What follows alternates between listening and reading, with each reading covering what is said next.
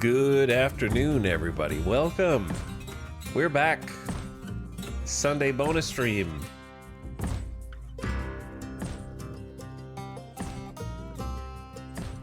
It is May the 4th. Oh boy, I didn't realize it was Star Wars Day already. It's so funny because no one cares anymore. Wait, never mind. I did look at Twitter and the first post was about Star Wars. Okay, one person cares. A singular person.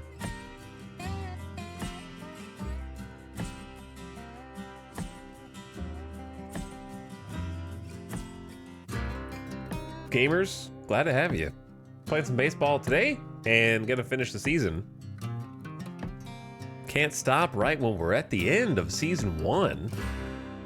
I gotta see if I can beat my Vulture's high score, which I don't even remember. I think it was like 70 wins or something like that, so that's the goal. I want to do better than 70 wins. My original goal was to break even with even number of wins and losses, but that's clearly not going to happen after last time. So we may as well implode here at the end. My headcanon is that the team kind of figured out that they didn't have a shot at the playoffs, and then they lost momentum because they're like, well, what's even the point? The point is, you gotta finish strong for your home fans. You gotta give them something to cheer about. Give them a reason to come back next year. Earn your spot on the roster.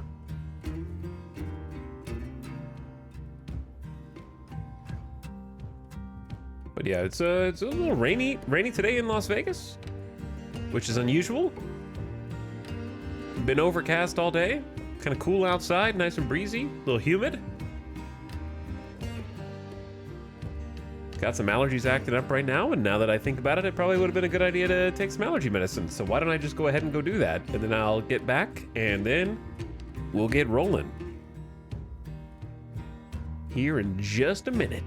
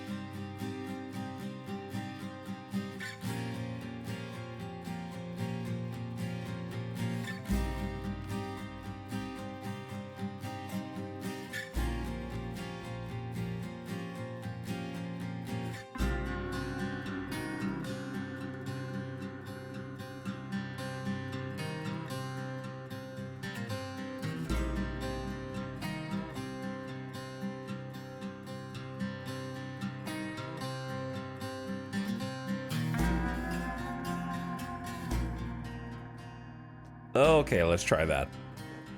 Let's put that one on. Got some allergy meds? No, I just have to wait like an hour for them to kick in. Woo! Welcome, welcome, welcome. Hello, Not a Giant. Thank you for a 69th month sub. Classic. You made it. Who says, I have finally attained a long goal of mine. You reached the peak.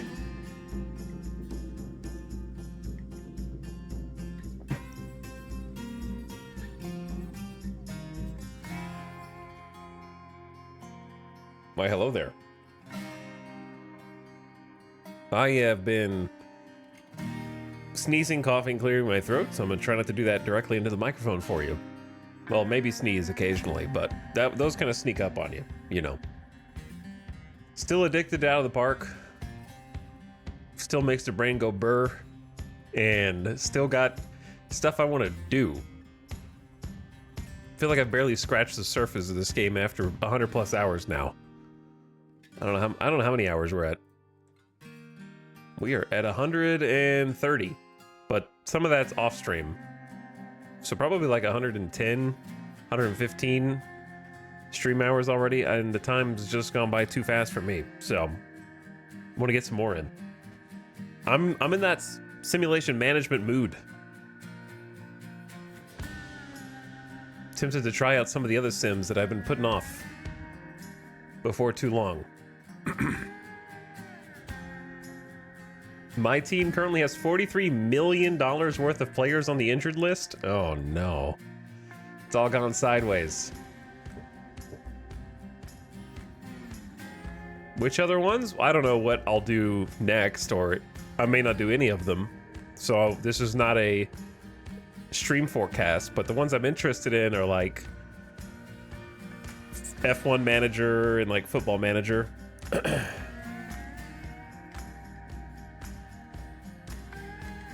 And I wish there were more games. Like the honeymoon period for Software Inc. was so good. And I think Software Inc. is an excellent game. It's just like difficult to experience. Like we went back and played it again with a kind of new campaign. And it was still fun, but it's kind of like, I don't know, that initial exploratory period is so juicy for Software Inc. that it's hard to duplicate. But something like that. That being said, I could always play Software Inc. with like a different goal. Instead of building a giant, super complex, overcomplicated like I did last time, I could try and like focus on getting the manufacturing portion, because we never did that in Software Inc. Like you can actually make your own sort of pseudo Factorio manufacturing hub for controllers and consoles or discs, and we never actually did that. So there's still some stuff there.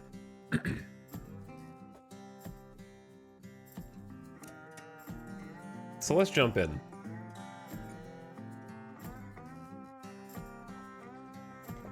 Let's jump in.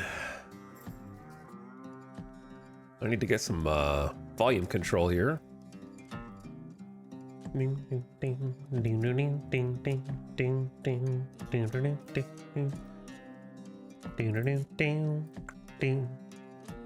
This is Hard Space Shipbreaker soundtrack, which hopefully is fine to stream. My IRL team lost today, so the invaders need to fill the hole in my heart. My IRL team got rained out of the game. And the umps refused to call a rain delay while my team is pitching, but then waits until the other team is pitching and then calls a rain delay for them. And also it looks like we're going to lose the series to the White Sox at this rate, which is not ideal. It is what it is. It is what it is. The fate worse than death.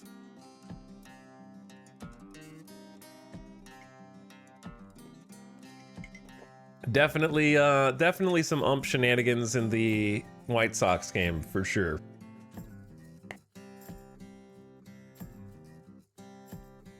And there's been just a bad zone the whole series. Even the game last night that the Astros won, the ump was awful. So I'm not saying that as a sore loser. It was just like the zone was so stupid. I wonder if I can find the ump scorecard. Let's find the ump scorecard from yesterday. Yesterday was the 3rd. Bruce Dreckman.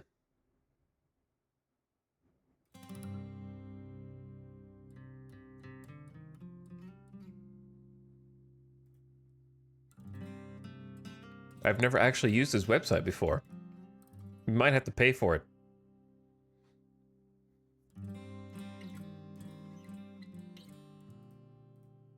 You might, I don't know, do you have to pay for it to see like the full scorecard?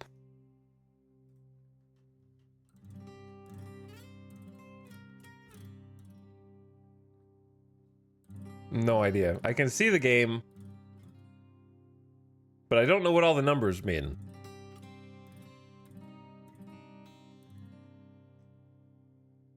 I guess did they tweet them all too? Maybe I can just find it on Twitter. Because we got umpire scorecards here. Ding, ding, ding. Sorry, I'm going down a small rabbit hole. Hold on.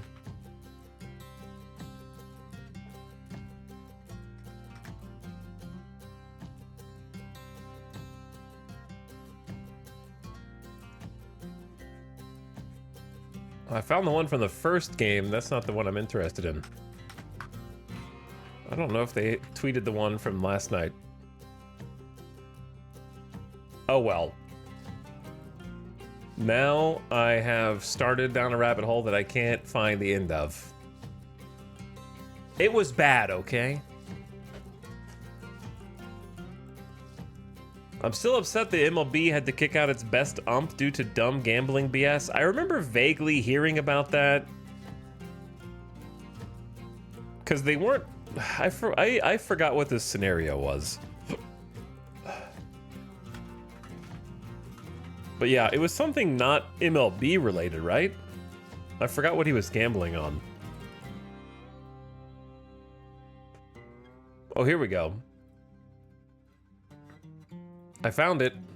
This is the scorecard from the Astros White Sox game last night. Here is the umpire strike zone.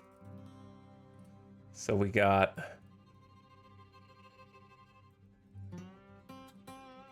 plus 0.4 runs for the White Sox overall favor, minus almost 5% accuracy. Certainly not the worst called game this year. However, here's the strike zone. 80% called strike accuracy is not ideal. If you were a right-handed hitter, do you see all of the red strikes on the right side of the zone? Those are balls outside on a right-handed hitter, because the right-handed hitter is on the left side of this. So if you were a right-handed hitter, the White Sox figured out real early that you could just throw sliders away and it would get the call every single time. So they just kept throwing it out there, and they got the call. 10 out of 49 called strikes were actually balls. 5 of 104 balls were strikes. So just flip a coin, I guess. Yeah, it's not good. 7.3 fewer correct calls than the average umpire. Houston minus 0.12. We got White Sox plus 0.29. Yeah, it was, and they still won, but it was just terrible zone. Terrible zone. You got to do better than 80%. You got to be up at least 92% or something like that.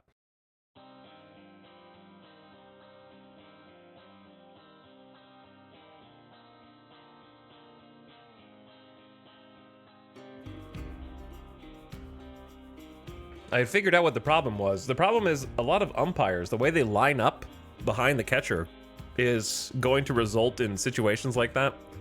So like when the catcher squats down, In this case, the ump was just lining himself up. If he's facing the pitcher from his perspective, he's lined up with the left side of the plate when right-handers are up to bat, so he's closer to the batter. So he can see the inside of the plate really cleanly.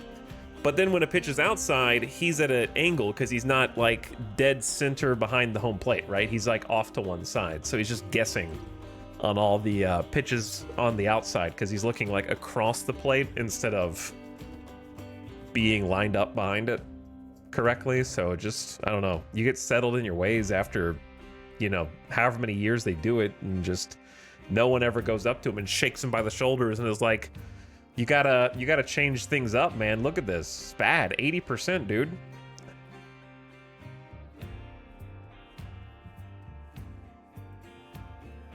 All right, anyway.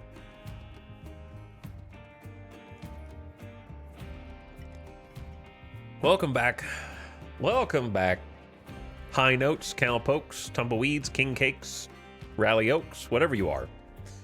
Whatever you consider yourself. Welcome back. We are 64 wins and 80 losses after going on a bit of a skid last time out, where after the All-Star break, we were dominant.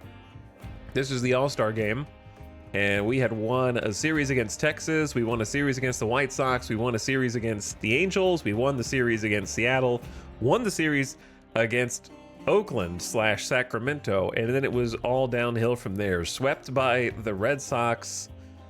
We did pull out a series against the Yankees in extra innings, but then we lost the series to Tampa, lost the series to Cleveland, lost the series to Baltimore, won the series to Detroit, got swept by the Twins, won the series against Toronto, lost the series against Kansas City, lost the one against Houston. So we've just been kind of like mostly sliding down, which becomes a bit more obvious. This is the Angels. I don't know why they use light purple, gray blue, and these two are almost the same color. This is some colorblind, unfriendly graph paper here. But we're gray, so that's pretty easy. This is us right there. You can see we kind of just, we were competitive, and then just kind of right here, there's a chance to bounce back, and then just kind of down. Yeah, these are like all the same color, almost.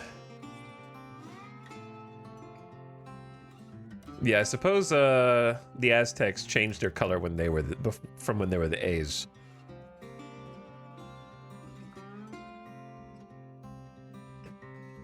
But yeah, we're gonna finish up the season today, no problem. We got 2 games left in August, and then just a handful in September, and then it's season end for us because there's no way we're getting to the playoffs. We would have to basically win every game from here, and everyone else would have to lose every game from here. So I don't know when we're mathematically eliminated from contention, but we haven't technically been eliminated yet, which is kind of funny. We're down there though. We're down there on the wild card push. Just 10.5 games back in the wild card race. Psh, we can get to the playoffs. Easy.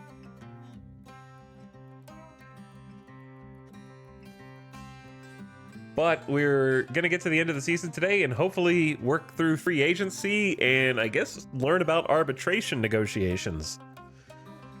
My goal is to just exceed the Vultures record and do better than them, which I think was 70 wins, if I'm not mistaken. So we have the potential to do that. There's still plenty of baseball left. We just need to win 7 games to beat their record. And the higher we get above that, then I'll feel more successful. So that'd be nice. But yeah, last we left off, we had just lost against Houston 5-0, got 2 hits in the game. Not ideal for our team. We've got a funky lineup right now. Everyone's kind of tired. We got multiple people who want a day off. And I'm expecting to just lose some games. We're just going to sim some games and try to get through the season. Maybe we watch one, just maybe the final game of the season or something like that, or maybe one other, just to watch a game or two. But I don't like watching games where we get 2 hits anyway. It's just not exactly exciting, right? But pitching-wise, fairly happy with how pitching has gone. We acquired Cade Horton pretty late in the season, right at the trade deadline, in fact. We had a whole trade deadline minigame last time. And Cade Horton is the newest starting pitcher, 25 years old, just turned 25, just had a birthday. and has not been doing too well for us, but that's sort of expected because A, he's a young dude, and B, he's apparently got low adaptability. But what's nice about him is once he settles in, he should be a little bit stronger because he had 12 starts in 2025 and had a 2.31 ERA, so I know that's his potential. Had that whip down to 1.09, so he's not letting many base runners on, few home runs. Might want to get the walks down. Strikeout rate very high last year. Batting average against not so good. 174 ERA plus, solid. He was doing good, and then on Chicago this year he's doing okay. Sub 4 ERA in 22 starts, and then when he came over to us, he's been getting blown up a little bit. 6 runs, 4 runs, 4 runs. It's not ideal, but he's got the potential to be a anchor man at the end of that rotation. I think Bobby Miller needs to be moved up next season. But yeah, we've got Cade Horton. We traded Chang. So Chang was unfortunately lost for getting control of a new starter that we have for the next 3 to 4 years. 3 to 4 years of team control. So a whole nother year and a half plus without arbitration, depending on how we play this. And he's got some room to get better.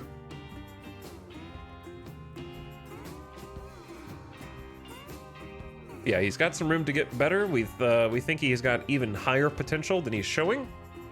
So we didn't just trade Chang. We also traded Luis Gil, another starter that had been decent for us, filling in for some injuries. And then we also traded like a AA player that they wanted, right? Yeah, David Beckles. So let's see how Chang's been doing on the Cubs. He's hitting 173 in 52 at-bats, so not great to start out with. I'm sure he didn't want to get traded because he had some good relationships on our team. But they wanted a shortstop. Or he's actually playing second base for them. Has good defense and has a decent bat, so I think that's why everybody wanted Chang, so we finally picked who we would want in return. So our starting rotation is actually locked in for next season. Woodruff, May, Malley, Horton, and Miller. It's locked in. We don't need any starting pitching in the offseason unless we want Cade or Bobby Miller to go down to AAA. And that way we hold on to their team control a little bit longer. That's pretty much the only reason.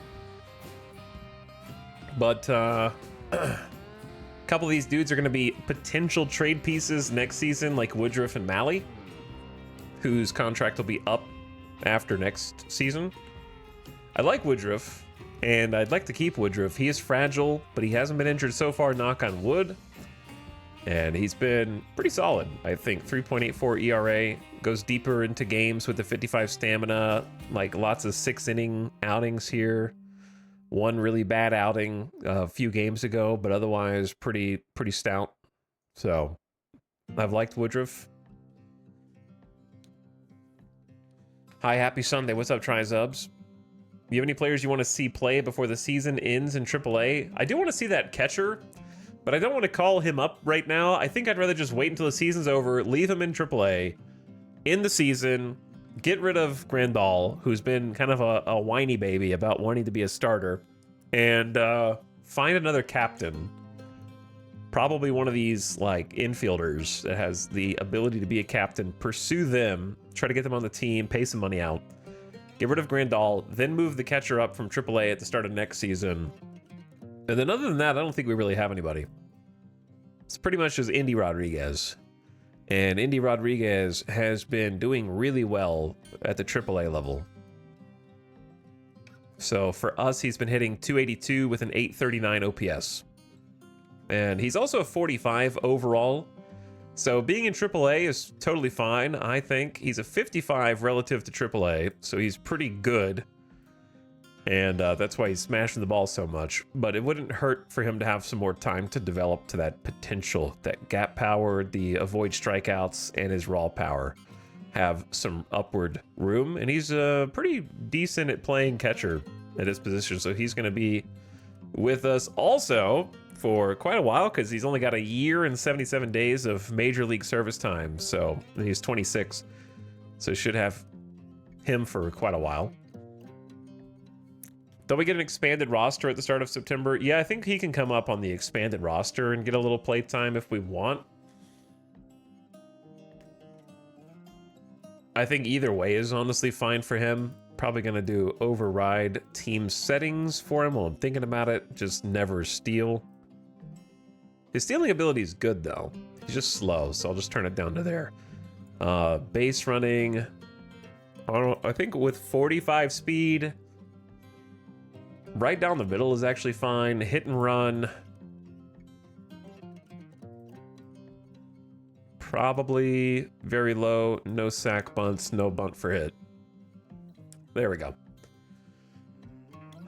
But yeah, he's pretty much the only player that like has potential to come up right now. And we do still have some good talent now in the system who is trying to build up, but they're kind of... their potential's going down. August 1st, we reevaluated Charlie O'Shell, apparently, and got him to very high accuracy. And he sunk from a 75 potential at low accuracy to a 60 potential at very high. Which, you know, that's just going to happen. But he's currently in AA and is a 45 relative to AA. Decent stuff. Decent control. Some good pitches. 4.5 ERA for him so far is not the best in 4 starts, but I think he can figure it out because he's got low adaptability, so I'm just going to leave him in there. We moved some people around last time.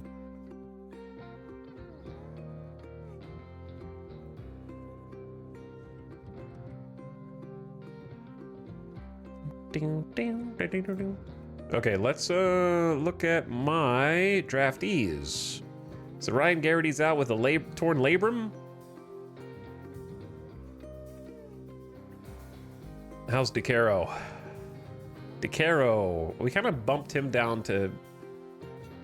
from A to high A. And he has struggled in high A, which is interesting. 7.12 ERA. He's supposed to be a 50 overall. Obviously, the overall is not that important compared to his actual stuff. But he's got 45 control, 40 stuff, 45 movement. I feel like that should be enough. He just had like a really bad game, I guess. A couple of rough games. High leader, high adaptability, high work ethic. I think he'll get there.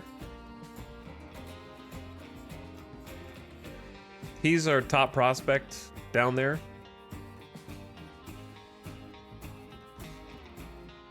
Hosky hasn't gotten anything going because he's in rookie ball. Neither has Luke Dotson. So I guess my question is, I don't know if there's anybody in chat who's good at this game, but when you got these players and rookie ball season's over, what do you do with them? And you know what I mean? Like, do you just leave them until next season? Rookie ball season's been over for a while. Like, I don't know. Was I supposed to do something else with him?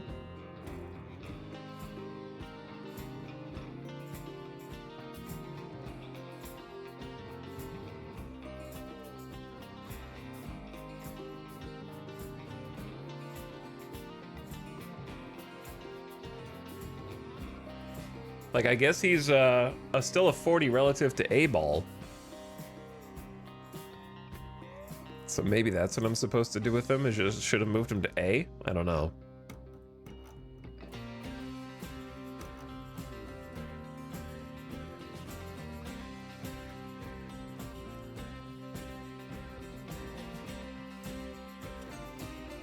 He's got, relative to A, he's got 45 stuff, 45 movement, 40 control, which I feel like is decent.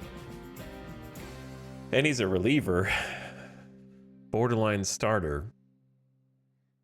Maybe I am supposed to just bump him up. Not sure about that. Let's send him to Class A and see if he can do something there.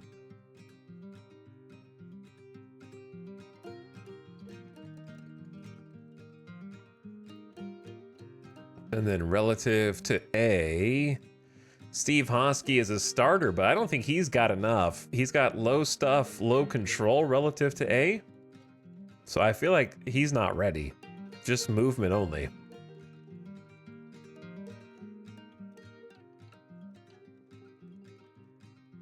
So I don't know. He's fresh out of high school. I feel like I'd like to get him some rookie starts where he's got some better ratings, especially the control rating. So I don't know. Tough to say. I don't really know how you're supposed to work these. And then Charlie O'Shell, we kind of looked at him already. He looks solid for where he's at. So these are all of our dudes that we just drafted this year. Yasmani Grandal is very upset about the role on the team. Give me the respect I deserve. I am part of the starting lineup, and I expect you to play me that way. Grandal, you're out of here at the end of the season, brother. You're out of here, dude. Okay? Unhappy. Team morale, not so good. Too bad. You're lucky you even got a job, man. I paid you $770K at the middle of the season after nobody else wanted you, and you're gonna sit here and make demands? Coming in off of free agency? Yeah, I don't know about that. Not a huge fan.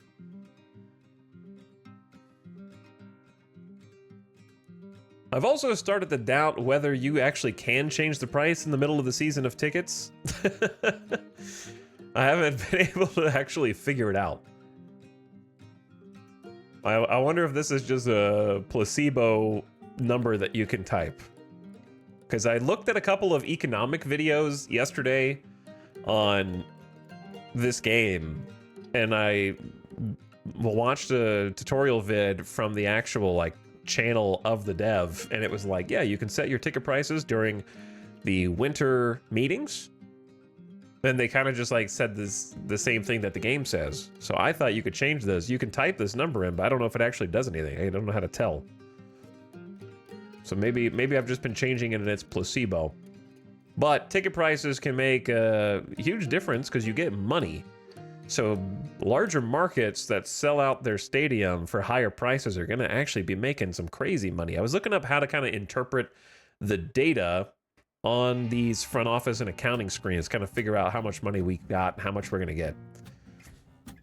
Have you been hitting enter? Of course.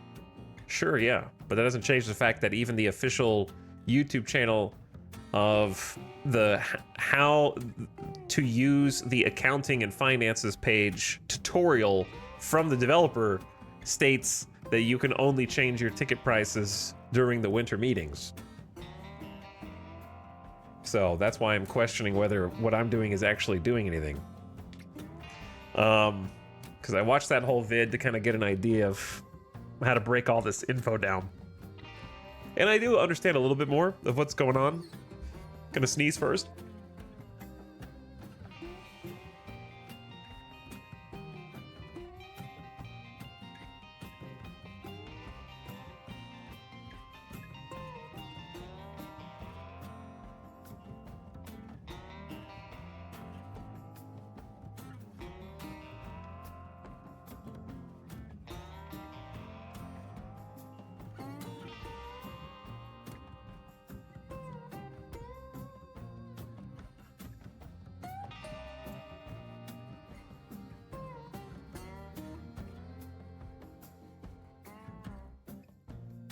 Whew.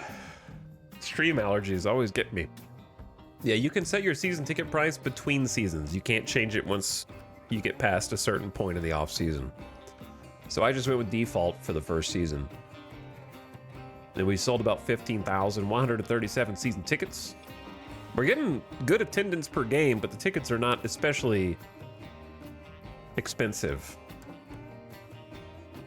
I love baseball, never played out of the park. This part of the simulation interests me the most. Yeah, so I would like to explain more if my nose will let me here. So basically what I've learned is kind of just how to glean some important info from this page and the accounting page, which is to say that the budget for your team is going to change each year. That's the important thing. And we can kind of get a glance at how much we're paying our players. We are 31st in the league in payroll, which means there's 32 teams given the two, normally there's 30 teams, but there's 2 expansion teams. Me and the Portland Pioneers. So the Portland Pioneers are in 32nd with the cheapest player payroll. So we are money balling right now. $59.8 million is chump change in baseball for a total player payroll. Now our player payroll will go up next year. And the total money that we have for extensions is how much money that we've got to work with wiggle room. That's next year's money. So we can extend players now, but if we do a huge extension, we're cutting into the money that we have available next year. The $4 million we have left this year is just money on the table that we haven't spent on existing free agents or taking new players off of waivers or something like that. I don't know why my team focuses on win now. I'm not really sure if my owner understands the situation here. He's probably thinks we're sucking too much. I did my best, sir. He wants to play 500 ball, and we are not playing 500 ball anymore. However, on the accounting page, we get a little bit more detailed breakdown. So for 2026, we had about $220 million of budget. That's just set by the owner. It can go up, it can go down, depending on the whims of the owner.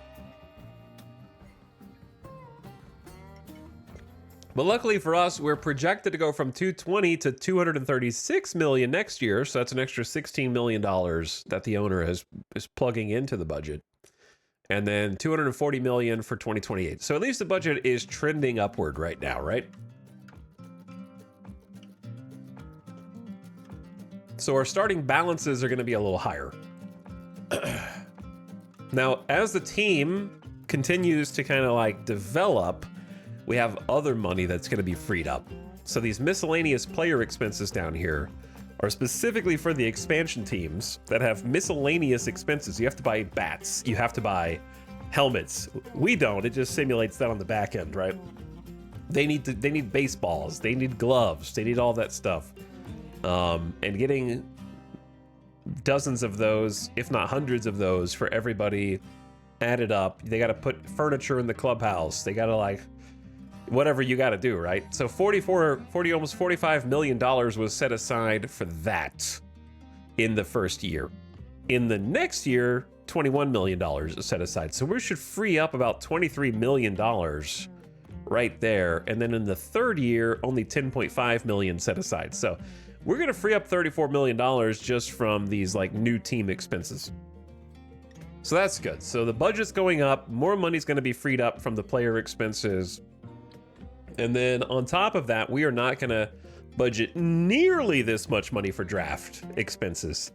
I way overshot it, and I misunderstood a fundamental aspect of the draft expenses, which is to say that when you budget for the amateur draft, you are simply earmarking money to be used later. If you choose not to earmark that money, you can still use it.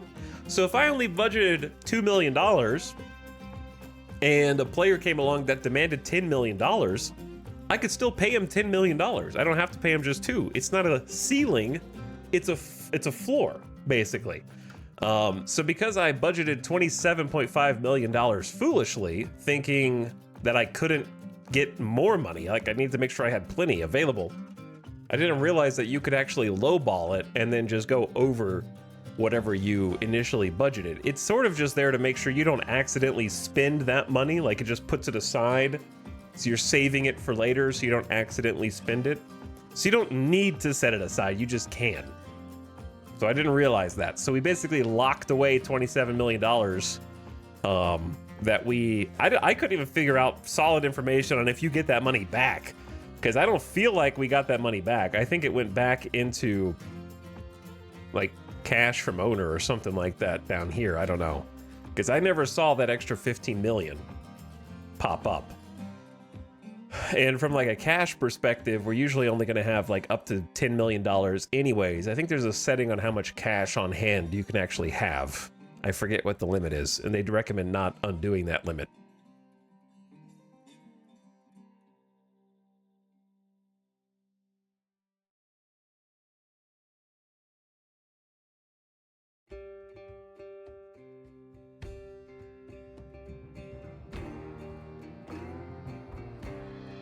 I can also change the amount of money that we're spending on player development or on scouting next season, because we're spending like 50, almost $60 million on scouting and player development.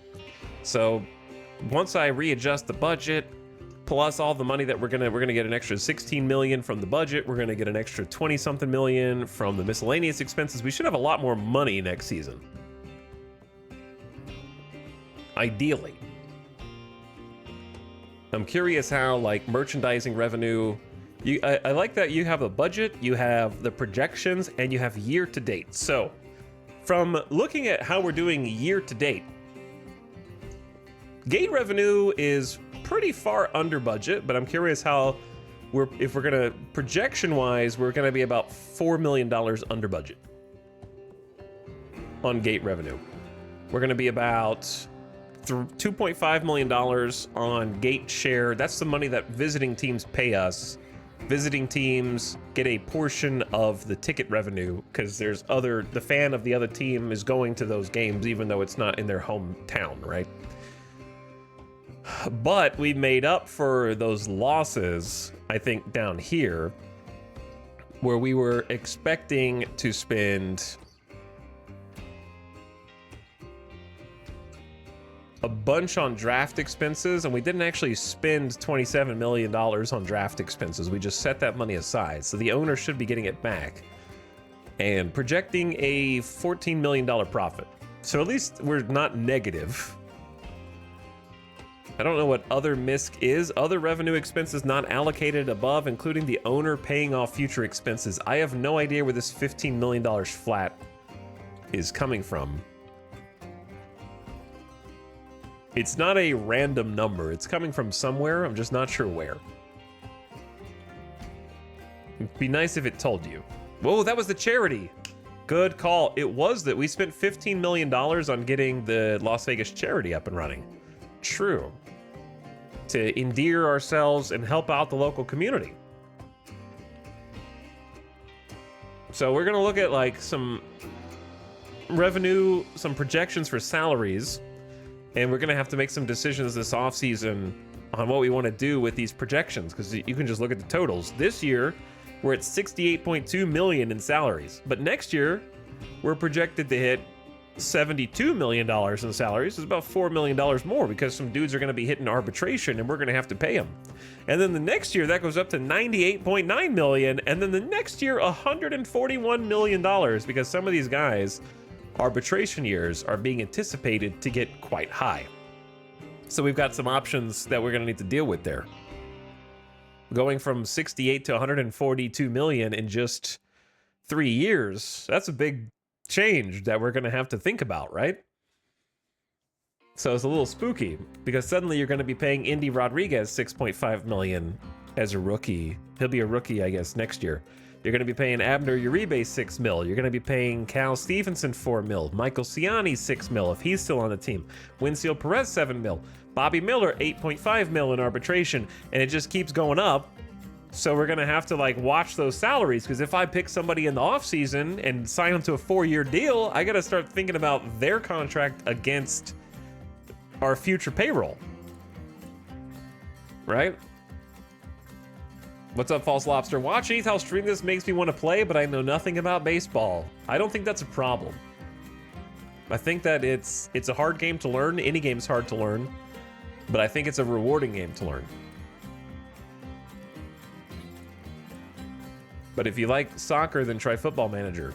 If you like neither, then you may as well try this one, I guess.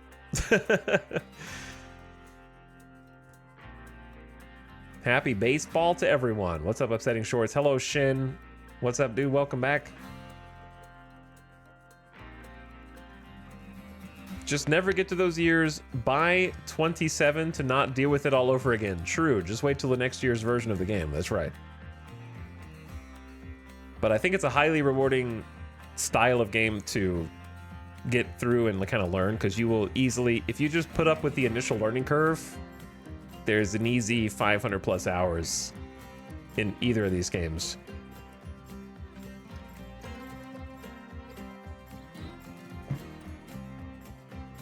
Lots and lots of playtime. But yeah, just looking at our salaries real quick for next season, we're gonna have to make some decisions, right? One of the decisions that I'm gonna have to make is, do we want to pay our current catcher Rafael Marchand $5.5 million in arbitration? Probably. It's either that or get another catcher, right? Which we could try. Do we want to pay Luis Medina $3.1 million in arb? Not really. There is a chance that he'll get better though, and I think if he does realize that potential, then he might be worth it. That's the thing. He's got the potential to get a little better. And a 45 overall reliever is pretty good. 45, even when he's a 40, he's got a 4.68 ERA. So he's not reliable, and he's got the freaking flu right now, apparently. But if he gets that stuff a little higher, gets some more strikeouts, gets some more control, walks go down, then he's pretty good. He's pretty good. We definitely don't want Ryan Burr. We definitely do want Tyler Freeman. We already made the decision to keep him. And then we already locked in a deal with Colin Snyder for 3 years, $2.1 million a year, which was, I think, a steal, considering his performance in the bullpen this season. Hopefully he keeps that up next season. He was our most elite pitcher out of the bullpen. And we got him on the cheap. He agreed to a very small, below arbitration estimate contract. So he just hates money and wants to play for the team, I guess, because we got him for a pretty cheap 3-year deal. So hopefully he can just keep that up next year. And then looking at others, Josh Stalmont. We are not paying $1.6 million for Stalmont in arbitration. And then some of these other guys are just going to get league minimum, but probably not be on the 40-man roster next season, hopefully. And then the next season is where we have to make some big decisions. But I don't think Marchand is worth $9 million. He's good. Is he $9 million good? I don't. It depends on how his development in the offseason goes, right? He could get better. Any of these guys could, I suppose. But just looking at them, Bachman, we don't want to pay 3.4 unless he improves between now and then. Luke Baker's definitely not getting anything. Bubba Chandler is probably not getting anything, but he's young and might spike in talent. I don't know. Foscue is going to figure out next year whether he's getting anything. Ditto Tyler Freeman. Cade Horton's going to get paid unless we traded him, which I doubt. Spencer Howard is probably not going to be around. Nathan Lavender's definitely not going to be around. Jake Mangum, probably not going to be around for $3.2 million. We're going to have to gut some people in order to pay Bobby Miller $6 million in arbitration, or just go ahead and buy him out now while he's 27 and still improving up to a possible 60. He's been a very pleasant surprise, going from that 55 potential up to his 60 potential, so he could become a god.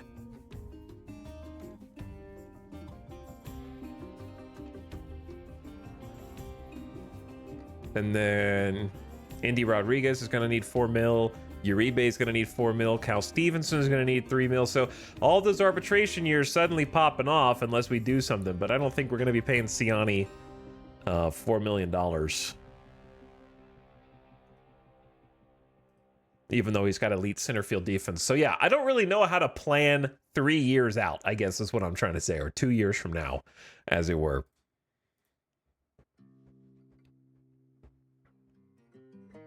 I like that good players are around 55 and not having to manage good being 96 to 99. Yeah, for sure.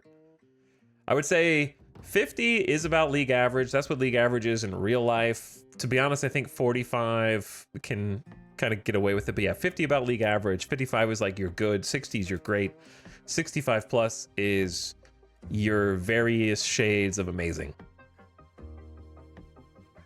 80 is like you're an all-timer.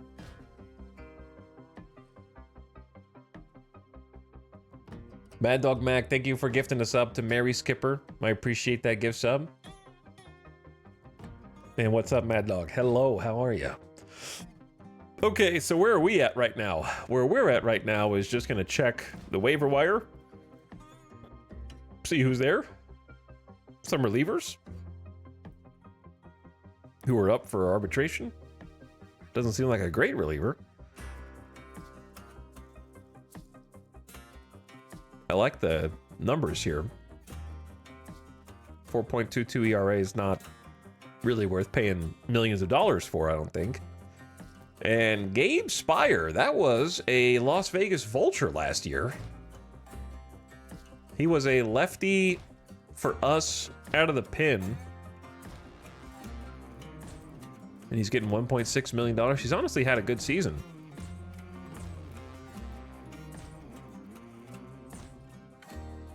Especially good against left-handed batters. Pretty typical. 12.7 strikeouts per 9 innings. Very good. Though when they do hit the ball, usually goes down for a hit. We're going to have to find some lefty pitchers this offseason.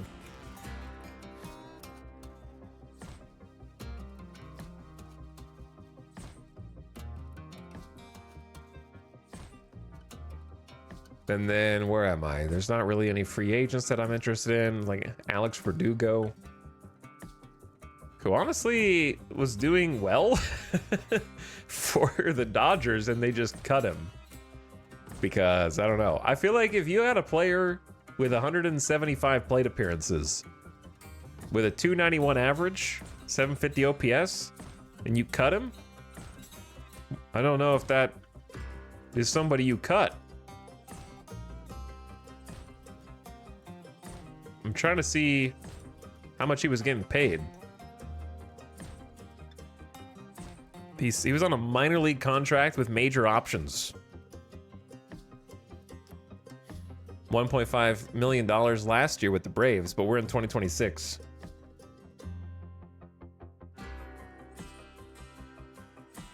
So I have no idea. Carlos Santana, still hitting better than most of our players. Rowdy Tellez, still hitting better than most of our players, but these are all like first basemen. Danny Jansen, wasn't he like someone that Tampa was trying to trade to us? No, I'm thinking of somebody else. But yeah, there's a few different people out here now, I suppose. Let's check MLB news and let's start simming some games and head toward the end of the season. Rehab road tough for Twins Byron Buxton. Recovering from shoulder inflammation, club doctors extended his time to 8 months, saying the injury's not responded well to treatment. It's worse than they first thought. Hitting .224 on the season with 19 homers. The Portland Pioneers will be packing their bags and heading home this year. The 2026 season will not involve a playoff run for the club. They've been mathematically eliminated from playoff contention. RIP expansion team. Corbin Carroll blasted 3 home runs in a 17-2 victory over the San Francisco Giants. 17-2? Everything was clicking, Carroll told the press. My timing was good, I got pitches I could handle, and I didn't miss them. We had 4 hits and 6 at-bats with 7 runs batted in. It's not just one guy, it's everybody, the manager Torey Lavulo said. Corbin played great, but it takes more than one guy to win a game. I don't know, it sounds like he could have just won that game by himself, if you ask me. Jose Ramirez was delighted. The 33-year-old Guardians first baseman had his 300th career home run. The crowd buzzed and roared when Ramirez stuck his head out of the dugout for a curtain call. Never as a kid did I ever think I'd even hit one, he told BNN. Ramirez went 2 for 5 with the game, had 3 RBI, and scored a run. The league suspends Kierstad and Ryan Pepio I don't know how to pronounce Ryan's name, but he's a good pitcher. How do you say that, chat? Apparently they had a fight. Maybe maybe Ryan landed on Kierstad's head while going for the ball at second. I don't know. Is that why they got thrown out and suspended for 3 and 7 games, respectively?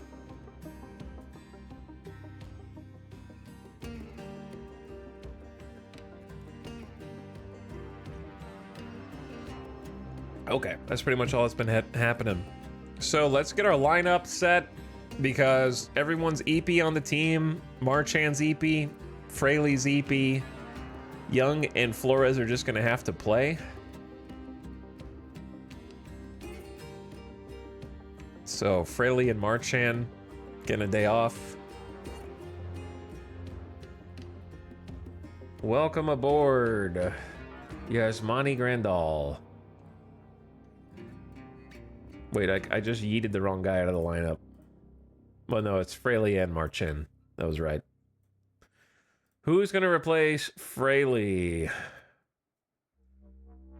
Mangum, of course. I think Mangum has been decent as a off-the-bench left fielder and right fielder. All right, Grandal, we're going to move you way down.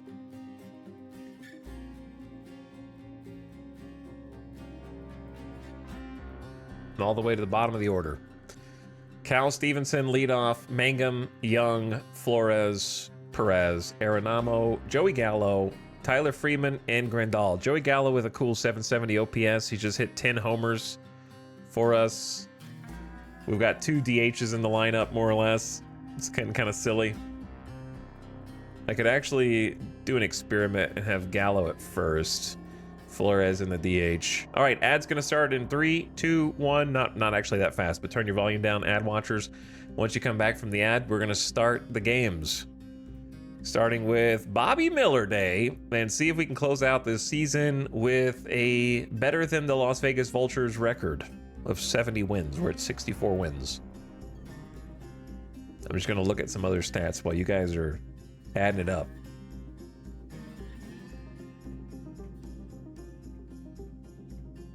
Only just started using daily lineups this year. No other easy way to assign a personal catcher. I have one starting pitcher who gives up a ton of stolen bases, so I have to have him pitch, yeah, with the catcher that has a cannon for an arm. Yeah. I like the daily lineups because it just makes sure that I didn't mess up the depth chart. And they start somebody else in the wrong spot in the order.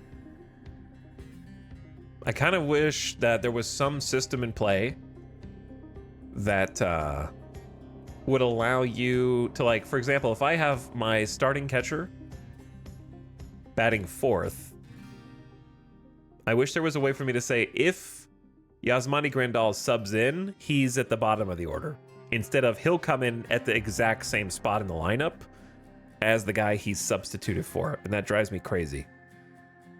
So I feel like I have to do daily lineups just to make sure the substitutes are playing in an order that I approve of.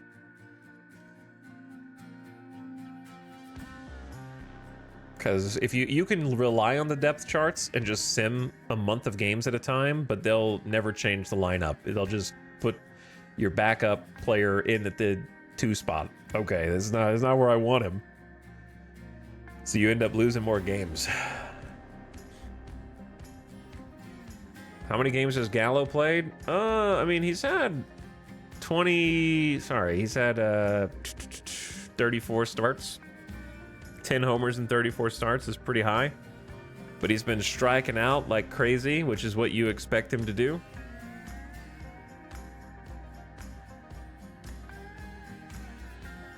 The lineup is not where I want it to be, that's for sure, and the bullpen is weaker than it was when we made the trades, but that's why we made the trades.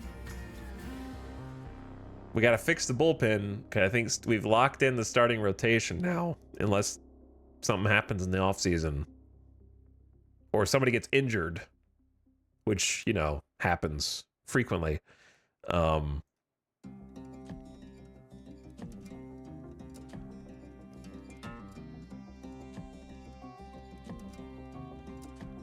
many? But I think he's won us some games by himself.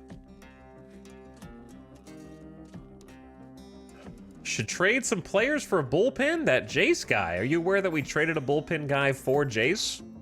Is that the joke? Just give him back. No take backsies. Sorry. Jace Young is hitting pretty well now. I mean, he's only got a 225 average, but his slugging is up. Got a 742 OPS, one of the best on the team. Unfortunately for us, he's playing 8% better than your average major leaguer at the moment. So I'm pretty happy with how that trade has gone. And he's got upside. 50 potential here. If he gets stronger on the BABIP and the avoid Ks, he's going to be unstoppable, to be honest. So I've got him heavily developing the batting average on balls that he puts in play. I should probably turn up the avoid Ks even more. I'd probably say turn his power down, turn the avoid Ks up. Gap power is usually not as important, but it is in our ballpark. But yeah, we'll kind of just change this a little bit. Got a good eye too. And I don't want him to get slower. He's already getting minimal losses on running, which kind of worries me.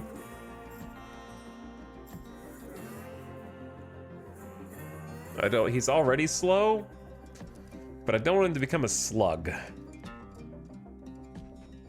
Okay. Anywho, let's get to it.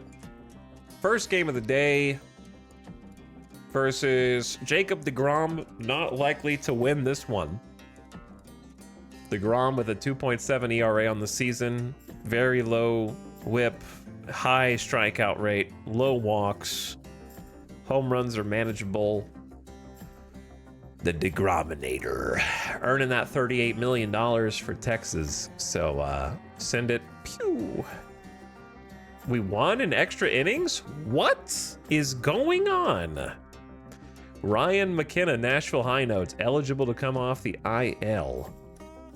Did you already take him off the IL? Automatically? You did. Okay, so I don't need to worry about that. How did we win, dude? Show me the highlights. Here are the game highlights. So Stevenson got a leadoff walk, apparently. Mangum in the 2 spot. And they get the double play. Boop. Boop. 2 outs. Not what you want to see, Mangum. Not what you want to see. Now we skip all the way, bunch of zeros through 5 innings of zeros, 2 hits per team. deGrom versus Freeman on a full count. And he takes the walk. We've been either lucky or good in extra innings on the season, SEMA. I don't know either. I was expecting to lose more of the extra inning close games because we typically lose 1-run games, but we typically win in extras more often than not. Don't tell me Yasmani Grandal gets a homer here. Okay, he strikes out. That's what I expected. And then bottom of the 6th, Wyatt Langford at second, Bobby Miller pitching against Evan Carter in center fielder. That's going to be down. First run scored of the game, I think.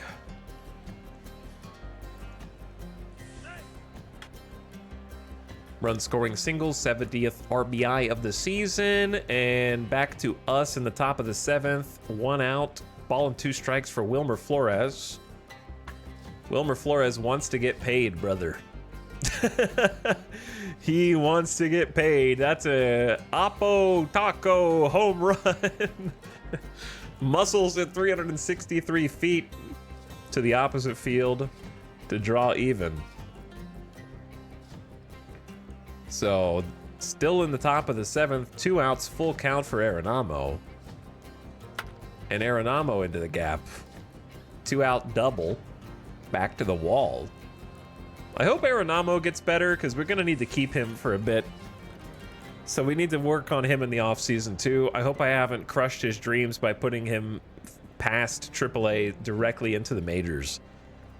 And then don't tell me Gallo does it. with a full count, 3 balls, 2 strikes, 2 outs. Arenamo at second, bottom of the 7th, tie game, and okay, he takes the walk. Good eye, Gallo. So now 2 on for Fraley with another full count. New pitcher Reed Garrett for Texas, the righty. Gets the strikeout, important strikeout. Keeps it tied. Time for the 7th inning stretch. Okay, then bottom of the 7th. Bobby Miller's still out there for the bottom of the 7th versus Jake Berger. Dives.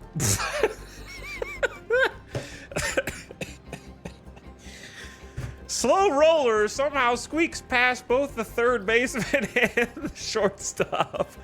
Double belly flop. What is going on, guys?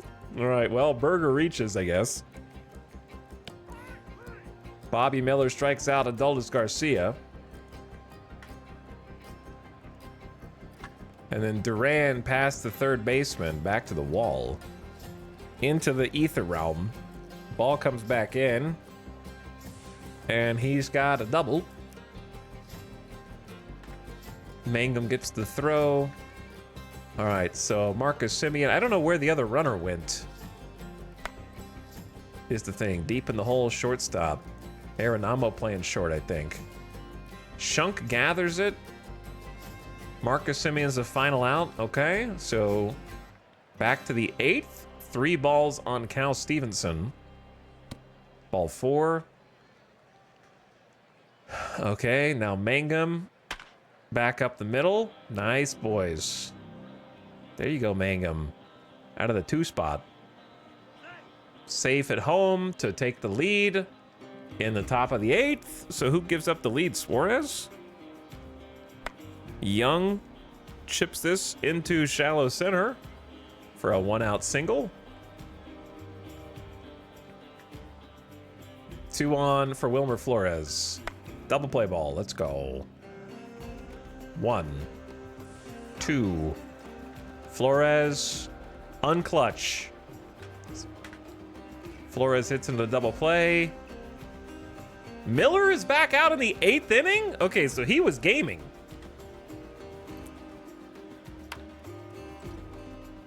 He was gaming.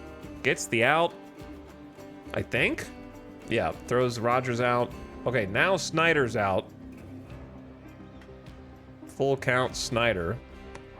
Gets the strikeout. Okay, so we still maintain the lead. And now they're going to tie it up somehow because it goes to extras. Perez gets a nice leadoff single in the 9th. And then, I don't know, nothing happened apparently because now it's Suarez versus Evan Carter. And that's the line out to third. Suarez versus Corey Seager. Corey Seager scoops it. And you're going to tell me they tied it up in the 9th with 2 outs to go to extras? Suarez, please, man. He walks Berger. Adolis Garcia grounds it over to short, and they can't make the play? Oh my God. It just dribbles in between both of them. That's an infield hit. So just some lucky contact. And then that's going to be just lofted into shallow center to tie the game. Okay. And they get him trying to take third on the throw in. Game tied at 2. So they pick up the out. Lol. It's pretty funny. Now we're in extras. Ghost runner is Shunk, who starts at second base to start the inning to try and like get out of the game in extra innings. Grandal takes a ball. So he walks. Now Cal Stevenson loads the bases. Don't tell me they get out of this with the bases loaded, right? Mangum, bases loaded, nobody out. Strike 3. Oh. And then Young, another double play ball? No, they go home and then back to first? Oh, he's safe. But still, Okay, now he's safe. But we didn't score. Bases loaded, 2 outs for Flores. And he strikes out. Oh, you can't have bases loaded, nobody out, and not score 1! You gotta score 1 on bases loaded, nobody out. At least, man. All right, Suarez in for a 2nd inning. They trust him. Gets out number 1. Runners at 2nd and 3rd. How the hell do you guys get out of this one? They only need 1 run to win. In play at the plate, which holds the runner at 3rd, and they get the out at 1st. Which is honestly, in real life, very dangerous if Duran is fast. Because in real life, if you try and make that throw to 1st, the runner at 3rd is like halfway here and can just try and sprint home while you throw to 1st. Is very dangerous. And then gets the strikeout for out number 3. Crazy. Very lucky. All right, so then to the 11th, Flores ghost runner for Winfield Perez. Perez, liner, out number 1. Okay. And then Arenamo. That one into the gap. That'll score Flores. So Arenamo double. Clutch today.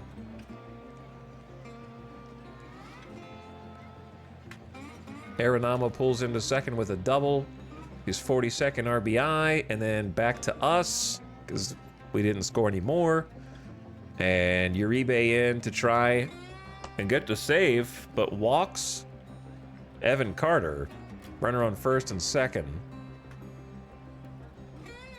To be honest, if the ghost runner's already at 2nd, then the walk to 1st is not a huge deal, because you could get the double play out of that.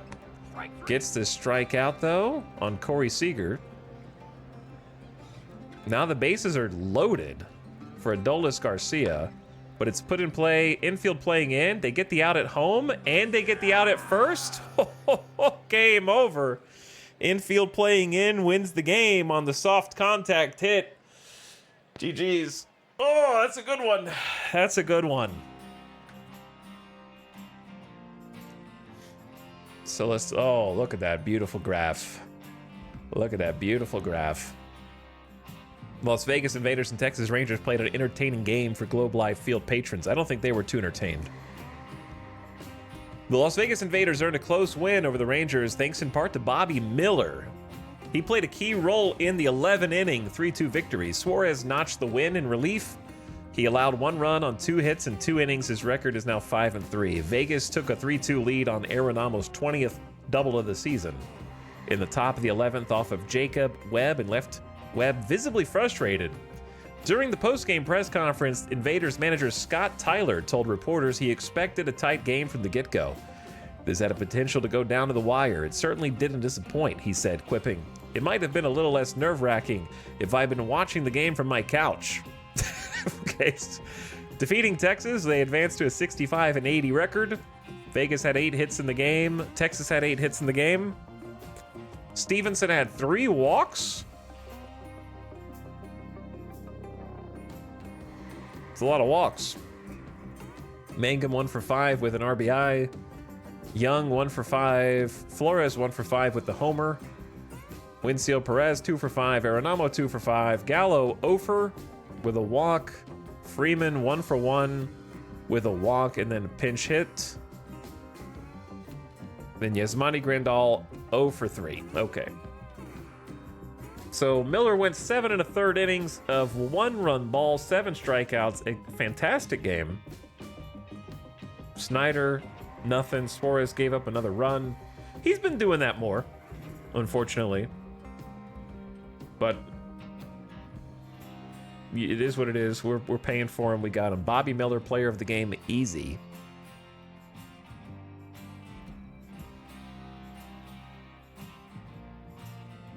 So got an unexpected dub against Jacob deGrom. And now it's Kumar Rocker, who's also very good, but this season having a rough season. 4.58 ERA. Not sure what's going wrong for him. He throws right, but he's giving up more runs to right. He's letting more left-handed batters on base, but he's striking out lefties more.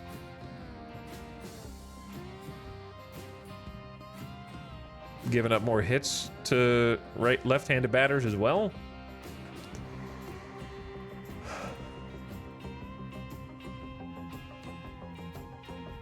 More dudes showing up on waivers right now. None that I think are worth us grabbing at the moment. Unless we wanted Spire. But he's a free agent after his contract expires, so it's meh. Nothing really there. MLB news today. Lots of stuff today. What happened? The Los Angeles Dodgers have officially claimed a playoff spot in the postseason. The team punched their playoff ticket with a win yesterday. Couldn't be prouder of this team, said skipper Dave Roberts. These guys worked their tails off all season, so they've earned this. However, Dodgers manager says he won't let the team rest on their laurels. Still got a long way to go to reach our ultimate goal, and that's a championship trophy. So we're going to celebrate and let it all sink in. Great week for Oklamento's Tyler Soderstrom. The 24-year-old first baseman was in the spotlight, and a clear choice for player of the week. 11 for 22 with 3 homers.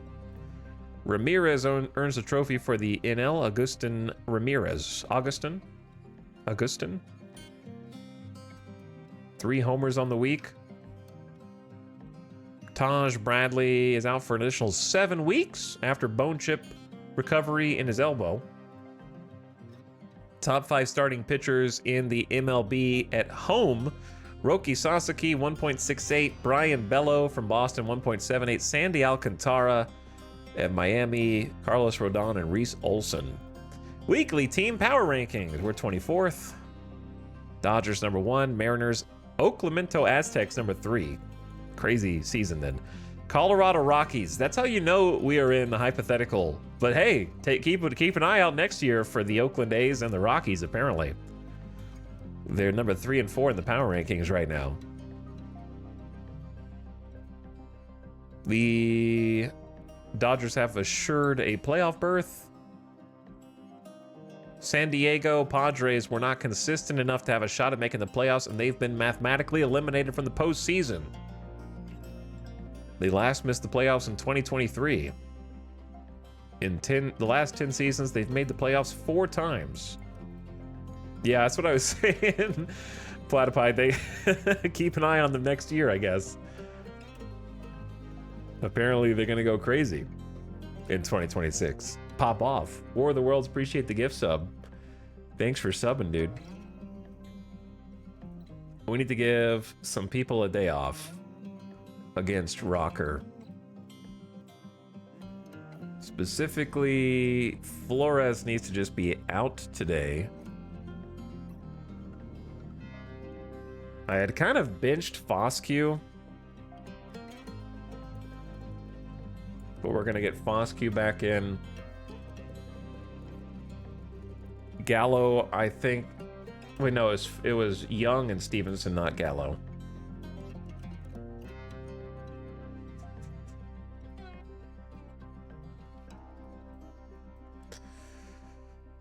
Young and Stevenson. All right, so Stevenson's replacement is Mangum.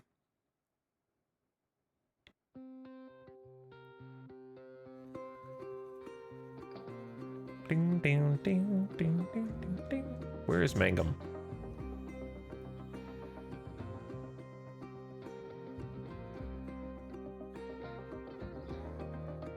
Okay, we need a left fielder. Brain not work so good. We don't have a left fielder. Well, yeah, Mangum can't be in 2 places at once now, can you? So I think we move Freeman back to center, Perez to left, or sorry, Perez to right. Wait, no. No, we've got it. What? Why is my brain not working? Perez.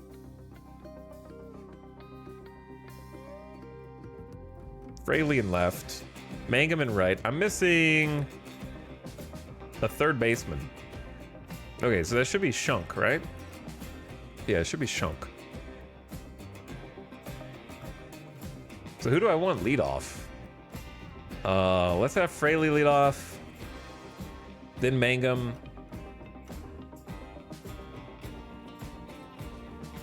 Then Foscue. Then Marchand.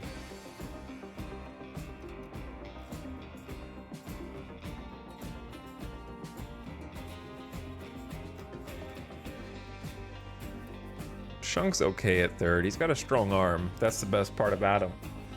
Foscue, Marchand, Perez, Arenamo, Gallo, Freeman, Shunk. That's my best foot forward. Brandon Woodruff up. He had a quality start in each of his last 2 starts. Rocker's highly rated, but hasn't been performing so well, so we got a decent chance here to send it. Thinking really hard is the game. They're like, man, how are these guys winning? How can I stop them? We lost. Never mind. We did lose. 8-3. Corey Seager powered the Rangers to a win over the Vegas Invaders. Final score was 8-3. The shortstop on pace for 111 RBI was phenomenal. 3 extra base hits, including 2 homers and a double. The Rangers back to 500. Seager hit a slider from Woodruff for a 2-run homer, his 27th of the season. So Woodruff, 6 innings of 4 runs, but a run scored on an error from Shunk. And then Bachman gave up 3 runs in relief. Bachman, please.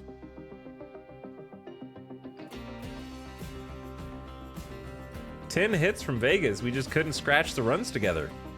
Fraley 0 for, Mangum 1 for 4, Foscue 2 for 4 with the RBI, Marchand 3 for 4, Perez 1 hit, Arenamo a hit and a RBI, Gallo an RBI, probably sac fly, Freeman a hit, and Shunk a hit. Okay, so they just couldn't get anything done. Freeman doubled and nothing else. No other extra base hits. What was wrong with Woodruff? First inning, gave up a triple, a double, and a single. And then a sac fly. So not the best first inning. And then the third inning. Single, strikeout, 2-run homer, strikeout, error, single, and then it just kind of kept going in the bad direction. Young prospects and unproven vets seek to anchor positions in today's expanded 28-man roster in place until the playoffs commence. Yasmani Grandal, yeah, I know you're upset. Hey, good morning, Gita. I've compiled a scouting report because it's September 1st. Here are some notable player changes. Nathan Lavender, current movement rating improves from 50 to 55. Overall rating improves from 40 to 45. So they think Lavender got better, which is interesting.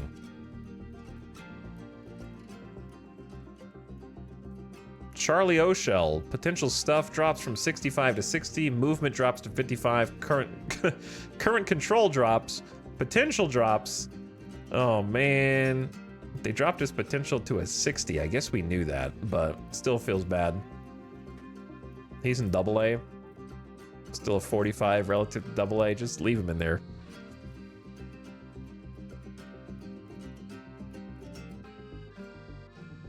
Okay, these guys don't know. So with the roster expansion then,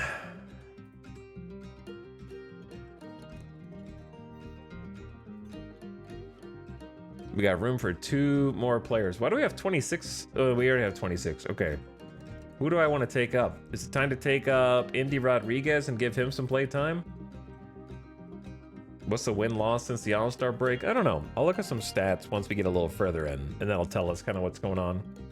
We'll take a look at all the stats that are pretty interesting.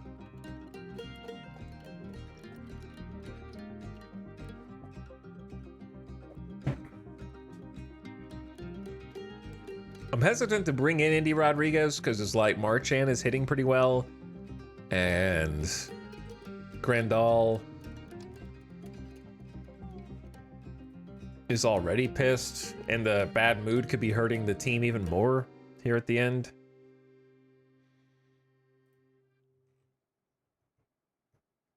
But I wouldn't hate getting an extra outfielder like Pedro Leon for substitutions.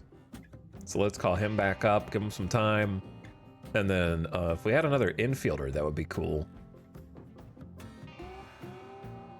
But I'm afraid we don't. Not who's rated 45 anyway.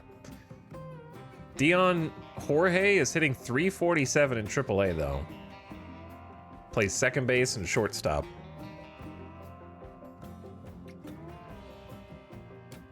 So like maybe just bring him up for funsies, but then I'm already paying him. What's his history? Claimed off of waivers from Las Vegas while with Colorado. When did I do that? When did I do that, dude? I don't remember that. I think we were desperate to find a shortstop after trading Chang or something. And we were like, well, why not this dude, I guess. All right, fine, bring him up. I'm already paying him.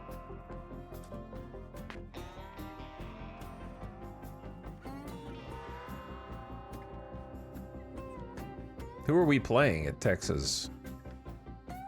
Nathan Eovaldi? 5.4 ERA this season, not so good. Whip is up. No home runs given up, but he's only had one start, so one start's not a big sample size. Normally a very good pitcher. Yo, what's up, Ace Tech? Hello, Tyler DB. Dr. Gnome, welcome back. What's up, gamers? Let's try and win this series. And see if we can get... let me actually look at some stats here.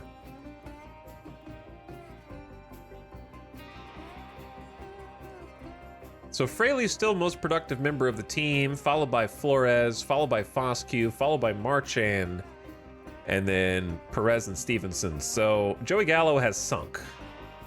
The ship has sunk. It's gone. It's dried up. He's had one hit in his last 5 games. Time to sit on the bench. Okay? Time to take the bench.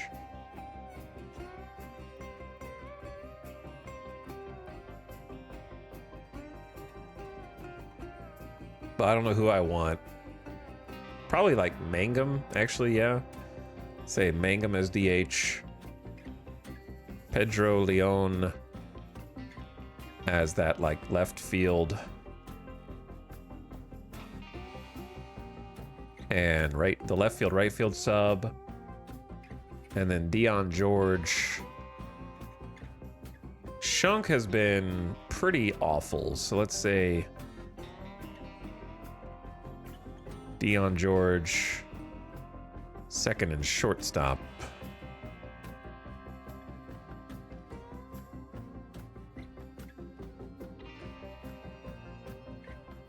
Yeah, I mean, I'm gonna put Gallo as a pin. I haven't finished suggesting things yet because I gotta take Mangum out. Shunk definitely coming out, and then Gallo as a pinch hitter. Foscue can just... Like, Foscue, probably, honestly, what should happen is Mangum as a pinch hitter before Gallo. And then Foscue as a first baseman, Flores DH. And then just move the lineup card around. Double split. When you're batting second, who's batting second the best? Well, Dion George doesn't count. Marchand batting second is pretty good. Fraley OBP batting second is 385. What about batting third? Shunk's only had one AB. Flores batting third is pretty good. So let's go Flores third, Fraley in the 2 spot, Young or Marchand. I think let's go Flores, Young, Marchand, Perez. No, Foscue.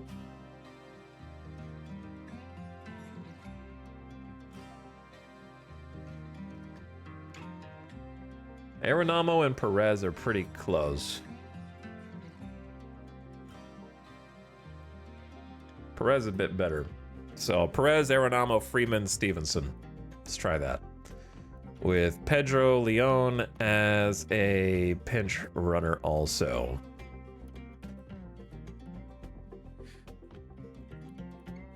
Okay, let's switch it to lefties. Look at the splits against lefties. Gallo, for some reason, is hitting really well against lefties. Even though he bats lefties, but he's only had 25 plate appearances. Flores, of course, needs to start against lefties. We haven't played against a lefty.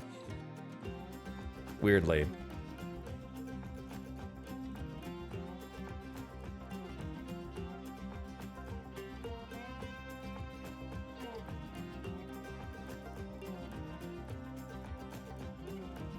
Ditto for Young. They haven't had many at-bats. I like... Young doesn't have speed, but he has a good eye, so let's try Young in the leadoff against lefties.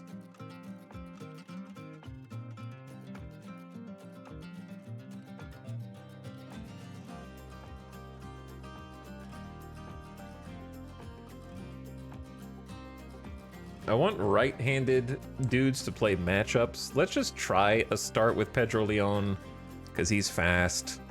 Can beat out maybe the double play. He strikes out a bunch, though, is the problem. Yeah. Maybe Mangum. I want Flores in the 3. Let's give Fraley... Young, Fraley, Flores, and then who's got, like, good slugging numbers? Not many people. Freeman has only had 6 at-bats against lefties? Wait, no, this is the 2 spot, you dingus. Okay, hold on. That changes things, yeah. Joey Gallo at DH, then the Foz.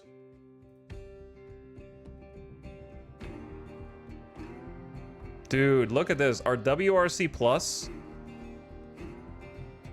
small sample sizes, but it goes from 169 to 52.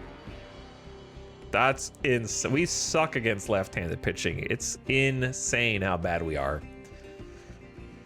Our left-handed bats are really good against righties, and we don't have any righties who are really good against lefties, except for Wilmer Flores. Trying to carry the team on his back. Oof. So it kind of doesn't matter. You just put them in whatever order. You may as well give Pedro Leon a start in center field, I guess. Why not? Let's get Dion George in there. Just test him out. Maybe at second.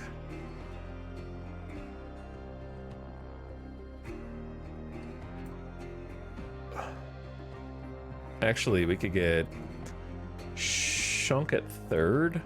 Yeah. Or Arenamo at third.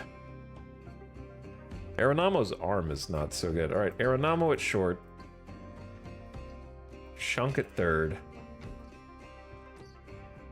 And then... what was he? Oh, Young was playing third. That's what it was.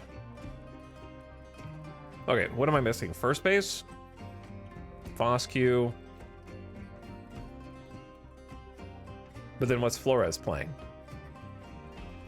So confusing. Okay, first, second, third, short. Left field, center field. We need a right fielder. So I'll get Mangum in.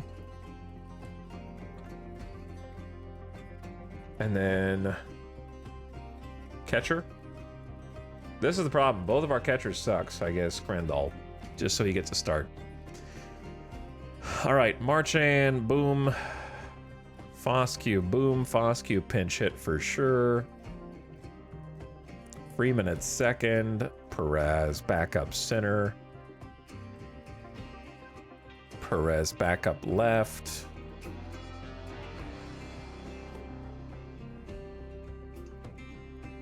Or Cal Stevenson back up left. We need a backup third baseman.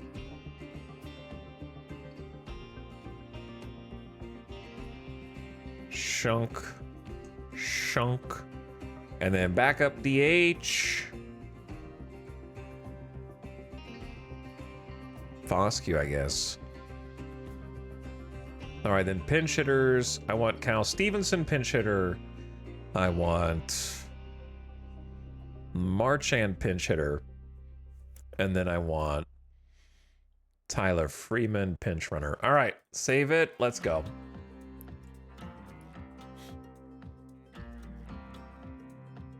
Hello, Witch Vomit. Thank you for 56 months. We're going to try and win this series against the Rangers with Dustin May on the mound. Dustin May's been pretty goated this season. But he can't hold it down against Texas, lose the series. We're sliding, pew, just downhill. Texas Rangers converted a terrific effort from starter Nathan Eovaldi into a win. We only got 3 hits on the game. Ouch. Jake Berger had a run-scoring double in the bottom of the 4th. He got a fastball from fireballing right-hander Dustin May and swatted it double to left center. Nathan made his pitches, said Texas manager Bruce Bochy. The Bosch. Vegas pitching 4 earned runs against Dustin May, and then the bullpen was actually pretty lights out. Young with an error. Not what you want to see. Only 3 hits on the game, especially not what you want to see. They had 12 hits to our 3. Pretty bad, boys. Pretty bad. Where's the pinch hitting? Just not even trying. Okay. No pinch hitting, just like gave up, kinda. I mean, when you get 3 hit on the game and you don't even attempt to pinch hit, I just don't understand what the strategy is there. Let me go look. So, 7th and 8th inning, small trail. Pinch hit for position players. Let's up that strategy a little bit.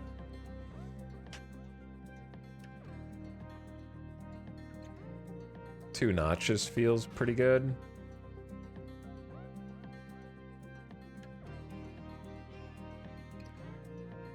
When you get a small lead. And then 9th inning, when you're trailing, you should be pinch hitting like a lot, actually, if you're losing, I think.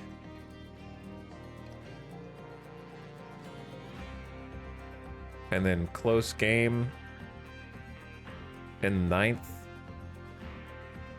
I think more pinch hitting is good. And then if you're in a large trail, you should be pinch hitting in the 9th no matter what.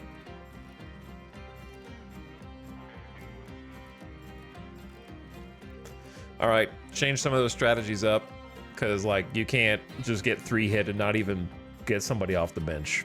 It's just kind of dumb. All right, give Marchand a day off. Actually, we don't have a game today, so they should get to rest. Blaze Alexander is eligible to come off the injured list. He should have automatically been taken off the injured list. Okay, good for you. Welcome back, Blaze. What's going on around the league? Nothing. What's going on around the waiver wire? Nothing. What's going on in free agency? Probably nothing. Bunch of 45s. Tough day of work. If you root against my team in this game, you automatically get permabanned. Okay? Just an FYI. Let's listen to something.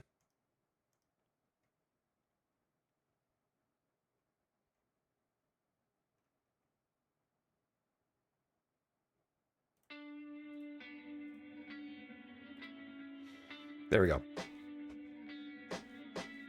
Automatic permabans. A left-handed pitcher, 23-year-old Hagen Smith. He's giving up more runs to lefties. I guess that's good for us, but he's keeping the runners down. He's got a really high strikeout rate. We're going to struggle in this one. If May can't do it, then I don't know if Tyler Mahle can. Our bullpen, lots of rested arms. Everybody had a day off. I'm just going to send the lineup as is. Finish the day. Lost 6-10. 10? The offense actually showed up and you give up 10 runs? The Chicago White Sox downed the Invaders 10-6 at Omnibus. The White Sox were led by Brooks Baldwin. Baldwin was 4 for 5 with a homer and 2 triples. Chicago used the hitting of Luis Robert Jr. for the win. The center fielder clubbed a 2-run homer in the top of the first. He had 1 homer and 2 singles. Lost to the White Sox. It happens, okay? They had 12 hits. Mahle gave up 7 earned in 3.2 innings. Here's my question. What am I doing that he's being left in that long? My strategy's messed up, brother. Let me look at the... So they had a 2-run homer in the second, or in the first, rather. Strikeout, single, 2-run homer. Okay. Mahle, strikeout, fly out. Okay. Mahle, double, single, walk, single, double play, so it looks like you can get out of it, and then single to score another one. Okay, then the fourth, ground out, fly out, walk, triple, and they finally put in Medina. I don't know, man. Chat, what would you do? Because it's hard to pull your starter out in the fourth, right? So from a strategy perspective, if we're looking in the first through 6th innings, and we're looking at a large trail, I guess Hook starting pitcher's a little faster. Hook reliever's a little faster. I don't like giving up. Especially, we scored 6 runs, you know? So, I mean, we scored some runs.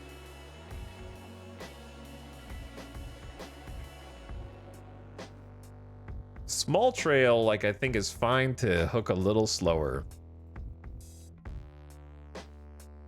But I think large run, it's time to pull him.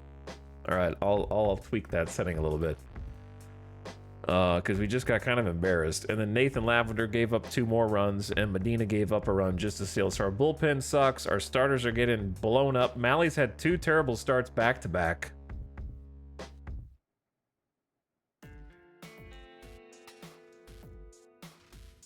His whip is up this year. His home run rate is up this year. His walks are up this year, and his strikeouts are down this year. So Mahle having himself not the best year with us. We're paying him like $8 million, and he's just doing kind of mid. Whereas they get 6 innings of 2-run ball. So, I don't know, man. You can't give up 7 runs in 3, not even 4 innings. Fraley doubled, Mangum double. Pedro Leon and Grandal hitting double plays, classic. Joey Gallo, 2 for 3. Fraley, 1 for 3. And a walk. Foscue hit and a 2 RBI single off the bench. Mangum 2 for 3 with 3 runs batted in. With the double. And then Aronama with it. Just terrible. I don't know how unwritten rules in baseball work for a pitcher being pulled early. It depends on the pitcher.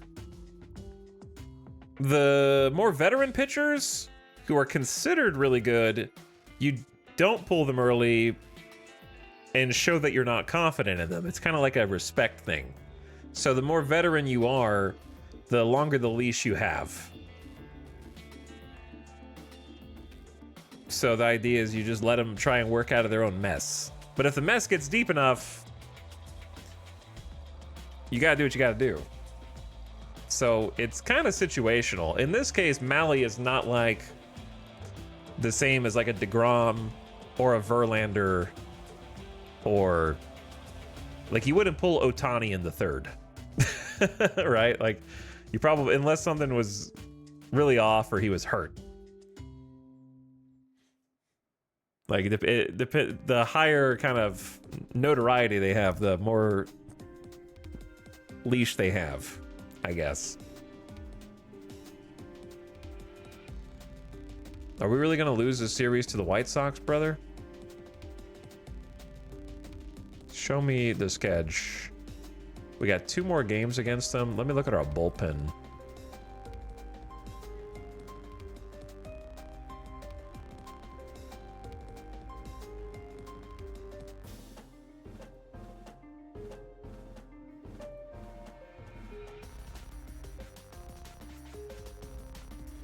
Is it time to send...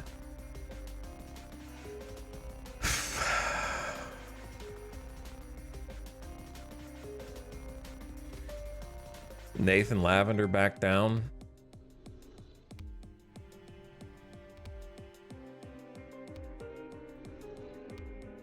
They have great strikeout rates against lefties.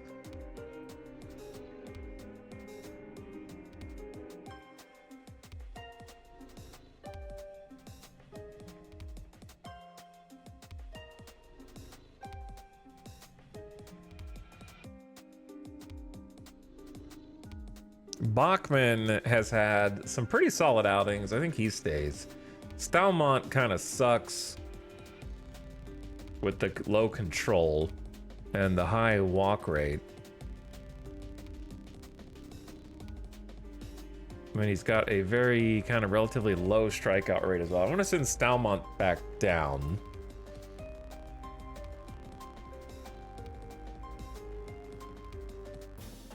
And then call up...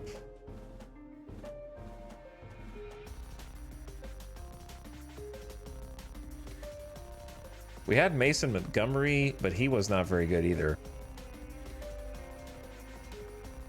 It had to be someone I'm already paying. The problem is we don't have anybody else. Like, Spencer Howard was not doing good either. I think we just leave it as is. I don't know, man. There's not really that much I can do to tweak this at this point. You just gotta get good. That's all I'm saying. Like, you've got Snyder, Uribe Suarez ready to go. You gotta beat Jairo Iriarte. But he's got actually excellent numbers on the season. He's got a 55 potential. And I don't know what to tell you. All right, let's keep trucking along to the end of the season then. Pitching for us is Cade Horton, trying to have a good start after his last one was fine. He didn't go very long. And then 3 before that were pretty bad. So I don't know if he's settling in or not. He's kind of just like feeling normal right now. Send it. Win 8-3. Okay, so we got a chance to win the series.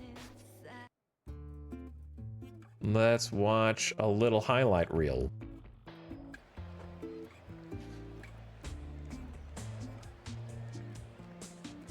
So Cade Horton pitching for us first.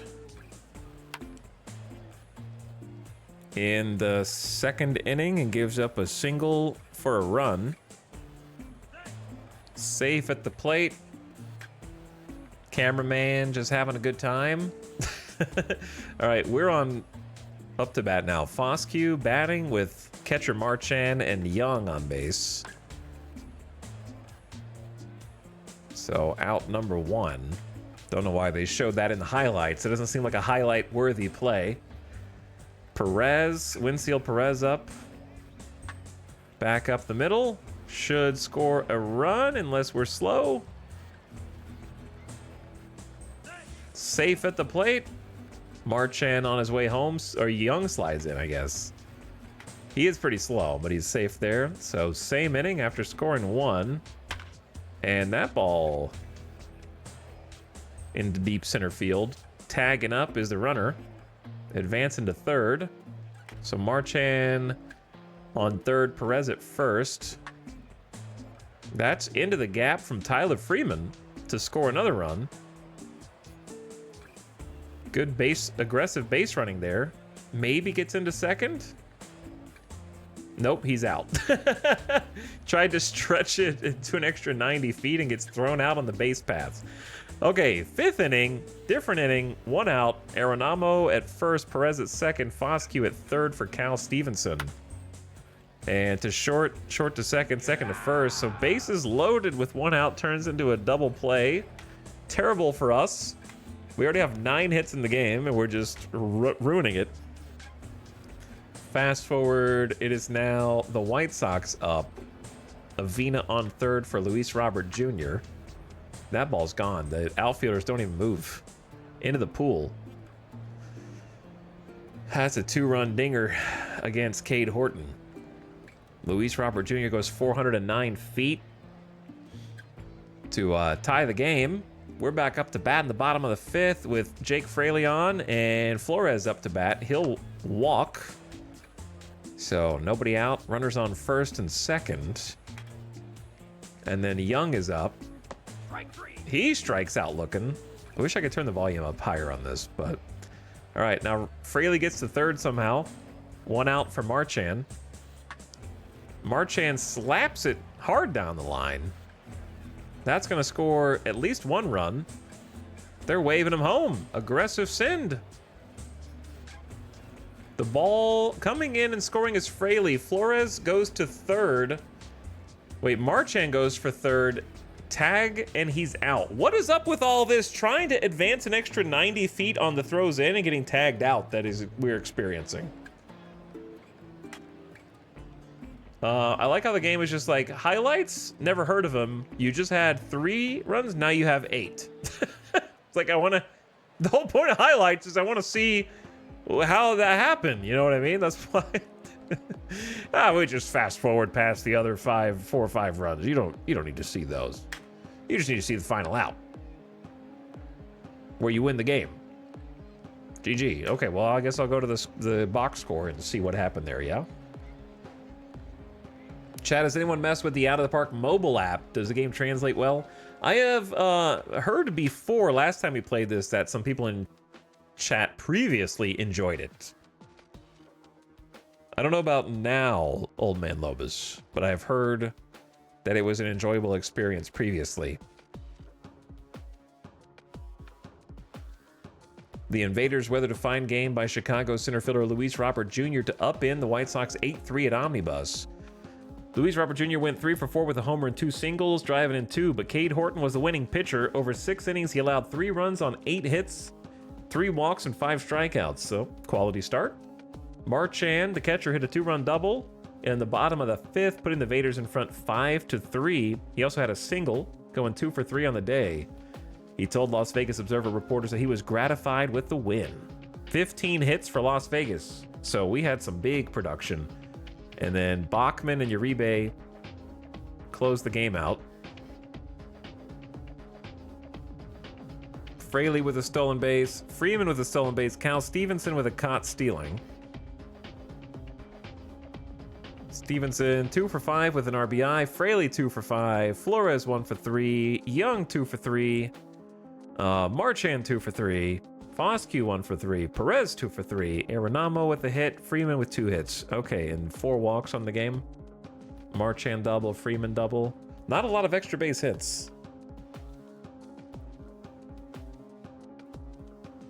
Anybody interesting on the waiver wire? Not really. And then a lefty coming up, so I guess I'll play our default lefty matchup against Schultz, who's got a 3.95 ERA on the season, 13 starts, 1.1 whip. Not too many hits against him. But yeah, I'm happy with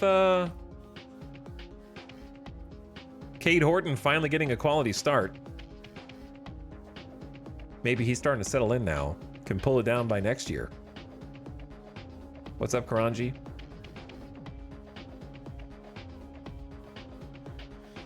We're trying to finish this season out. We've only got 1, 2, 3, 4, 5, 6, 7, 8, 9, 10, 11, 12, 13 games to go. 4 games to tie the Vultures record. My last expansion team attempt from last year. A bit of bad luck for the Blue Jays as they learned that third baseman Davis Schneider suffered a setback in his recovery of his sprained ankle. Schneider out for 2 weeks. Okay, on to the next one. Who's pitching? That would be Bobby Miller. He had a very good start last time out. 7 1/3 innings, 1 run given up, so I believe.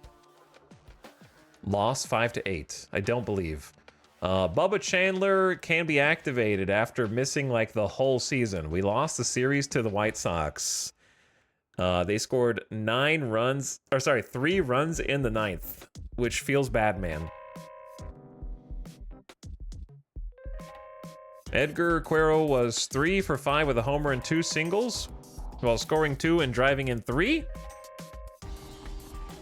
How do we lose a series to the White Sox? Josh Stalmont feels deflated. Bobby Miller only managed to go 3 1/3 innings with 86 pitches.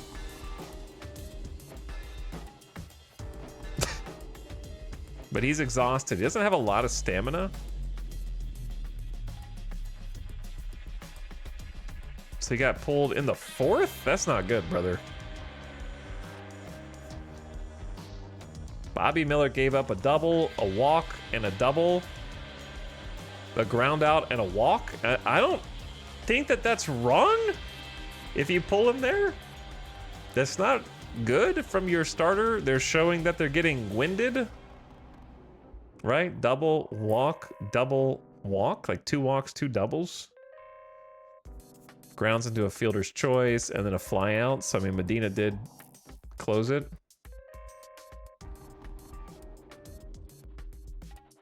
All right, ad starting pretty much right now. So, oh, Suarez gave up 3 runs. Oh my God, Suarez. Dude. He's been costing us the game lately. He has not been on it. He has not had it, that's for sure.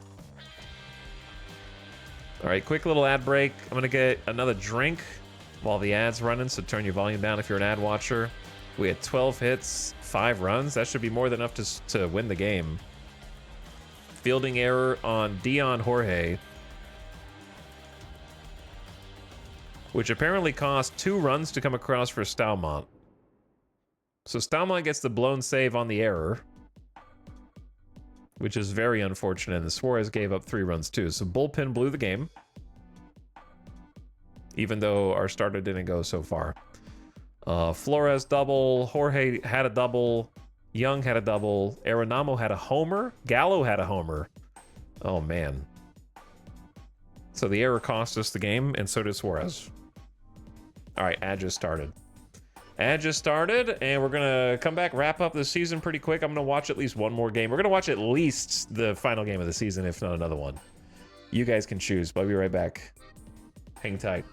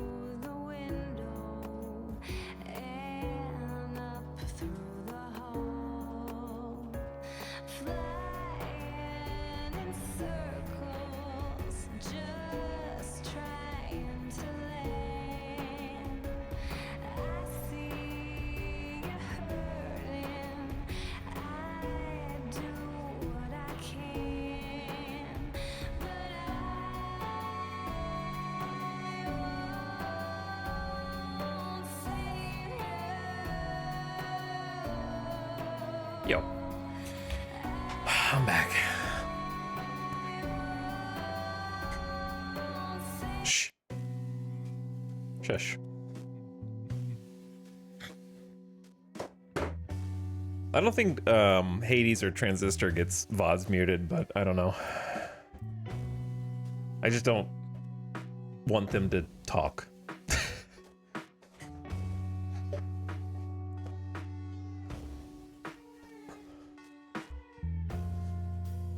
What the heck are the Oaklamento Aztecs? They're the Oakland Athletics, but because they're not in Oakland anymore in real life, they're playing in Sacramento, but they're not the Sacramento Athletics. I named them the Oaklamento, and then they named themselves the Aztecs. So there are some things that can happen in the game over time, naturally, as the league evolves. Teams can move, expansion teams can form, they can change cities. So they named themselves the Aztecs.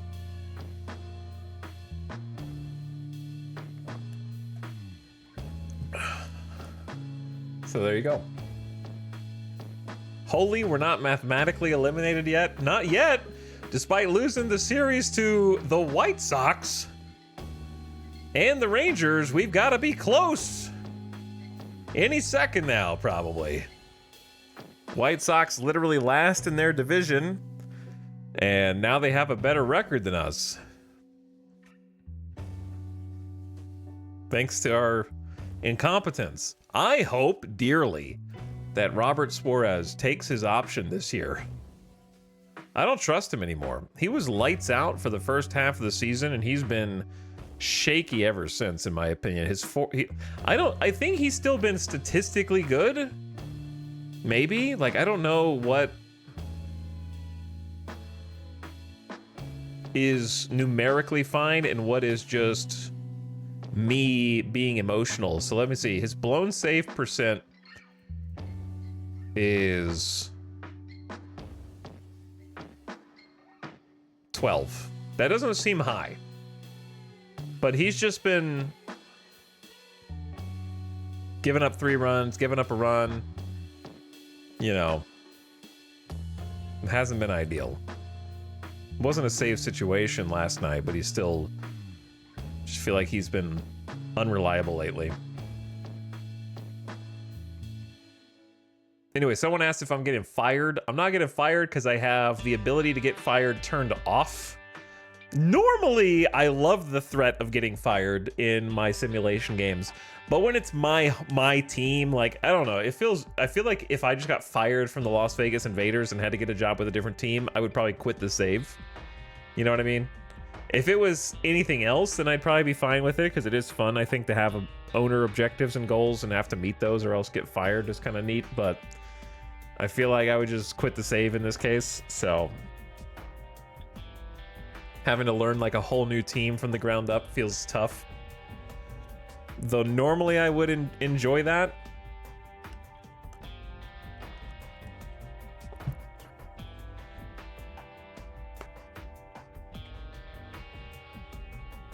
Could the AI create more expansion teams? Yes. You actually have settings to that end for the league. Somewhere in here. There we go. There's automatic evolution of the league. And from time to time, the league can expand. Teams can relocate. Teams can change their name. You can also have them evolve the active roster limits, secondary roster limits, the injured list length. Designated hitter rule could be banned. Free agency minimum service could change. You could have more or less offense, more or less pitching seasons, which are sort of just like some years there will be stronger offense, some years there will be stronger pitching, basically. Which is historically kind of gone up and down. So lots of ways for the league to just evolve. I think it's cool. I didn't want to change the other things so I could actually learn the rules as they are, and then maybe in a future playthrough I could have them randomly change to keep it spicy. Okay, where was I? Crying about losing to the White Sox aside. And I really do hope that Suarez walks at the end of the season, his contract is he has a player opt-out after this season, though he would forfeit $8 million and have to get signed somewhere else. So if he doesn't think he's going to get $8 million from someone else, he's going to stay with us.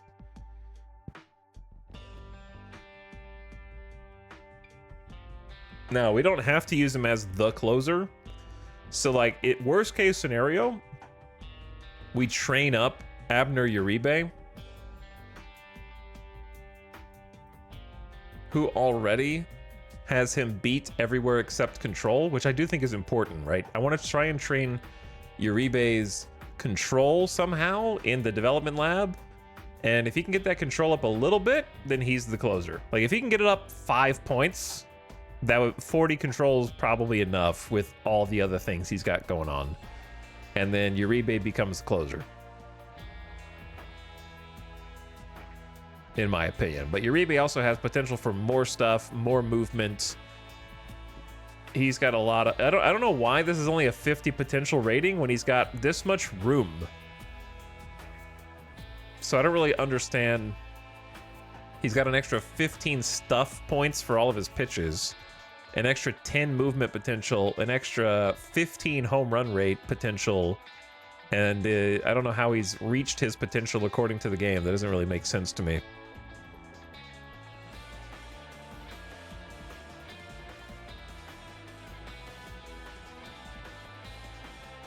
Because my scout's like, yep, he's there. That's Suarez, but still. He's like, yep, he's there. And I'm looking over here like, I don't think he's there.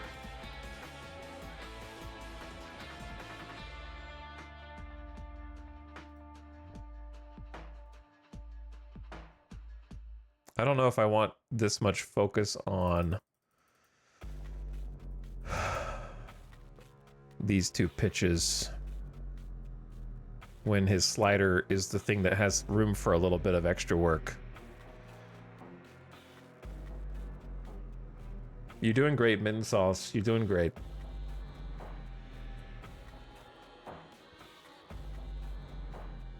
I love how baseball has all these intricate equations to evaluate people, but we also have a bar that just says stuff. Yeah, stuff. In this game, stuff is kind of like strikeout potential.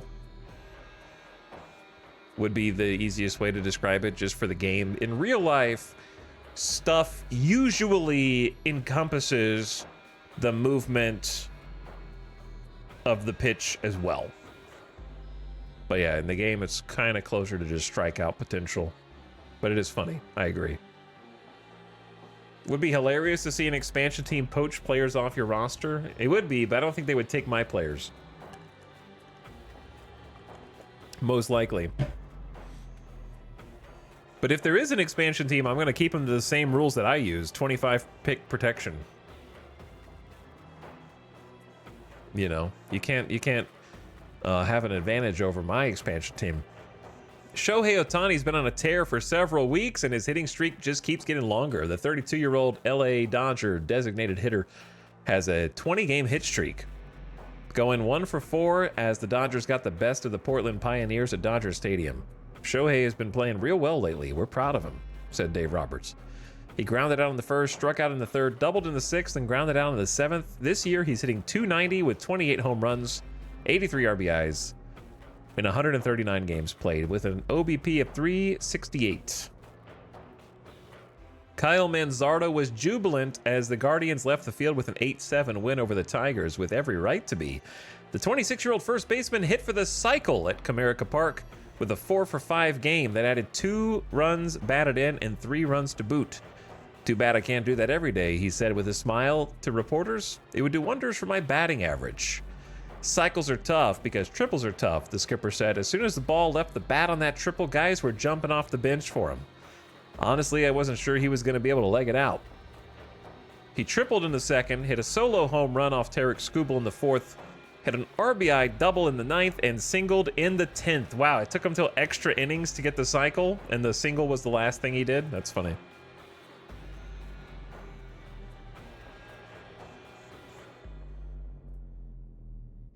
Okay, loss. Someone was coming off the IL, I think, right? Bubba Chandler. Bubba Chandler doesn't really have anywhere to go from a starter's perspective now, so I'm going to send him down to AAA. Unfortunately, we don't have any space on the 40-man roster, so who am I going to designate for assignment here? Probably... I could DFA Stalmont, but...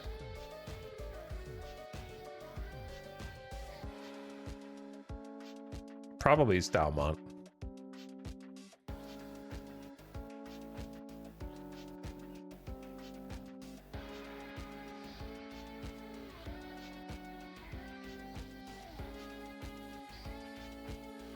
I don't think he's doing anything for us.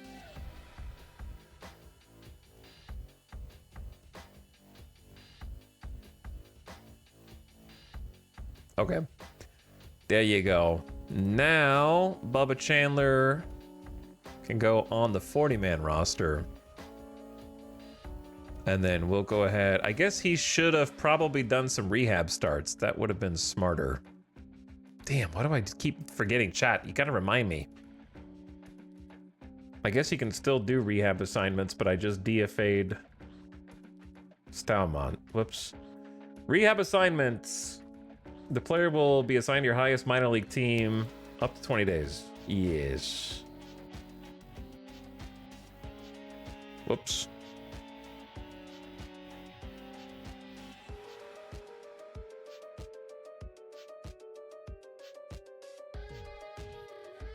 Come back. Okay, how do you... I didn't mean to place him on waivers. It was an accident. It was an accident, dude. I didn't mean it.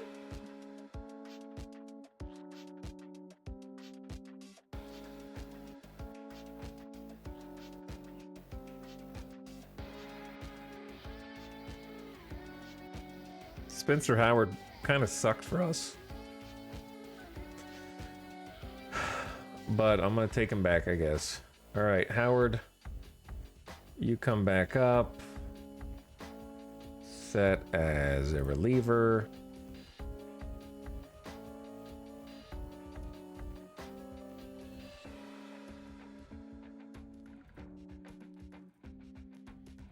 Middle relief, I guess.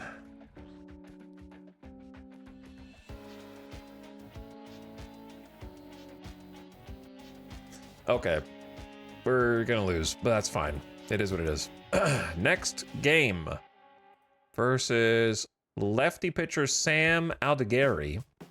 40 overall, 6.75. Angels are last place in our division, okay? So, like, I'm expecting a good game here. I'm expecting a GG. Here's a list of El Paso Tumbleweed players who have decided to retire.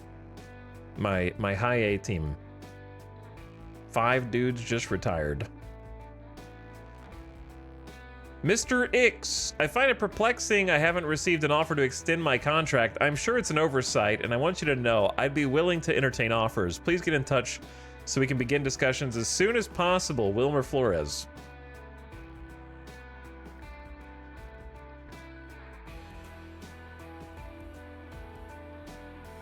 Here's the problem with Flores. He wants $5 million, and he's just having himself a much better year than the previous 2 years,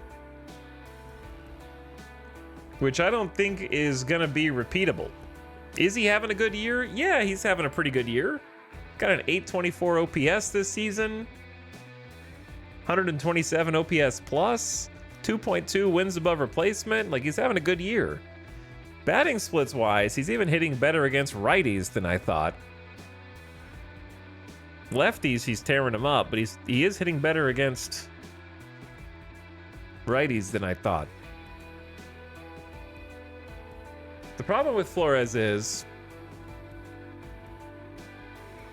If we take him, then we don't look for a designated hitter. Because he's got to be the designated hitter, which he's been doing an okay job of. 16 homers on the season is whatever. Good, decent eye. He takes some walks, has some gap power. The avoid Ks. He puts the ball in play a lot, but it usually doesn't go down for a hit, according to our scout and the OSA. But this season it has been, which is confusing. He's going to be 36 next year. And if we wanted them to just play first base and then pursue another designated hitter, the problem is, what do we do with Justin Foscue, right? Foscue is similar to him, except he's got a higher BABIP, according to our scout, better gap power, better eye, according to the scout. However, performance-wise, or also defensively, he's better at playing. He's got the same aptitude at first base, but better range, fewer errors, better arm, better turn double play. Mostly it's the errors and the range that are interesting there. But then batting stats-wise, they have a similar amount of plate appearances this season. And you can see the difference is Flores' average is way higher, OBP way higher, slugging way higher, OPS and OPS plus way higher, BABIP way higher. It's all higher.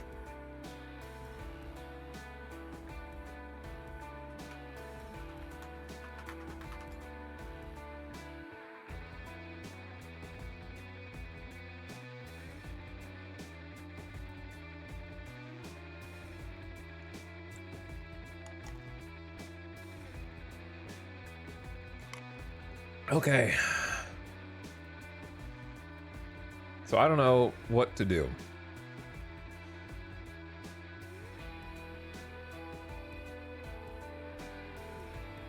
So first base DH seems to be a position you either shell out for to compete or go cheap.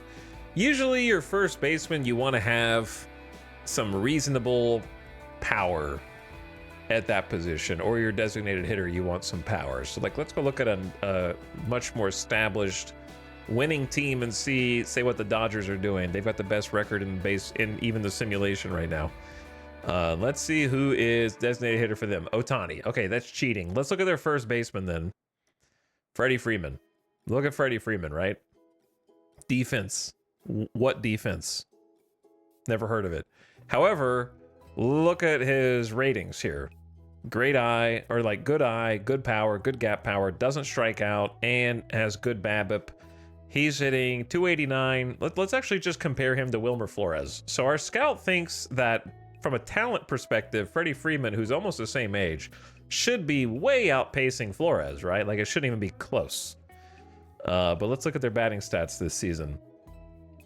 So from a batting stats perspective, Freddie Freeman does have an extra 60 plate appearances, right? So he's got more chances. But in those extra 60 plate appearances, he's only got 4 extra homers. And then we get down to the average. Flores has a better average, but Freeman's taken more walks, slugging more consistently, and does have 50 points higher OPS, right? And is significantly better from an OPS plus perspective. He's Freddie Freeman's 50% better than average. Flores is 27% better than average. So yeah, I mean, Freddie Freeman's definitely outpacing Flores, but considering that you're paying Freddie Freeman $27 million and we're paying Flores $770K, I think that Flores is the better pick. But is Flores going to be able to repeat? If I knew for a fact Flores was going to be able to repeat, I would say, yes, sign him right away. The trick is the scout doesn't think he's good enough. And so when I'm looking at that compared to his stats, I'm thinking, am I going to be on the books for $5 million for you next season, hoping that you do what you did right now and you can't do it? Are you just having a good year? Probably.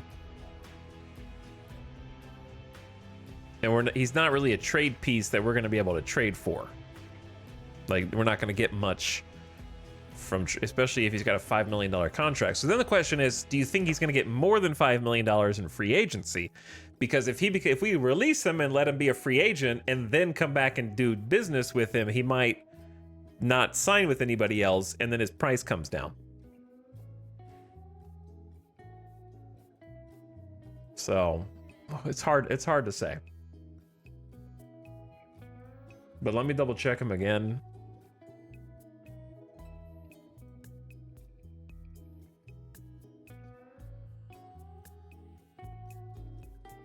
Like if we offer him a contract, now he wants $6.9 million, which is not nice. So he wants more now that he's back and that we're closer to the end of the season.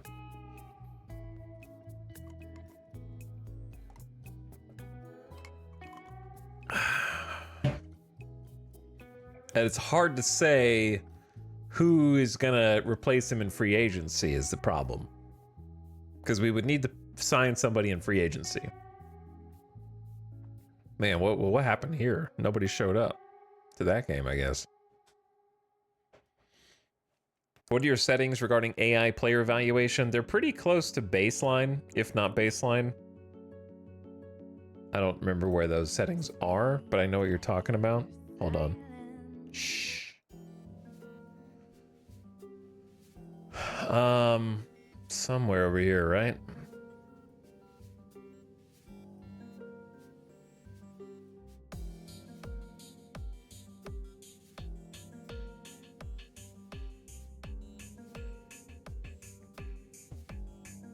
I remember seeing it, but I don't remember where it is. Oh, it's like here. I have trading difficulty really hard. Trading preference is pretty close. I know a lot of people bump it toward favor prospects, which maybe I should. And then I left this at default.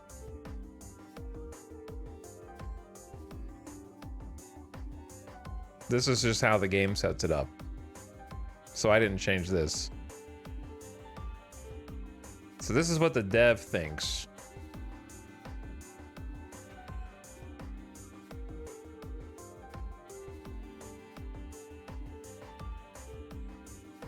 So like I can change it between seasons, maybe, or something. Though there might be like a trade wave after that if I adjust it too harshly. But typically speaking, I think this is pretty close to how teams handle things. Like they have analysts in their organization that want specific players for specific reasons. And back of the baseball card management is kind of like yesteryear, right? Teams are pretty keenly aware of when a player just had one good season, but is a career, lower hitter. Like a lot of teams they have their analysts, they have their data management specialists, and they've got their sabermetrics, and they know what they want. And I think that falls under the ratings weight. But if they're doing well now, they rate that higher than if they did well last year. What is your scout favor? Yeah, he's just like favors tools, which was not my first choice, but we just kind of picked what was available. I wanted a neutral scout. But I'll maybe choose a different one once we get to the end of this guy's contract, or maybe I'll let him go after the second year.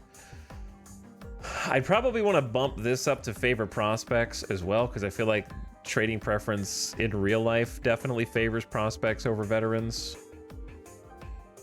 But I'm scared to change this. Well, I guess now is a good time to do it because we're past the trade deadline, right? So it should be a good time to do it before the off season. So I might tweak this a little bit. I don't know how far to push it, like maybe 2 pips, 1 or 2 pips toward favor prospects. Because I do think in real life, prospects are definitely favored. I don't know if anybody who plays this has like an opinion on that.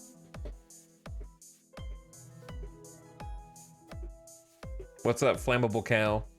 Can't wait for season 2 of Invaders Baseball. What's up, dude?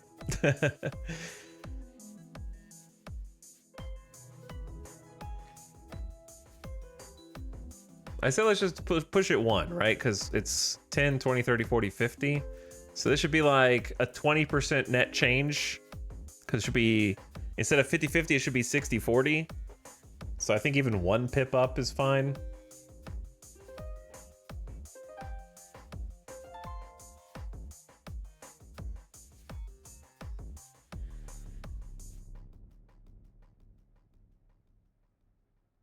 And then, do you think I should change this at all? Like, if I change it, let's remember these numbers. 60, 25, 10, 5. If I changed it, it would be like 55, 25, 15. Like, something like that. That's not like a major change, but just kind of like makes them go, huh, yeah, he did play well last year. 50% more weight on the previous year stats. But thanks, Flammable Cal, for 34 months. How you doing? Good Sunday afternoon.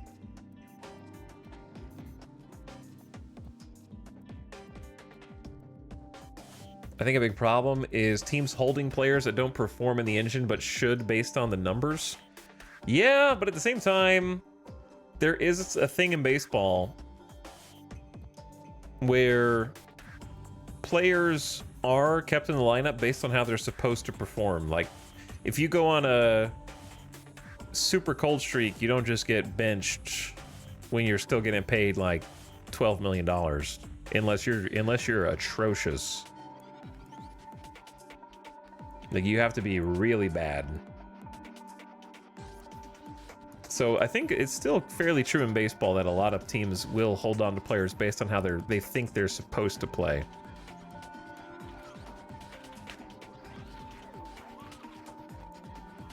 But yeah, at this point, I'm kind of scared to make these adjustments.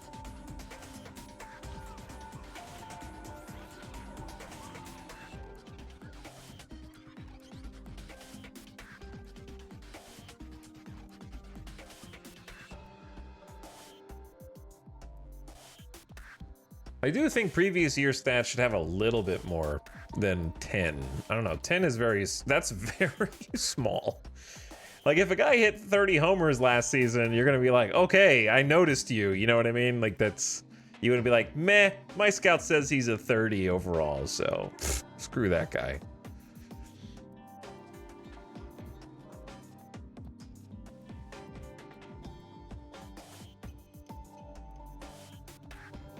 I'll change it. Why not?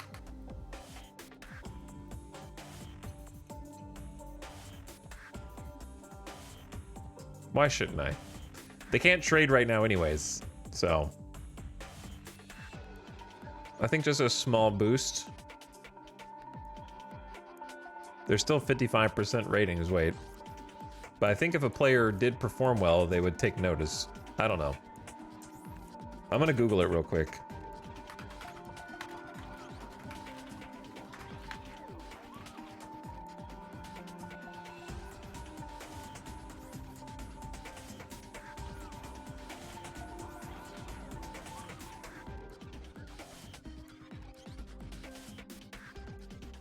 What player evaluation settings?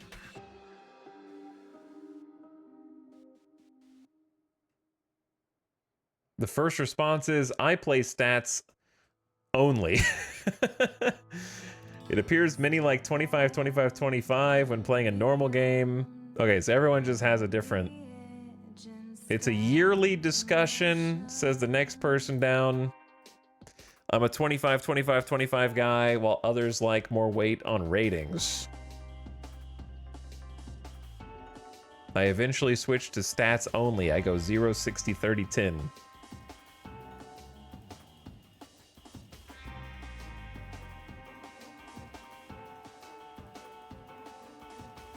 If you want the AI to be really competitive with the human GM, then use 70, 25, 5, 0.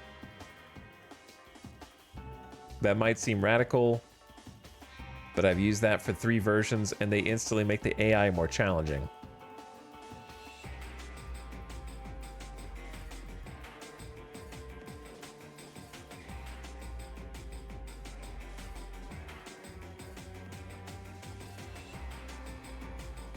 The defaults are the defaults for a reason. Change them if you want to achieve something specific. Otherwise, don't worry about them. Ask yourself how you evaluate players. If you have an 80 overall elite bat who's only hitting 60 WRC plus, would you trade him for peanuts? If no, it doesn't make sense for the AI to ignore rating either. Every year, same conversation.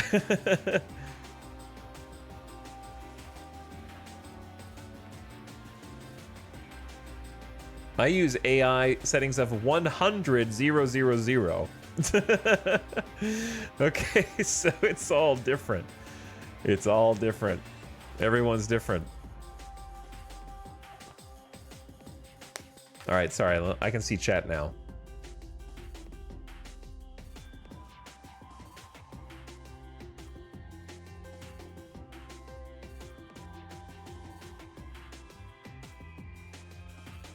A lot of people do 25 all cross. That sounds weird as well.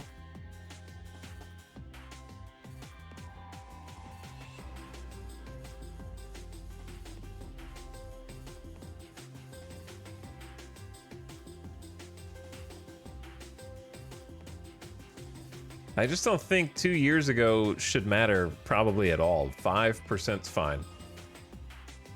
This game has so many settings I wish Football Manager had. Yeah, let's just tweak it by 5% and see what happens, I guess. I don't know. I don't think it's going to be a revolutionary change that we just made.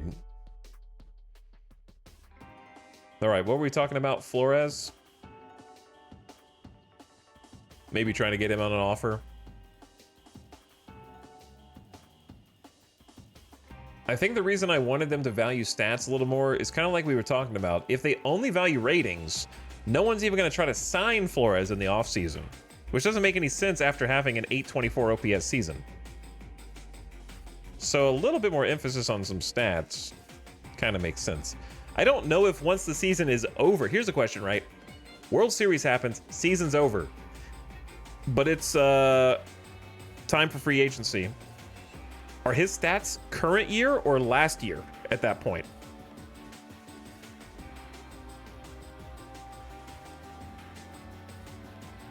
Is current year based on when the MLB season's over or like the actual calendar date?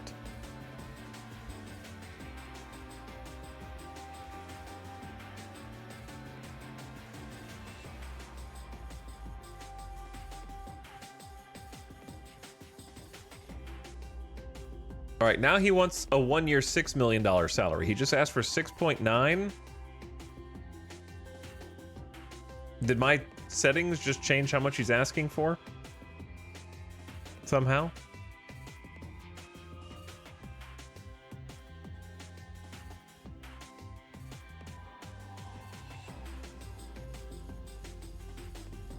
I wasn't trying to manipulate this.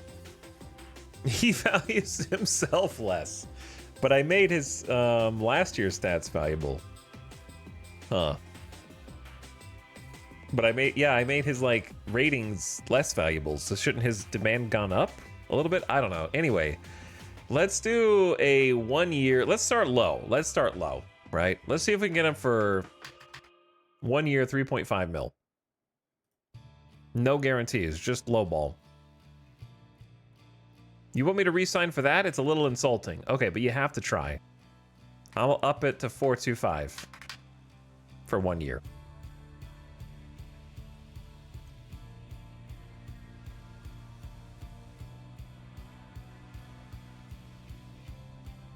His last year was worse. His last year was a little worse.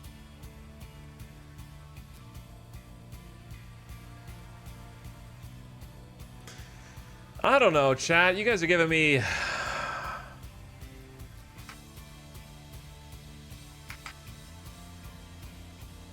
I'm going back to default. I'm going back to default. There.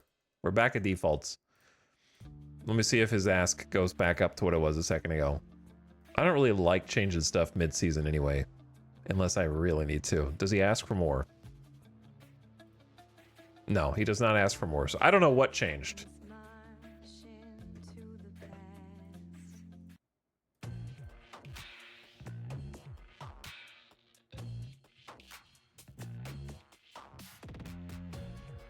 Let's offer him 425. This is not what I had in mind, to be honest. How do you like these terms? I hate it when they don't budge.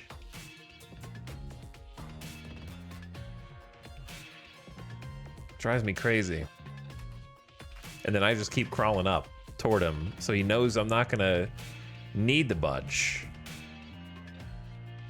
Yeah, he won't. He literally is not taking it down at all.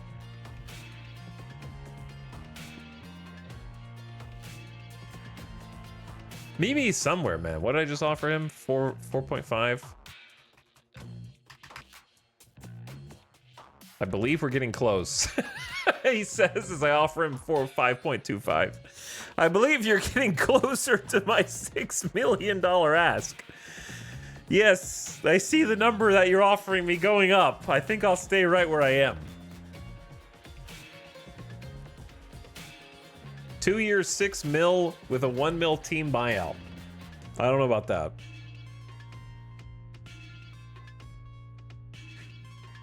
Give him a bonus for plate appearances.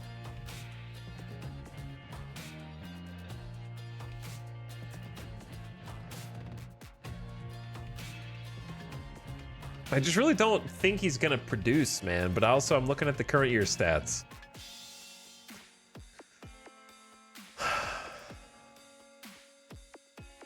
Team option buyout, $1 million for the second year.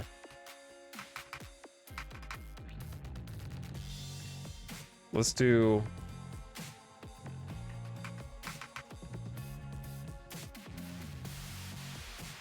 Well, I'm gonna end up paying him $5 million anyway, or $6 million anyway. So then let's try 4,750.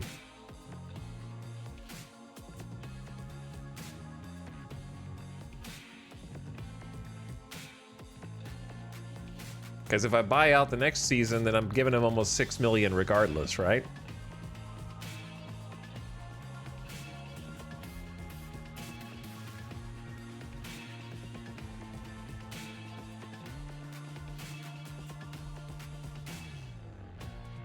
I can only save 250K. Maybe I should have gone lower.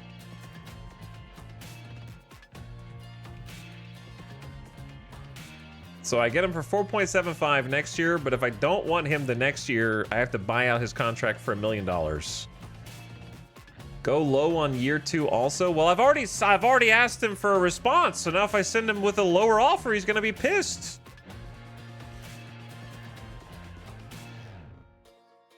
This is too messy, chat. You guys are digging me into a hole right now that I shouldn't be listening to you.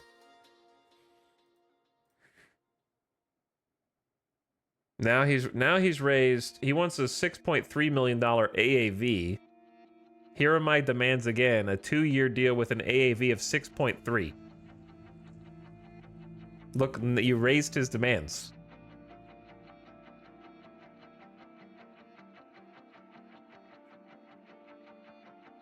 We're digging into a hole.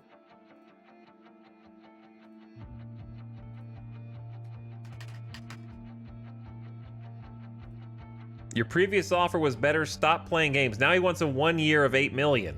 All right, Lobus, you ruined this. Okay.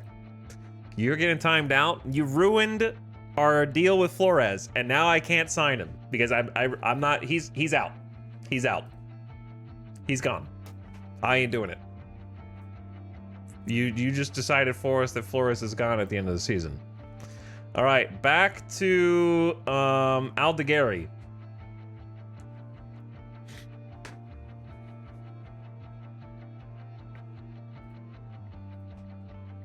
Brandon Woodruff. Up to pitch. 4 earned last time out. Not good. Aldeguerri also not good. So let's see what happens here. We should win against the Angels. We lost to the Angels. Bullpen cost us the game. Classic. The Angels topped the Las Vegas Invaders 7-4 in the American League action at Angel Stadium of Anaheim. The standout performance belonged to Los Angeles pitcher and Verona, Italy native Sam Aldeguerri. Ben Joyce collected save 35. They took a 5-4 lead on Nolan Shawnuel's 16th double of the season. The 2-run double, which Shawnuel hit in the bottom of the 7th, left Vegas pitcher Nathan Lavender visibly frustrated. Classic Nathan Lavender. Winning is hard sometimes, said Angels manager. I don't know. I have no idea.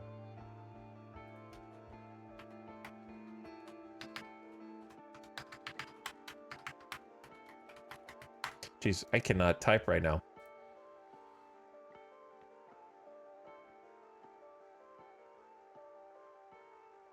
So how do you pronounce this name?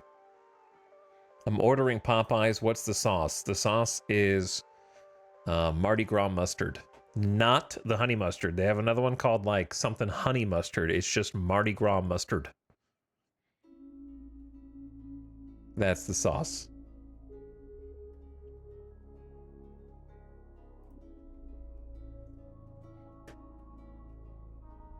We only had 3 hits in the game. Oh my god. Our against lefties were just awful. So Woodruff had a quality start, 2 earned runs on 6 1/3 innings. Uribe gave up 3 runs and took the L. Lavender just a hit, and they pulled him. And then I don't know how that even worked. And then Spencer Howard gave up a run, so he came off the bench. Just awful. Uribe, normally spotless, gave up 3 earned. Ballooned his ERA from 1.78 to 2.25. We have been mathematically eliminated from playoff contention after that game. That was the last one. Chat, we need 4 wins to tie the Vultures. Do you understand? And we only have this many games to win 4. I want to exceed them. If we're worse than them, I'm going to be very upset after all this. Travis Bazana with an eye-popping performance. Went 9 hits in 13 at-bats with 4 homers. Where are my players doing that? Bryce Harper, player of the week for the National League. 13 hits and 22 at-bats with a homer. Relievers: Duran, Diaz, Montez, Colum, and Diaz. Power team rankings. Yep, we're second to last now. Great. Mathematically eliminated, and the Dodgers are the NL West Division champions, and they made it look easy. Roki Sasaki wants to win the World Series. That's all that matters. Beat them. I do not want to let that happen. Someone beat them. Someone has to.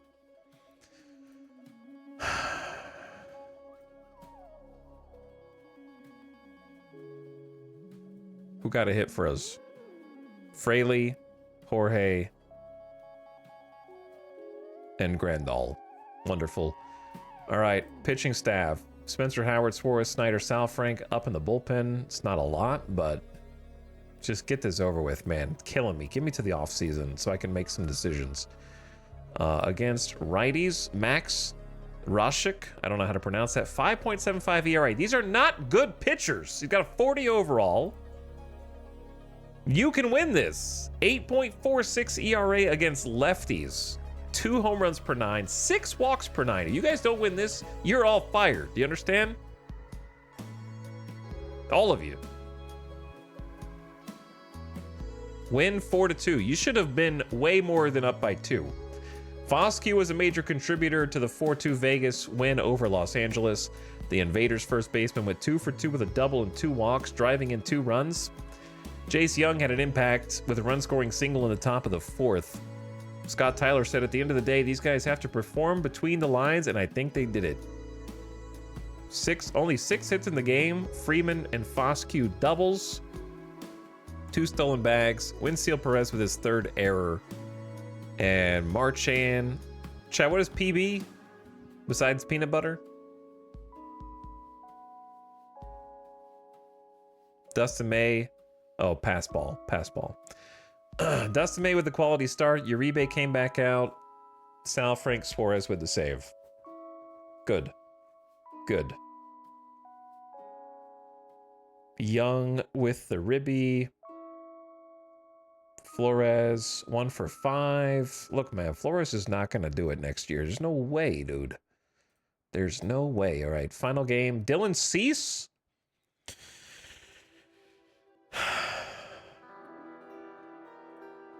I don't want to have to go against Dylan Cease. Arenamo's slightly tired.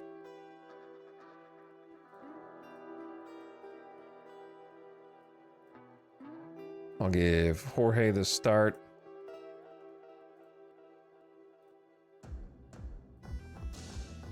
All right, let's watch a game against the Angels. We're gonna let some gambas. I don't know what music. Don't. Oh man, that's gonna mute my VOD for sure because it's Shell in the Pit. It always mutes. Rip VOD. Get some different music on.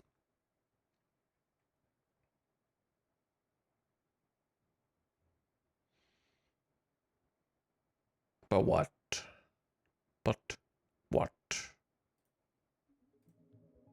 There we go. Gamba? Yep, Gamba time. Win or lose, 2 minutes. Put your channel points on the line. Here's the lineups. Here's the matchup. Dylan Cease, 3.83. Good pitcher. Might shut us down. Has a high strikeout rate. Versus, he somehow allowed more runs against right-handed pitching, but he has more walks.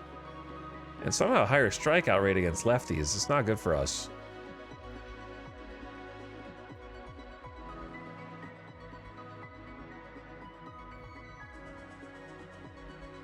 So here are the matchups. We got Tyler Mahle, who got dotted up for 7 and 6 runs in his last 2 outings. Not good. Ballooned his ERA from a 3.84 to a 4.36 in 2 starts. So, just FYI. Not good. Kyle Stevenson, Jake Fraley, Flores, Young, Marchand, Foscue, Perez, Freeman, Jorge. They like the bottom of the order for us compared to them. Apparently.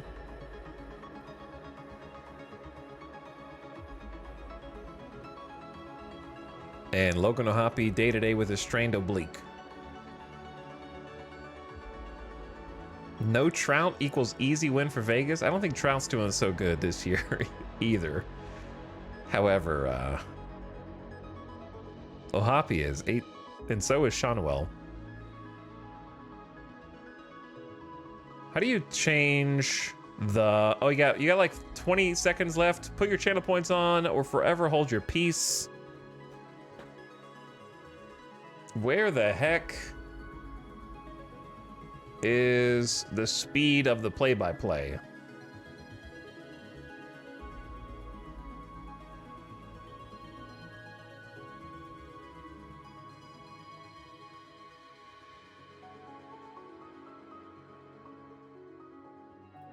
I'm gonna change it to fast.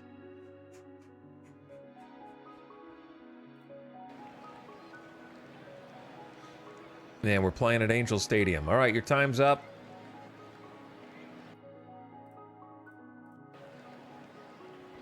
We're up to bat first. Dylan Cease on the mound. Flyball pitcher hits up to 99 miles an hour.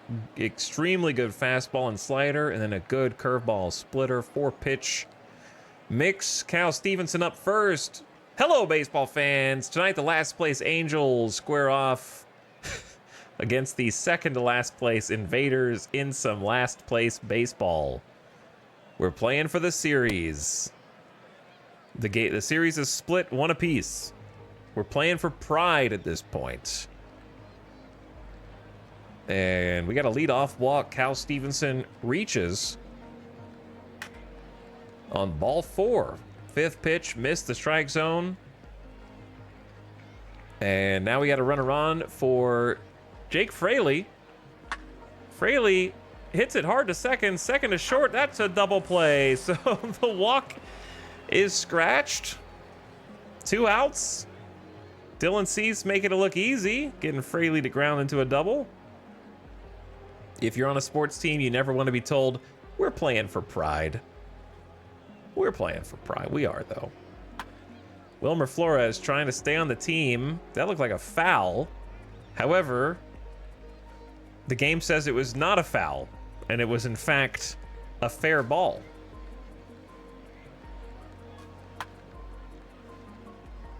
Don't ask the umpires about that one later. Apparently that was a fair ball, says the ump, and Flores is on with a single down the left field line. Jace Young, full count. That's going to be in shallow center, so the double play really comes back to hurt him. Flores aggressively goes first to third. Runners on the corners now with 2 outs and a chance to score for switch hitter Rafael Marchand playing catcher today. He will strike out. Nope, he'll pop up. Okay. I should not try to predict the future. So, double play scratches off the runner that would have been scoring.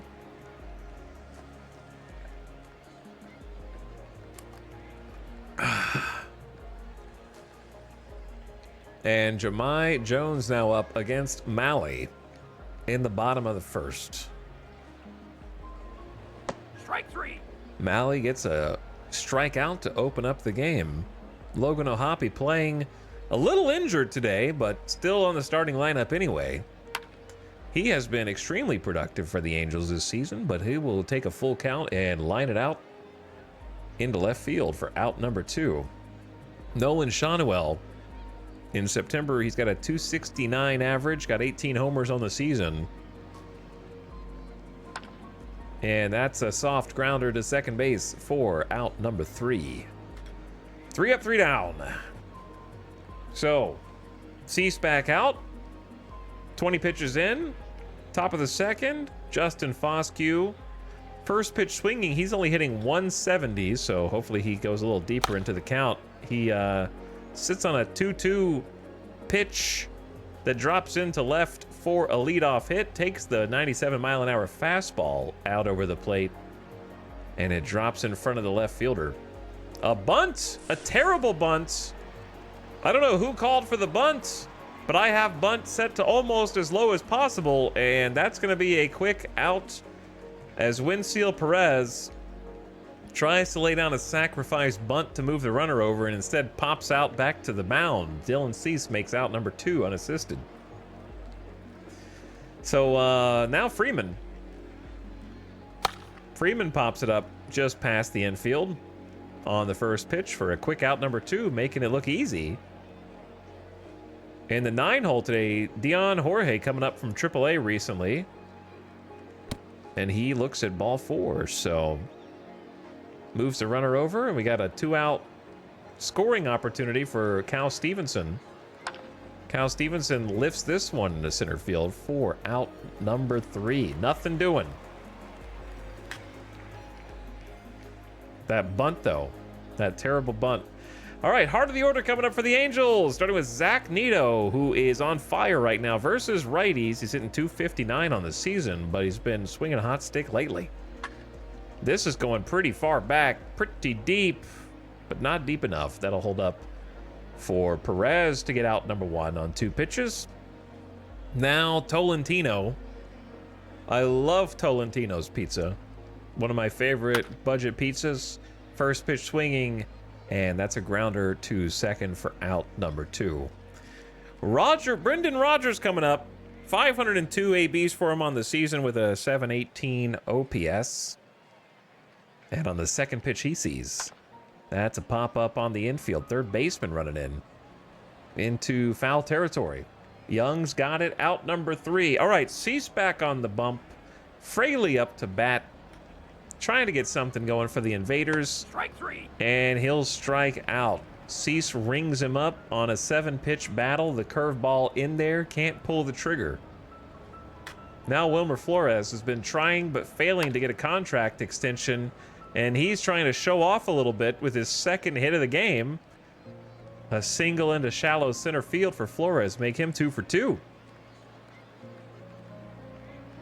Third baseman Jace Young puts it in play to second. They get Flores at second, and the double play. Is that the second time that that's happened? Has Young hit into 2 double plays today?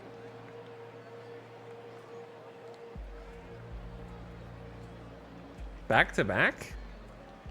Terrible. Terrible approach.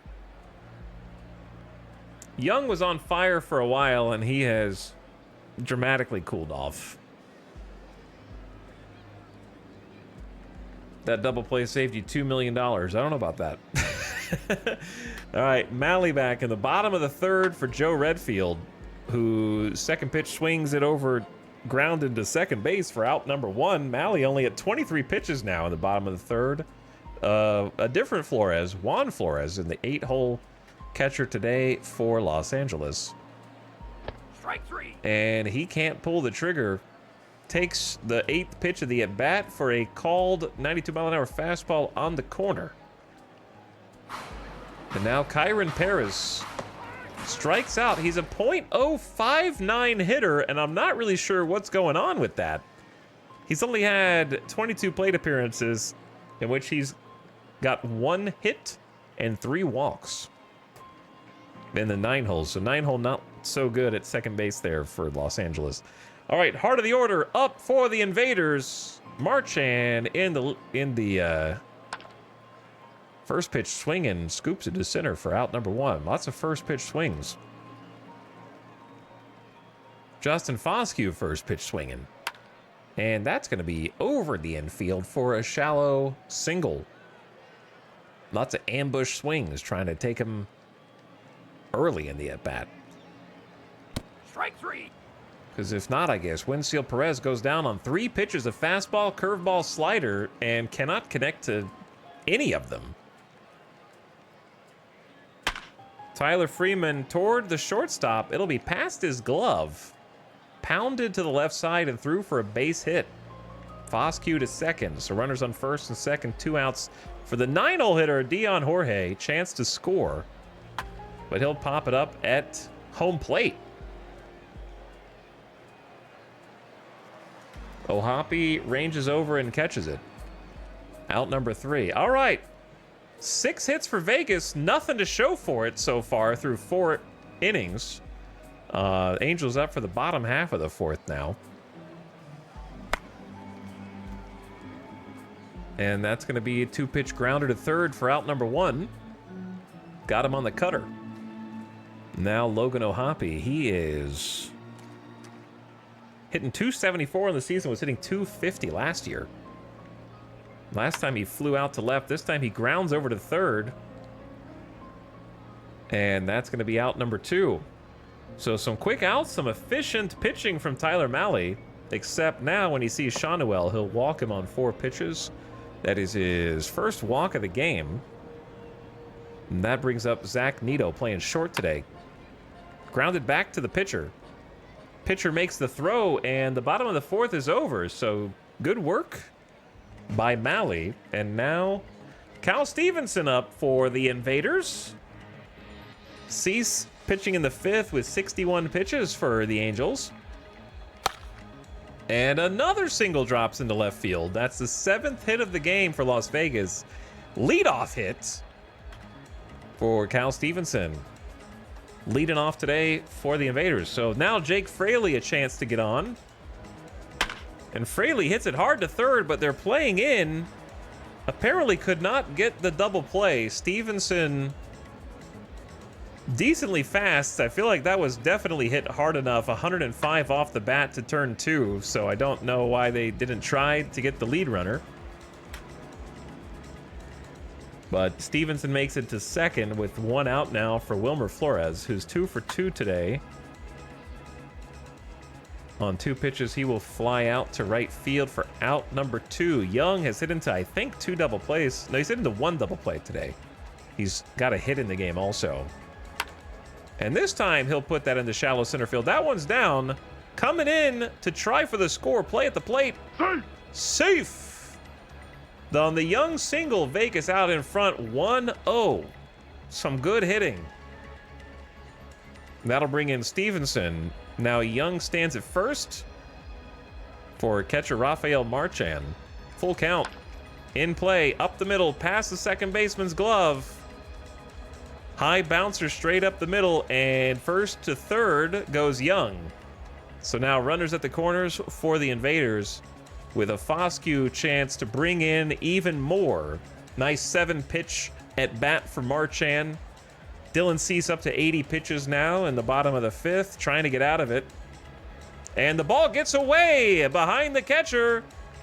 in to score, and safe is Young, taking home on the wild pitch. And now the Invaders lead 2-0. Marchand at second base with a chance to do more damage for Foscue. Foscue hits this pretty hard to right. It's almost out of here, but it bounces up against the wall, and that's going to be a double. Should score Marchand from third. Foscue with a two-bagger. That is a two-out RBI double for Las Vegas, and their 10th hit of the game. So the batters are starting to wake up against Dylan Cease. This is turning into a bit of a nightmare inning for him. Winfield Perez puts it in play deep in the hole to second, and Cease finally gets out of it on the 5th pitch. Las Vegas gets 3 runs in the inning. So some good production against the Angels and Dylan Cease. And now Malley back up in the bottom of the 5th, cruising at 47 pitches. Milan Tolentino at the plate, and that's smoked into left field. First hit of the game for the Angels. A base hit for Tolentino. Now the designated hitter Brendan Rodgers up. Rodgers in play, pass. Oh, shortstop. Good play, strong throw. Oh, good execution by Jorge. On the dive, keeps the ball in the infield. That's a 5-star play for the player off the bench coming in at shortstop. And a nice strong throw to get the out at first. 5-star play at short, pretty good. So Tolentino at second in scoring position for Redfield. That's back to the pitcher. They hold the runner at second, get the out at first.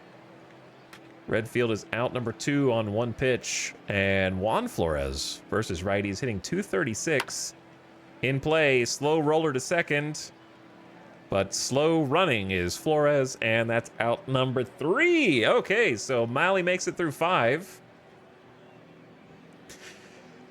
And that brings the Invaders back up to bat. Tyler Freeman has a hit today. This one will be lofted into shallow center field. A sinking line drive for out number 1 on 3 pitches. Dylan Cease versus Dion Jorge, who just made a spectacular play at short. And that's going to be to the second baseman deep in the hole for a quick out number 2. Cease up to 94 pitches now. A hit here from Stevenson might get a substitute pitcher to come in. Strike 3. But instead he'll look at strike 3. So Cease makes it through 6 innings, giving up 10 hits and 3 runs. That'll go down as a quality start unless he comes back out in the next inning and gives up more runs. Malley back out against Kyron Paris, who will pop it up on the first pitch high on the infield. Catcher calls for it. Out number 1. Marchand with a quick out. Now Jahmai Jones takes a 4-pitch walk to go to first. Logan O'Hoppe will put it in play over the infield, and the ad's about to start. I was trying to finish the inning before the ad starts, but I can't, and I already snoozed it. So we're just going to keep it here for a sec so that you guys don't miss anything if you are not a sub.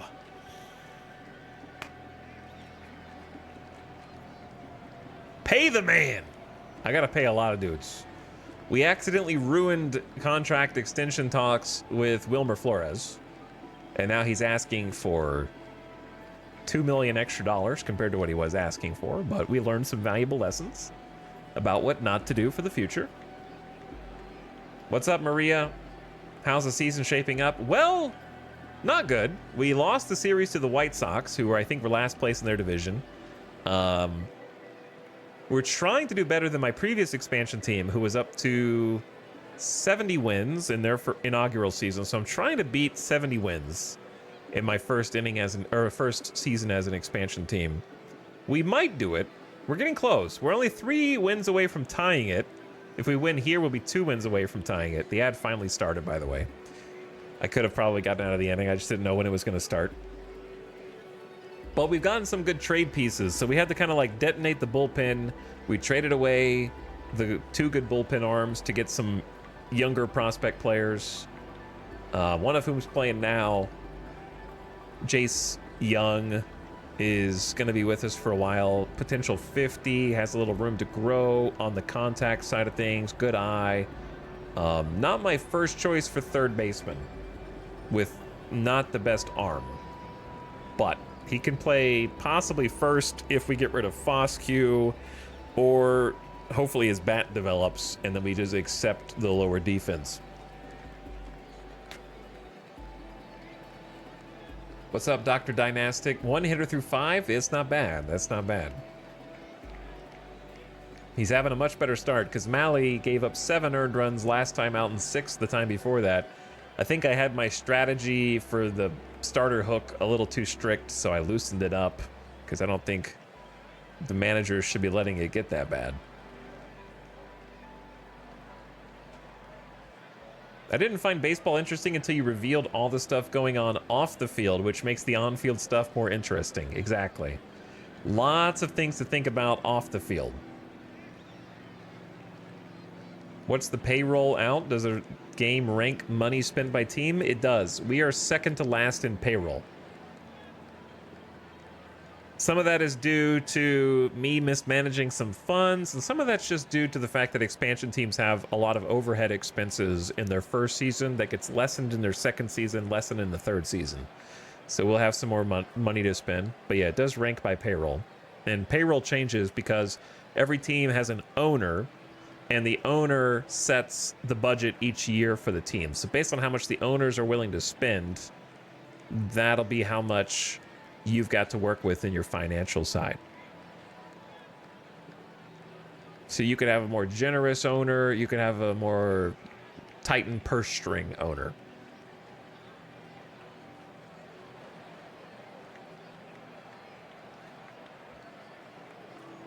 Always trust chat is the most important lesson, always. Fathom Aridane, thank you for 13 months. I appreciate the sub.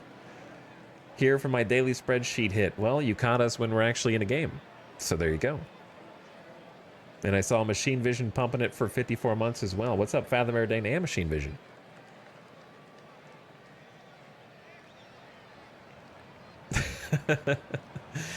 But our payroll's really low. It's like $70 million. It's like 65, 70 million, somewhere there. Very low. We'll have a lot more money to spend in free agency next year. Welcome back from the ad.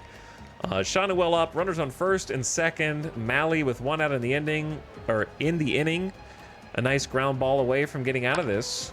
Could be it. Second baseman to the shortstop. Shortstop makes the play. That is a double play. Angels go scoreless. Good defense there.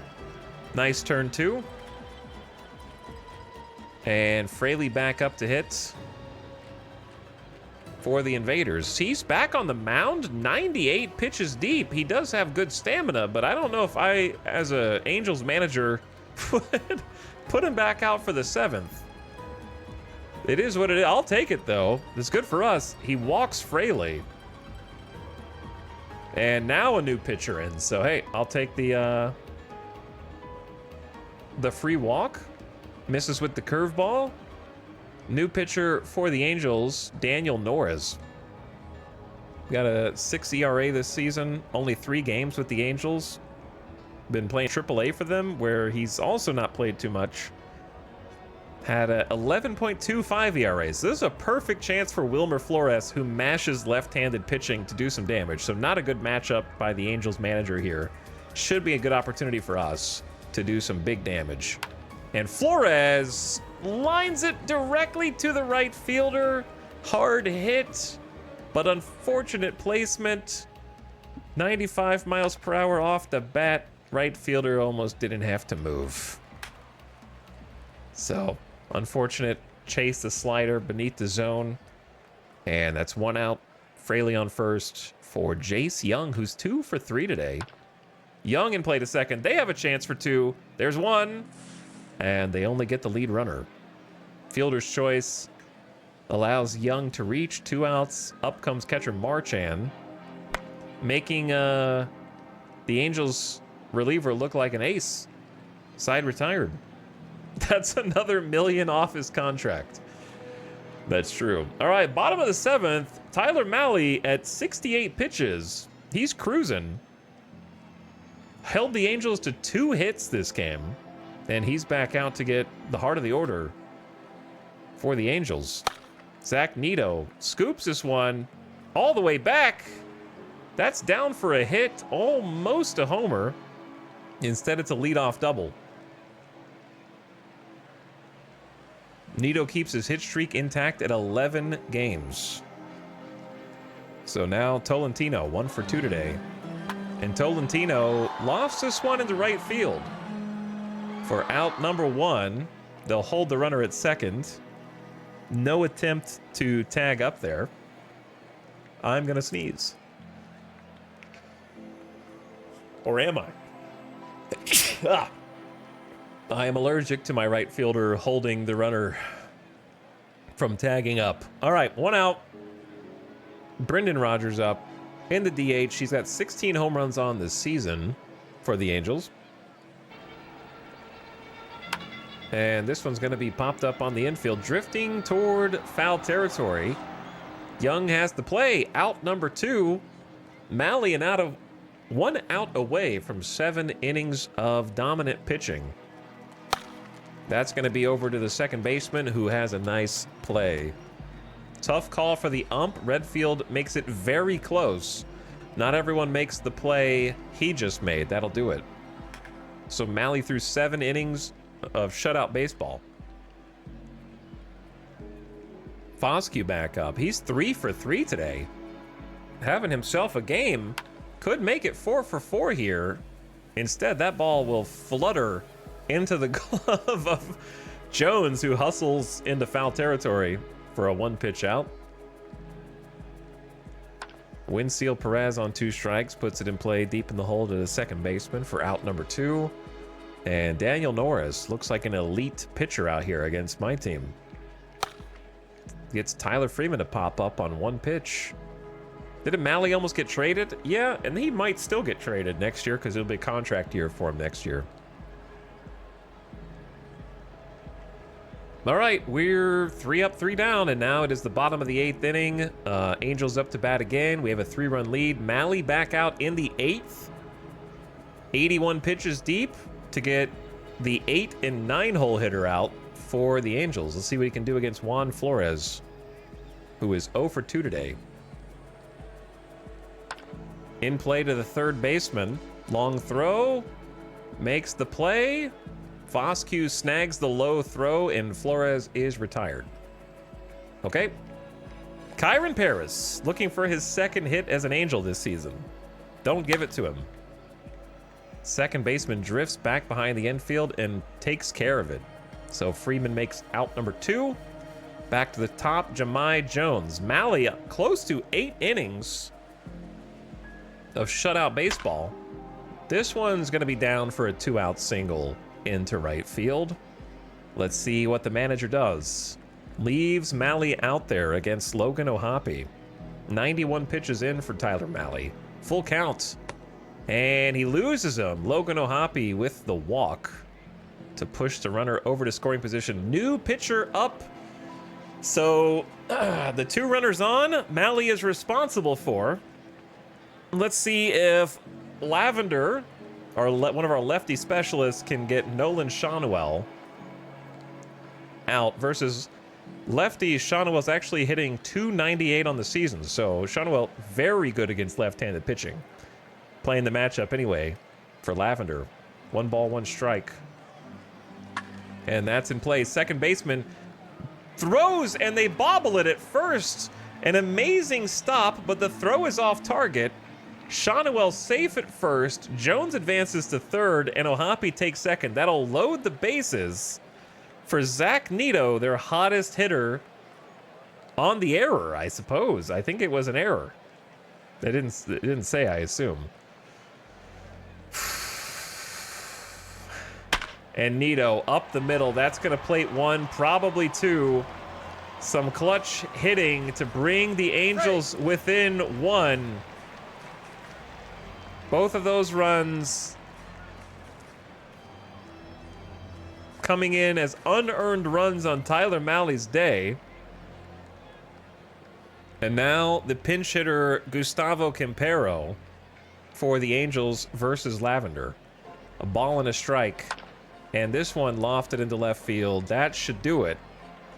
So 2 runs in the inning. But Lavender gets the 3rd out. So unfortunate error there that allowed 2 runs to score. That'll bring up Dion Jorge, the 9-hole hitter, off the bench today for Las Vegas, playing short instead of Arenamo. And Daniel Norris out for his 3rd inning. Full count on Jorge. Strike 3. And he strikes out swinging with a good fastball, making this dude look elite. Now Cal Stevenson up. That's in play pretty deep to left field. But Jones makes the catch on a 6-pitch at bat. Tried to take the 92-mile-an-hour fastball and muscle it the other way. Instead, it's an out. All right, Jake Fraley, hitless. Looking to change that. First pitch, that's a single. First hit of the game. 2-out base runner.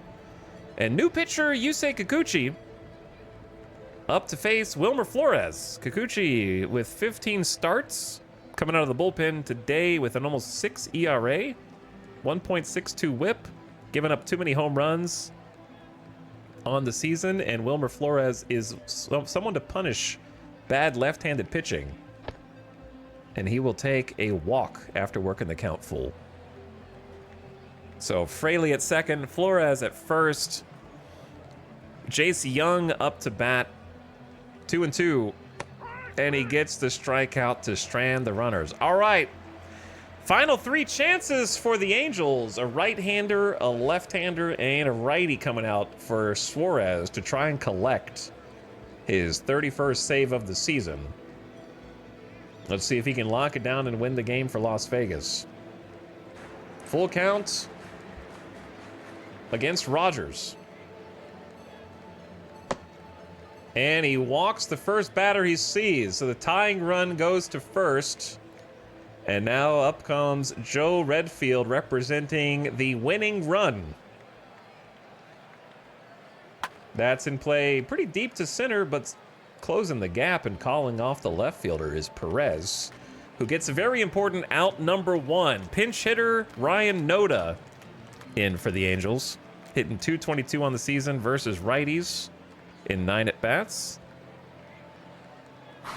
2 strikes on Noda. Strike 3. Gets the call on the corner.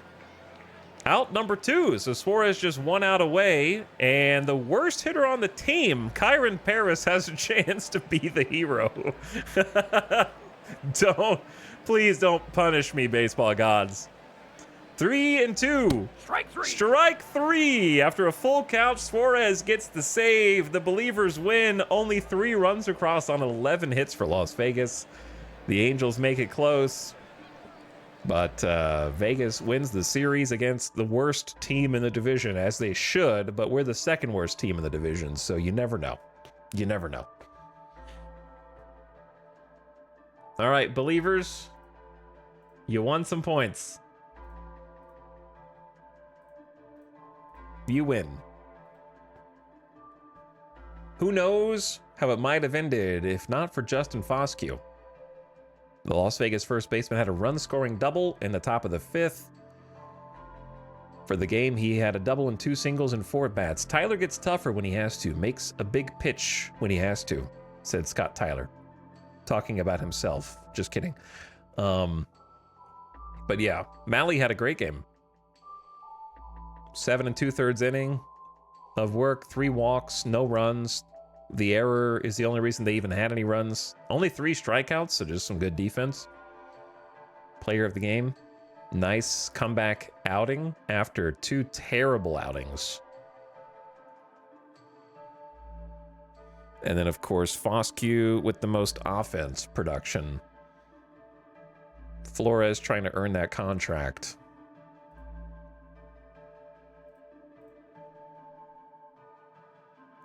Great interview. Was he the reporter too? 9 more games. Only need 3 wins to hit. No, we only need 2 wins to hit 70. Yeah, we need 3 to hit 71. You're right. You're right.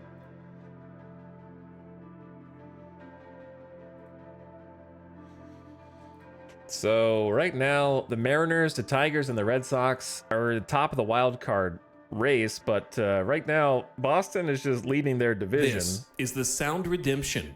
So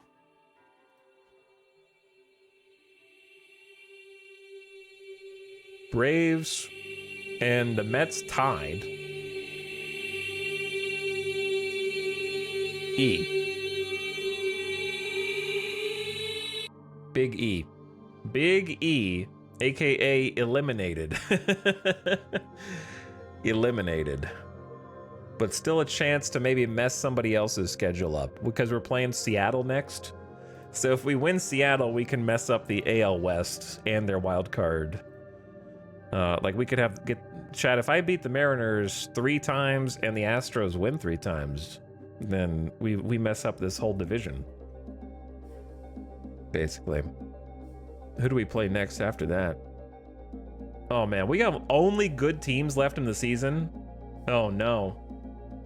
We lost against the White Sox and we lost 1 against the Angels. That was our chance to beat our record. Now I have to play good teams and try to get 3 more wins. Seattle is number 1. The Aztecs, formerly Athletics, they're on a 7-game losing streak. Oof. They were like 2nd for a while. Let me check the news. Not even a torrid finish to the season can land the Twins in the playoffs. They're mathematically eliminated. They last missed the playoffs in 2024. In the last 10 seasons, they've been in the playoffs 6 times. Chicago White Sox have also been mathematically eliminated from postseason contention. This is their 6th consecutive year missing the playoffs, and in total, they have not advanced past the regular season 133 times in their 144-year history. They've made the playoffs once in their last 10 years. Francisco Alvarez went yard 3 times in a Mets victory over the Braves. I was in a groove, he said. Every pitch looked like a grapefruit. I'm shocked because I didn't think that last ball had enough to get out, he told reporters in the clubhouse. I thought it was just going to be a long out. He hit a solo shot off Chris Sale in the first, 2-run shot off of Chris Sale in the first, a solo shot off Chris Sale in the 4th, and a grand slam off of Chris Sale in the 5th. Holy! Chris Sale completely dominated by Francisco Alvarez. That's embarrassing, man. One dude just comes up and takes you out of the game himself and raises your ERA from a 3.06 to a 3.31. Chris Sale was having a phenomenal season this year, and then that game just ruined him. Colorado finally snaps Ohtani's hit streak, which ends at 21 games. I think Shohei's a little upset, says Dave Roberts. He'll get over it. Okay. The Dodgers are the National League champions. Yeah, we saw that already. We saw that. All right, we got some tired dudes. Fraley needs a day off. Young needs a day off. Oh, wait. Okay, Arenamo's fine. I was going to say. So we got to play at Seattle. I don't know who we're pitching against. Castillo? Luis Castillo's pitching real well this season. Giving up a few too many homers, but otherwise he's got pretty good numbers across the board. So normally, if I take Fraley and Young out, that means Pedro Leon is going to get the start in left. I could let Joey Gallo have another game, but he's been terrible recently. I feel like we're not pinch hitting. That's what I've noticed, like 0 pinch hitting in this game. And I don't know if that's what the manager is waiting for. I guess. Just didn't feel like it. I don't know. The last 2 games, not 1 pinch hitter. Okay, so Young for Shunk. So we need Shunk in... I don't like Shunk, but it is what it is.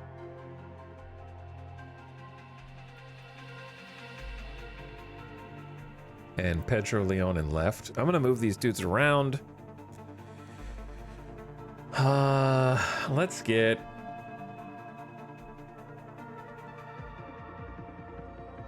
Cal Stevenson.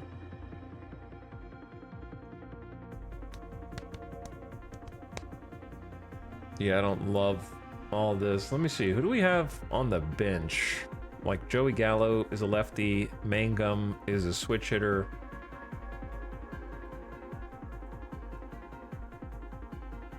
Who is better against righties, but not by a lot.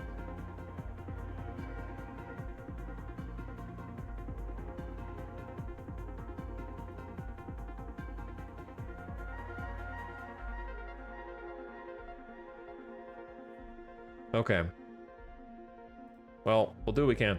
I'm gonna move Flores to 2, Marchand to 3, Foscue 4, Perez 5, Arenamo 6, and then Leon Shunk Freeman.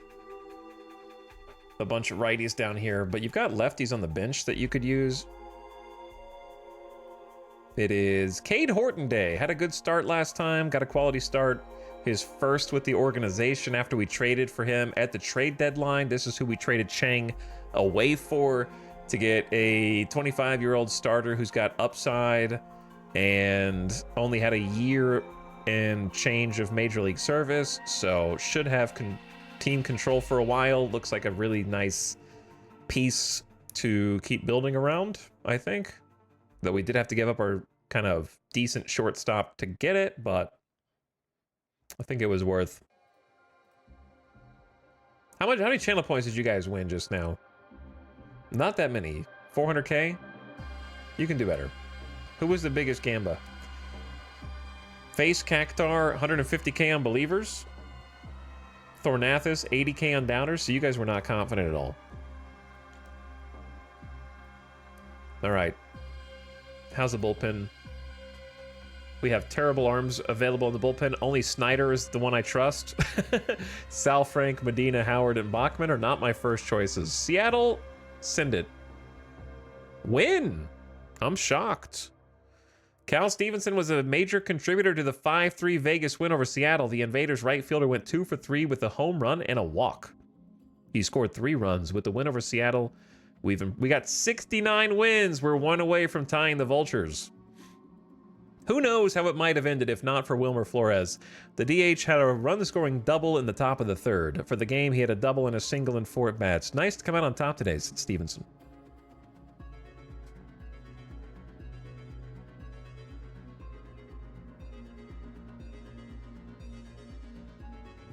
We had 7 hits in the game. Stevenson, Flores, and Marchand bunched up some hits. Got some RBIs. Pedro Leon with a hit. He had a homer. His first of the season brought him in with the expanded roster. Cal Stevenson with a solo homer. Flores with a double with 2 on. Arenamo caught stealing. Only his 2nd time. So Cade Horton went 5 1/3 innings. 1 run, 2 walks, 8 strikeouts.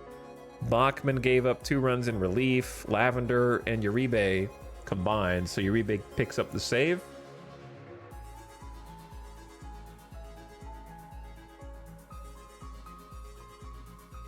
Justin Wilson was injured while pitching. Castillo gave up 4 runs in 6 innings. That's the best we could hope for, to be honest. Had 3 walks.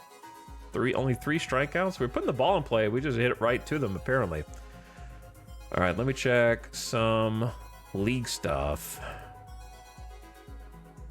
Second baseman, or I guess he's really more of a first baseman out there. More of a DH. He's just been doing awful with Minnesota. So they're trying to move him down. And then Montero, another DH type from AAA. Not doing so good.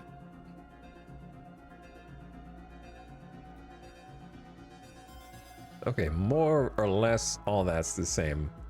Boston Red Sox celebrate a postseason berth, but the real celebrations are still to come. We want to officially win the AL East division, of course, and the World Series, and of course the World Series. Roman Anthony putting in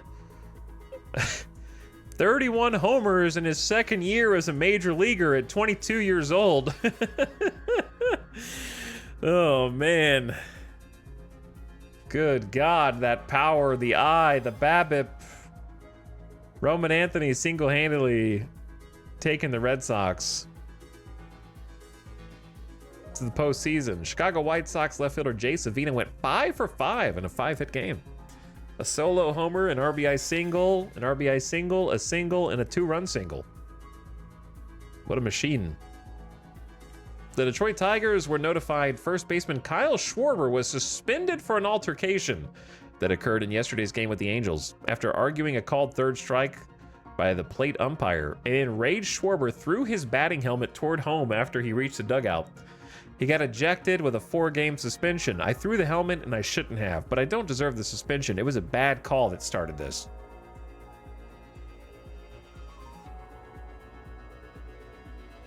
All right, we're up against a righty. I'm gonna put out the regular lineup: Stevenson, Fraley, Flores, Young. And the bullpen looks iffy. We have Snyder, Sal Frank, Medina, and Howard. Howard's got stamina, but he sucks. And Bobby Miller does not have stamina, so bullpen looks a little sketchy. But I don't know if I should be making a swap right now. What I could do is send someone down and use the expanded roster to call Chandler up. Let's do that. Let's send down our worst.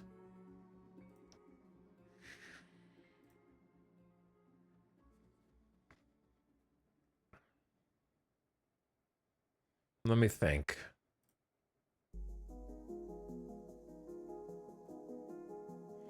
Yeah, I think we send down Chunk if we can. We can. Because we have Jorge now.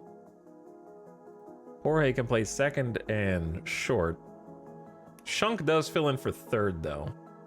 That's the only thing. My lineups are really messy.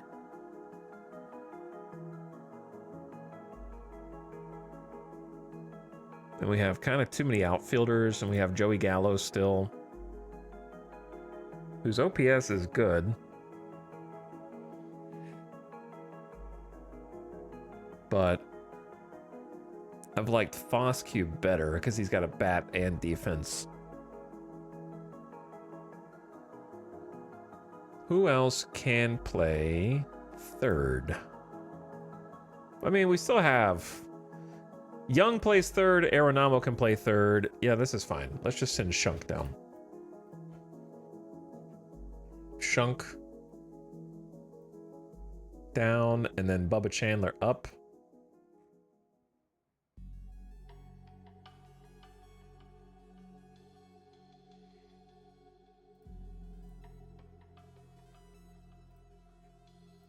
Want to see how many pitchers they've got?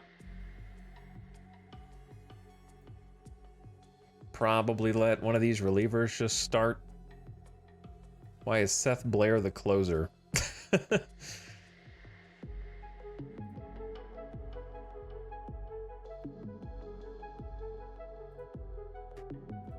All right, update bullpen, please. There we go. They should have plenty. Yeah, they got enough. They're good. All right, but we get Bubba Chandler, who I'm going to bring in middle relief. And then have Spencer Howard avoid high leverage. I don't like any of them for high leverage, to be honest.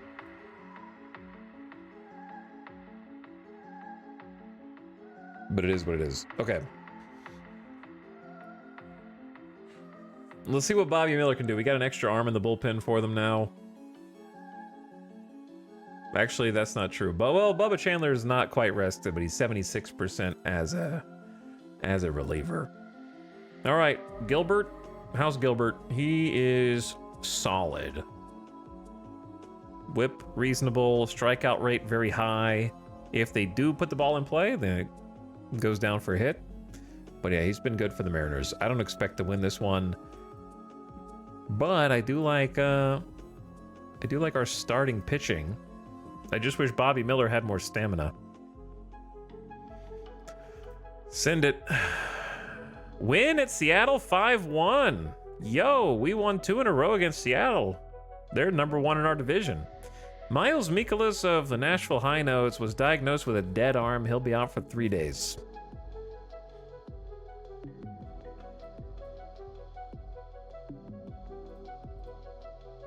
Three days? I'm just gonna leave him there.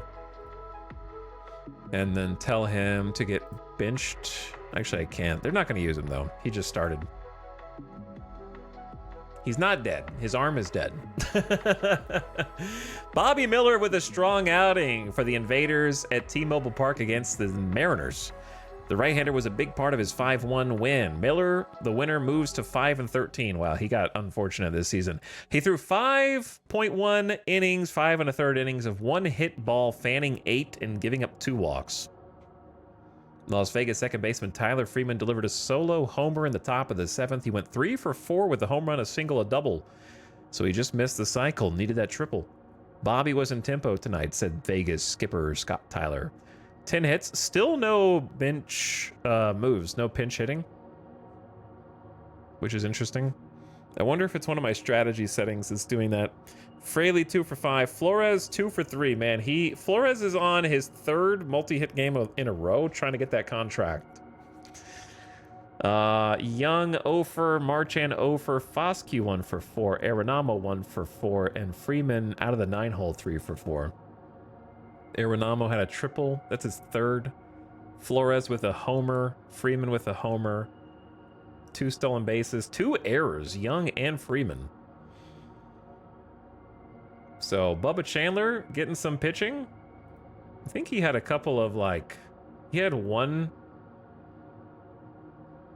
post-injury relief appearance and he gave up 3 runs, which wasn't, the best. He held it down for us today, though. So did Sal Frank, and so did Medina. Bobby Miller, player of the game. I'm impressed, guys. I'm impressed. Robbie Grossman was diagnosed. Why is Robbie Grossman even on my AA team? I don't know. We made it to 70 wins, though. We have tied the Las Vegas Vultures, my expansion team last year, for my best expansion team record, and there's still 7 games of baseball left to go. I believe 70 wins is the historical best expansion team's first year in MLB history. I could be wrong, but I think we looked that up and it was tied or something. So we're actually doing better than historical teams in our first season. The New York Mets clinch a playoff berth with an 86-69 record. They're looking for a 3rd World Series in their team's history. Not 500 balls, sorry, you're fired. I think right here is when we look at possibly maybe extending some players just before the World Series and see who we want to actually do a contract with to spend some money. Look at the Portland Pioneers, 57-98 compared to our 70-85. So we're doing a lot better than the other expansion team. But we got to play against Brian Wu, 26 years old, 4.01 ERA on the season. Has a lot of room to get even crazier. Insane control. Whip 1.17, 1 home run per 9. Walks are down. Strikeout rate almost 9. Having a pretty decent season, but not as good as his previous 2 years. But he's going to be up for arbitration, I think.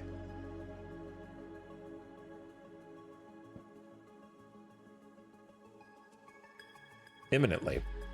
All right, Marchand is tired. Let's give our catcher a day off. Which unfortunately means it's Yasmani Grandal day, so straight to the bottom of the lineup.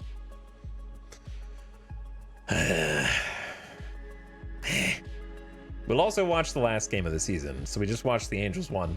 So I'll give you guys one more time to bet before we go to contract dealings and stuff in free agency. How's the bullpen look? It's Woodruff Day. Had a quality start last time out. 3 of his last 4 starts have been quality starts, but had a couple of rough ones in there. We got Spencer Howard, Luis Medina, Sal Frank, and Snyder. So the bullpen's not looking great, but there's some people who are slightly tired who might be able to come in. I don't know how he'll want to manage it, but boop. We lost. We almost swept Seattle. It would have been tough to sweep them. 0-2 is kind of tough, though. We got 2 hit through the game. Glad we didn't watch that one. Brian Wu was pivotal in the win. He went for 7 and a third innings, only giving up 2 hits and no runs. So we got shut out. See, only 1 pinch hit, and it was Joey Gallo. Like, you gotta move some more pieces, I think. Sad game. Woodruff only went 4 innings, 6 hits, no earned runs. Howard takes the loss. 8 some innings for the bullpen with Bachman.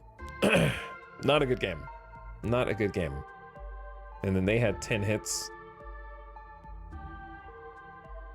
but still only scored 2. I don't know who this is. I don't care. League news. Jagger Haynes of the Portland Pioneers confirmed a ruptured tendon will force him to miss the rest of the season for Portland. Let's check some late season waivers. There's some people showing up, but nobody that I'm like desperate to pay $1 million to. I don't think.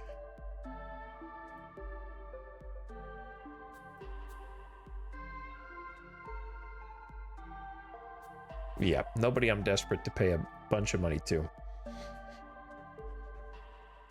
We could have a second Bubba on our team if we wanted, though. I want to see some front office stuff soon. We will. Stalmont is going into the high notes. All right. Everyone else should be good. We'll check on our prospects at the end of the season also. Okay, let's get some more simulations in. JPC, because we're getting close. We only got 6 games left in the season. So season's almost over. We've tied our record, now let's beat it. Won the series against the Mariners, which they're still out in front by 6 games because the Astros lost 3 in that stretch. So the Mariners fans celebrating in the streets that when they lost to the second worst team in their division, so too did the Astros lose in order to maintain that spot. Magic number for the Tigers is 4. So Tigers 4 games away from clinching. Aztecs down 10 in a row. Yeah, when we last looked, Shin, they were 7 in a row. They just got swept by Whomst. The White Sox. They just got swept by the White Sox. So White Sox secretly on a 4-game win streak, 6-4 in their last 10. Aztec subreddit is private right now. Probably, yeah. Mets clinched. Brewers need 2 wins. That's their magic number to clinch. And then it's the wild card race. Yankees in front by 5. And then over here, Braves and Rockies in the wild card race to reach the playoffs. Okay. Nobody's tired for us. It's a lefty, which is not fun. I'm taking out Grandal and putting in Marchand. I hate my lineup against lefties, but I don't have anything better because our whole team's bad. Only hope is that Dustin May can just be our best pitcher and go 9 innings of shutout, no-hit baseball. I guess JP Sears has been having a good season. 3.67 ERA, some of it out of the bullpen, some of it in 18 starts.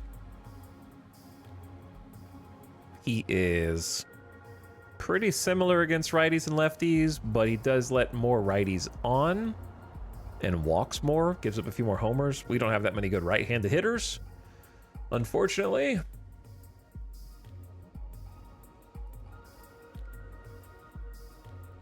As you can see from this batter analysis versus left-handed pitching, it's like Joey Gallo, who I think got lucky, but maybe I just plug him into the lineup anyways. Yeah, you know what? Let's just try it out. Who cares? I'm taking Gallo's already in the lineup. Never mind. He's there. Yeah, he's already there. Flores is the only one who's actually good against left-handed pitching. So we're just hoping that Flores and Gallo win us the game. Good luck, boys. We lost 4-6. Somewhat predictably, but closer than I thought. Overcame a fine effort from Dustin May for the Aztecs to win 6-4. May went 5 innings and allowed 4 runs. That doesn't sound like a fine effort, in my opinion. JP Sears was the winning pitcher over 5 1/3 innings. He allowed 4 runs on 6 hits with 3 walks and 5 strikeouts. Zach Geloff had a clutch at bat in the top of the 6th, coming up with runners on 2nd and 3rd. Oaklamento trailing 4-3 hit a 2-run single. The Yasmani Grandal pinch hit. I feel like you should be pinch hitting more people. But we had 9 hits in the game. May just got beat. Bubba Chandler with the blown save. In relief, Snyder gave up a run. It was bad all the way down. Bad all the way down. Arenamo with his 8th error. Mangum stole a bag. Pedro Leon with a double. Arenamo had a homer to make up for the error. 2-run homer. Young sinking further into the pit of despair. Now hitting 209 on the season. Gonna need some work in the offseason to improve him. Fraley 1 for 5. Flores 1 for 3 with a walk. Gallo 1 for 3 with 2 walks. Pedro Leon 2 for 4. Jorge 2 for 4 randomly. I brought up Dion Jorge, and he's only had 20 plate appearances, but he's hitting 333, so he puts the ball in play. He does put the ball in play. Look at this. You're going to win. Just kidding. We were up 4-0 in the 4th, and then it just slid downhill. Tough.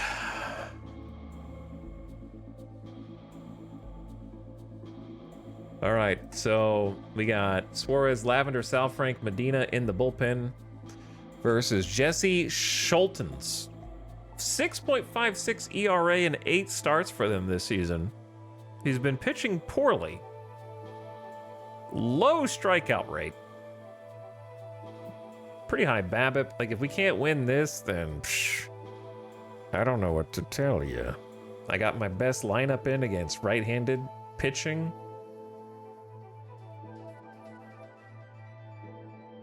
Thinking, and we lost. Brother, we just need one more win on the season to beat my record, and you guys are screwing it. Aztec starter Jesse Schultens turned in an exceptional performance at Omnibus Park, resulting in an Oaklamento 5-2 win. He gave up 3 hits, striking out 3, walking 3, allowing 2 runs. The clutch at bat from Taylor Trammell captured the win with a 3-run homer in the top of the 4th. When you win, you always have confidence, said skipper Mark Kotze. I don't know how to pronounce his name. Nobody likes to lose. Losing's a downer. That's how we look at it. Always good to win. Freeman home run. Nobody on. Flores 2 for 3 with a walk. Young 2 for 3 with a walk. Marchand 0 for. Foscue 0 for. Perez 1 hit. Freeman 1 hit. 4 walks in the game. Malley with a quality start. Suarez gave up 2 runs. Again, I'm kind of over late season Robert Suarez. I'm kind of over it. Not that we were going to win anyways. But he's just not electric anymore. He's fallen off, and we're going to have to pay him $8 million next year to keep falling off harder.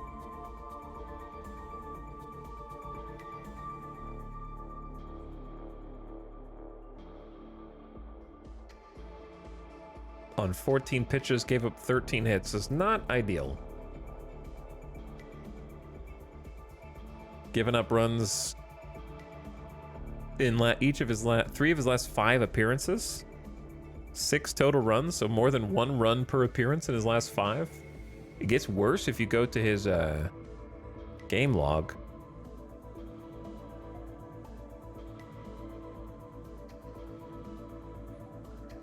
So we'll see. All right, one more game against Oakland. I just need to win 1, dude. If we get shut out and tie our record, I'm gonna be upset. Okay, Mariners fans are thinking about buying playoff tickets with another postseason berth. Seattle will have the opportunity to vie for the World Series. In my game, they went to the World Series last year, but lost to the Cardinals. Atlanta Braves make it to the playoffs. They've qualified. Brewers win the National League Central Division crown. Means so much to the city, said Jackson Churio. City's hungry for a winner and for a team they can get behind. I think we're that team. Bring a World Series to Milwaukee. Rockies capture the wild card, reminding Colorado to keep the faith.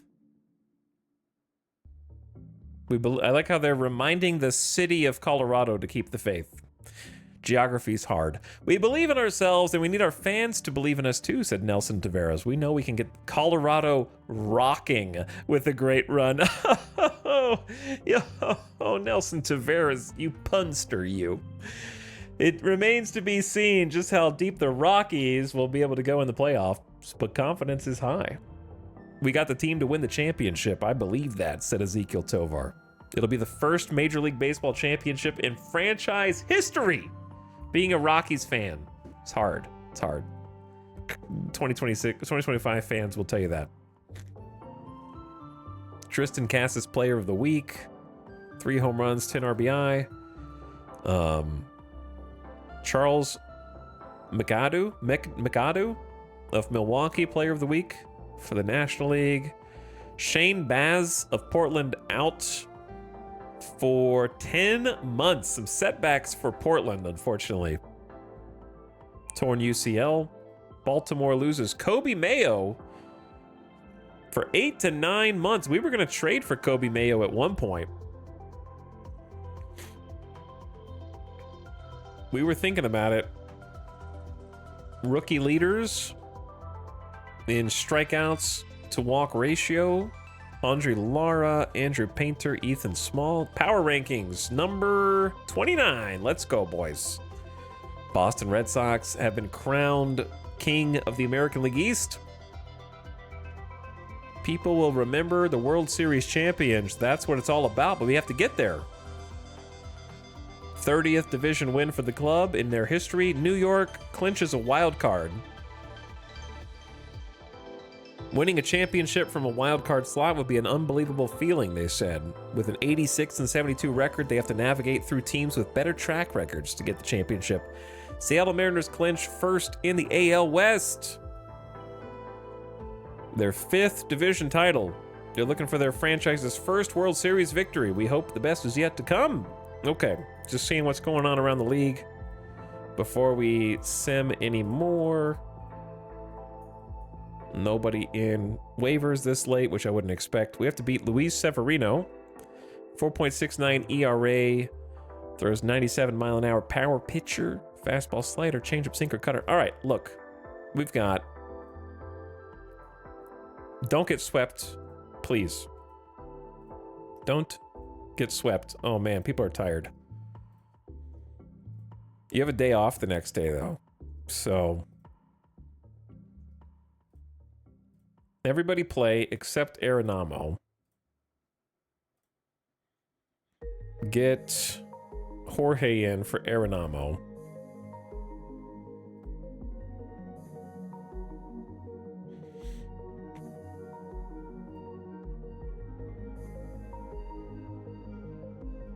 Arenamo back up at third.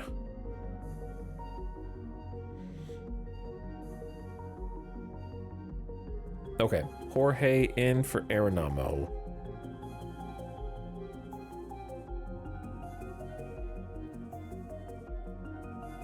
Wait, not third. Shortstop. My bad. Okay, and everyone else just play a little tired. You'll be fine. Who's pitching for us? Cade Horton had a good outing last time. 5 1/3 innings, 1 run.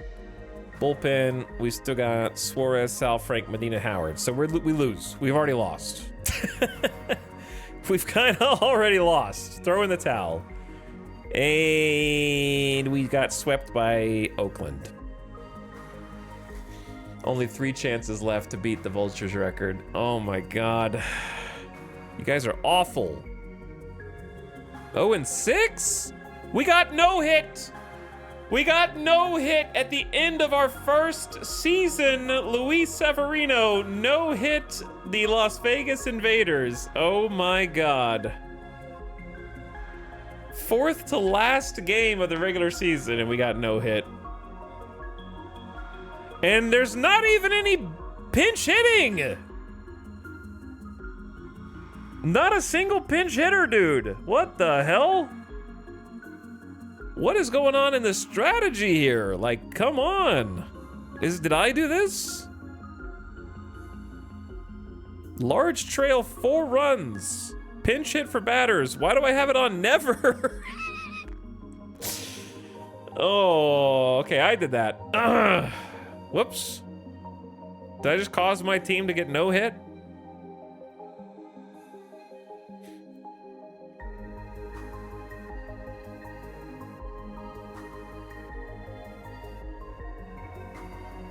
All right, this is in the 7th and 8th.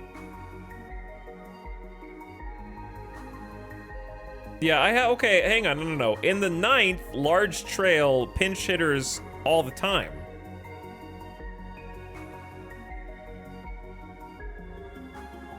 Wait, I was doing pinch hit for pitchers. So no, it's up, like it's not at 0. Pinch hit for position players is not 0.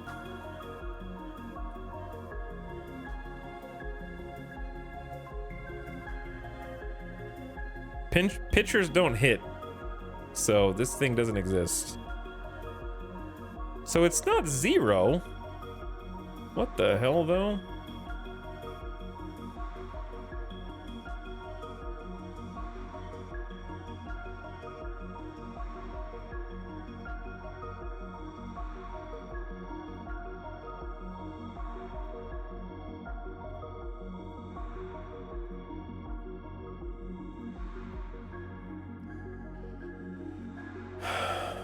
Yeah, universal DH. Okay, well,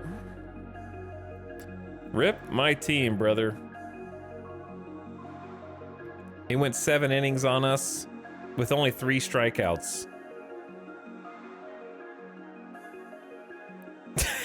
Manager looks at the bums on the bench and says, what's the point? 1 walk, only 3 strikeouts? Bro. Just an embarrassment. Especially against an average... You made an average pitcher have the best game of his career.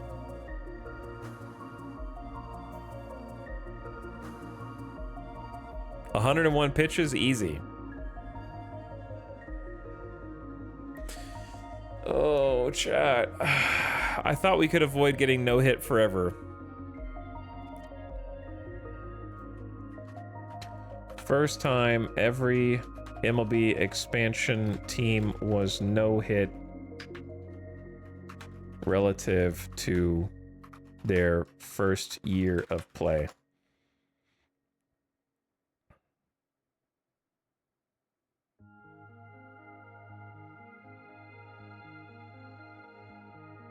I don't know, I can't find it.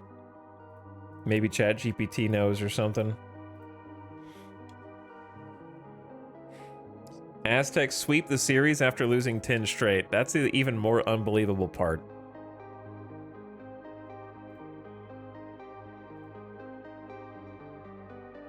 All right, day off for the boys. They need a day off after that embarrassment. And that was at home, too, so the home crowd had to watch us get no hit.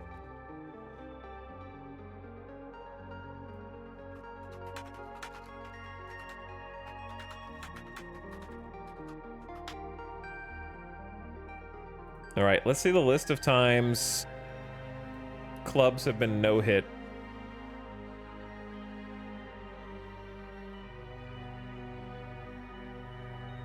Every franchise has been on the wrong end of a no-hitter at least twice.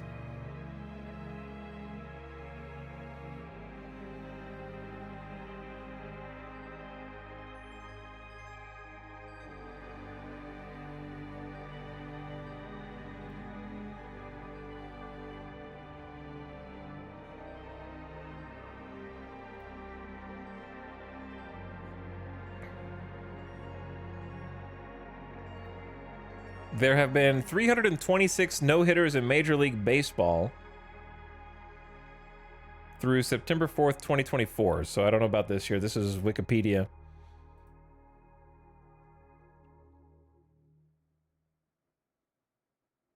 So we are one of we would be like one of 326 and change in baseball history.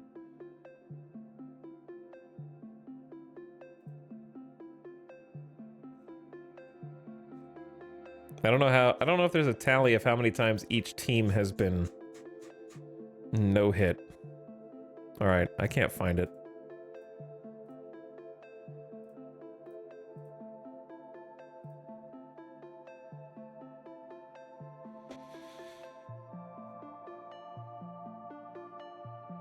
Yes, getting a walk does not count against a no-hitter. A no-hitter means you did not get a hit. Correct. This means your team never hit the ball. Correct. Any other way that they reach does not count against the no-hitter.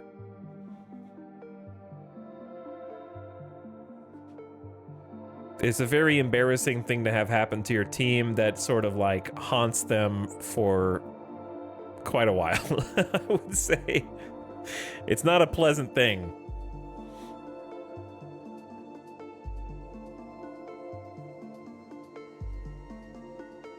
Around 0.137% of games are no-hitters. If chat did their math right.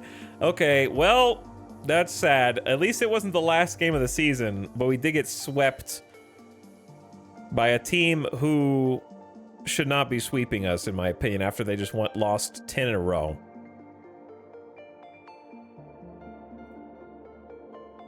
That's going to be in the news, or it should be in the news, if it's not. All right, ad's about to start, chat. I take a bathroom break real quick. And then we have to win at least one of these games, or else we are just repeating history, definition of insanity style from last year.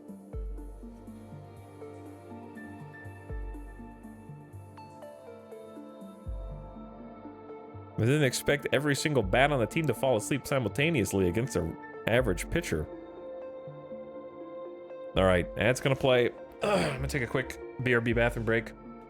Come back. We're gonna decide if we want to extend some of these guys, try to get some contract negotiations in, maybe, and then finish the last 3 games of the season. Maybe let you guys gamble on who's gonna win the World Series. We'll play the last game of the season just to see how we finish up. Let you guys gamble on that as well, and then it's time to see who wins the World Series, and then free agency. Start season 2, potentially tonight, depending on how long it takes us to do some organization negotiation things. Though spring training is always a pain to figure out, but at least we kind of have an idea of who's going to be like starters. Yeah, lots of free agents showing up. Okay, ad's gonna run. Turn your volume down if you're an ad watcher. I'll BRB. Thanks for hanging. Hope you're having a nice Sunday evening. Back right after this.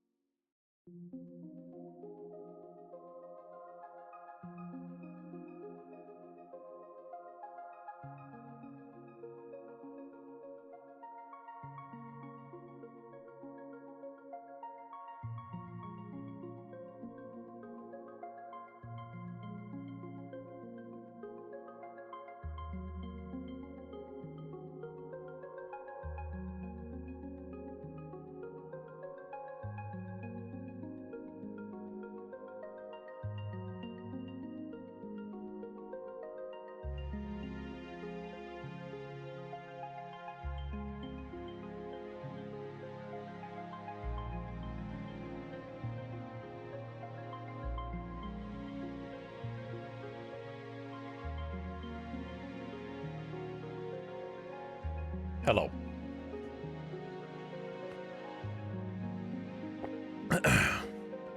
Avocado, the answer is yes. You need to put your drafted players on your secondary roster, or you might lose them to the Rule 5 draft.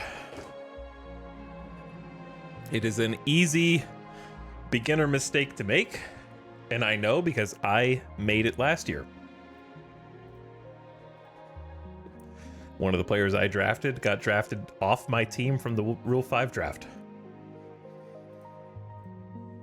Right after I made my expansion team.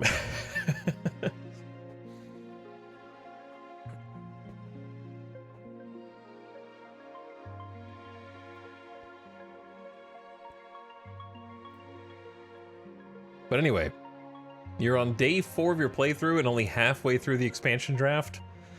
That's how it goes. Chad likes to laugh and be like, oh, he's still trying to pick his team and it's been days, because that's what happened to me last time when I was learning how to play.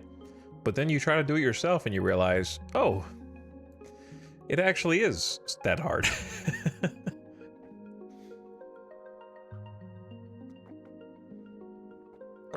But yes, like Upsetting Shorts is saying, there is a number of ways for you to kind of keep track of that. So like,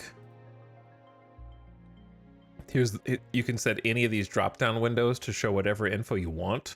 And then on top of that, you can actually change the layout of some of them. Though I forgot how to do that. There's screen setup up here, which I think is that. Well, if screen shut, you can't change screen setup on this screen, but on some screens, you can do screen setup and then organize it however you like. Oh, you can't see. Screen setup up here on some pages. And then you drop that down and can change the format. But you can still change these windows. I'm going to change this to Rule 5 eligible players. And we've got quite a few. But of those that we care about, is going to be a smaller number, and we're going to have to decide that before next year when the Rule 5 draft hits. All right, chat, we only got season tickets. I mean, ticket sales are draining at the end of the season here for us. Fans are starting to get upset. We only have 3 chances to beat the Vultures record. If we tie it, at least we didn't get under it, I guess. I don't know. I can't believe there's not a news article for a no-hitter. Pittsburgh, I can't believe there wasn't a news article written about how we got no-hit.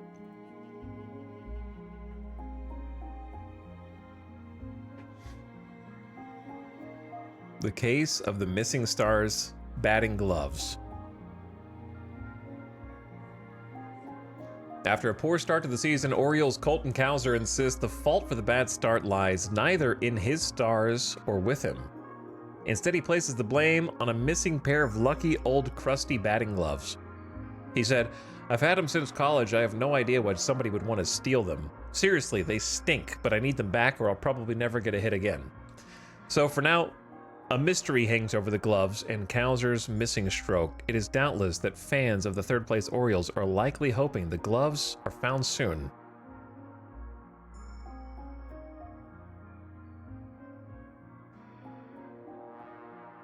He's got hits in each of his last 4 games.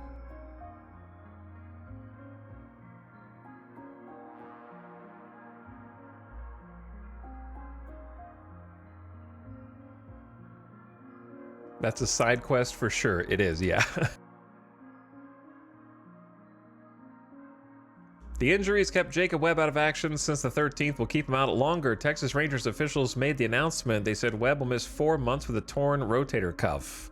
And then Pittsburgh eliminated from playoff contention. They've missed the postseason. They've missed it 136 times in 155 years. Pittsburgh's won the World Series 5 times.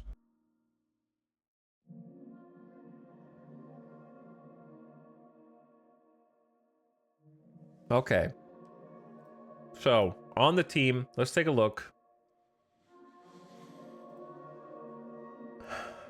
Bobby Miller's had 3 good outings in a row and is up again.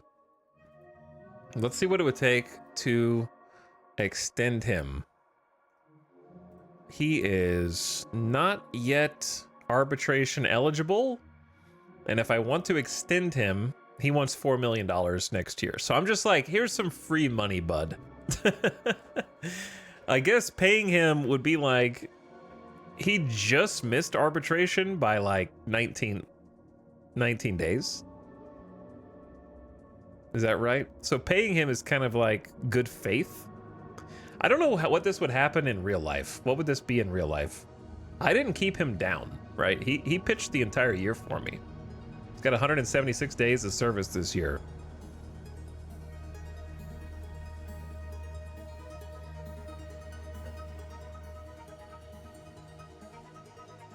I don't even know what his arbitration estimate's gonna be, so let's go look.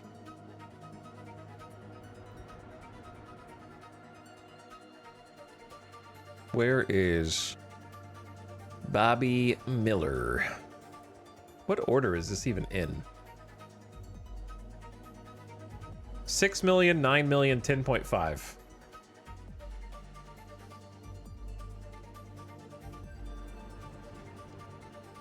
$6 million, $9 million, and 10.5. So what's the AAV for that?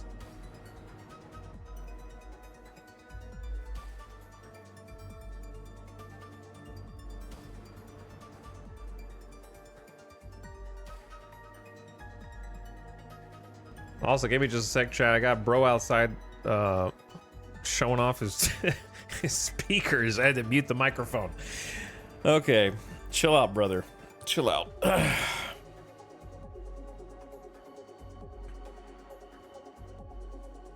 Math is hard to do when your house is vibrating. So 6 plus 9 is 15 plus 10 is 25.5, right? Get out the calculator. 25.5 plus 770K.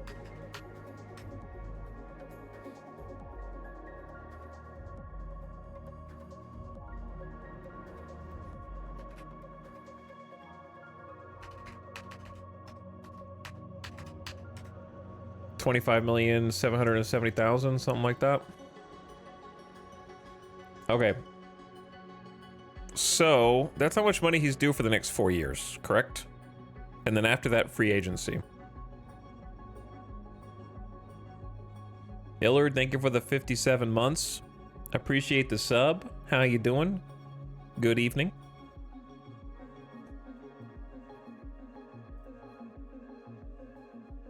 So let's try and get him for... I think it's safe to say that let's assume that he's not getting arbitration. We know he's not getting arbitration this year, but what if we wanted to like pay him for this next year as sort of like a good faith thing to get him, like, buy out his arbitration years and then possibly extend him to a longer contract? Like, if we wanted to, would getting Bobby Miller on a 6-year deal be a bad idea, for example?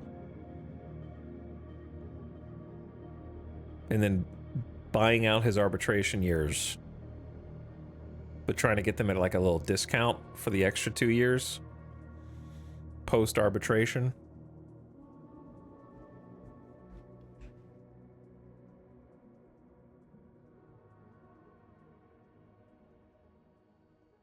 All right, one sec, chat.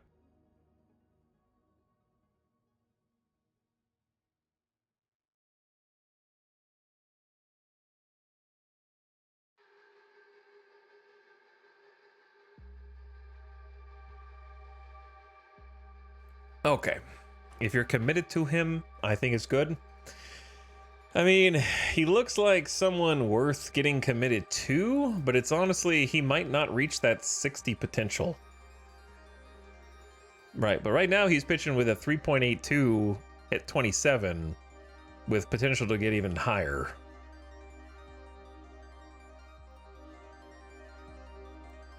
Like, let's just look at what he's done on the season, right?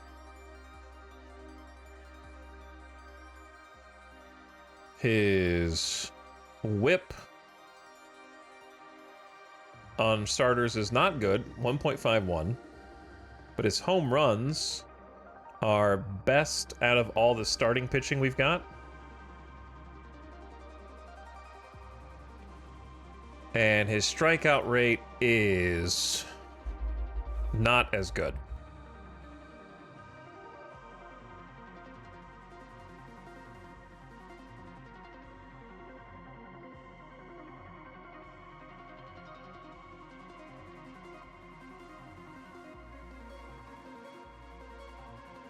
BRB showing Etal my speakers. I mean, do you hear it? Bro. Am I gonna have to overcome social awkwardness and be like,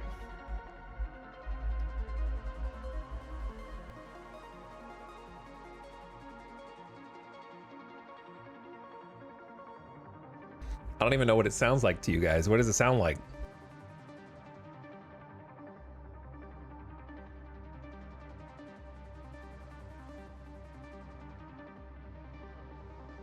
I can't hear it, to be honest. I had to mute it when I said what does it sound like, because it's just, I can see my microphone levels going up.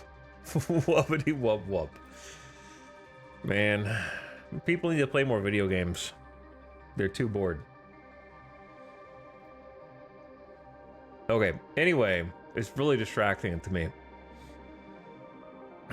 His strikeout rate is pretty good.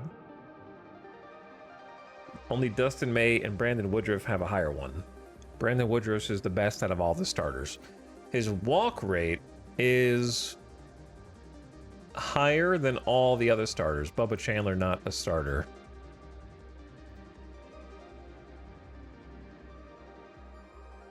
Play yours as loud as you can and have a speaker battle. I've thought about doing that before. I can get some wub wub out of these speakers. It's just open my window and just throw it down. What song would you play in that situation, though? The song choice is important.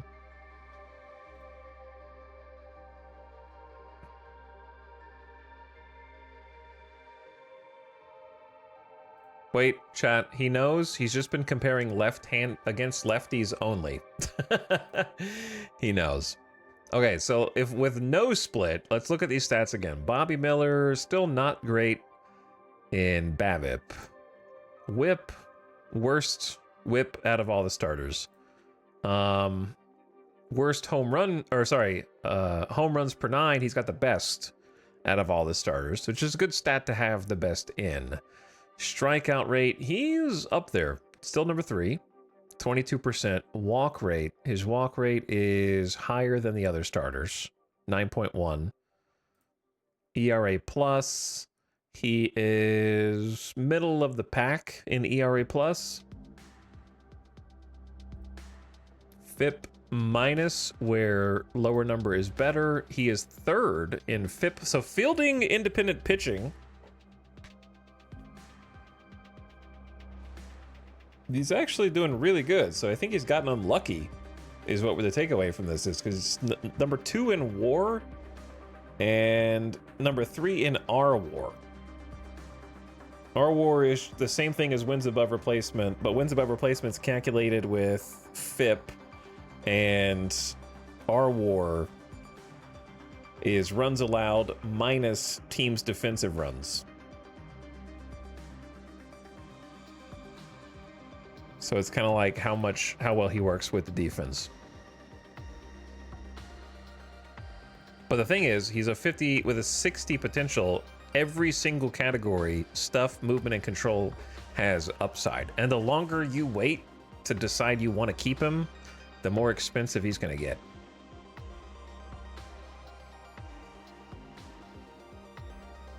So other than the stamina is really the only downside, but he's got potentially 5 elite pitches.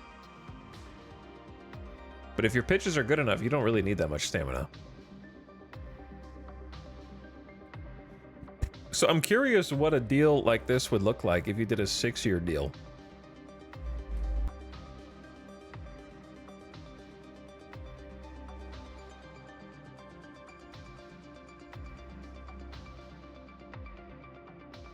play Take Me Out to the Ball Game through the speakers. Yeah, the Dev Lab will help stamina easily.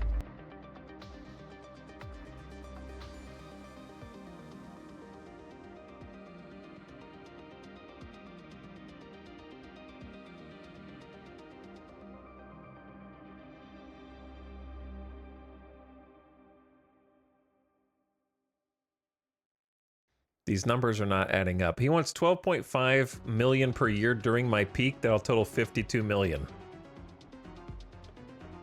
He wants 52 million total.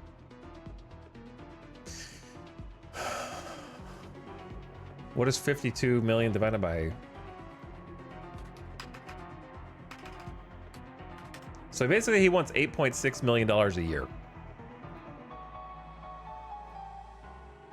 Which is what I'm understanding.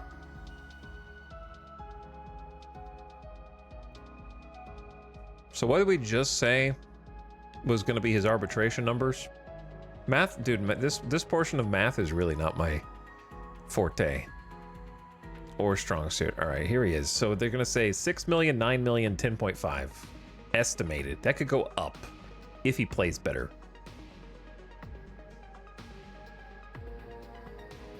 He's only going to get 770K next year, no matter what, right? Because we don't have to do anything. And we only pay 770K next year. So we need to consider that, right? 770K, less than 1 mil, then 6, 9, 10.5. Estimated.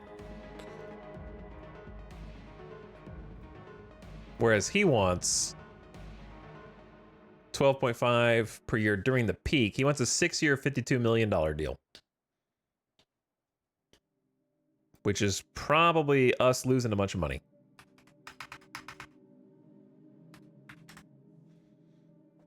Because we are paying him, he wants 12 during his peak. So he wants it to look like this, basically. He wants it to look like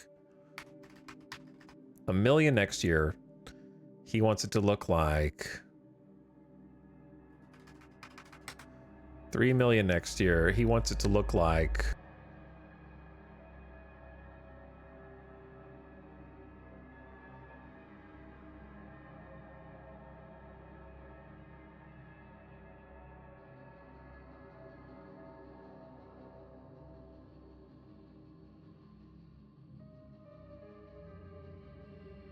why is the guaranteed value not changing? Or any of the numbers? I'm hitting enter after this. And none of the numbers are changing to do the math for me.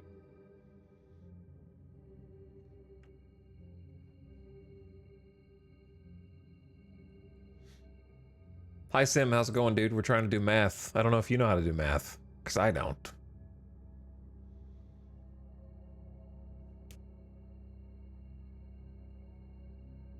$1 million, then go up dramatically. I mean, basically is what I'm kind of trying to do. Because this is more or less, these are his arbitration years right here, right? So we're overpaying him for next year. Overpaying him for this year. Because this is like 3.9, and I think it was like, let me lower these. Let's go 10. Let's go actually 9.5. Let's go 8. 750. Music is annoying me. And then we're overpaying him for his next year. Right. And then his first arbitration year, let's try and underpay him a little bit there too. And so we're basically want to overpay the final 2 years. Maybe give him, I don't really want to give him a player option here. We could do a 7th year for even more job security with a player option on the 7th year. Or team option on the 7th year is what I meant to say. With like a $1.5 million buyout.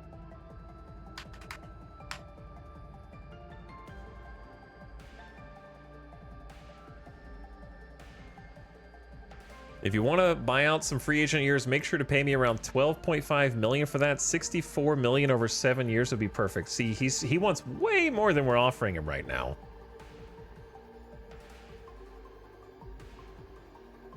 He is that kind of guy. Like, he has the high financial demand. We're under offering by like $20 million. Like $18 million. Well, it's guaranteed. The potential value is 59.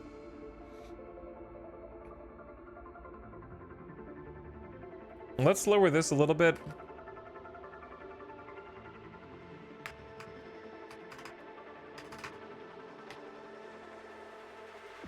Or, I don't know why these numbers aren't updating. I don't know how to make them updating. How to make them update.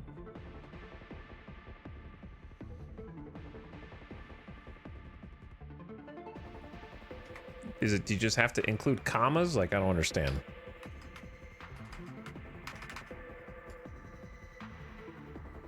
With a dollar sign? Does it require a dollar sign to calculate?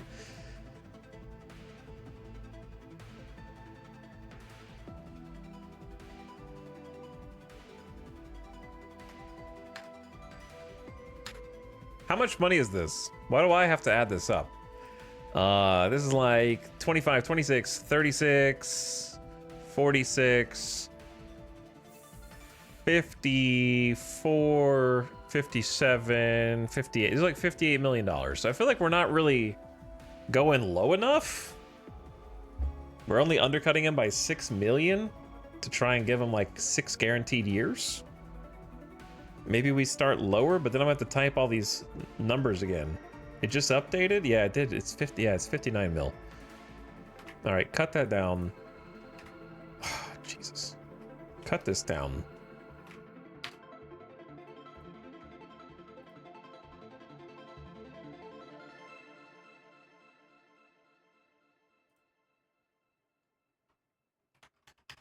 Go 800K.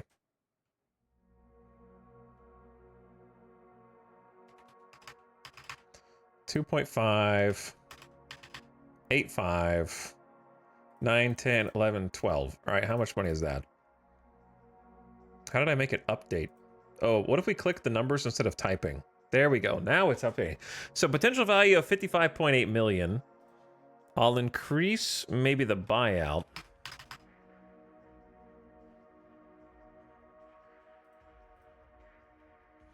And give him a bonus. Bonus for Cy Young Award. You get the Cy Young, I will personally pay you $750,000. If you get an All-Star selection, I'll give you 150K. If you get an MVP, I'll give you 350K.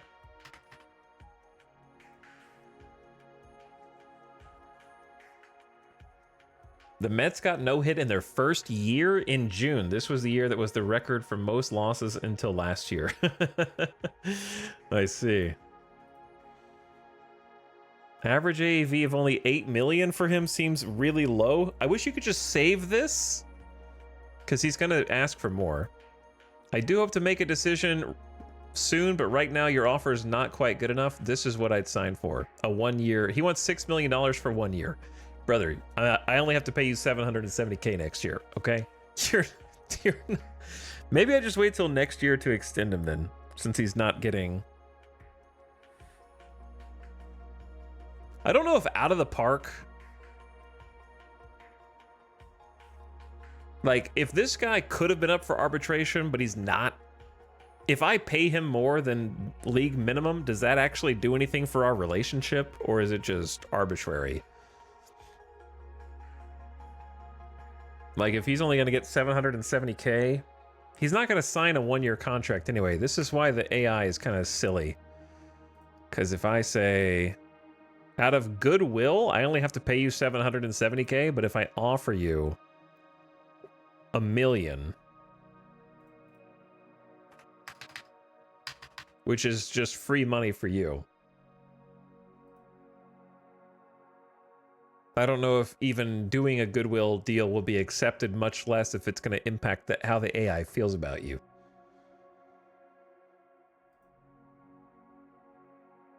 The contract length is perfect, but you have to open up your wallet if you even want me to consider signing. Brother, I don't know if you knew this, but you have no leverage in this. So I don't know if he knows what we're negotiating for.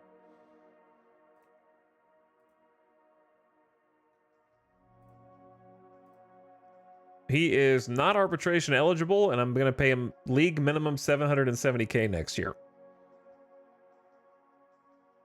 So pure spite is driving him on. Like, you're just going to pitch for me for free, okay? So scratch that. Is there anyone else we want to try and extend other than Fraley fell off a cliff, so I'm glad we didn't pay him $16 million. We could check to see if his ask has gone down. Nope, he still wants a 4-year 16.5 AAV. Okay, well, good luck. We didn't get to trade him at the trade deadline, unfortunately. So missed a trick there, but nobody really wanted him for anything substantial. Blaze Alexander is a free agent after this season.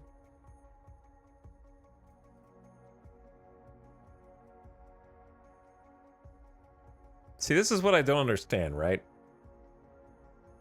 I think is it 8 years as a professional and you're a free agent, regardless of your major league service time?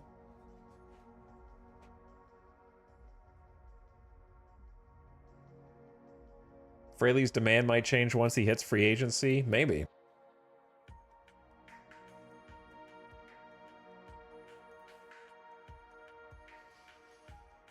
Blaze would sign a 1-year extension for 1.2. He's a kind of guy that's right now not that great. He does have potential to get a little better. He's much better in AAA than he is in the MLB, which of course makes sense. He does have good defense and a really strong infield arm, which makes him nice at third base. So perhaps he's worth like trying to get a small extension on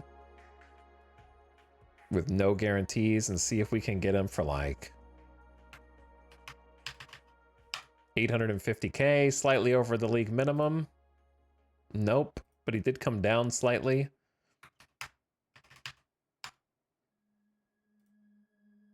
He'll do it for 950.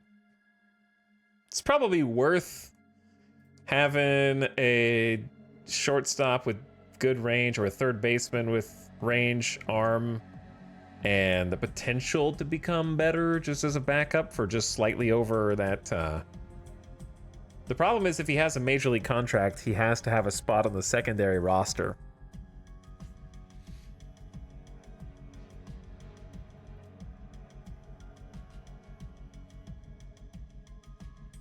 The best part about Blaze Alexander is that really high BABIP.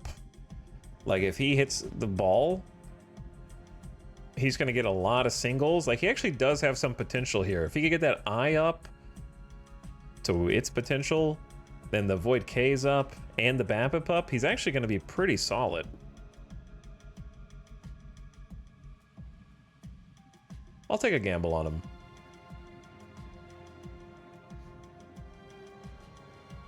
$950K. It's not too much. We got 70 mil left for extensions. Just a 1-year deal.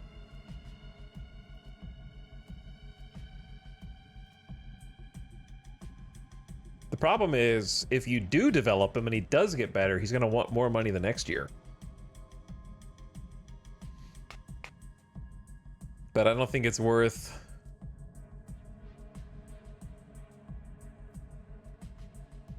Do you think you could get him for like 2 years on league minimum?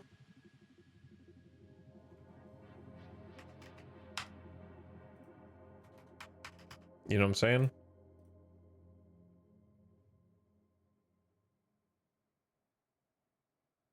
With nothing else? Wait, is he up for arbitration? I guess he is gonna be, huh? Hold on, I'm confused. It says he's not eligible for salary arbitration status. Free agent after contract expires.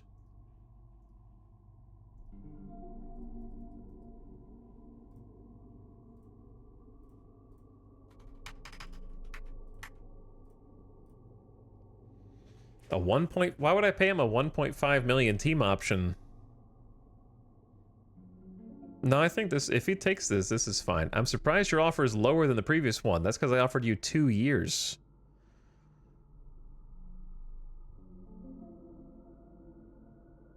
And now he wants 1.24 million. What? Brother.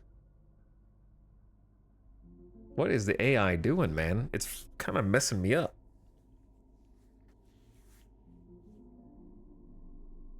He was just going to take 850K for 1 year.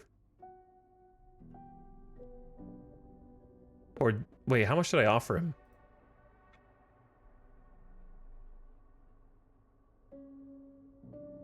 No, I offered him 950K for 1, 770K for 2. Okay, look, 2 years.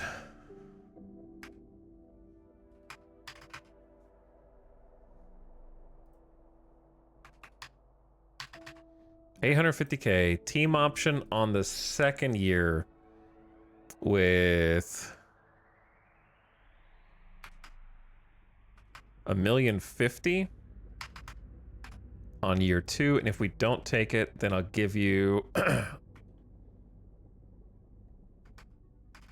$200,000 buyout. I'll give you 150K. He's like, nah, fam.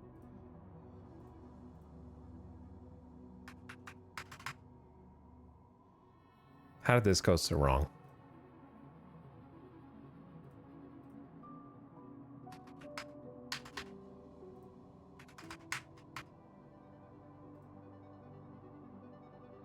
Chat, he like took my 2-year offer as a insult and then raised the price on me.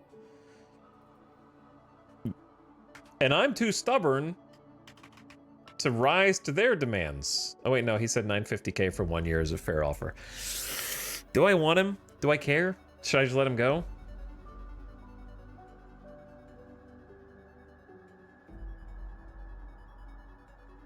Am I just gonna let Blaze Alexander slip into free agency?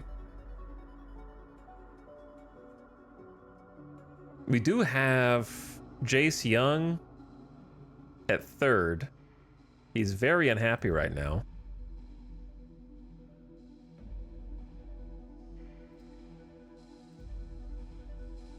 $950K isn't horrible.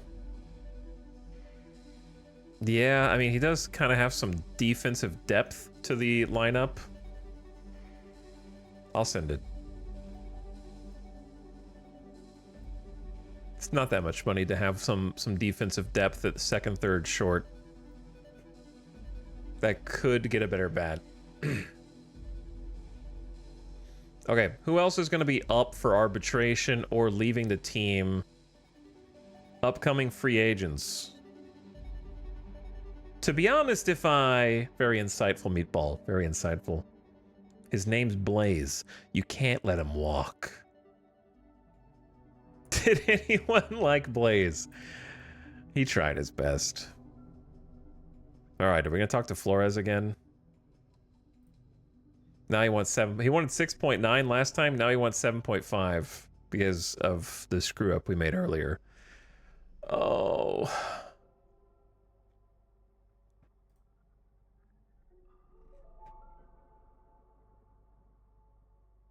I'm telling you, he just ain't gonna. He just went from 206 to 262 to 293. OPS climbed each year. There's no way it's gonna keep climbing. I'm sorry. I can't pay 7.5 mil for Flores. I just don't believe he's gonna repeat. I am not re-signing Joey Gallo, and I'm definitely not re-signing Yasmani Grandal.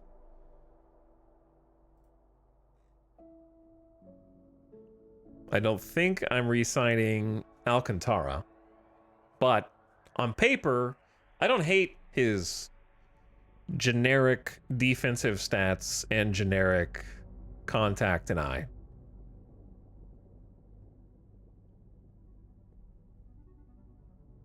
Like, I don't want him really on the roster is the problem, and he wants 1.7 mil to play. I think we can do better. Okay. Who else are we missing a salary from? Drew Ellis, don't care. See you later. We just sent Blaze. Wilmer Flores, see you later. Gallo, later. Gorski, see you later. Grandal, later. Lockridge was hitting 196 in AAA. He's on the bench. He's in AA, hitting 310. So he's a little OP for AA. See you later. And then there's just some arbitration signings that we have to contend with, like Marchand, and we have to decide if we want Luis Medina with a 4.59 ERA. Or do we want to work on him in the offseason or just let it go?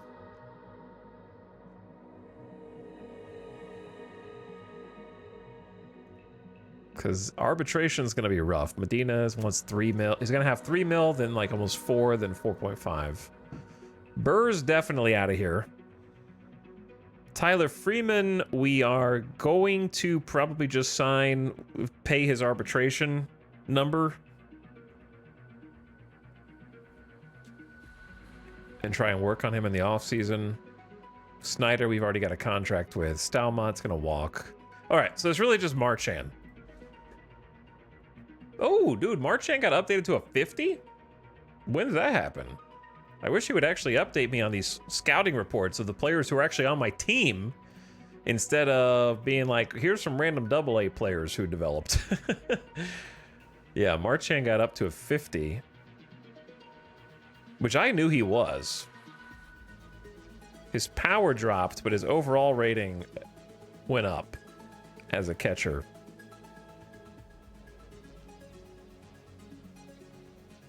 He wasn't doing amazing, but he has really good defense.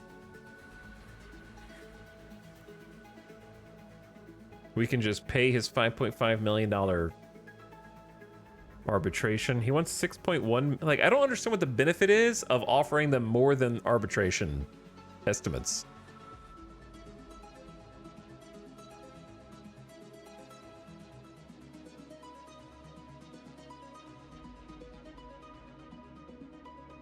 I don't know if it actually does anything in the simulation. Like, so he wants 5.5 and 9 million in arbitration. Let's see who's coming up in free agency for catchers.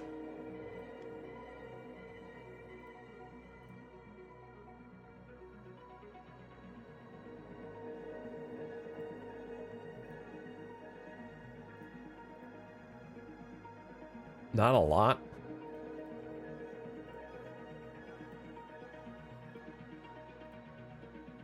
It's like Tyler Stevenson, who's already going to want... He's going to be a better hitter, for sure, but a worse catcher. But he is that captain personality class. So he's kind of just like a better Yasmani Grandal. Hitting 280 this season with a 786 OPS. It's pretty good. But the catcher portion of the defense, not really there. So he had himself a good year offensively. Compare him to Marchand. Marchand does not strike out as much, but won't get as many hits for average, homers, walks. Big difference there. But defensively, Marchand has got it in spades. Stevenson's getting 8 mil. So I say we just stick with Marchand this year. I don't know if I should go ahead and try to... I don't know if he's going to be something I want to extend or just do arbitration with him. I think probably just arbitration. And just pay him that, like, 5 million. Because, like, he thinks he's worth a lot more.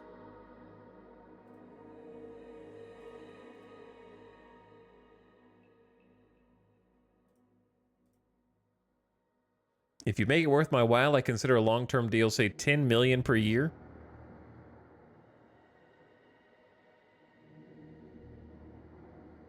That math doesn't math. 10 million a year, that's 23 million.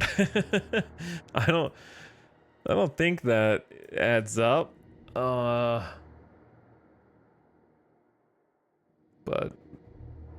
give you 4 million next year.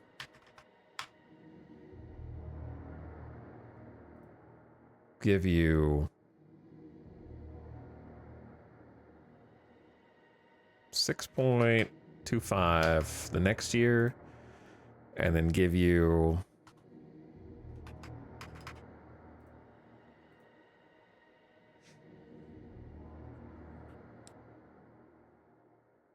like there's no way.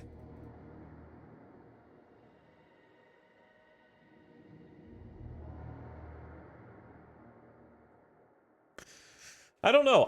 I haven't played this game long enough to figure out when it's worth extending players or when we can just take it through arbitration and cope with it on the other way out. You know what I mean? He has been decent considering how good his defense is. Like, let me see his fielding stats.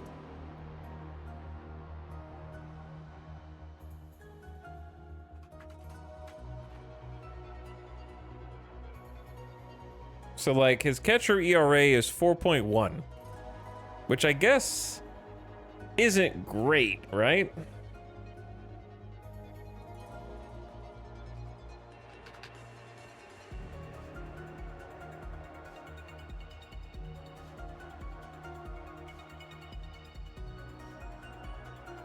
I'm trying to find... I can't type.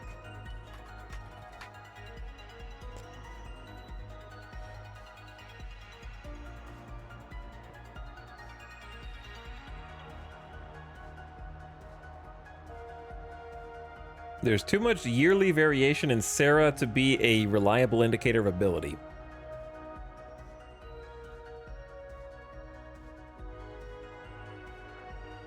But people still like looking at it anyway.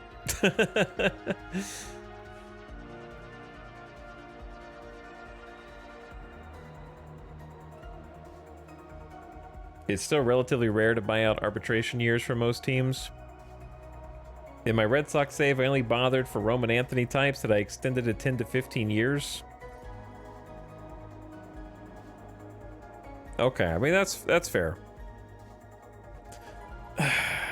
I just figure get in early and you save money in the long run for someone who's already proven to be better than expected per our scout. But yeah, I think that's reasonable.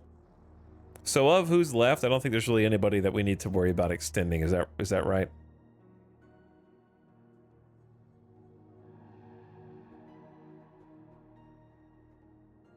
Is there anybody left on this?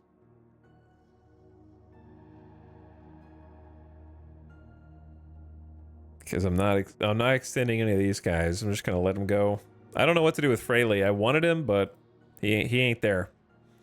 He ain't there, and I think he just was having a career year. Luckily, I didn't pay him, but I wish I could have gotten to trade him for something, but it just didn't work out.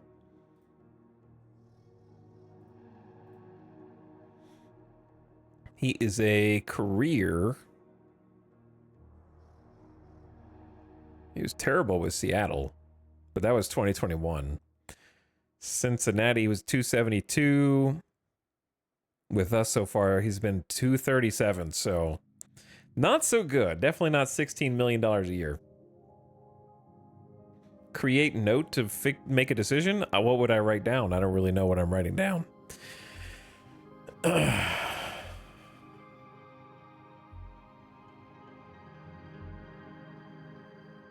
But anyway, yeah, I think we're just going to leave it alone, is the moral of the story. We sent one offer just to keep Blaze Alexander, just in case, very small offer. And then other than that, think we're good to finish the season. Justin Turner going through waivers. That's weird. Hey, would anyone like to take $10 million off the books for the Cubs? You could have yourself a DH. Ernie Clement here too. Didn't we have Ernie Clement on our Vultures team last year? Utility player.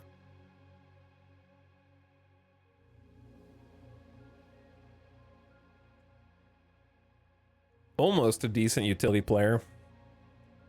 All right, I guess we're just ready to finish up the season. I don't know, I'm scared. I'm scared that I'm gonna have regretted doing something. But let's go. Last 3 games. We have to face a lefty, which means we automatically lose, and we have to try and squeak out 1 win against the first place Red Sox, which is not gonna be very fun.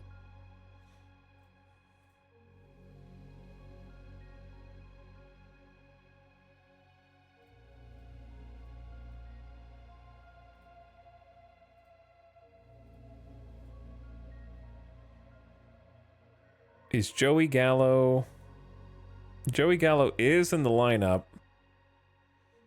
Unfortunately, so... Grandal has negative 14 WRC plus. That's amazing. Get him out of there.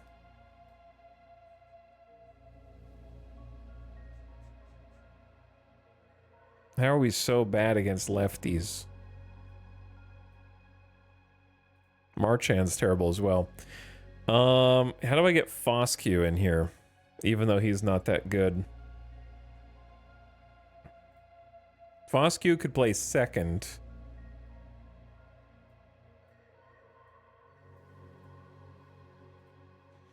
And I would want him batting ahead of Pedro Leon for sure.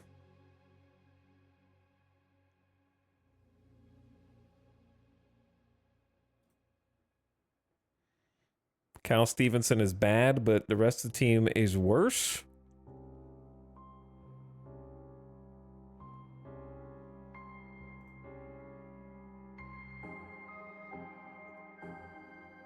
I'm gonna let Pedro Leon just have the start.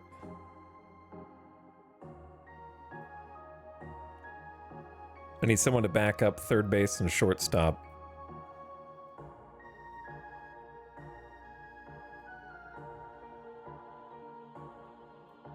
Okay, there we go. Sorry.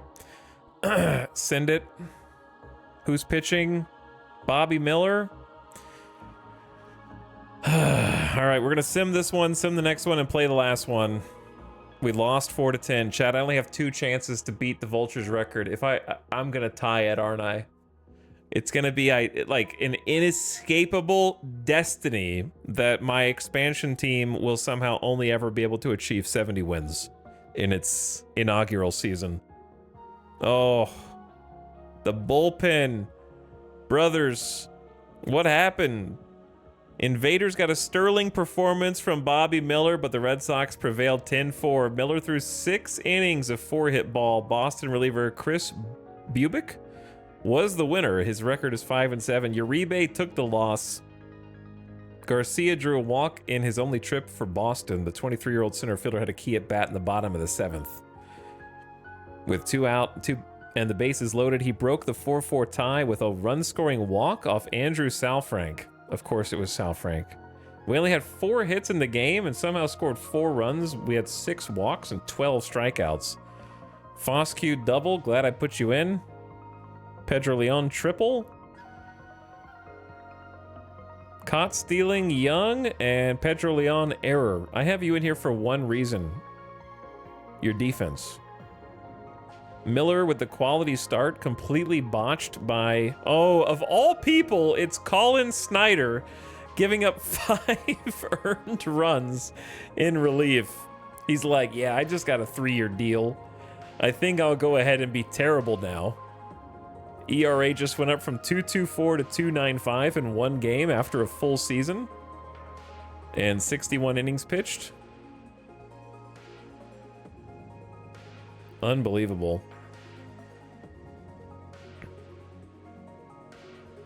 Because we actually got to Sandoval, couldn't get to the rest of their bullpen. Sal Frank with the blown save. 2 walks. To walk and a run. Uribe with the loss. Lavender with a hold, but gave up 2 runs. What is going on? We were going to win, and then we didn't. There's only 2 more chances, man. Tanner Hawk coming out. 3.75 ERA. Okay, this is second to last game in the season. I'm just going to field my traditional right-handed matchup. Mostly as is. Brandon Woodruff and Dustin May. Last game of the season, Dustin May's kind of fitting. Only people in the bullpen are Spencer Howard, Luis Medina Suarez, Chandler, and Sal Frank. Looks grim. Win! We did it! We did it! We beat the Las Vegas Vultures record 71, best first season of any expansion team in baseball history.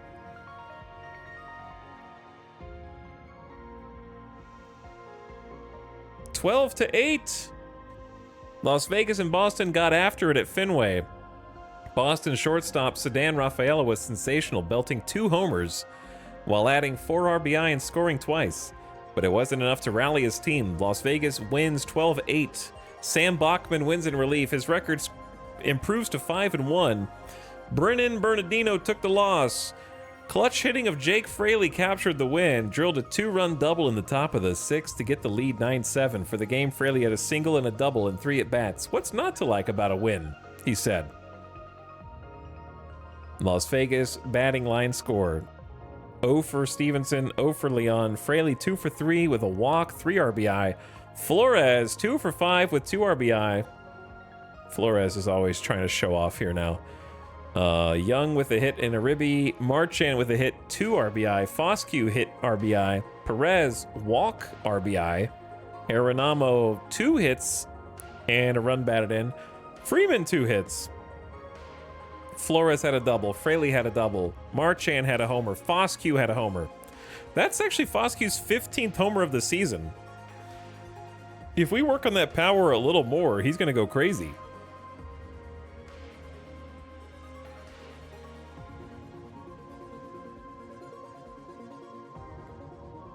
Marchand has only 4 homers on the season.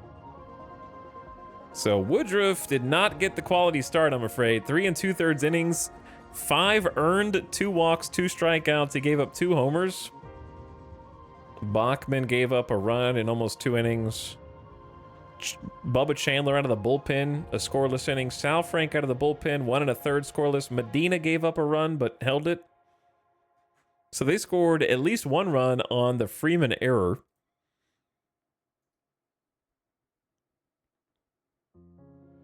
And we got 6 runs off of Tanner Hawk, so 3 runs off of Bernardino in relief, 2 runs off. Oh man, we tore through the bullpen.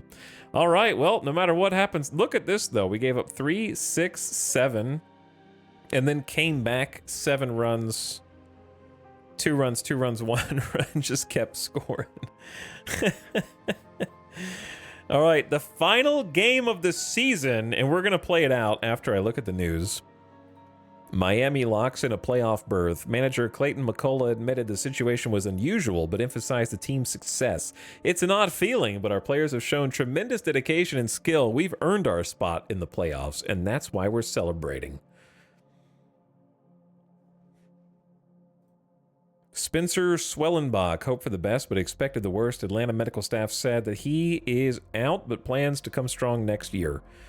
Ranger Suarez out for the season with a stretched elbow ligament. Detroit Tigers say winning the AL Central is special, but ultimately they'll be remembered only for a championship. Tarek Skubal said, "We all believe it can happen. It's just a matter of putting in the hard work and getting the breaks." They're looking for their 5th World Series win. To see the team get here, it makes you believe in yourself and all the systems you put in place, said manager AJ Hinch.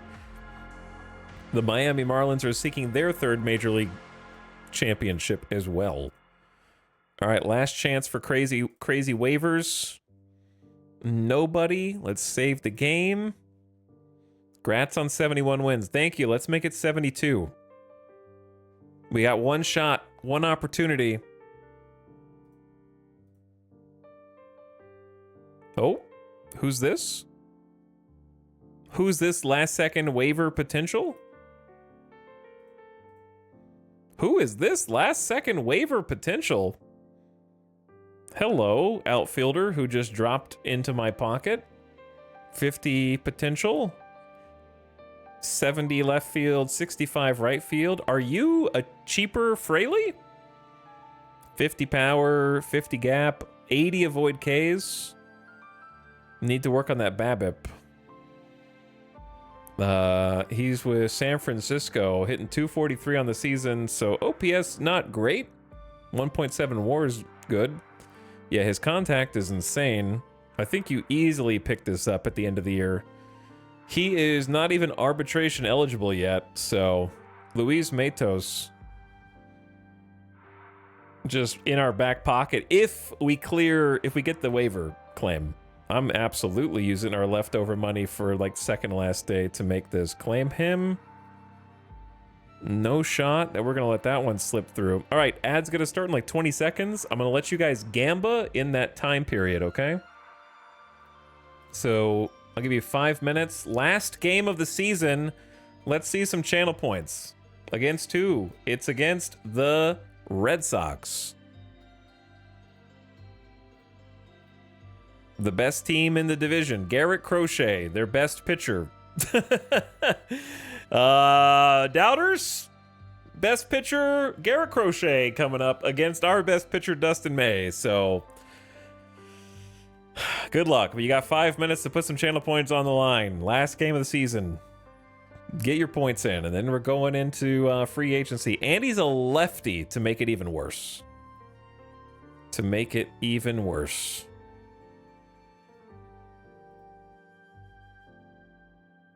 Which is our kryptonite. And Marchand is tired, so it's Yasmani Grandal. He's real tired, so Grandal is in.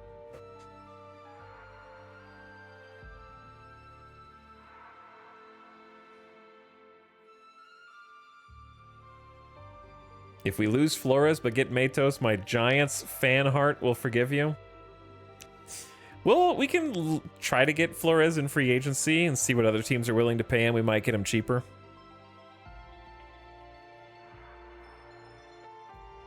It wasn't quick or easy for the Houston Astros, but they've clinched a berth in the postseason. They couldn't capture the AL West crown, but they have a wild card berth late in the season. You come close to not getting a chance in the postseason. It starts to worry you, said Brian Abreu. Huge relief for our guys. And we're going to celebrate. They're looking for their third Major League Baseball championship. Okay, so it's pretty much official at this point. I don't understand how to read this pennant chase screen. It seems a little disorganized. Oh, we're going to manual play the game, yeah. Well, I'm not going to manual play it. No, I'm going to let the manager play it, but we're just going to watch. We're going to manually watch. That's the plan. Do I bet the farm chat? May as well. You'd be lucky if you see another full game tonight, to be honest, after this one. Just because of all the stuff that has to happen in between seasons. Lots of good stuff, though. So off-season's probably going to be my favorite, just because I think negotiating free agent contracts is super fun. And then you've also got the stuff at the beginning of the year that precedes the spring training.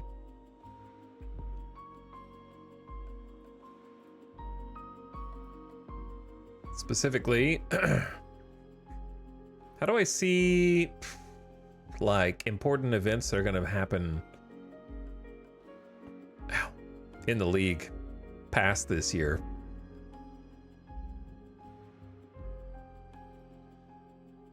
Are there 6 teams fighting for one playoff card spot or wild card spot?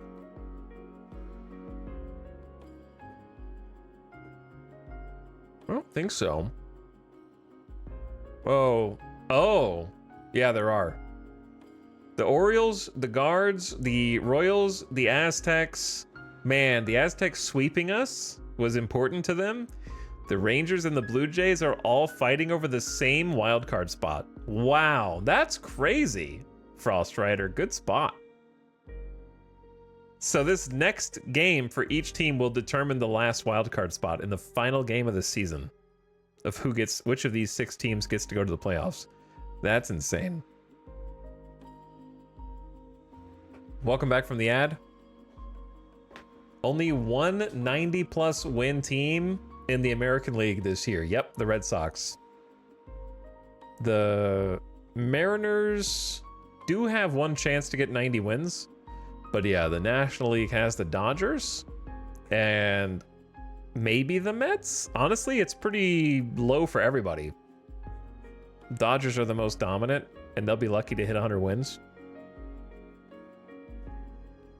All right, your time's almost up. Put your channel points on the line, gamers. We're going to Boston against Quinn Priester, who throws righty. Wait a second. Didn't I just put my lefty lineup out there? Garrett Crochet, that is not Garrett Crochet, dude.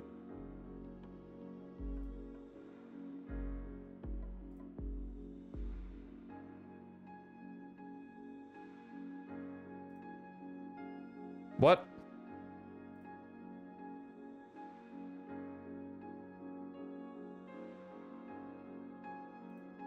Okay, so if I clear my lineup from the dailies,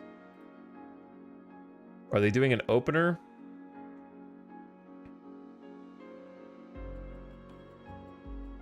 I don't know, because Priester is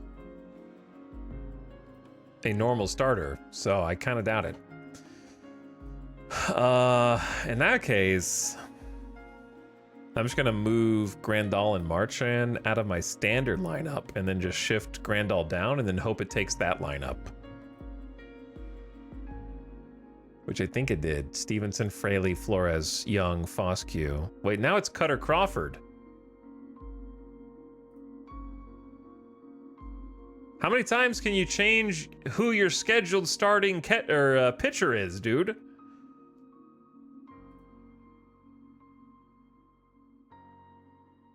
Does it change who's pitching each time you go to that screen? Hold on. So the channel point doubters baited? Question mark. I gotta let you guys bet again because you were betting based on Garrett Crochet, but it's not Garrett Crochet now. It's Cutter Crawford. What is going on? If I cancel and do it again, what happens? Now it's Quinn Priester. Now it's Cutter Crawford. What? I can manipulate who's opposing me? That can't be intended. And I don't... All right, well, it's Quinn Priester now. He's better than the other guys, so I'm trying not to cheese it. I don't understand why the AI is switching pitchers. Because Priester was up when I just changed... All right, your channel points are forfeit. I'm not doing the bet again. Let's just go. Quinn Priester up. I think I have the correct lineup. And we're playing in Boston.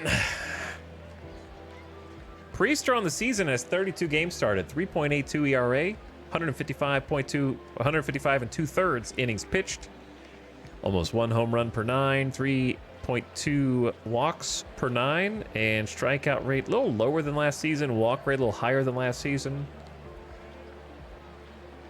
We got Devers, Romero, Rafael, and Campbell on the infield. Cal Stevenson up first for your last game of the season for the Las Vegas Invaders, playing here at Fenway. Good evening, everybody. Last game of the season. Red Sox #1 in the American League, only team over 90 wins. And they start this game out by giving up a leadoff single to Cal Stevenson, who takes the 2-2 pitch into right field. Manages to tag up the changeup that was running a little bit inside on him and starts things off with a nice, juicy single. They got 3 dudes on their team with fireballs next to their name. I'm concerned. Okay. Jake Fraley up. Acquired middle of the season. And he knocks in a hit into center field. Going first to third is Stevenson. He's safe. Runners at the corners now. Nobody out. So back-to-back hits against the right-handed throwing Priester. And the Invaders have something going for Wilmer Flores in the 3 spot. Best hitter on the team, and they won't extend his contract. He's hitting .292 on the season with a .353 OBP, and they won't pay him $6 million. $7 million, now $8 million, however much he wants now. Because he's gonna strike out. No, he's not. He's gonna hit that all the way back to the wall. No, he's not.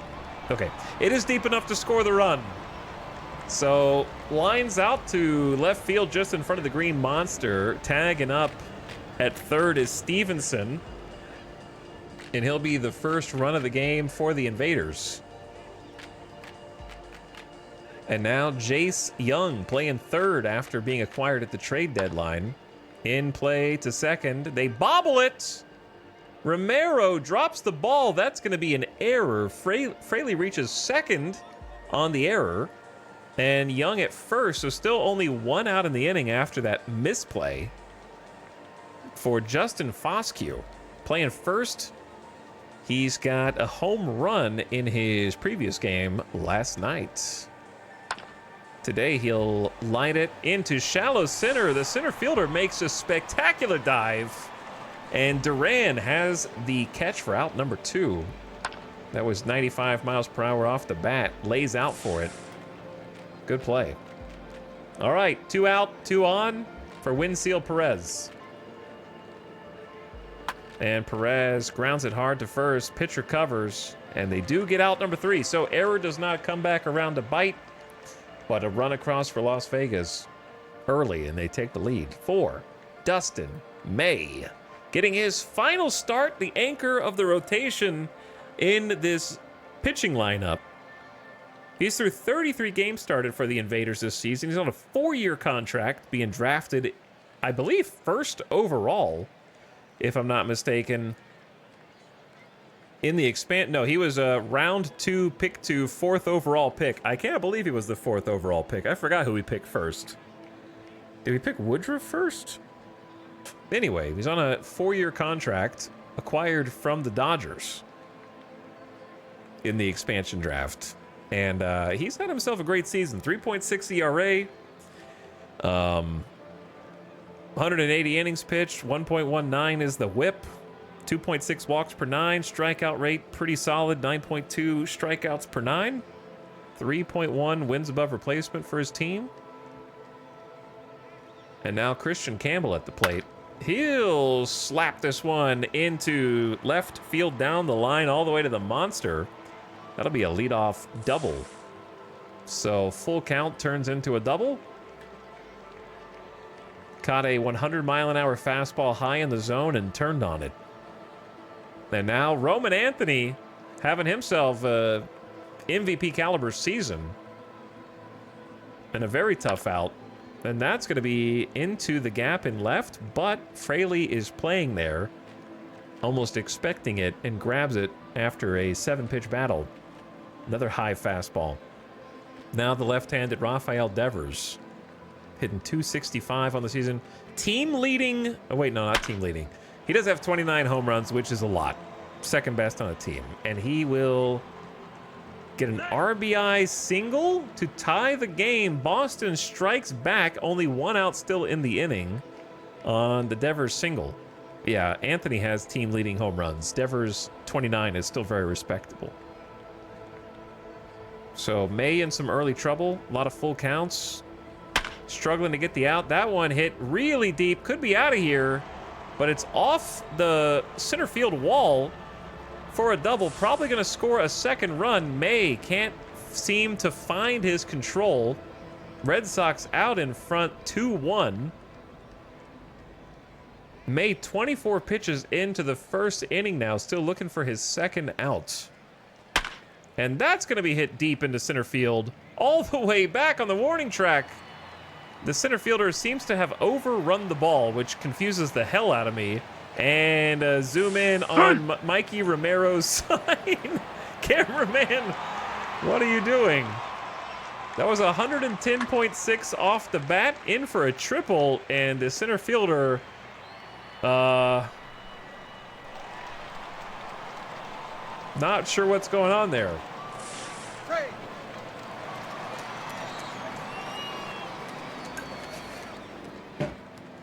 Throwing, I guess. Windsseal Perez got a little lost out there looking up at the sky. And now 3-1, still looking for out number 2.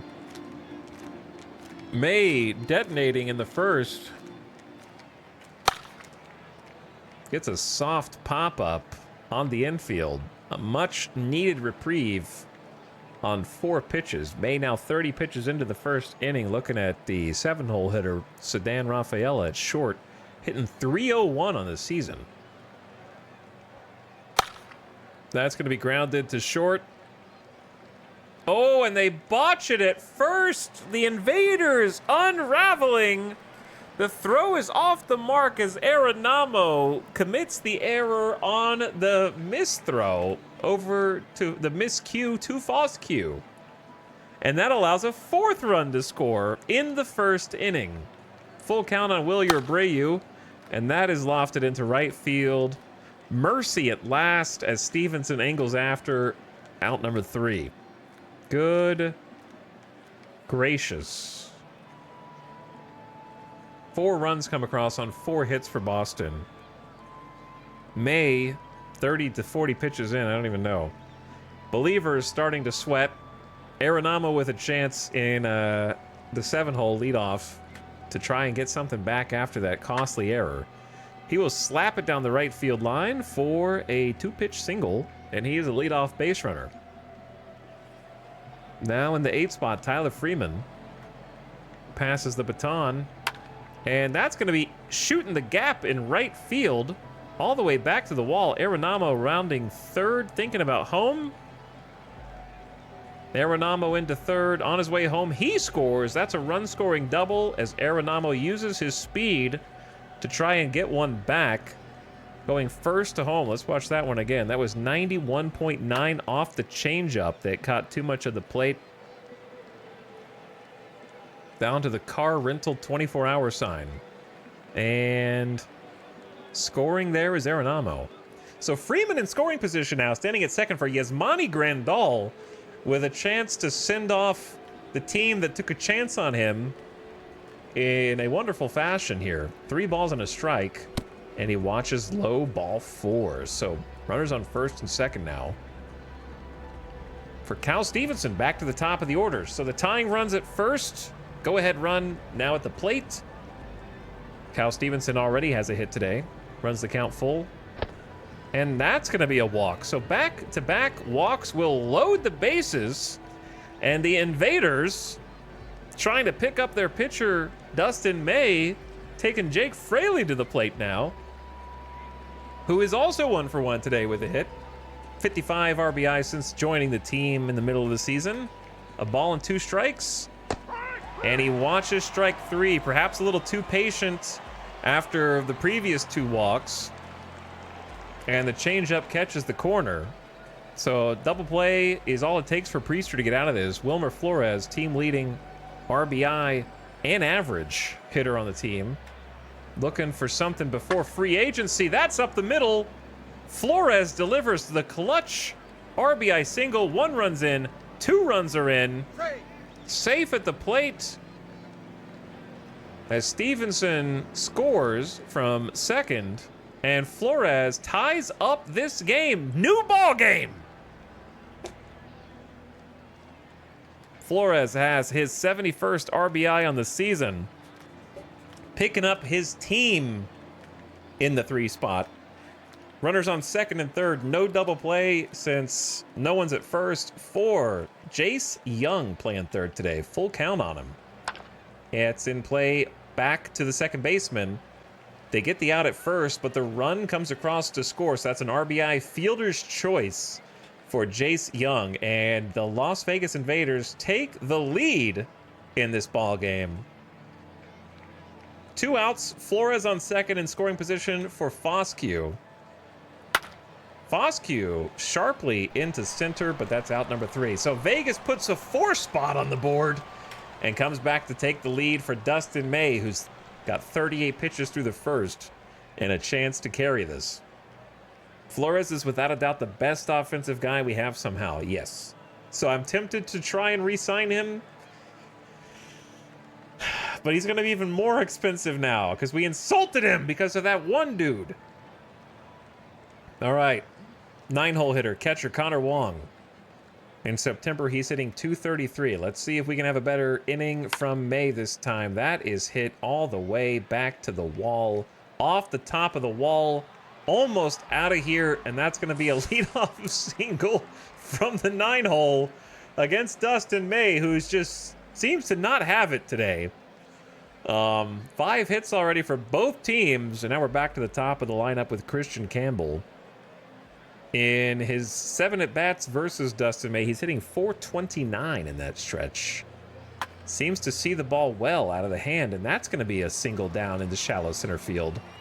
But they hold up at third. So that'll put runners on the corners with nobody out for the hottest hitter on the team, Roman Anthony, coming up to bat for the home crowd. And the ball gets away at home. Panic. As their runner from third, Wong, crosses the plate on the wild pitch. And that'll tie the ball game. Full count on Roman Anthony. And they walk him. So that'll put Anthony at first after a 7-pitch battle. Lays off the fastball in the corner. Doesn't get the call. And that'll be May's first walk of the game. Now Rafael Devers. He slaps it, but the shortstop is there. Short to second, jumping throw. That's a double play. Well turned. Arenamo and Freeman team up for the quick double play. That was a 107-mile-an-hour scorcher off the bat. You're out. This would be a hell of a game to see in person. It would. So, yeah, May can see a way out of this now. Campbell on third. Casas up. Just needs 1 out. Strike 3. And gets the call on the corner for the strikeout. Boston gets a run back to tie it up, but he gets out of the inning. Winseal Perez up to bat now for the away team. 6, 7, and 8 hitters coming up for Las Vegas. Priester back on the bump, 55 pitches in. Perez trying to shake the ice off of his bat. Runs the count full. That's going to be up the middle. Nobody can get there. And he's got himself a leadoff single. So nice job working the count. Got 7 pitches. Found one that he could hit. Took the sinker right back where it came from. And now Arenamo, who had a clutch hit earlier, looks for another. He tries to lay down the bunt, but it's another pop-up back to the mound. I have yet to see a bunt actually not be a pop-up back to the pitcher in the simulation for a quick out number 1. Trying to move the runner over and play some small ball, but in vain. Now Tyler Freeman. That one scooped into center, but not deep enough to do anything. Out number 2. Sack fly bunt attempt. All right, Yasmani Grandal in the 9th spot. Full count. And a grounder to second for out number 3. So a hit and nothing else. May back out. 58 pitches through 2 in his 3rd inning of work now, trying to get the heart of the order out from Boston. First pitch, or second pitch swinging. Foscue comes up with it unassisted for out number 1. All right, Jarren Duran, who's hitting .257 on the year in the first 3 innings, has himself a hit down the... Oh, jumping his left fielder. Couldn't make the catch. That'll be down for extra bases. A 1-out double. He's safe at second. Sedan Rafaela, 0 for 1 today. That one hit deep to right center field, still going back, and that one's out of here. A 2-run homer. May with his 7th earned run given up in his last start of the season gives up the 2-run bomb to the 7-hole hitter. Sedan Rafaela playing short today, and now May's just out there to try to get 2 more outs to keep the bullpen. I don't know why we're trying to keep the bullpen in the last game of the season when you've got Suarez, Uribe, Snyder, Lavender, Howard, Chandler, and even Tyler Mahle rested, but hey, I'm not a coach. So 2-run lead now for Boston, still only 1 out in the inning. And that one smoked to right. That could be out of here. It should have been gone, but it's not. I don't really know how that wasn't a home run, but it seems like it's a 2-base hit, 107 miles per hour off the bat. It seems to have hit a invisible wall, I think, or it just hit the base of the wall. I don't know. Fenway physics. May has given up his 9th hit of the game now. Hard hit to shortstop on 1 pitch. They get the out at first. Runner still stands at second. Abreu, 2-out base runner for Christian Campbell. Strike 3. Gets the strikeout. Okay, so swing and a miss. Boston takes the lead 7-5. Chaos in the stadium. Top of the order for the Invaders in the top of the 4th. Cal Stevenson back up. 2-2 is the count. That one smoked down the right field line. On a hop, right fielder has it. That's a leadoff single for Cal Stevenson, who has 2 for 2 with a walk today. Seeing the ball well. Fraley looking for his 2nd hit of the day. Strike 3. He strikes out. Got him with the curveball. Only the 2nd strikeout for Priester, who's at 86 pitches now. Now Wilmer Flores. Flores, dribbler, back to the mound. Pitcher covering. Tries to get the out at second, and they'll get the lead runner for out number 2. Now Jace Young up. Puts it in play. Playable in right, out number 3. Okay, so quiet 2 innings for Las Vegas now. New pitcher out for the Invaders, Luis Medina, to face the lefty Roman Anthony. He's got a 4.62 ERA, and he will get a pop-up induced on the left field line in foul territory on 5 pitches. So Medina gets a pretty quick out. Devers steps up. That's a pop-up between home plate and the pitcher's mound. Grandal has it, gloves it for out number 2. 3 lefties in a row, apparently. I don't know why we didn't send a lefty pitcher out there. Medina issues a 2-out walk, loses him on the full count. 9-pitch battle. He lays off the 96-mile-an-hour fastball and takes the walk. Slow grounder over to second. That should be out number 3, so Medina gets it done out of the pen. Puts the first 0 up on the scoreboard for Boston this game. And now Vegas with a chance to strike back Priester at 95 pitches and just being left out to dry. And that is deep to left field. Oh, it hung up in the air. I don't understand how physics work. I thought that was gone off the bat. Instead, it's apparently going to fall in front of the green monster. Lazy 78-mile-an-hour fly ball. I thought that had the juice to at least bounce off the wall. It seems like the physics just dropped it like a rock once it got close. Now Winfield Perez. Perez smokes it to the second baseman. Out number 2. Arenamo back up. Priester might get out of this through 5 if Arenamo lets him. Strike 3. Strike 3 called. Priester makes it through 5 innings. And they could not dig into the bullpen this inning. All right, Boston back up. Jarren Duran on 4 pitches. Grounds it to short. Out number 1. 7-hole hitter Sedan Rafaela, 1 for 2 today with 2 runs batted in. He had his 19th homer of the year last time. And this time a pop-up in foul territory. Out number 2, Grandal catches it. Full count on Wilyer Abreu. That one's smoked to left. I don't think that one's coming back. It's out of here. 10th homer of the season, 386 feet to left.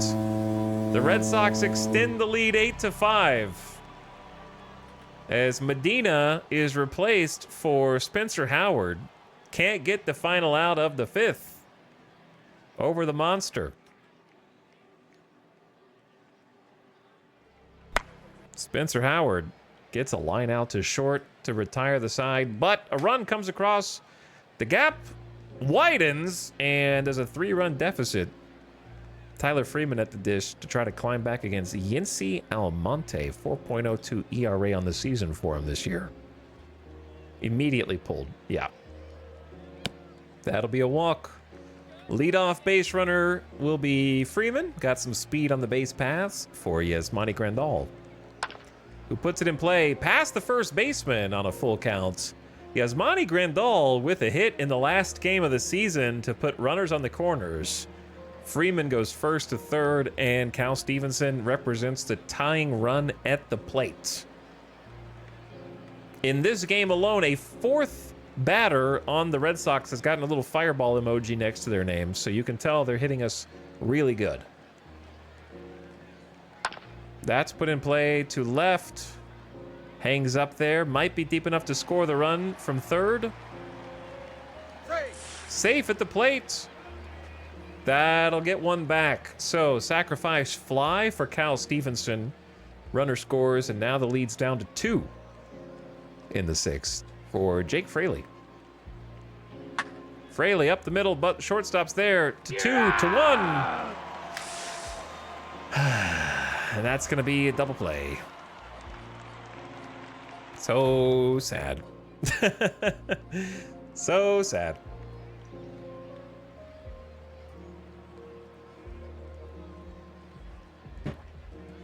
Well, we scored one. And Spencer Howard's back out on the bump to take top of the lineup, Christian Campbell. That one is scooped into left. Didn't hold up long enough. That's actually going to fall in front of the left fielder for a 4-pitch leadoff single. Now Roman Anthony. Roman Anthony into shallow center field on a full count. That's down. And the runner's going first to third, so chance to do more damage from the Red Sox here as the Invaders give up their 12th hit of the game. Nobody's out. Back to the pitcher's mound. They throw to second and get the runner from first. No relay throw made. Still a really dangerous play because if Campbell's fast, when the pitcher turns to throw here, Campbell could try and steal home while you're throwing to second. That can happen very frequently, so it's kind of a dangerous play, what they just did. 1 out, runners on the corners for Tristan Casas, who's 1 for 2 today with a run batted in. In play, second baseman has it. They try to get the out at home. He's out! Nice tag from Grandal. Good strong throw from Freeman. And they take the runner from third trying to score on contact. That's why the infield's playing in there to shorten the distance. So 2 outs now. Howard able to possibly see a way out. Slapped hard to second base on a full count. That should do it. Inning over. No runs, 2 hits, no errors. Just good defense. So strand some runners and give the Invaders a chance. They got 9 more outs to try and tie this up or win. Starting with Wilmer Flores. Flores pokes it to the second baseman slowly, but can't reach first, so that'll be out number 1. Now Jace Young runs the count full. Chris Bubic out for Strike 3. the Red Sox and gets the punch out. Slider in there on 7 pitches for out number 2. Now Foscue launches one up into the air for the center fielder to grab out number 3. 3 up, 3 down.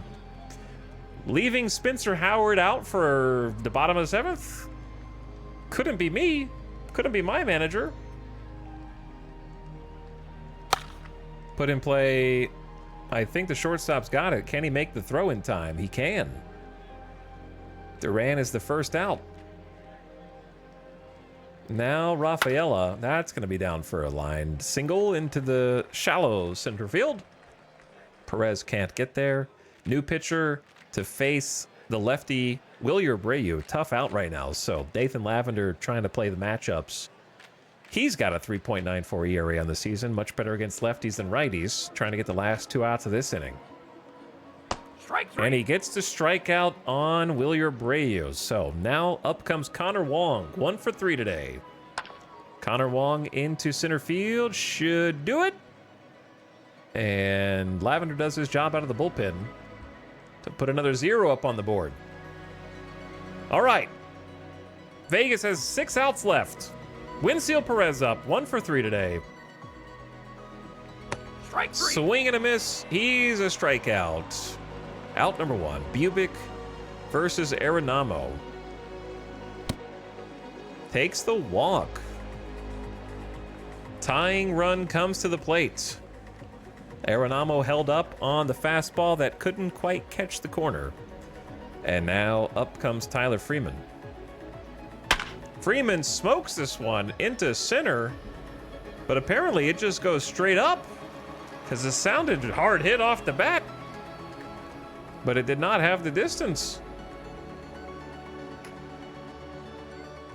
That was 91.3 off the bat. Bad launch angle. And new pitcher to face Yasmani Grandal, Jordan Romano. 2.69 ERA on the season. He's got good, he's only a 45 overall, but he's just got an amazing fastball and slider. That mean he is excellent out of the bullpen for Boston this year. Strike 3. And gets Grandal to swing over it. That is the 3rd out. All right, bottom of the 8th, Colin Snyder trying to do better than his last time out, where he gave up 5 earned runs in the last inning of work, only getting 2 outs in that stretch. Trying to dial it back in. He'll give up a leadoff single shallow into the left field gap to face Roman Anthony. Strike 3. Who he strikes out. There's more vintage Snyder. Rafael Devers back up. 1 for 4 today with an RBI. And that's going to be scooped into shallow right field for the second hit of the inning for the Red Sox. Runner will hold up at second. 2 on, 1 out for Tristan Casas. That one put into play. Their outfield's playing very deep and can't get to it. But they'll hold the runner up at third. So 3rd hit of the inning against Snyder. Bases juiced. Only 1 out for Mikey Romero. And Romero into left. Probably deep enough to score the run. And the cutoff man will take it. So the sacrifice fly to get the run from 3rd will make it 9-6 Boston. 2 outs for Jarren Duran. Lots of hard contact, but he'll get out of the bases loaded situation with just 1 run across. So 9-6 is the score. 16 hits for Boston. Final hope for the Believers against Garrett Whitlock. 2.54 ERA on the season. Throws right-handed. His whip down to 1. Only given up 5 home runs this season in 67 1/3 innings of work. Walk rate's down. Strikeout rate 8.6 strikeouts per 9. And now it's up to the top of the order for the Invaders. Cal Stevenson's up to try and blow this save. That'll get past the second baseman for a leadoff single. And Cal Stevenson has himself a 3-hit game. 3 for 3 with a walk and an RBI. So he is seeing the ball very well. And that'll bring up Jake Fraley looking for his 2nd hit today. Strike 3. That's a strikeout. Wilmer Flores trying to get something going. Strike 3. Back-to-back strikeouts for Whitlock after the initial hit. Last hope for the Invaders in the final game of the season. That one smoked into the gap in right. That'll be down for extra bases with 2 outs. And they hold up at second and third. Young has a stand-up double, so the tying run will come to the plate. It's Justin Foscue, 0 for 4 today. Last chance for the Invaders. 2-2 is the count. Puts it in play. Slow roller to short. And they get the out at first. Game over. It's over. GG's. The season's done, and all I could do was get 1 win better than the Las Vegas Vultures. That's so funny to me. But still did better. Still did better. By 1. It still counts. What's our record against the Red Sox? We're going to look at all the cool little data points after this. Dustin May kind of just lost the game for us, and I feel bad because he did well all season up until that point. Not a great one to go out on. Not a great one, because we had 10 hits, 6 runs. That's enough to win games if your pitching is good, for sure. And with that, the season's over. Now it's time for the postseason. Well, we got to see who wins the World Series first. Invaders lose. Here come your channel points. Doubters. There you go. So an impressive showing from Kyle Stevenson, but couldn't carry the team on his back. He was the only constant producer. Flores with the 3 RBI.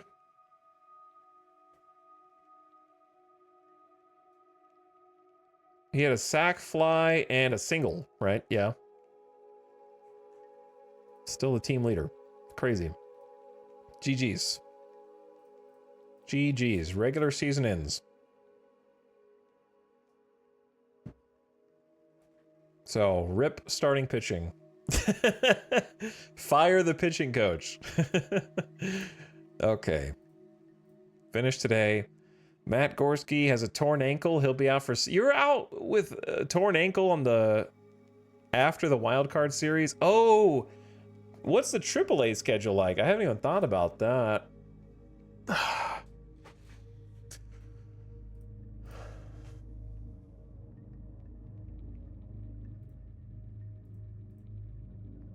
Where's my team? How do I see my team's schedule? How do I see the freaking playoffs? Okay, there we go.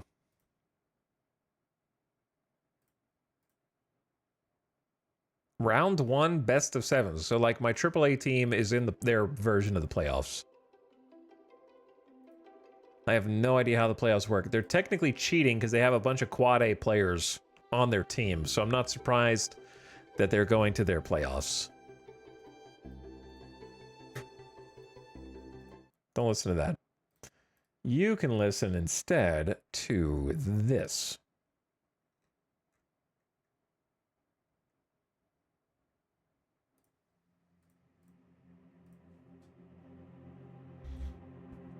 Okay.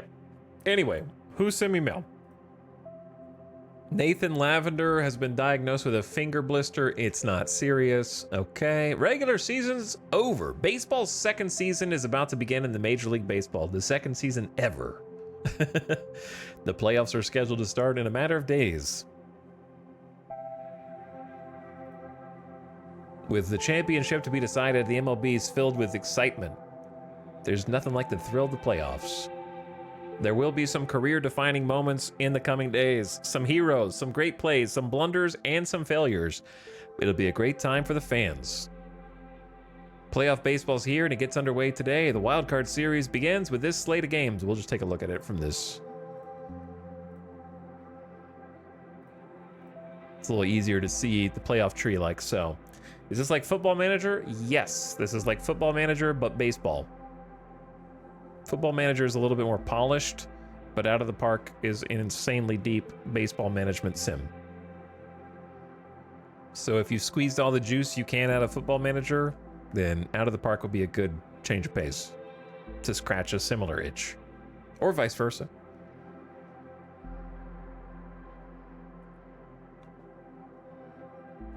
but very good sim. Obviously, it got some problems, just like any simulator that's as deep of a sandbox as this, but it's very good. I like it a lot. We just hit the end of our first season as an expansion team. So I created a fictional team to play as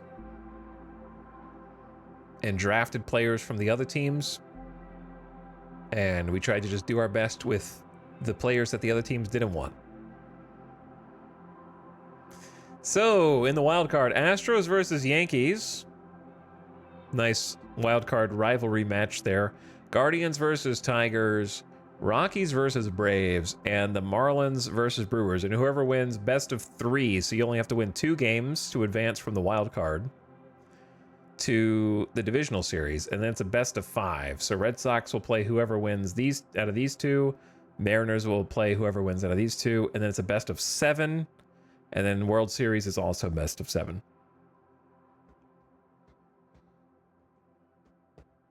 Okay.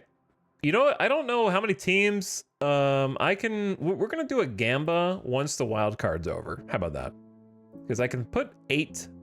Can I put more than 8 blanks?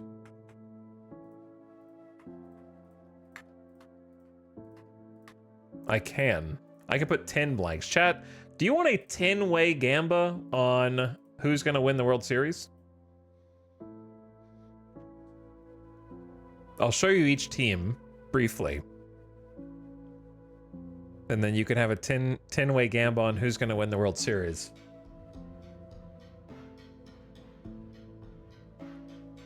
Okay, I'll show you the teams first.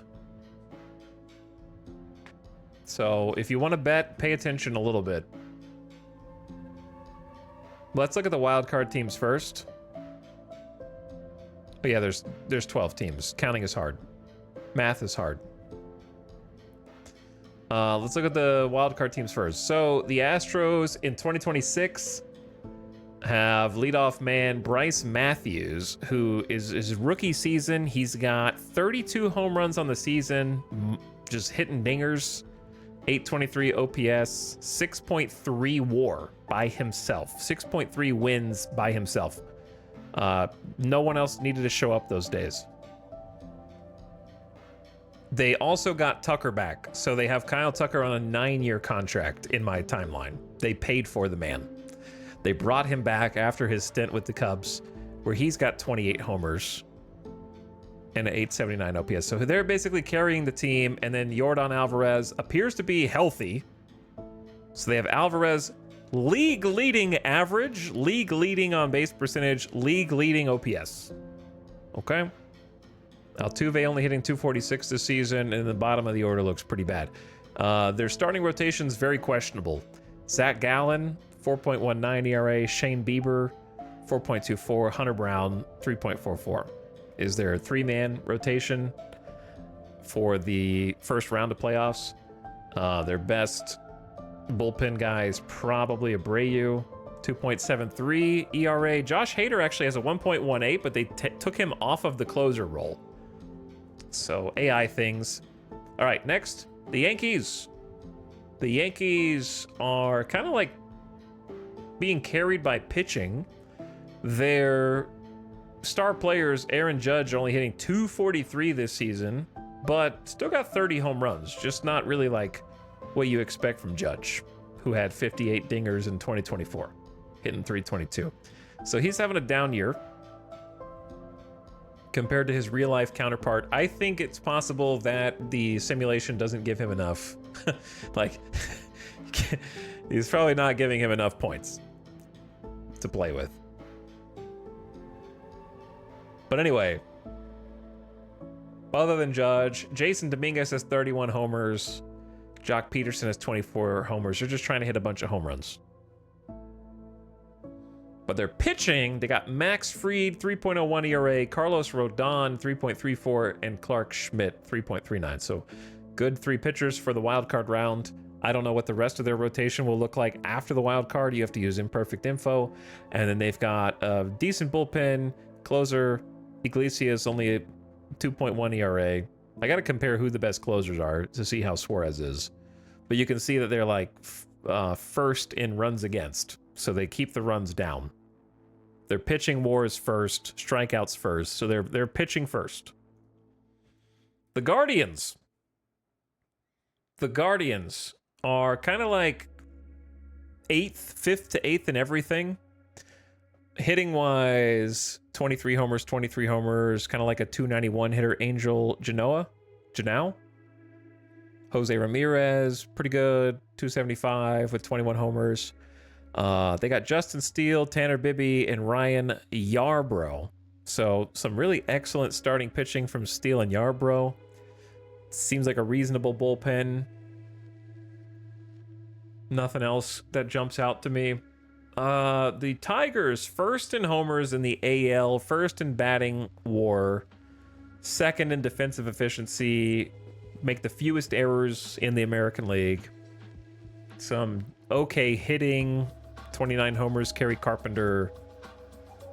Top hitters, Kerry Carpenter hitting 283, Riley Green, 278. Tarek Skubal, goated, 2.9 ERA, and a couple of other questionable starters. But they are the first, apparently, in home runs. So collectively, they just have 20 home runs, 20, 29, 10, like dangerous up and down the lineup. And then Brisky, and they picked up Dylan Floro from us. We traded him, and then Dylan Floro got traded to Detroit, where he's doing okay.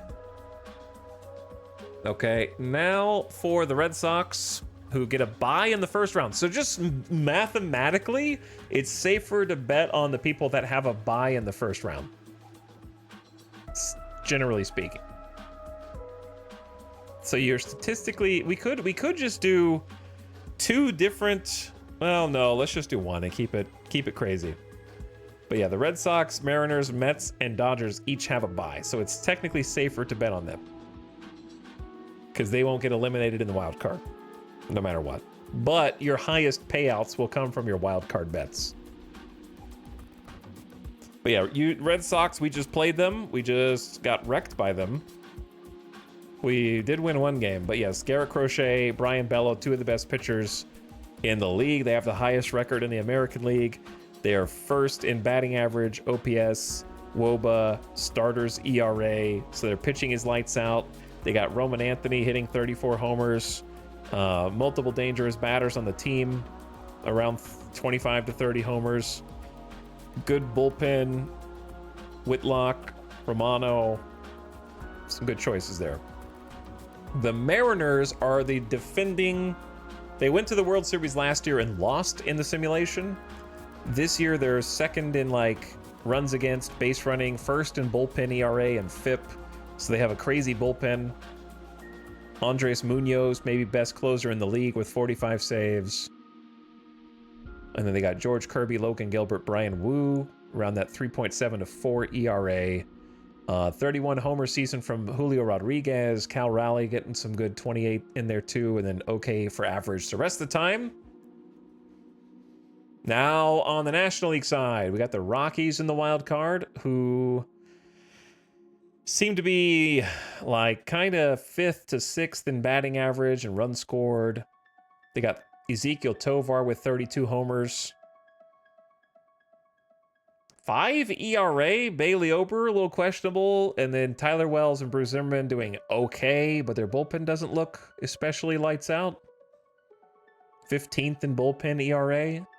Seems like they're getting through on just OPS and having some decent at-bats from their lineup. The Atlanta Braves are first in FIP, so they have good pitching. 3rd bullpen ERA, so they have a solid bullpen. Chris Sale, Spencer Strider, who just got back for the... Spencer Strider did not pitch the entire season and apparently just got back from an injury. So unknown how good he's actually going to be in the simulation. He's much better than he was when I got him last year. Because I think I traded for him or something. And then Lopez. But yeah, up the lineup. Nick Allen's also way better than when he was on my team last year too, apparently. Well, it's not that much better. 33 homers from Austin Riley, 27 from Acuna Jr. So Acuna Jr. is healthy. They got Michael Harris II, Jerkson Profar. All right, then the Miami Marlins squeaked into the wild card. third in OPS in the National League, second in batting average.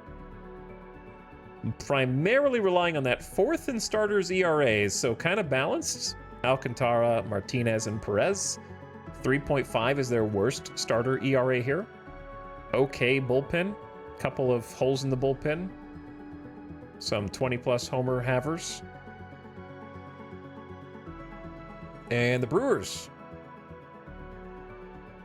Brewers are first in batting average in the NL, second in OPS, second in WOBA, first in bullpen ERA, second in starter ERA. So pretty strong showing.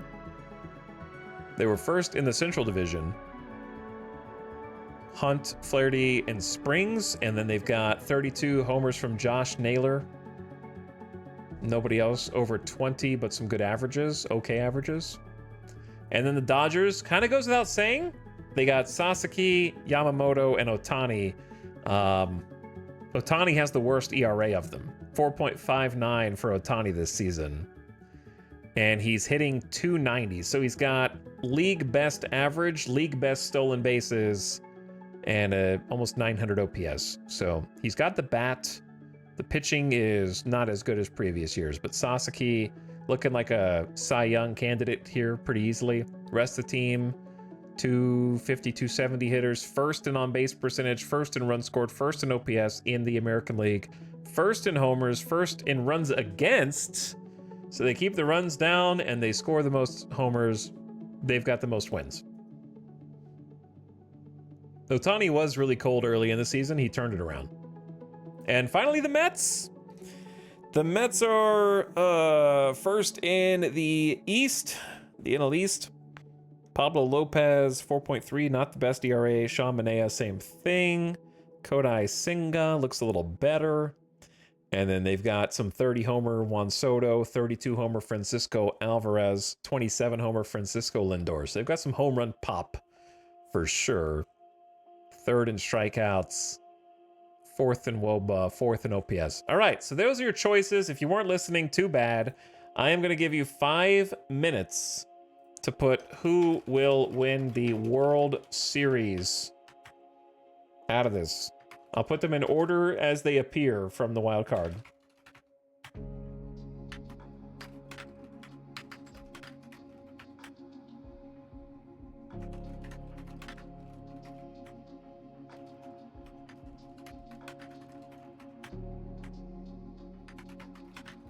You're going to have a lot of choices, which means some of you are going to win huge.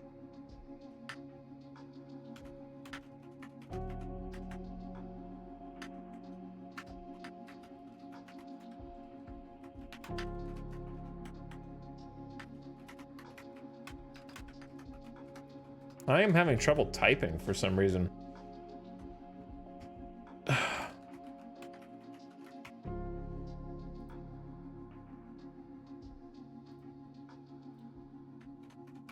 Uh-oh, chat. We got a problem.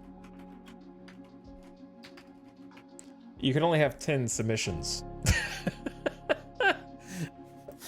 Okay, so I'm gonna have to simulate the wild card and then let you bet post-divisional series.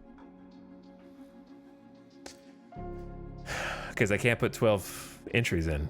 I don't know who's gonna lose.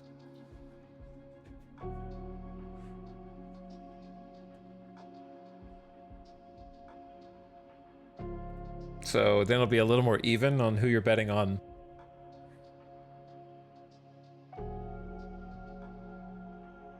When is... Why is it not showing me? When are negotiations for arbitration?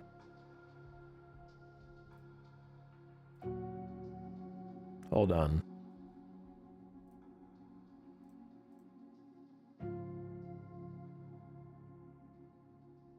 The International Free Agent Showcase is October 17th. Signing is in January. Yeah, it doesn't show me. All right, playoff coverage. We're not going to watch these, of course, because I want to do the other stuff. But we'll at least, like, sim the days. Personal messages. Here are some king cakes who decided to retire. That's cool. None of them are my problem. Blaze Alexander signed a deal. We gave him a 1-year, $950K deal just to have some defensive depth at second, third, and short. And maybe he gets a little better in the offseason, because if he gets the I and the Void Ks and the BABIP up, then he'll be pretty good, actually. So I just gave him a small contract. Regular season ends. The Royals have been eliminated. Oh yeah, there was a crazy, like, 6-way race for the final wildcard spot. So the Royals got eliminated. The New York Mets get the National League East title at the end. Top American League hitter is Yordan Alvarez. 325 average. In his standout year, the 29-year-old had 37 doubles, 4 triples, 19 home runs with 73 RBIs. It's always an honor to win such an award, he told BNN, but individual accolades pale to team success. Triple Crown Award goes to Los Angeles ace Roki Sasaki, who powered his way to the top of the National League in wins, strikeouts, and ERA. He was the league's best in all 3 categories. In his superb year, the 24-year-old hurler chalked up 19 wins, 281 strikeouts, and a 2.12 ERA. I mean, that's got to be Cy Young, right? Looks like a Cy Young award might be in his future, too. Speaking to the press, he said, "It's quite an honor to win the pitching Triple Crown. Good to be rewarded for hard word." I just do, he said, sick. "I just do whatever it takes to stay on top of my game. I have a strong work ethic and pride myself on being the best. My teammates deserve a lot of credit, too. Didn't do this all by myself." How good a year did he have? One opposing batter put it this way: "We're doing the best we can, but when you've got God on the mound throwing against you, makes things a little tough." For Shohei Ohtani, the Dodgers, 2026 was a good year. He got the National League batting championship with a .290 average. 29 homers, 41 doubles, 166 hits. There you go.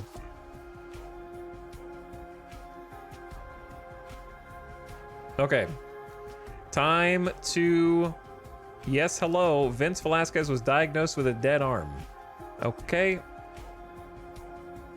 I think... Oh, they're still in the playoffs, I guess. So Astros take game 1 over the Yankees. Tigers take game 1 over the Guardians.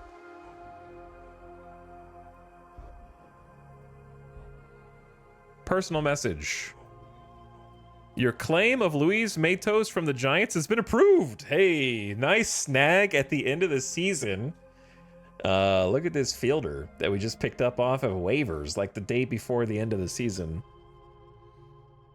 Good left and right field, can play center with good range as well. Errors down, good speed, stealing ability, never strikes out. Little power, little gap power. We need to work on his BABIP, and then he will become a god. Would like to work on the eye too. So let me see, development, focus. Your defense is great, but like... I'm gonna turn your running down. Turn the eye up. Turn your BABIP up. Turn the gap down to like more maintenance. Kind of focus on the defense and the batting average. Okay. Playoff coverage.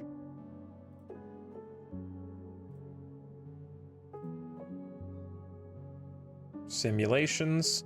Astros sweep the Yankees, best out of 3. Guardians split the series with the Tigers, 1 more game. Braves and Rockies just had their first game. Braves take the first one. Brewers take the first one against the Marlins.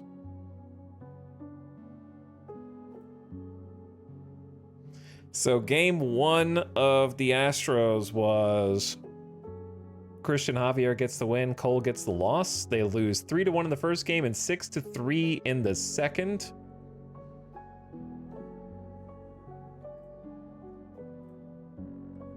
Oh, maybe.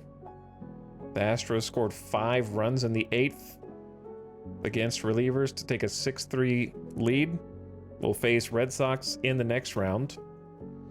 Okay. Let's go, boys. Let's go. You can do it. I'm just kidding. No, I'm not. Okay, next. Boop. Braves take it over the Rockies 2-0. Rip Rockies. Guardians take it over the Tigers 2-1. So they come back nicely. After losing game 1 4-1, they win the second game 5-4, and then a game 3 blowout 8-0. 12 hits in the game, just a shutout. And then Braves win 7-2 against the Rockies, then a close one 3-2 at the end. MVP Matt Olson, MVP for Guardians Jason Churio, MVP for the Astros Bryce Matthews, who had a home run in both playoff games. This guy's a monster. Who is he in real life? In real life, he's 23 years old.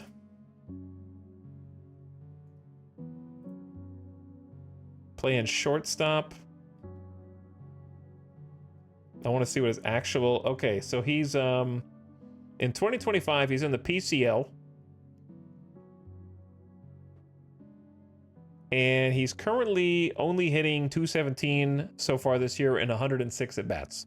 So, but he still has almost a 700 OPS because he's got 24 walks and 10 RBI. So like a quarter of his at-bats are walks. He's got almost a 20% walk rate. Interesting. But he's a god in the game, so he's a god in this game this year. And then don't have a series MVP for that one yet. So it should be one more game. Here's the question. How do I see the MLB schedule? So it should be the last wildcard game. Nobody's going to get like a cheat to see who wins in the AL. The AL game shouldn't be today, I think.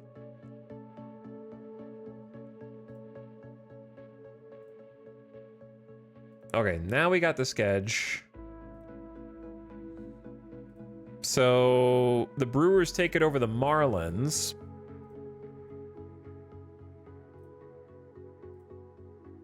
After winning, Brewers win game 1 5-4, lose game 2 7-3, win game 3 9-2. William Contreras MVP.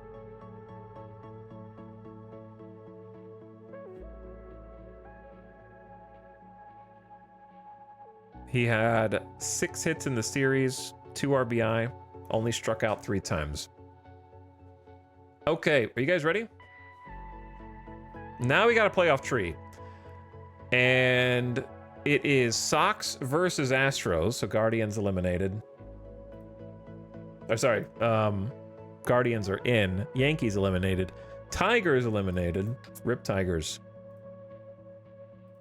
The defending World Series champs, the Cardinals, didn't even make it into the playoffs. They won the World Series last year. Okay, so Mariners and then Rockies eliminated. And then Marlins eliminated. So it is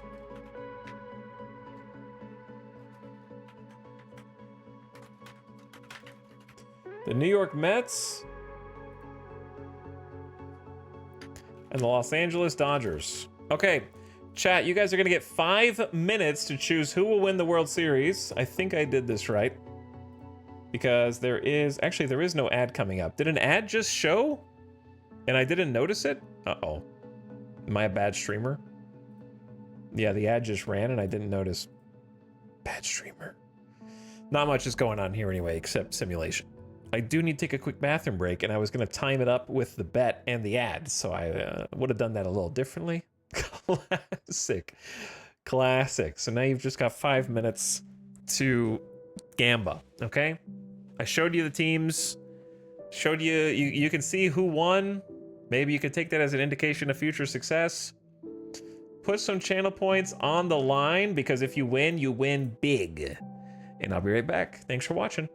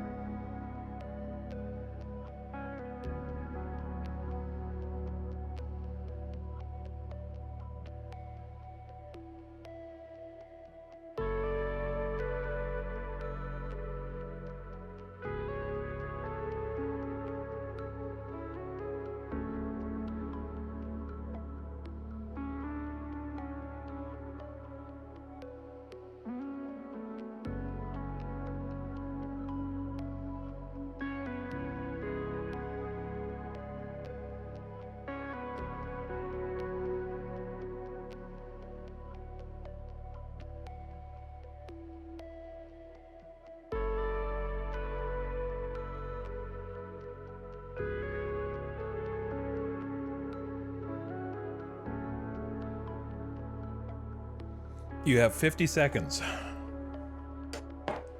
to bet your channel points. And then your time is up. Fun fact, the Mariners are the only team to never make it to the World Series. Not in this timeline. In this timeline, they went to the World Series last year and lost to the Cardinals.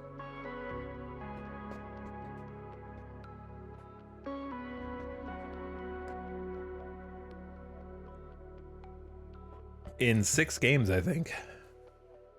All right, time's almost up. And we're gonna start simulating.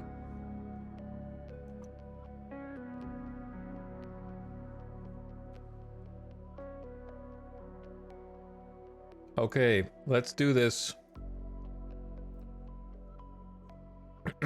Hector Neris announced he will retire at the end of the 2026 season. The reliever attributed his retirement to age and loss of skill. I can't believe you're still pitching. I'm not the type of player I want to be anymore. It's hard to go out there and be competitive. I'm not at the end of my rope yet, but I've seen guys hang around for too long, and I'm not going to be one of them. He has compiled an ERA of 3.66 with 107 saves, tossing 642 innings, with 787 strikeouts and 248 walks. Opponents have hit .224 against him. Well, I guess they have a thing for all the wildcard games. Okay, we'll read the one for the next games because I've kind of already looked at these. Here we go. First day. Red Sox take a 1-0 lead over the Astros. Guardians take a 1-0 lead over the Mariners.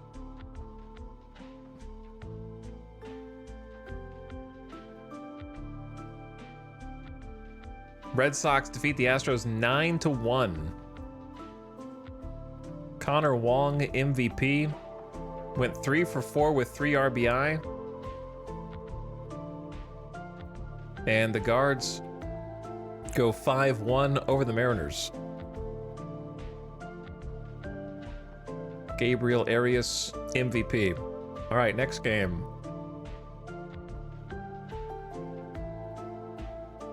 Red Sox go 2-0 over the Astros. They only need to win one more to move on. It's a best-of-5 series. Mariners take one back from the Guardians. Dodgers win their first game, and the Brewers win their first game.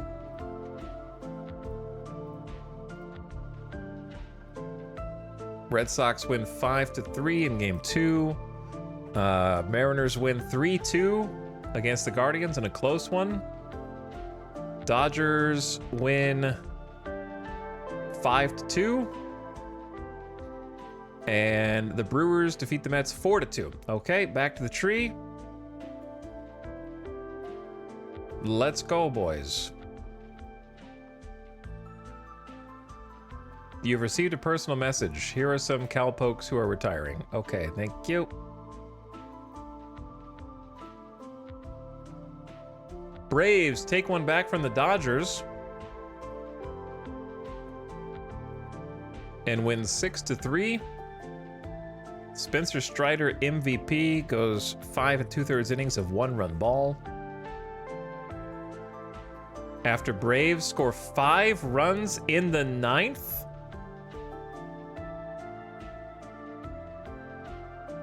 against Devin Williams, who has a 2.63 ERA and leads the league in saves. Huge choke. Huge choke. That would have been a crazy one to watch. All right, this could be the first elimination. Astros in an elimination game. And they take one back. Mariners take 2 in a row to go up 2-1.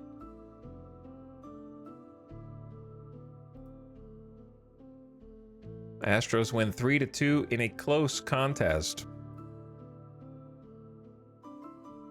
Hunter Brown takes the dub, 2 earned runs, and the bullpen shuts it down. And then the Mariners up 8-4 against the Guardians. Both teams with double-digit hits. Seattle pitching was just better with Brian Wu. Okay, first elimination could be coming up. Big day today. Boom. The Invaders have a DFA player. All right, I'll figure out what to do with you. Just a second. So the Astros take it to 2-2, split the series. Next game wins. Mariners win over the Guards after dropping the first game. Dodgers up 2-1, and the Brewers up 2-1 over the Mets. So Astros win 6-1 with a 10-hit game. Spencer Arrighetti going 6 1/3 innings of 2-hit ball. And then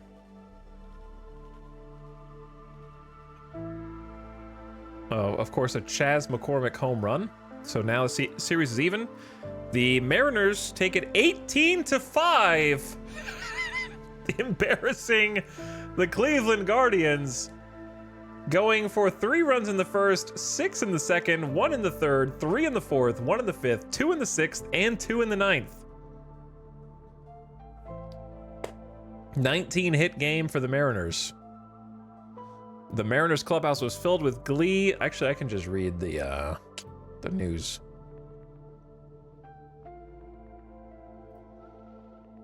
Which rookie is leading in walks? Ryan Clifford.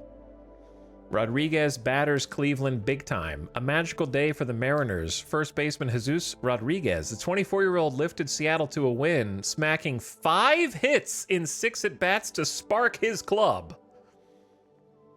Jesus Rodriguez singled in the first, an RBI single in the second, an RBI double in the third, a 2-run single in the fourth, hit a 2-run homer off Martin Perez in the 6th, and then flew out in the 8th. What a game. 5-hit game for a 24-year-old is insane in the playoffs. The Mariners clubhouse was filled with glee and celebration, while the Cleveland Guardians room was filled with despair and sadness after the division series concluded. Someone's got to win and someone's got to lose. We're just glad we're on the good end tonight and can enjoy this, said Cal Raleigh, named MVP for a strong series of offensive performance. Seattle won the final game 18-5 at Progressive Field in the series 3-1. Cleveland manager Stephen Vaught was simple and to the point. They were the better team and deserved to move on, he said. For the series, Raleigh was .471 with 2 homers, driving in 7 RBIs and scoring 4 runs. The Mariners don't know who they'll face in the next round yet. So the Dodgers defeat the Braves 9-5, and they just need 1 game to move on. It's a pretty big run differential there. Moncada, Rushing, and Hernandez with the big hits. I don't know where Ohtani's there. Okay. He was pitching. 3 earned runs in 4 innings. Not his best performance. And the Brewers won 11-4 against the Mets. Big scoring games here. Good God. MVP Ryan Clifford. Milwaukee pitching, not so good. The Mets won 11-4. Okay, next game, elimination? Don't know. Oh yeah, I have the DFA player. Who am I gonna DFA at the end of the season to take this dude? It's stupid that he has to go on the 40-man roster. I guess Unro.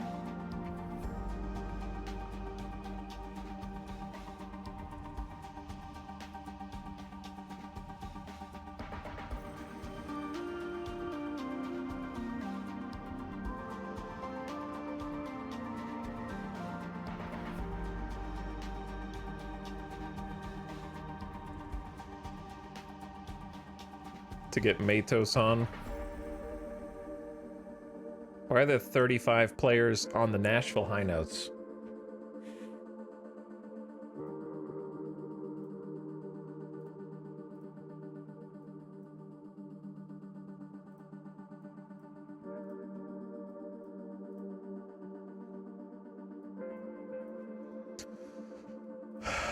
I don't know. they all came off the injured list at the same time, apparently. All right, Matos, you're just gonna go chill down here. Look, it doesn't matter. The season's over, brother. See? They're like, nope, sorry. He doesn't have any option years. I don't care, man.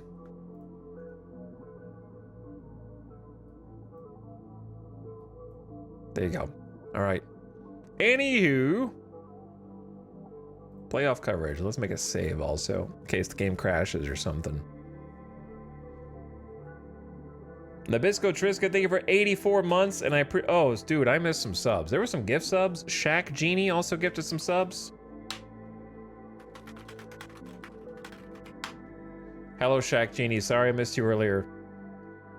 Illard, I saw you for 57 months. Thanks, Illard. Shaq Genie gifted a sub to Wretched Soul, Dr. Gnome, Snow Yeti, Hackerman, and Gregor Birkins. I really appreciate those gift subs, so thanks for sharing. Fuzzy Spudkiss says, good luck. Totally not betting against you. I think you were betting against me. Tomamot says, cotton candy. Thanks for almost a year, Tomamot. Howdy. And Nabisco Trisket here in time for Gamba. Thanks for the double sub. Sorry I missed you guys. Okay, Simit.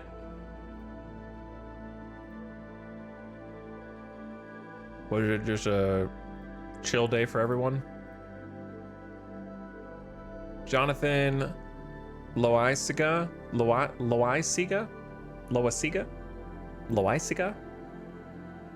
Sorry.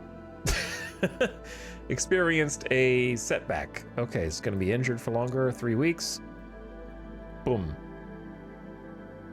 And the Brewers take it over the Mets, and the Braves tie it up against the Dodgers. So waiting on a game 5 for the Red Sox-Astros series and the Dodgers-Braves series.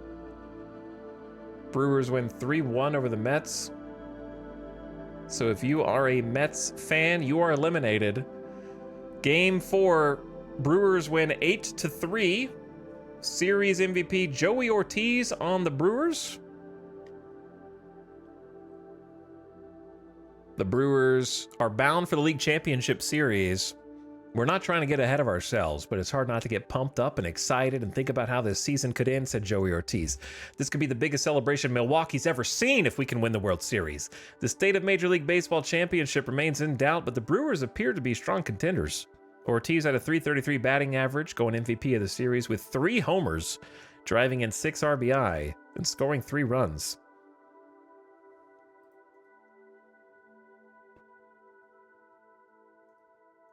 Okay, and next. I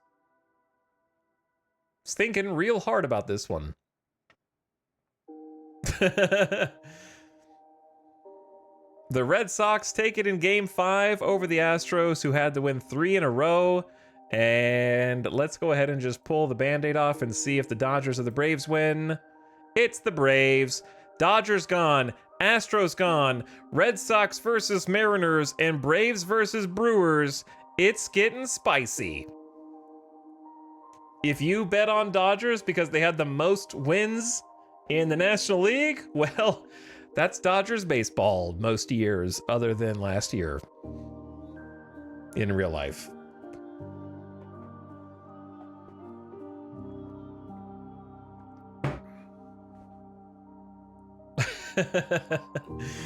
So this is going to be an interesting World Series, that's for sure. Let me see the news.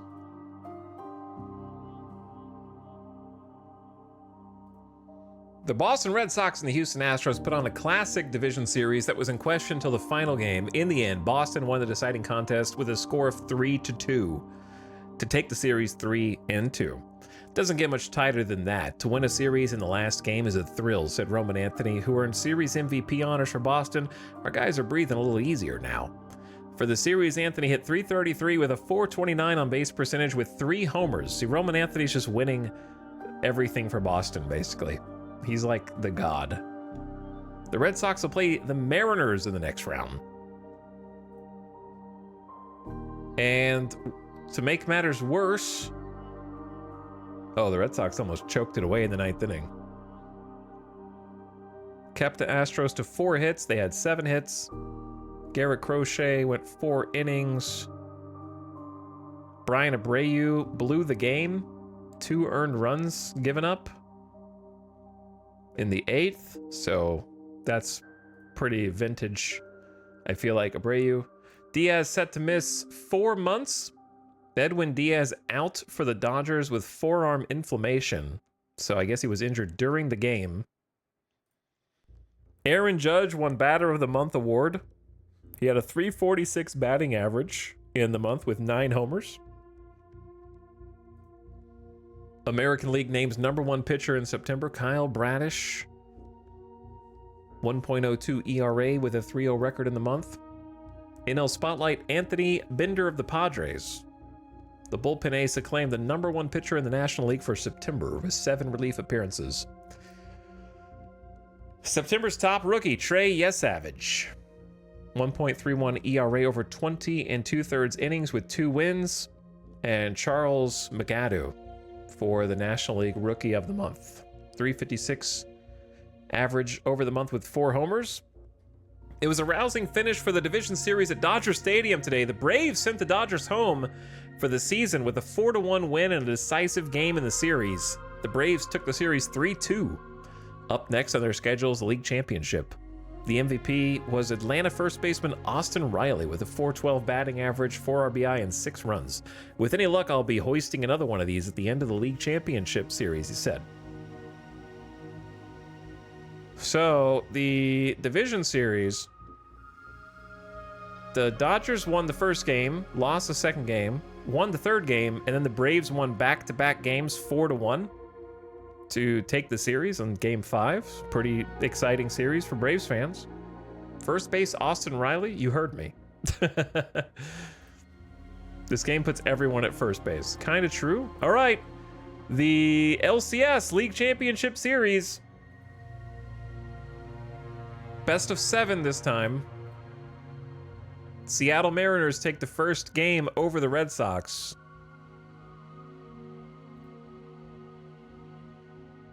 Five to 3. George Kirby gets the MVP with a quality start. Bullpen held it down. Randy Arozarena got a 3-run homer. In the top of the 3rd. Okay, next day. Boop. And the Red Sox get one back, even it up. Brewers take the first game over the Braves. So Red Sox win 5-4. MVP Quinn Priester for Boston. 7 innings of 3-run ball. Oh, they blew it in the 10th in extras. Boston walks them off in extras.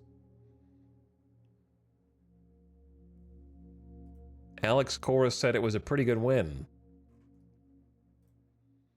2-1, close first game for the Braves and the Brewers.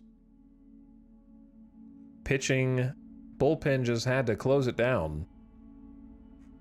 And the Milwaukee bullpen was just better. All right, next game. Red Sox, Seattle day off. Brewers 2-0 over the Braves. They win 7-2.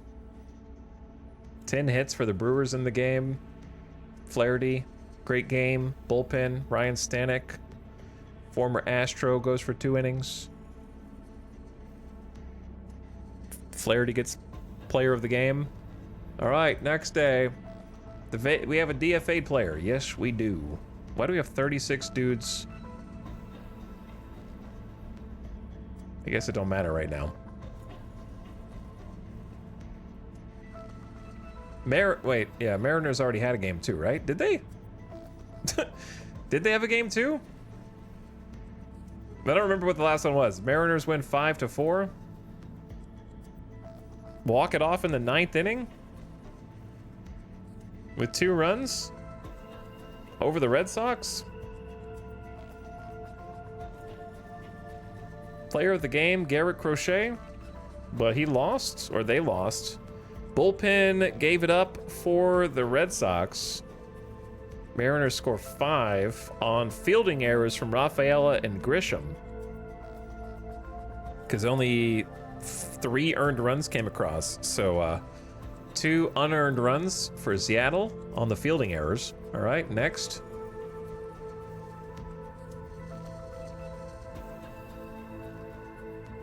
Nothing. I need to check some news. A while back, we brought you the story of poor Baltimore Orioles left fielder who was honestly devastated by the loss of his lucky college batting gloves. Today, the gloves suddenly turned up in a strange place. Said teammate Jackson Holliday, I found them in my underwear drawer. Seriously. As soon as I found them, I got them back to Colton. I didn't even ask for a finder's fee, and besides, I couldn't wait to get rid of them. They really stank. No details on how the gloves got into the underwear drawer, and perhaps that's for the best. For his part, Colton Cowser was ecstatic, telling the Baltimore News, I put them on right away. It felt good to have them back. I can't wait to get back out there and face pitching again with these on. Okay, next game. Boom. Red Sox tie it up. Braves take a game. Red Sox defeat the Mariners 5-2. Getting 2 runs in the 9th inning. Player of the game, Tanner Houck. 1 run given up on 5 1/3 innings. The Braves defeat the Brewers 4-3. It took 16 innings. The Atlanta Braves got a strong game from starter Spencer Strider, but clutch hitting ultimately delivered the win. It was a 16th inning walk-off. The win capped off a fine outing for Strider, who threw 6 innings of shutout ball. Batting in the 16th, 3-time All-Star Matt Olson had a shot to win the game. Milwaukee pitcher Taylor Rogers was determined not to let that happen, but Olson hit a run-scoring single. 12 hits to 9, and they only scored 4-3. 2 a.m. game. Both bullpens completely decimated. After that, everybody had to come out and pitch for that one. Brewers tie it in the 9th and nobody scores again, but they did, they ended up losing. So sad. Okay, back to the tree. The Red Sox jump out in front of the Mariners, and the Braves tie it up even with the Brewers. So in Game 5, the Red Sox win 6-4. MVP George Kirby, 7 innings of 3-run ball. That was a 16-inning game. What? The Red Sox win into extra innings against the Mariners, but ultimately moved to within 1 game of the World Series. They downed the Mariners at T-Mobile Park 6-4. George Kirby threw 7 innings, allowing 3 runs. They got a clutch hit in the top of the 16th from Rafael Devers, who belted a 2-run home run, putting the Red Sox up 6-4. Back-to-back 16-inning games. What are the odds, man? They both had 12 hits in the game. Kirby got the MVP, but like they couldn't hold the game. The Boston bullpen only gave up 1 run. Are we gonna watch every game of the World Series? Hell no. I want to get to free agency so I can do stuff. We will if I'm in it. I'm not gonna watch these stinky teams play the World Series. Pfft. Yeah, right. Atlanta defeats the Brewers 4-3. Eli White, player of the game. All right, next.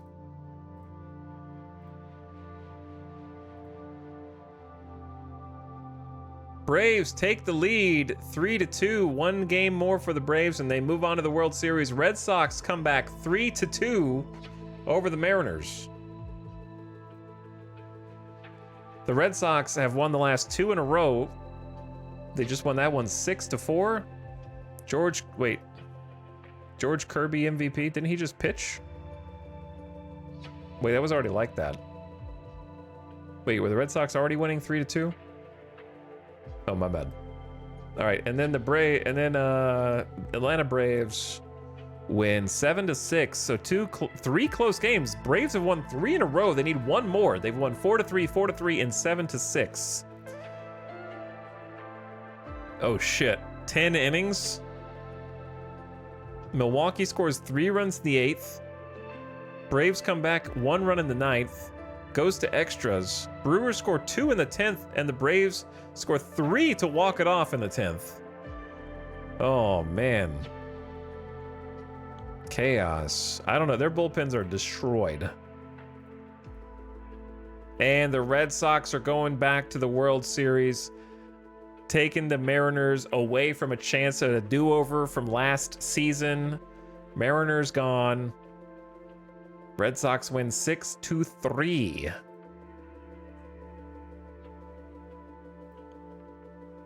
Tampa Bay officials confirm Tommy Pham announced retirement. Rumors had him on the verge of retirement since late last week. I want to leave the way I came into it, he said. I don't want to become an embarrassment to myself and my team. The Red Sox are riding high after knocking off the Mariners in the League Championship Series. We're feeling confident now. That's half the battle, said Christian Campbell, named Series MVP. You play well and shows up with results like that. For the series, Campbell hit .321 with a .345 OBP with 3 homers. And then the Braves. Game 6 today in Milwaukee. Let's see it. Braves going to the World Series. Brewers out. The Braves come back to win 4 in a row after the crazy extra innings games. And they defeat the Brewers soundly 12-4. It wasn't even close. 17 hits for the Braves. The Braves took time to celebrate with the Atlanta fans who stuck around after the game following the championship series triumph. Members of the Braves hung around chatting, high-fiving, and taking pictures with Atlanta fans in attendance at American Family Field long after the last pitch had been thrown in their 12-4 win. We got great fan support, said Austin Riley. Whether we're at home or on the road, the fans support us. We wanted to show them how important they are. Some Milwaukee fans that were there even congratulated us on the win. For the series, Riley hit .310 with 2 homers and 7 runs batted in. Things weren't so cordial on the Brewers side. Their clubhouse was closed to the media after the game, and all players and coaches quickly dressed and left the stadium after the end of the season. The Atlanta Braves will play against the Red Sox in the next round. Boston won their series 4-2. World Series time, boys.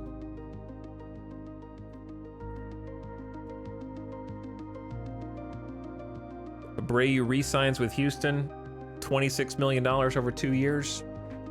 After losing them the playoffs, fans are angry. All right, World Series time.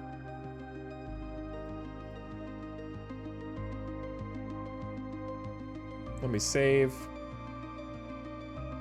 They got demoralized after that 16-inning L, probably. Game 1. Okay. Not game 1. What?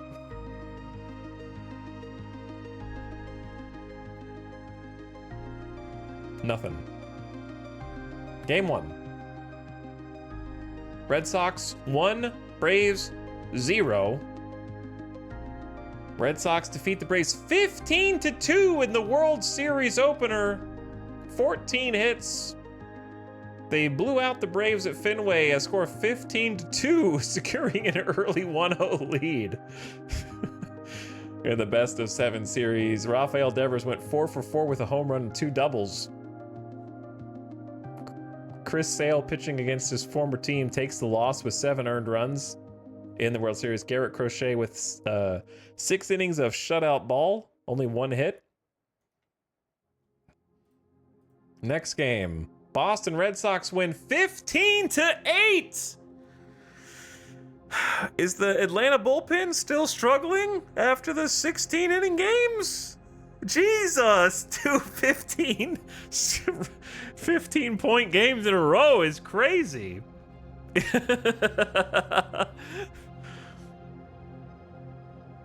Rafael Devers stomped the Atlanta Braves in Game 2, going 2 for 4 with a home run and a walk. With the bases loaded, he had a run-scoring single. Spencer Strider got tagged for 4 runs in 2 innings. Bello gave up 6 and 4 1/3, so they both got hit up a bunch, but the Red Sox really just went to town.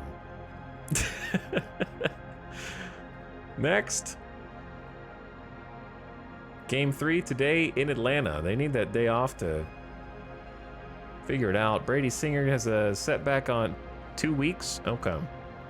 Game 3, Red Sox win 7-0 and are 1 game away from the sweep of the Atlanta Braves in embarrassing fashion.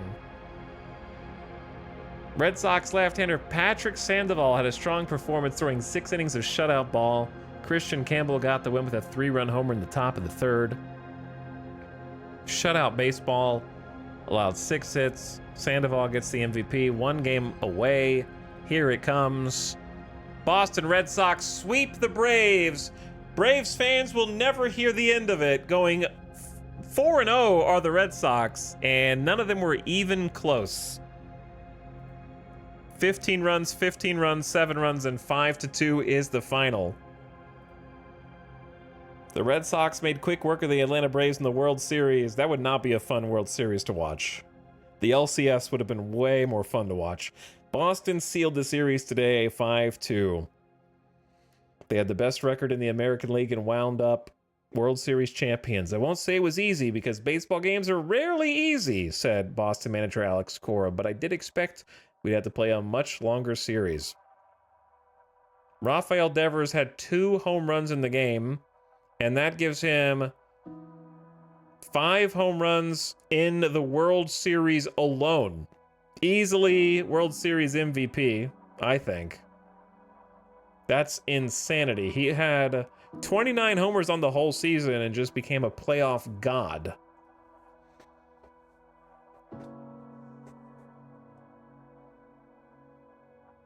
Single-handedly won the game for Boston in this one. And we've got some international prospects. All right, World Series over. Now the offseason begins. Channel points. Here we go. 16% of the vote for the Red Sox. I honestly would have voted Red Sox just because they looked insane when they played us last. Like, I thought the Dodgers maybe because their pitching was goated, but we got to go back and look at how the Dodgers... Boston Red Sox payout coming out. Huge payout. Biggest winner was Noob Knops. 150K points on the Red Sox turns into almost 1 million. There's 968,000 channel points taken back.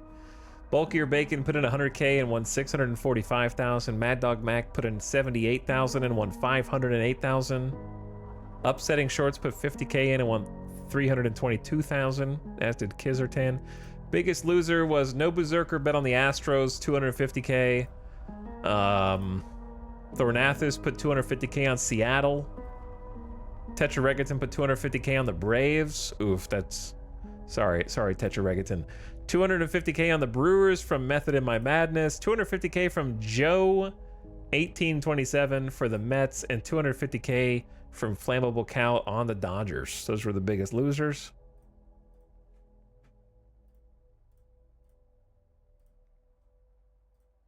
GG's Red Sox winners.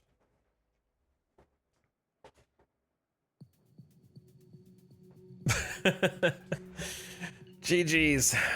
That's some big payouts for the Red Sox bettors. All right, the league has hosted its yearly international showcase featuring top prospects from different countries, the most important time of the year for prospects around the globe, landing the game's best international amateurs on the radar of scouts from across the league. This year, the following players should be among those drawing the most attention from teams. Here's my question. How do I invite them? I guess we start inviting them now, is that right?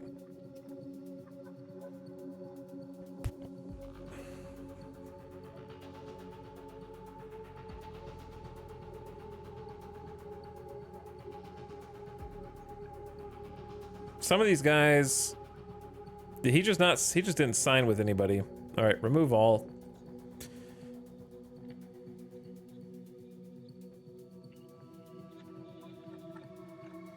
Okay, we read the Red Sox thing. GG's. Man, I can't believe the World Series sweep, too. That's just oof. And losing 15 to like 3 in 2 games. Ouch. Just a dominant showing. That's crazy. Because, like...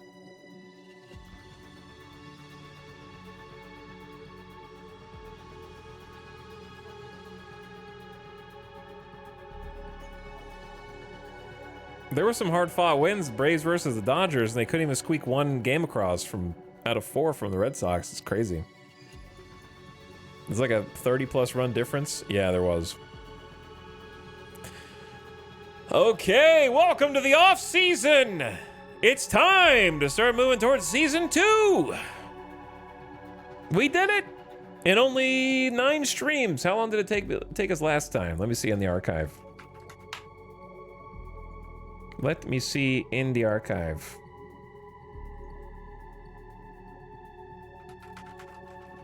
How many streams did we do last year? I don't know. I don't know what I called them.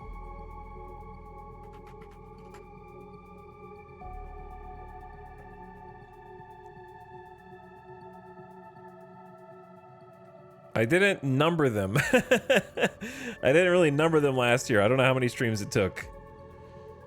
So, maybe someone in chat can figure it out. The real game starts now. Let's take the team out for pizza. Okay, like a pizza buffet? Are we thinking? Like one of the old Pizza Hut buffets? Let's take them to a casino buffet. We'll watch a video on like cheapest eats in Las Vegas and take them to one of the like graveyard specials where you can go to the casino diner and have like a plate breakfast for like $4.50 because that's pretty much all of our team can afford.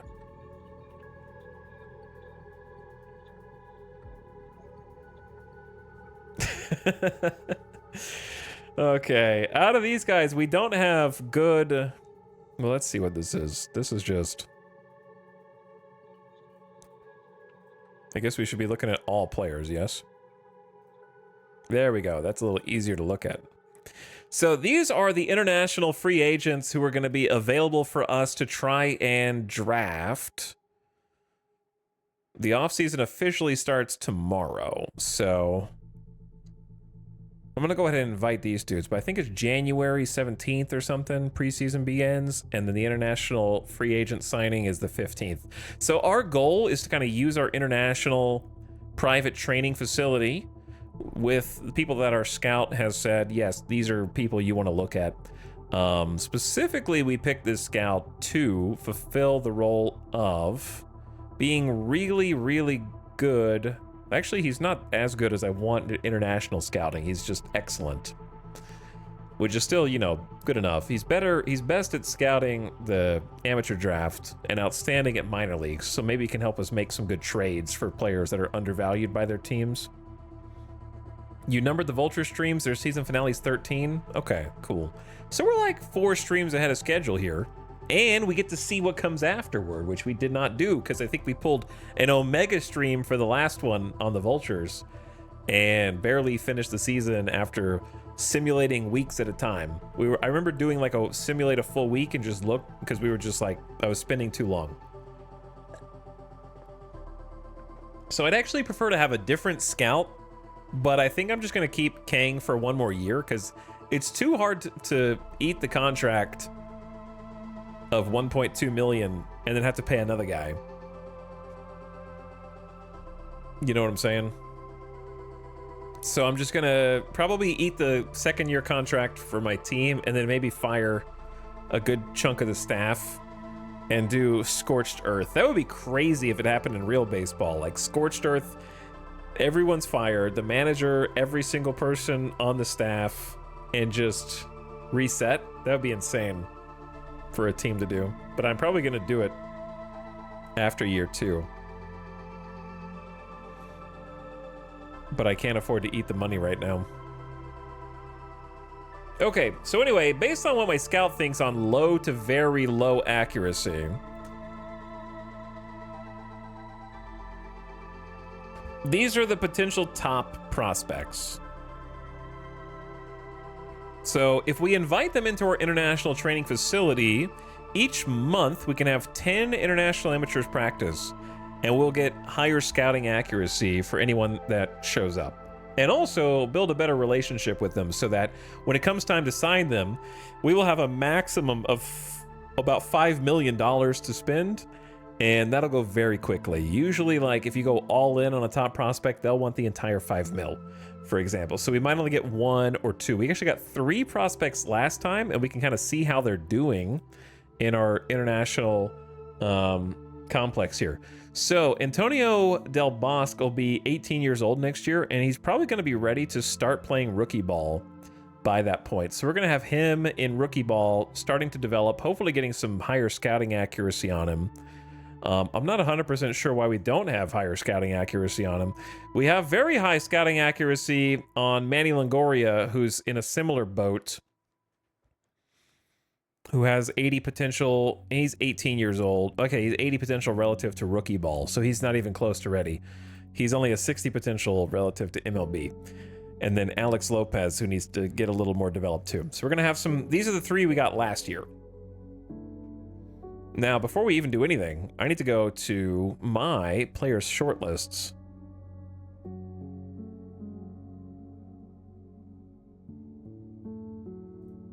And do a little international scouting. Probably, like, clear this whole list, I would think.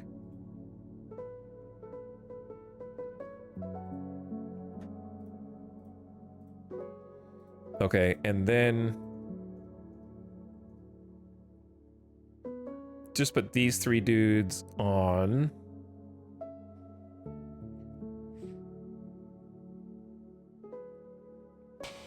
I need fewer shortlists. I need like a new shortlist for farm system set pieces. I don't know what to call it. Linchpins, like the core. Core? Farm system core. Something like that. Dudes to watch.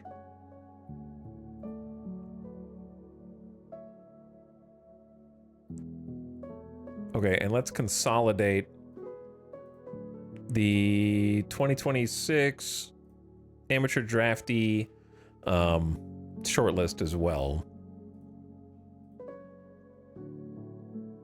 Remove them from all short... Shit. I did that in the wrong order. Whoops.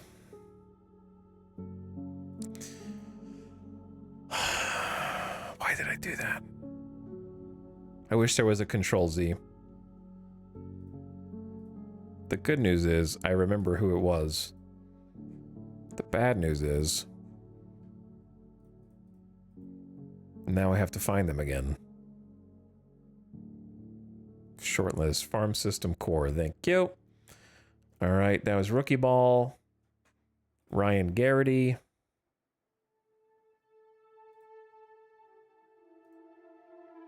High A ball, Jason DeCaro is a big one. Shortlist, farm system core. Double A ball. Charlie O'Shell has already fallen to a 50 potential. That didn't take long. We're gonna have to check him and everybody else before we can even start the next season. And then Indy Rodriguez is a guy we kind of already know about. After the in-game year of Invaders Baseball, I am almost back to where I started in terms of like points from channel points. Dev Risk Extreme. Yeah, basically it's just like we don't have very much information on them and they're very young players, so the risk of them not reaching their potential is extreme, which is normal. Most of these guys are never going to play Major League Baseball, but there's a chance that they can and that they'll be gods. So you take that chance and pay them millions of dollars. Because if you do and they turn out to be a god and you win the draft lottery, like the metaphorical lottery, then they'll be worth hundreds of millions of dollars. So baseball is Gamba and drafting is Gamba, basically. So that's why it's extreme risk.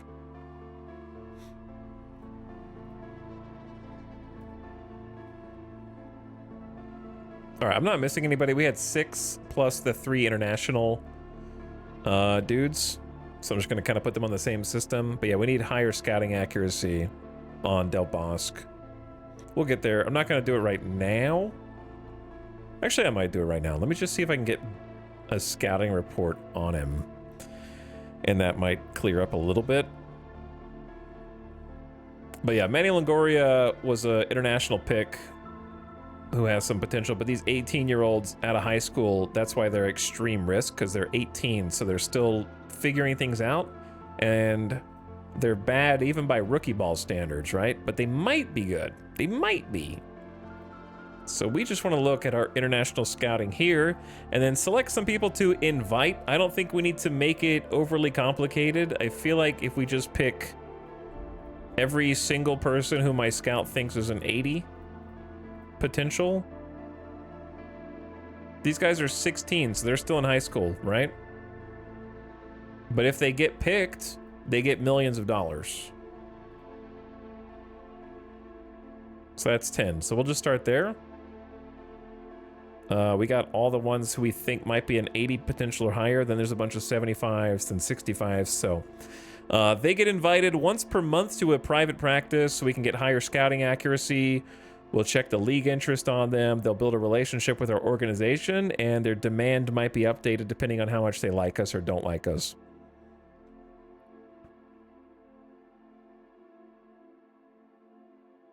Imagine being 16 with a $2.4 million demand.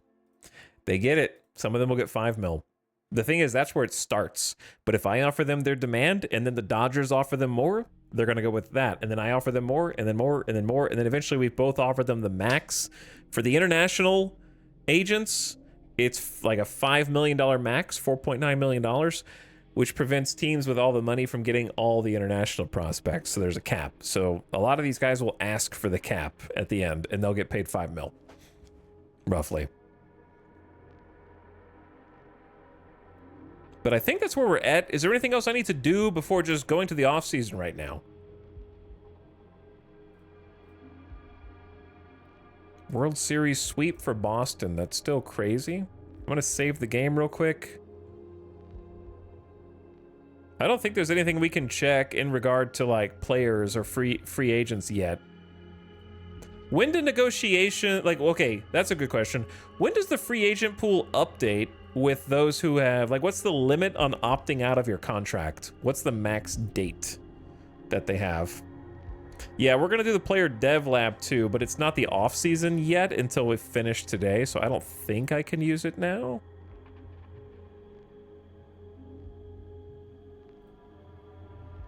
Yeah, I have to wait one more day. Any minor league free agents? We did sign one, but otherwise, no, I don't think, but I'll double check. Actually, let's look at some stats for our organization first. But yeah, here are the free agents. Fraley, we're just gonna have to let Fraley walk because I don't want to offer him $21 million to get a qualifying offer for 1 year. He has great defense, but he really fell off for us in 272 at bats, so I'm glad we didn't pay him the big bucks. I wish I would have traded him, but we didn't really get offered much. He was doing amazing for Cincinnati. But Fraley's 656 OPS, definitely replaceable. Also, the ad's going to start in like 5 seconds.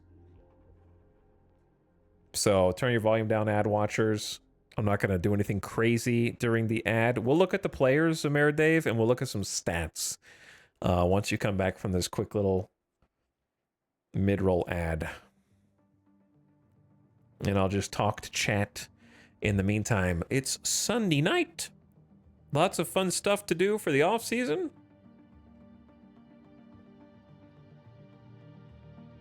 But yeah, we'll look at Chang. We'll look at anyone else we traded. Man, the ticket sales falling off at the end of the year. I want to see our finances compared to what we expected to have versus what we actually have. 71 million for extensions is encouraging. We should have more money this year by a lot.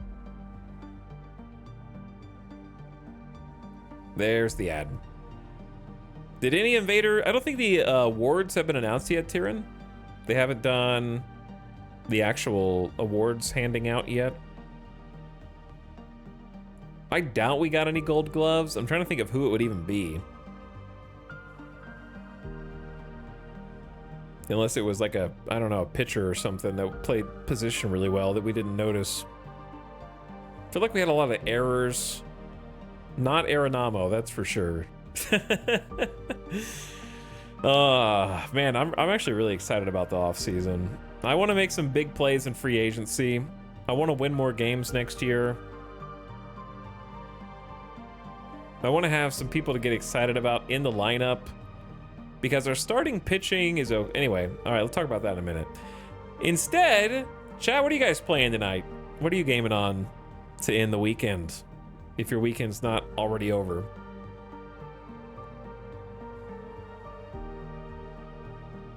GeoGuessr. Last Epoch? Picked Last Epoch over the other options? Oregon Trail? I doubt it. Overwatch, Hades 2 had some fun. Stone Shard, Elite Dangerous mining. I've always wanted to do mining in Elite Dangerous.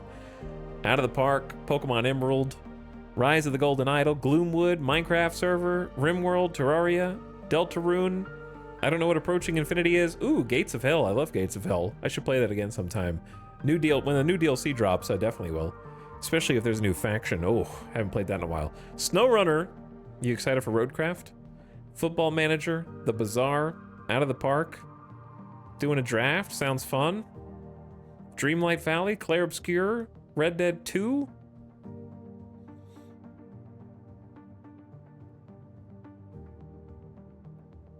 I don't know what Reverse 1999 is. More Out of the Park, Monster of the Week, Tabletop. I like tabletop games, but I haven't heard of that one. Winning in the Bazaar, some Bazaar gamers. Chat, would you recommend any chill games like Balatro or Peglin? I don't really play those kind of games.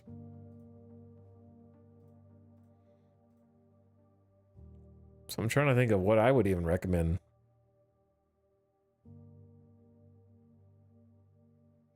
Yeah, it's too chill for me. I don't know, you kind of have to think when you're playing Balatro. So, all right, welcome back from the ad. Hello, gamers. We're back. So let's take a look at some of the interesting seasonal notes. Focusing on the first thing. I'm letting Grandal, Gallo, and apparently Flores walk, because if I want Flores, he got pissed earlier. And I tried to offer a contract extension, and now he wants a 3-year, $8.3 million deal. Look, you were great, Flores. He wants a $25 million deal with an 8.3 AAV. Brother, you were great. You were. Maybe another, I hope another team pays you, because it's not going to be me. We're going to have to figure out how to, it's going to be tough to replace Flores. It just is. He was the best of the team, but he's 35 years old. He's going to be 38 by the time this contract's done. So Flores is walking. We should have signed him back when he wanted 5 mil. Mistakes were made, right? I think we can all agree. Should have just given him 5 mil up front. Fraley wants like 16 mil. Not paying that. So they're gonna walk. Now, in AAA, there really isn't anybody that I feel like I have to lock in who is walking this season. Like, we're gonna lose Unro, don't care. Everyone else was a quad A that we could just replace.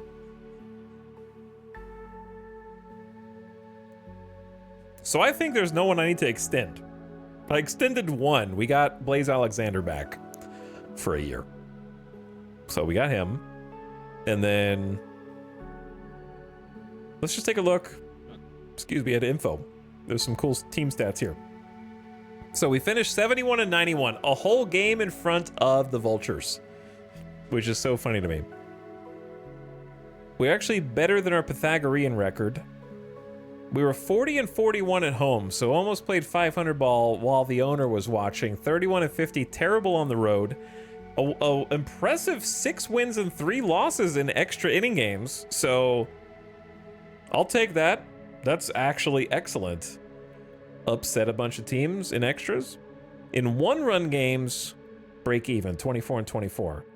Versus left-handers, 15 and 23. Much worse. Versus right-handers, 56 and 68. So we did win more games against righties than lefties, percentage-wise. In March, we played 500 ball. In April, we played 500 ball. In May, 357 is when it went real bad. That was the worst month. June, 13 and 15. July, 12 and 13. August, downhill, 12 and 17. And then fell off in September. So we were almost last in everything, except we were 15th in batting average out of this is just the American League. I wish it would show me against every team instead of just the AL. Base running, plus 7.1. Aggressive base running, very fast team. So we're first in the American League in base running and getting extra bases compared to everyone else. Fourth in steals. I'll take both of those. Fifth in strikeouts. So we didn't strike out very often at all, but we were terrible on offense the rest of the way. Just last in everything that counts. Historically good base running. Team pitching and defense. Fifth in earned run average. It's good. Sixth in starters ERA. Good. Eighth in bullpen. That dropped after we gutted the bullpen for trades. Fifth in runs allowed. Fifth in wins above replacement while pitching. Eighth in hits allowed. 10th in opponent batting average. 13th in BABIP. You can kind of see it fall apart there. Fourth in home runs allowed. So pitching is pretty good. Our pitching is pretty good. Too many walks, but not last. Decent strikeouts. Honestly, not so bad. I can't find a team with plus 7. That's insane.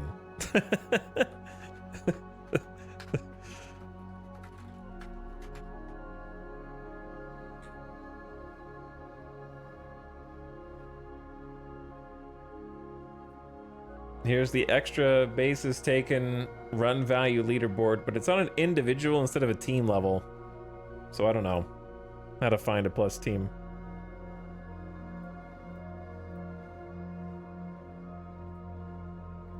All right, batting wise, chat, the batting average leader is somehow Arenamo, but they're the only, out of people who qualified. This is going to be a little funky because we traded so many people, so I don't know how many at-bats you had to have with the team to qualify.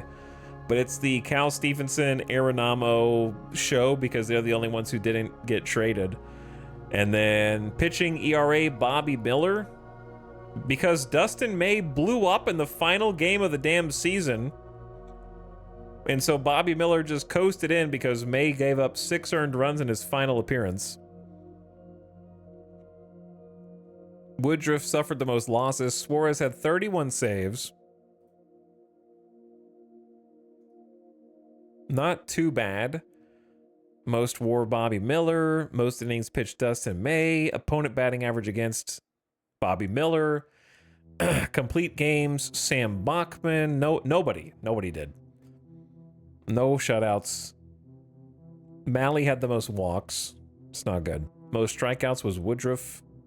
It was a close one, though. May had the best strikeout to walk ratio. Woodruff, most strikeouts per 9. Lowest walk rate was May. Okay. Fielding. Etal, a league leading run line is plus 1.7. 7.1 means you are literally 5 times better than a league leading run line. Yeah, I don't even know how you get to that number.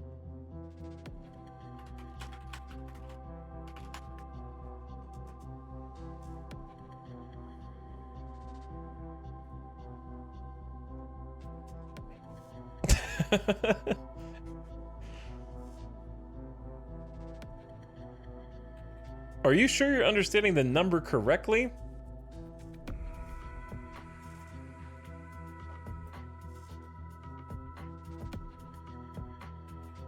Because okay.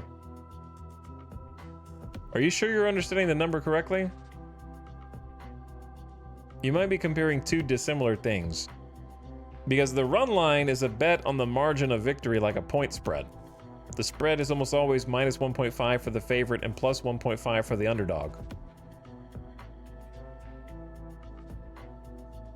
Is that what this is? Like, this is base running, not a run line. Do you see what I'm saying? So that may be why you're unable to find... Like, this is how many... how good we are at getting extra bases compared to expectations. They expect you to take one base, but you take a second one.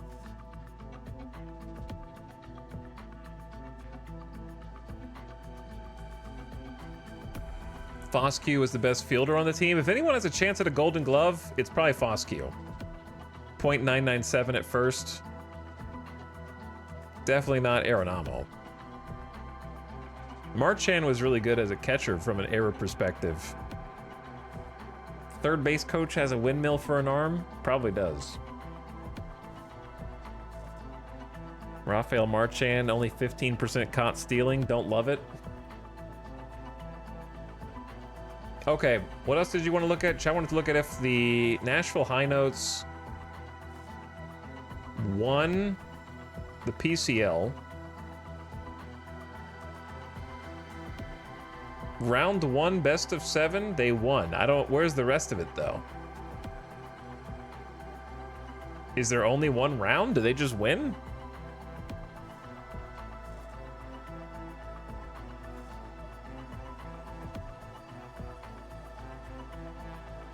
Milt Richardson celebrated a successful season with the High Notes, hosting team officials and select media at a Nashville area first-class eatery. When he first came to town, the Pacific Coast League Manager of the Year was met with a good measure of skepticism. Few people believed in our ball club when I got here. It just goes to show you a bunch of talented ball players playing together can make any old manager a genius. Well, I mean, they're all Quad A former MLB stars on your AAA team. So give that a few years, and that'll change. But he got Manager of the Year?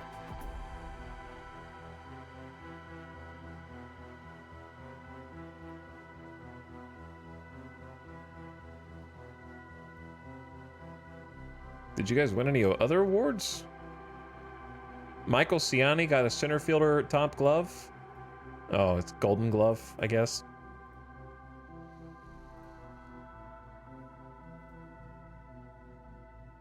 Okay, Nashville takes the title, champions today, so they won. Nobody can take this away from us, not ever, said MVP catcher. Indy Rodriguez was the MVP and of the little series for them. That's going to be one of our starting catchers next year. So he had 2 back-to-back homers. Okay. That's the dude we traded for. We got him for Joe Mantiply. We gave up Joe Mantiply and David Hamilton. David Hamilton hitting .207 for Pittsburgh, but has a .826 OPS, but only 35 plate appearances for them.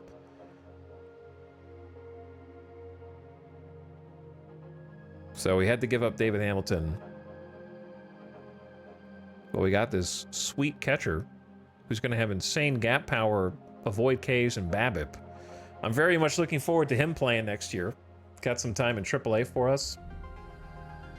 He's definitely going to make the roster. Fans cheered, gloves flew in the air, high fives and hugs were the order of the day. From day one of spring training, I could see it in their eyes, said Nashville manager Milt Richardson. The players had that look of intensity, of hunger, a desire to accomplish something great, and they did that today. Okay.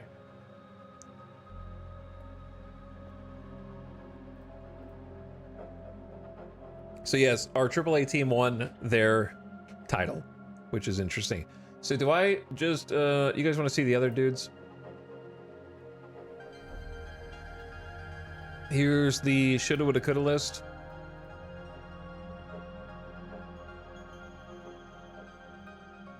Caden Wallace, and he's only in AAA, hitting .260. I don't know when we were going to trade for him. We traded David Beckles. He's not going to... Luis Gill pitching for the Cubs, of course, has 8 starts with a 2.57 ERA with them, of course. He was like decent for us, but just had some bad games, and now he's going out. Quality start, 3 quality starts in a row for Chicago, of course. Better walk rate.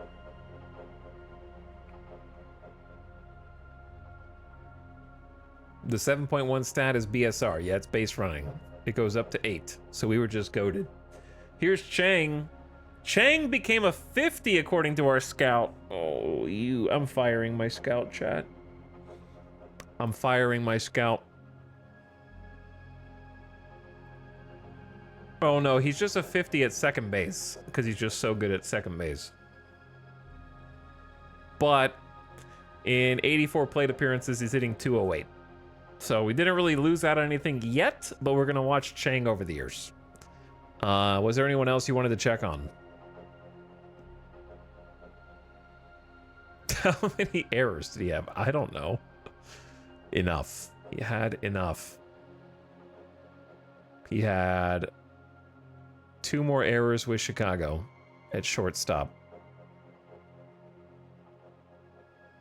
And then 1 at second base. So 3 more errors. So he had 14 errors on the season.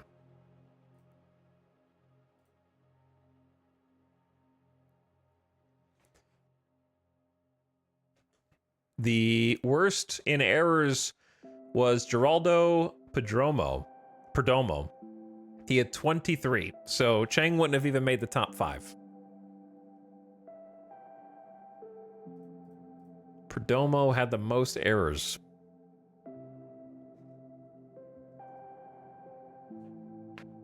"23 errors. Okay, are we ready to advance so we can get to the actual off-season? Let's do it. Off-season time. Achievo unlocked? Complete an owner goal. Find a top prospect. Most recent owner goal, complete build your farm. The season is over. Your season score this year is 292. You should do better next year. The score is nothing to be proud of. Jesus. Did my owner write that email? Chill, man. Calm down. He is demanding. Get wrecked. Yo, get wrecked. Oh my god. Today is the following event. Off-season starts. These interesting players are on the waiver wire. Chat, I forgot about the waiver wire the last few days. I haven't looked. Oh, did people just get added to the waiver wire? Like, I didn't even look at the waiver wire during the World Series, bro. For some reason, I kind of assumed that we didn't need to. So, I don't know who we missed, but Cooper Pratt and Jaden Hill are on there now, if we wanted to grab them.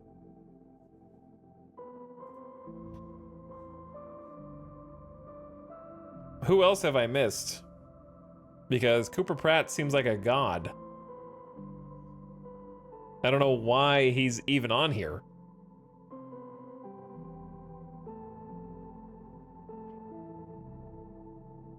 $55 potential. 65 according to the OSA. Dude, now I feel so stupid, man. I forgot to check the waiver wire during the playoffs. How many dudes did I miss sneaking through waivers? I've been so good at it up until this point.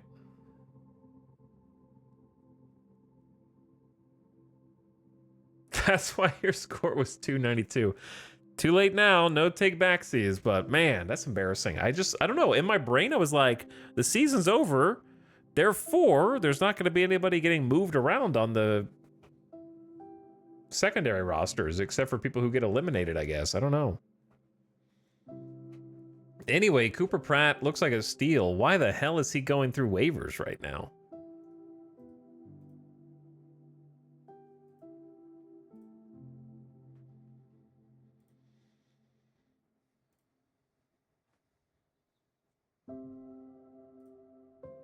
Who is playing, like, why not just put him in the minors? They've got Charles, they prefer Charles McAdoo for third, even though he's a 45 aptitude, because he's hitting better, I guess. There aren't usually too many waiver moves during the playoffs. I didn't think so, but I stand corrected. I should have looked, but we still got some choices. Bryce Terang is playing short for, or second base for them. Looks solid. Okay, well, you know, at least I look now. I may not get Cooper Pratt depending on where I am in the claim process, but we have the money for it, so. Your claim is accepted. The player will remain on waivers. The waiving team might pull him back so that we don't guaranteed get him, or another team could claim him. He's been optioned 4 times this season. Is that like the maximum? 1 option year left. Claimed by Las Vegas, day 3, or 3 days left. He's had 105 days of Major League service time. This would be crazy, dude. This is like Chang, but way more upside. And then there's also, if you want a potential pitcher, Portland put Jaden Hill. He's been optioned twice and has an option year left. So why is he on waivers? They DFA'd him to get him off the 40-man for some reason. I don't know why the Pioneers are letting Jaden go. He's got high financial ambition, but he's prankster, which is great for us. High leader, high loyalty.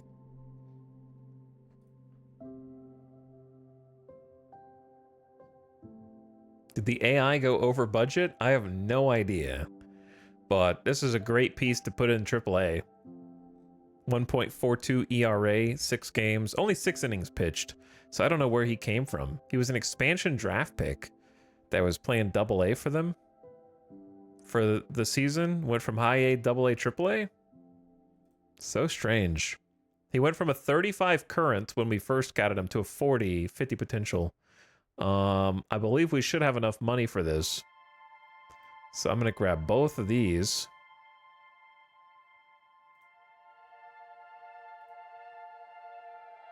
When does the financial side of things reset?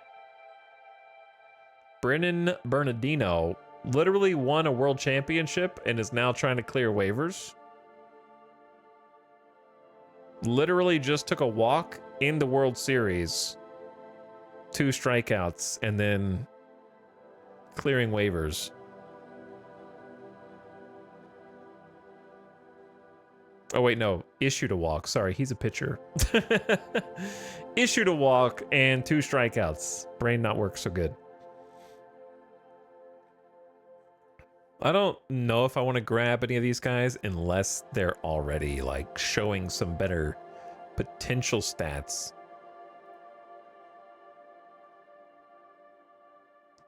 Don't necessarily want to look at all of them here.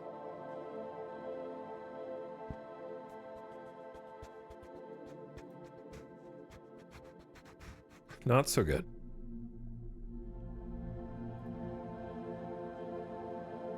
Trey Sweeney.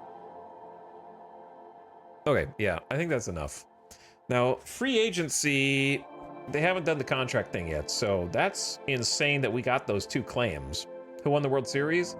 The Red Sox swept the Braves in the World Series in this timeline. Pratt is one of the Brewers' best prospects IRL. Yeah, I don't understand why he's just here, hanging out. You have just been informed Robert Suarez has decided to opt out of the remainder of his current contract. He will test free agency. Yes! Yes! I think he did great. Don't get me wrong. But I didn't want to pay him $8 million. And also my scout has readjusted his overall back from 50 to 45. 45 to 50 back to 45. So we save $8 million on him taking his option. Here's the question. Do we get any kind of compensation pick for him opting out? Or no? That was a that was just an option. Wait, hold on. My brain's not working. Let me look. Like if I offered an extension. I thought, yeah, okay. You'd have to make a qualifying offer. But what about the Bregman? Remember when Bregman used the player opt-out of his Red Sox contract and whoever picked him in free agency lost a draft pick? Is that because they just made Bregman a qualifying offer? Afterward?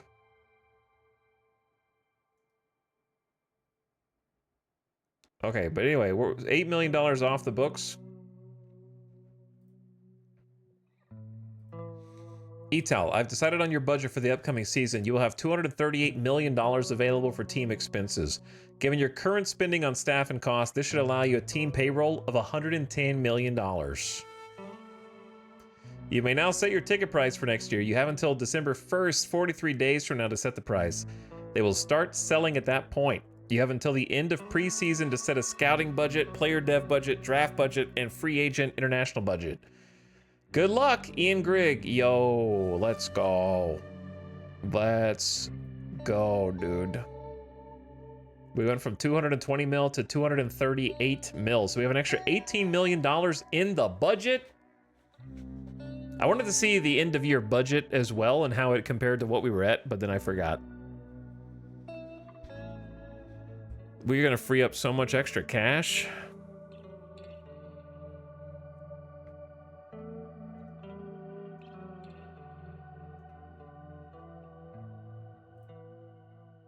I don't know what this music is. Actually, it just occurred to me, so let's listen to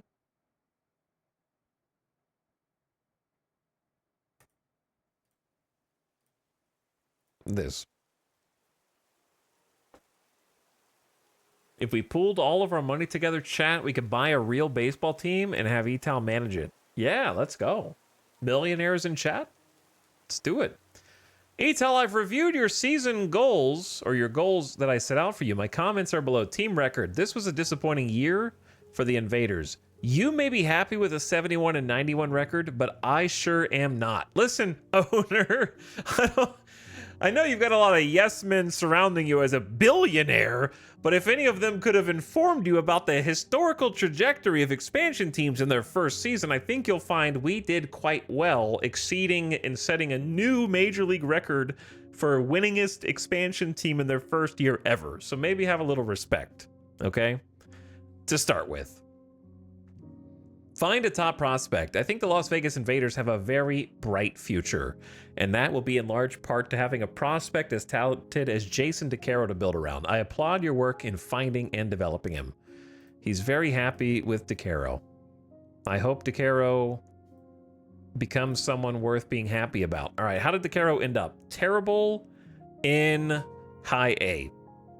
Just awful. August 24th gave up 7 earned runs in 4 2/3 innings. He's going to have to figure it out because he's 50 overall relative to them. 45 stuff, 45 movement, 45 control. That should be more than enough to figure things out. So I think I'm just going to leave you in high A because you just get kind of silly going below that, I think. But scouting-wise, he went from a 75 potential to a sad 60 potential.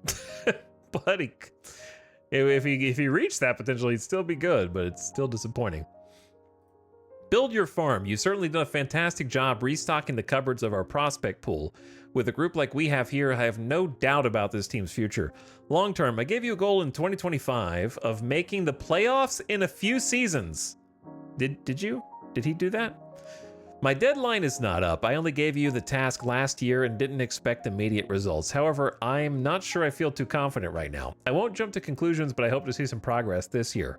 I am delighted with your performance in accomplishing the goals I've given you. I feel similarly about your handling of the team's on and off field management and front office management. Next year is a new year. Here's your goals.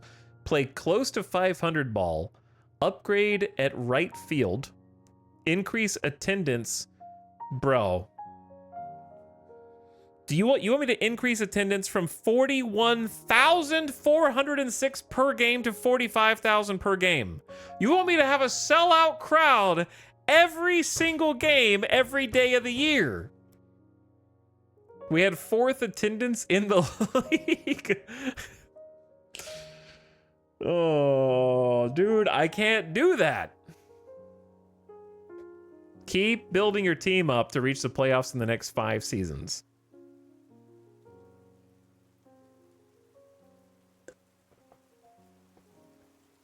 Now that the season's finished, it's time to look forward to the future. What better way than at the brightest future stars of the league, courtesy of BNN. This year, 20-year-old right-hander Jason DeCaro of the Las Vegas Invaders is the #1 prospect overall. Over Max Clark? Jason DeCaro, let's go. #1 prospect overall, and we picked him in the 4th pick of the first round. They overlooked him. We snuck in there.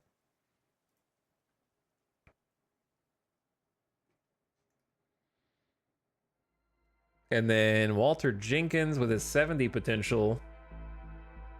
He's 21. I don't know how DeCaro is the top prospect, but I don't know how that is set.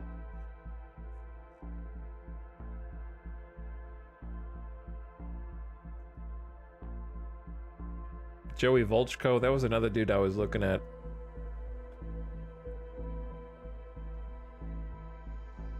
I feel like if the goal was make a certain amount of money from ticket sales instead of selling out the literal seats, that would make it more fun or make it more compelling. Time to put another MLB season in the ledger. General managers make key personnel and financial decisions during the offseason. A lot will happen. Trades or player signings could send shockwaves throughout the league. Hirings, firings, and retirings will happen over the next several months, but most importantly, GMs must choose a direction and steer their teams as well as they can to a championship berth next season. You may now vote for league award winners. I am not going to do that. Today is the arbitration period beginning. You can find the screen in the league menu. Rules are there. Development facilities open. With the season over and the final outs recorded, teams are looking toward the next year. Coaches, trainers, and staff are up the next day at the crack of dawn, moving pitching mounds into place, setting up equipment, loosening their arms, and prepping plans for the players to work with. With the doors of their development complexes open, organizations can send players to their facility for personal off-season work to improve assets of their game. Find the screen. Yep, okay, I know. Whew.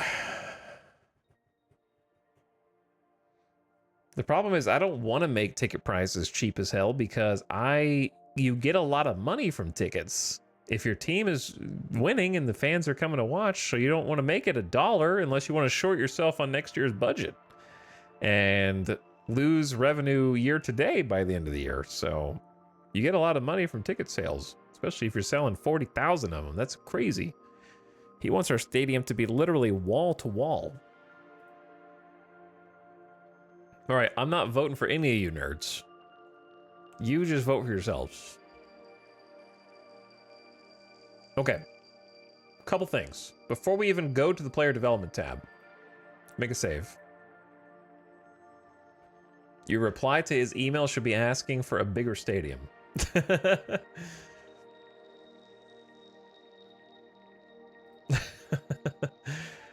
Okay, think... what did I just say was first thing on the to-do list? My brain's getting wiped.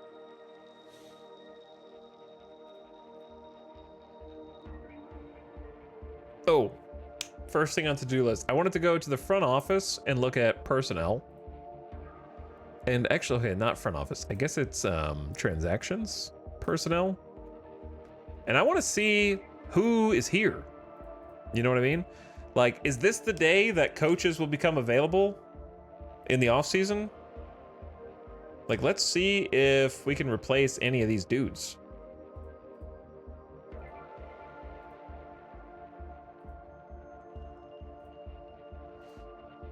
Like, who's available for scouting directors?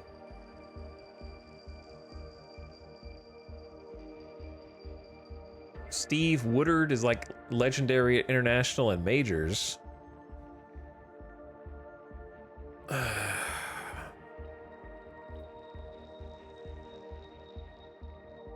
Nobody is legendary at more than 2 things.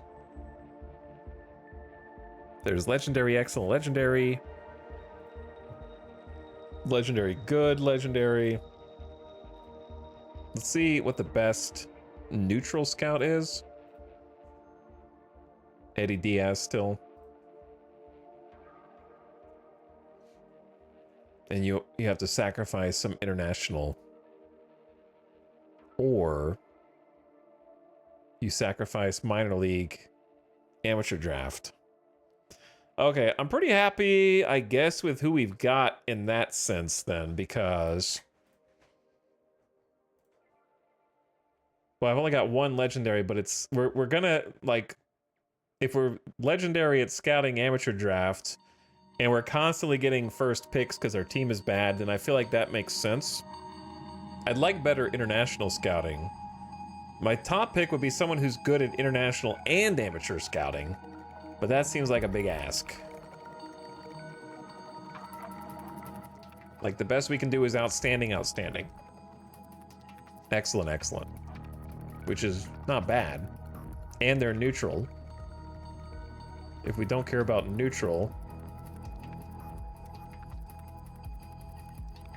it's still, that's the best you can get.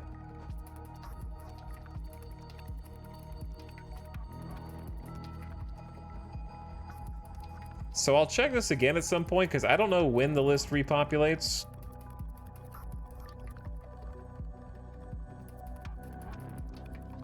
I'm gonna look at managers next. Out of curiosity.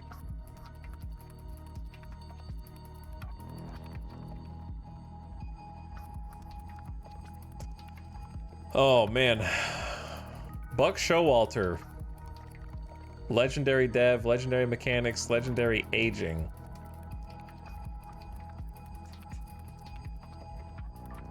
He was just leading the Scottsdale Scorpions. Why did we not want this guy before? Because he was like normal, works well with temperamental, and has to have his own staff. That's probably why. The has to have your own staff is rough.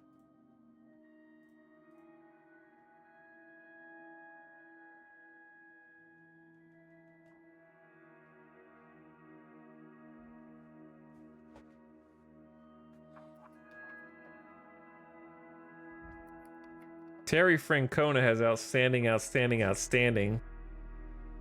He just, in the simulation after the Guardians in 2023, went to the Reds. He wants his own stuff too. I think I'm gonna keep Scott Tyler. We got outstanding, outstanding, excellent, and we get to keep control of everything. I think it's the best we're gonna get right now. I was just curious who's out here, you know. Preferred occupation, bench coach. Is the bench coach replaceable? We have Kyle Collins. He's decent, excellent, outstanding, legendary. The problem is Collins doesn't like a lot of our crew, so he's the most fireable. Because if we get someone with a better relationship with everyone, that'd be great. The problem is there's not anybody with those stat lines.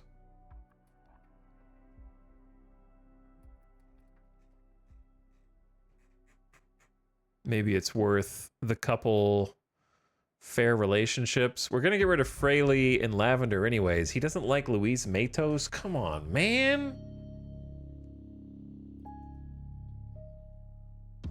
Chad, if you play out of the park, do you prioritize team relationship or development mechanics aging for your coaches?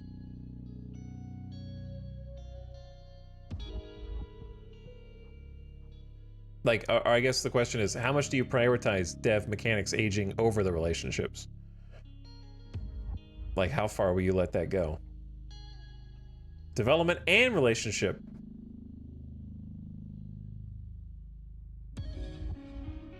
balance them is hard. Do you think 3 or 4 fair relationships is bad? As long as it's fair, I don't care. Yeah, my understanding is average or above is the preferred. Fair is like kind of below average. Prioritize coachability. Yeah, I think that that's fair because there will be a lot of roster turnover until things settle down. Probably 3 years in when it's time to hire new people.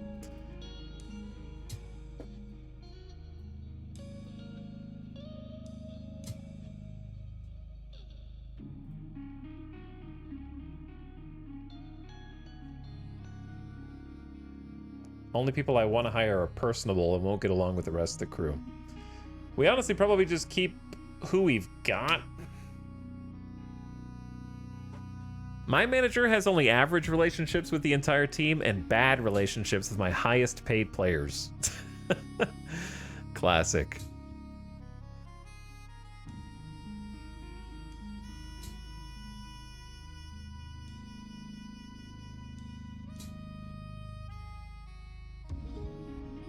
How long is it going to take the invaders to get $1 billion status? I have no idea. If either of these two dudes had better than good development, I'd probably pick them.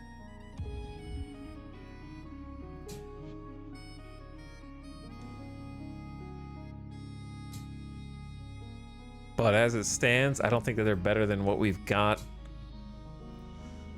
so far. Like, our pitching coach is not my favorite. He's only got outstanding teach pitching and only good handles development. So I would like to replace him. I might just fire him because I wanted to bring up, I think it was DYNASTY, who has legendary teach pitching, outstanding mechanics, excellent development, excellent aging, and is normal. I wanted DYNASTY to get promoted as the pitching coach, but Drew Jefferson's not interested in being the pitching coach for San Antonio. So, like, I'm wondering if I just fire Drew Jefferson, work out a new deal with DYNASTY to move them up, and then get a new AA coach down there.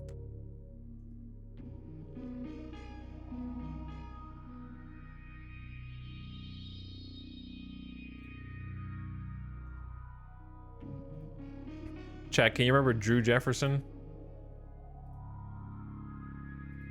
He's fired. If you fire them, do you just pay them their whole contract up front?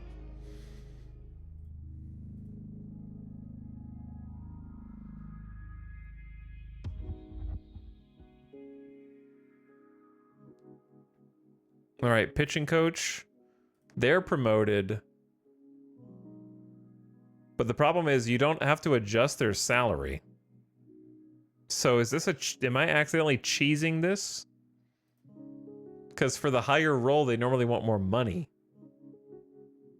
Like, if you hire someone to your AA, agree to a salary, and then move them up the ranks to your actual team, you don't have to adjust their contract.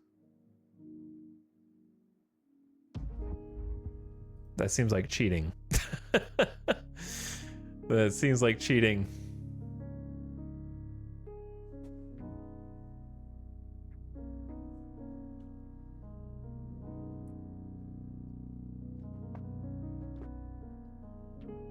I don't think that their contract gets adjusted the way that I want it to.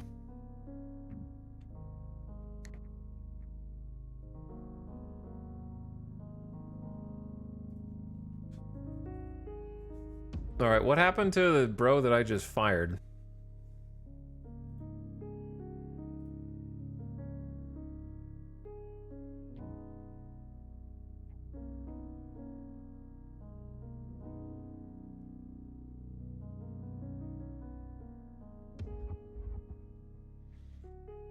Probably just doesn't want a job here, I guess. I don't know. Oh, yeah, he's probably on this list and just doesn't... Yeah, there he is, Drew Jefferson. So this is just people who will take the San Antonio Cowpokes AA pitching position.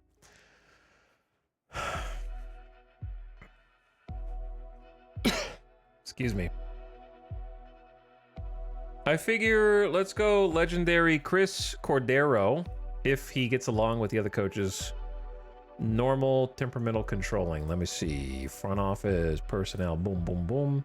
Mike Johns works well with normal and is personable. So easygoing and personable are the two. That'll work. Pitching coach focused ground ballers. I have a lot of ground ballers that we're going to be getting anyways. I like the legendary pitching. Outstanding mechanics. Would like higher than good development, but I think the legendary pitching is the most important part. Everything else is secondary. So he wants a 2-year, $180,000 contract. I think I'll offer you $165K 2 years. We'll respond to you shortly. Cool, cool, cool. Now, anyone else that we wanted to let go?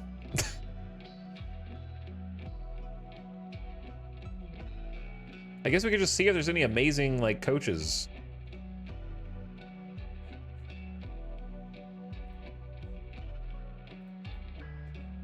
Wait.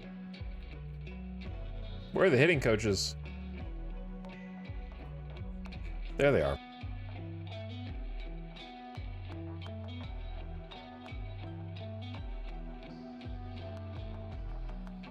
I don't think there's anybody here that's like blowing me away. How about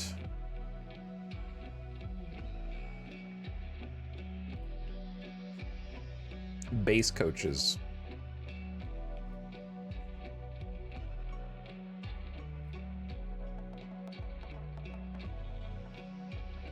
I think we have pretty good base coaches. Preston Wilson just doesn't have the dev, mechanics, and aging that we already kind of have.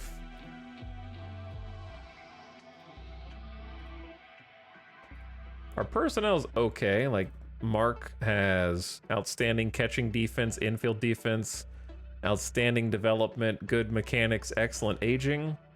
It's fine. It's not ideal, but it's fine. And they also have really solid in-game running, teach running and in-game running. In-game running outstanding. See, Mike Benjamin was the one that only had average mechanics, excellent development, excellent aging, but he had legendary infield and outfield defense. So we got him for that, primarily. And he is indeed teaching legendary infield and outfield defense. So our defense should be goated.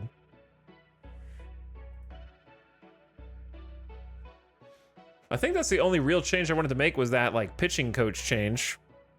Getting DYNASTY on here for the legendary teach pitching, help our new young pitchers kind of learn a little bit better. Still decent at mechanics. I mean, development of mechanics. Looks pretty good. All right, what's next on the to-do list? Is it the dev center? Player development.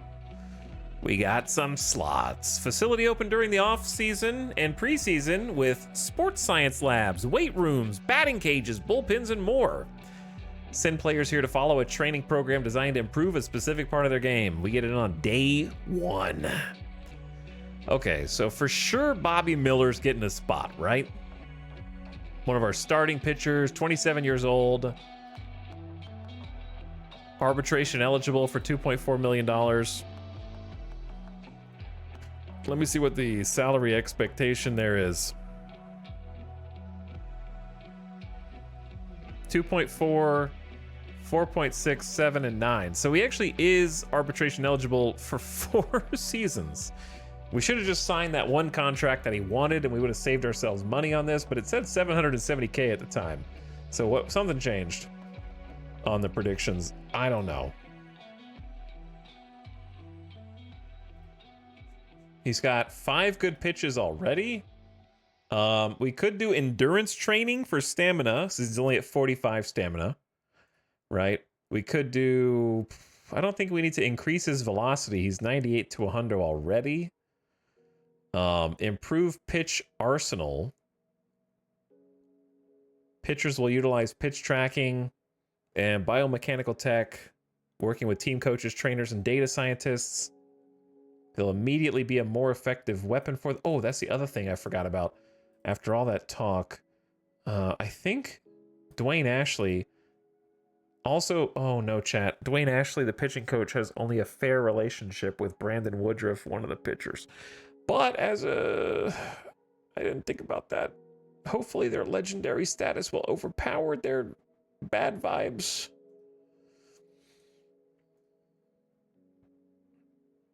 There's only one, though. Strength and conditioning. What does that actually buff for a pitcher? Prevent injury, but there may be extra benefits as well. So you could give that to, like, Woodruff. Increase his pitch movement, improve control, or improve his secondary pitches. Improve secondary pitches would be huge too, but what's better, stamina or secondary pitches?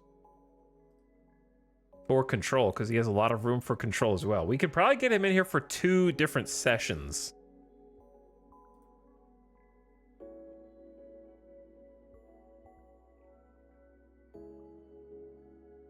Improve one of their bad off-speed pitches is what pitch arsenal is. He doesn't really have a bad one. I guess it'd be the changeup.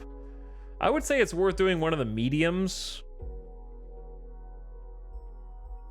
or the stamina. One of the two.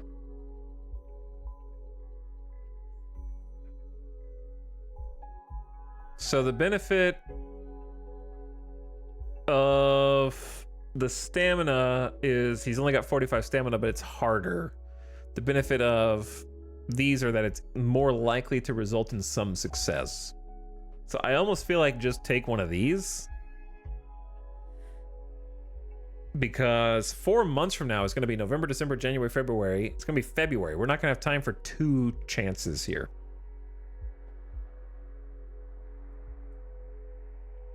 I feel like secondary pitch improvement because he's just got a bunch of them. Control is nice too, but he does have a bunch of secondary pitches. So I don't know if it affects all of them equally. It just says 1 secondary pitch, a secondary pitch. By the end of the program, the pitch will immediately be a more effective weapon for them, and they'll have a better feel for it, allowing for future refinement on their own. So I'm going to say control improves all their pitches. Secondary pitch improvement is just 1. And he's got 70 potential, so it's a decent gap.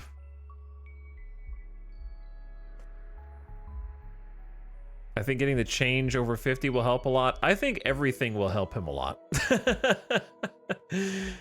I think everything will help him a lot. That's the thing. He's got a lot of ways to improve. 15 points of control, 15 points of stuff. I'm gonna go, I was thinking control as a medium. All right, he's under assessment. That was my first thought.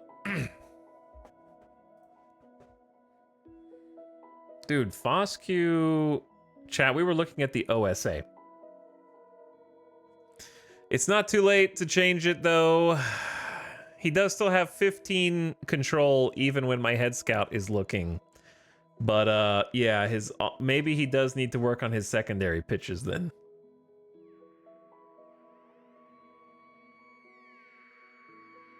Because changing it from what the OSA thinks to my head scout does make some difference. He's already got 50 control.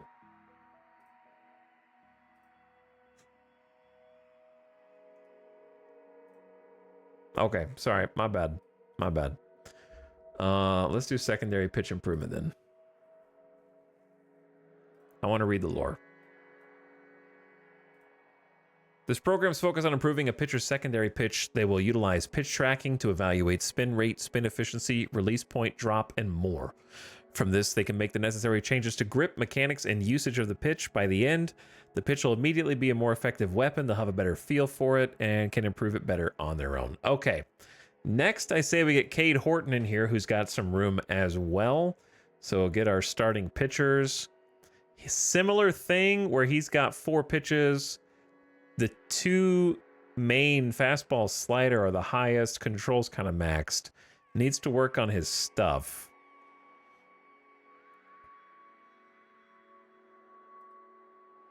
He's already got this stamina. Velocity could go up a little higher, but I feel like that's not the most important thing right now. I mean, I think it's got to be... How do you increase primary pitch improvement? You know what I'm saying? Because I feel like secondary on both is fine since they have, like, room here. Control's definitely what real-life Bobby Miller needs the most. I think you're right. From what I've seen.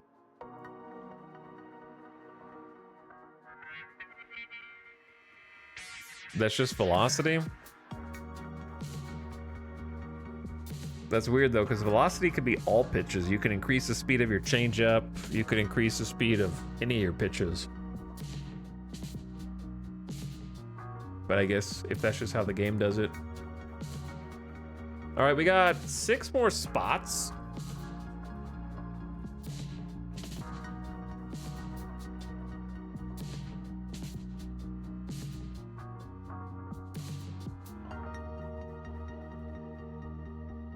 Foscue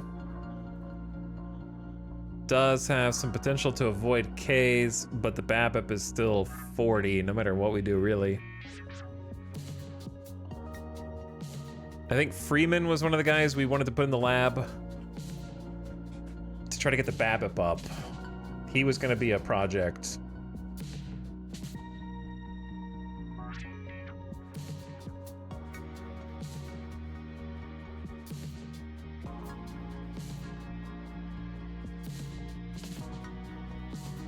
Okay, so we've got base running, base stealing, new position, bunt, running, plate discipline, which will help his eye, gap power, strength and conditioning, which is prevent injury, defense, contact potential, 2-strike approach. By the end of the program, they will have cut down their strikeout rate. And then bat speed, which I'm assuming is power. So what I want is like quality of contacts, but that's a hard one. But he does have the potential for it to go up to a 55. And if we can just make him a speedy contact second baseman / center fielder, I think that's great. So let's just lean into where his potential is, because that's where his biggest potential is. So, quality of contact. Hitters work closely with coaches and scientists using various tech to analyze biomechanics, bat path, timing, movement, and more. With this feedback, adjustments can be made to the player's swing as needed to improve the quality of their contact. By the end, they'll realize more of their contact potential and possibly pave the way for future growth. Chat, when did he become a captain? When did Tyler Freeman become a team captain guy? That's why we picked Grandal. How long has he been a captain for? Like a coach on the field. He had to have developed that. So they can develop different personality traits too.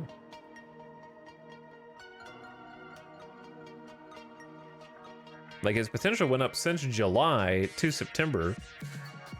Current speed rating improves to 65. Potential rating increases. That's awesome. That actually makes it a lot easier on us if we're keeping him around anyways. He had leader before. We were wondering if he could become captain, and sure he can. Yo, that's awesome.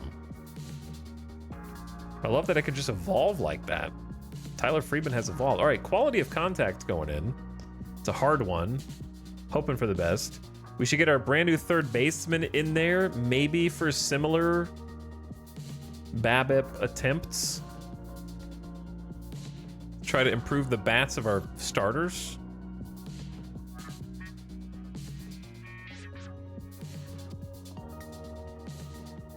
Quality of contact for both of them.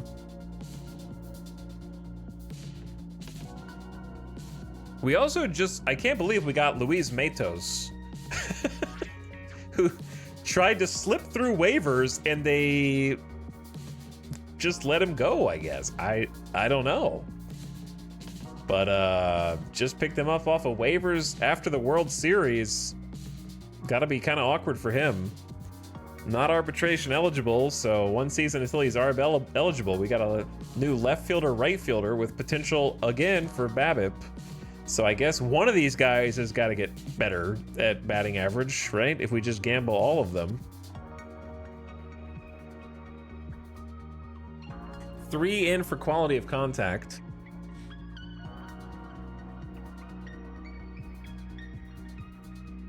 And then we got our catcher, Indy Rodriguez, who's got insane potential for gap power, avoid Ks, or power. I just drafted him in my expansion 2 minutes ago. Really, Putrid? I don't know why they let him go. He's really solid. I don't know if they just underrated him. He had a 243 average on the season for the Giants. And then 283 on base percentage, 634 OPS, 1.7 WAR. It's not good numbers, but he's a young player with the potential to get better. Did better for them last season. 98 OPS plus, almost like that league average. Seems weird to just ditch him, but hey, come on, let's go, I guess. So maybe put him in the oven as well. We got to be a little bit careful with who we want to pick here. But yeah, he's got, is he another one for BABIP? Another one for batting average, apparently. Could not send player to the facility. Wait, did I already do him? Oh, he's already in. I'm stupid. My bad. All right, Rodriguez was who I was looking for. Avoid Ks, gap power, or power. I have high hopes for Rodriguez. Coming in off AAA. But I don't know which of these I'd rather focus on. Gap power is the easiest of the 3 and has the most potential, and it will do really well in our ballpark, which is extremely double and triple friendly.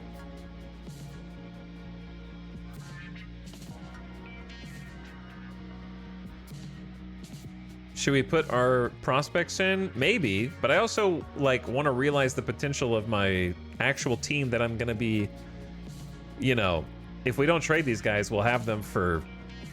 Most teams who have the development lab don't have a team where their starting lineup is all 27, 25, 27, 27, 26, 27, 24.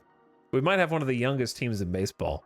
So most of the reason why the rest of you probably put like prospects in is because you don't have a bunch of dudes with unrealized potential in your lineup already, right? But yeah, we could put like some of our top prospects in, I guess.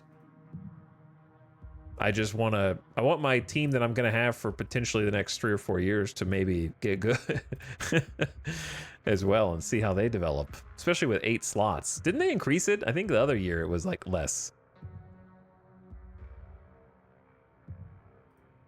It used to be like 4 or something.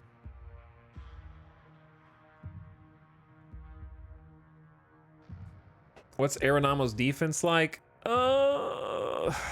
He's got a lot of BABIP room as well. His defense is pretty good, especially for second base. For now, I'm gonna put Indy Rodriguez in, and for now, go for gap power. We can always change these. And the ad's gonna start in like 15 seconds or so. Just an FYI. The thing with defense is improve infield defense is only 4 to 5 weeks. Whereas the other ones are 3 to 4 months. Teach Joey Gallo? We're not gonna have Joey Gallo. He's not gonna be re-signed, so. He's gone. Bro is gone. All right, I'm gonna take a quick gamer death break, bathroom break, and then kind of decide who we want to leave in and who we want to take out to fill in all these slots. But it's nice that we actually get the full dev time this time.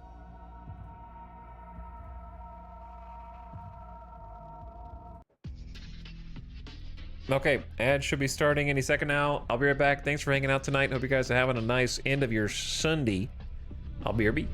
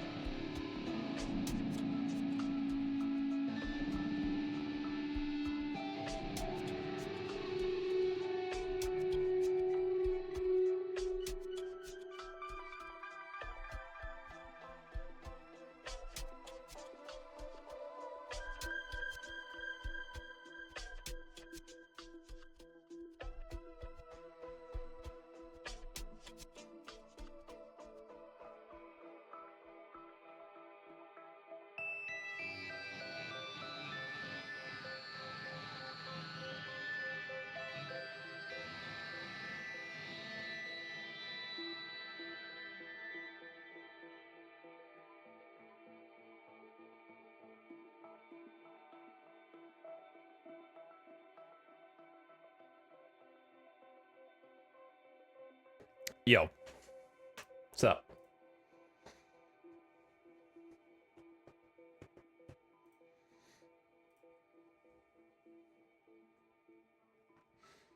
Anybody putting odds on whether we'll be playing a game to Gamba on? Well, given your first message tonight was 16 minutes ago, you have missed the 3 to 4 major gambling opportunities today already.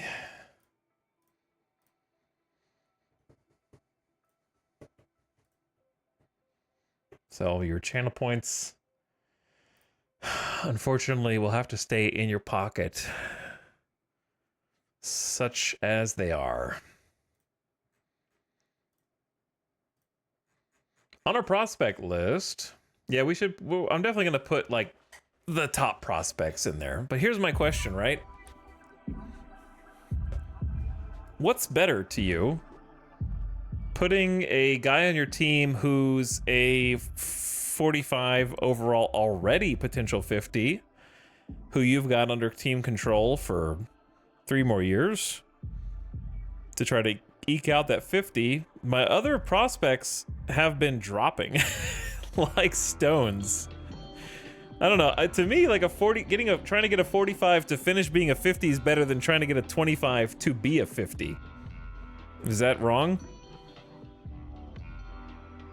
Because like DeCaro's definitely worth trying to realize.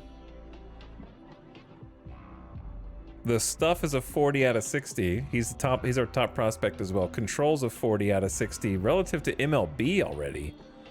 So he's actually quite good already. But I don't know what the number one thing to work on with him is. He's got 4 pitches. Curveball has the most room. Slider's got good room. Changeup's got good room. Control's got good room. Can only really pick one thing though. Movement's got a little bit of room.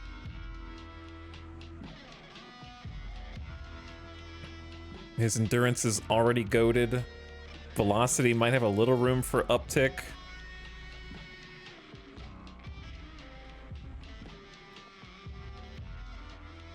I feel like I'm just gonna do secondary pitch again.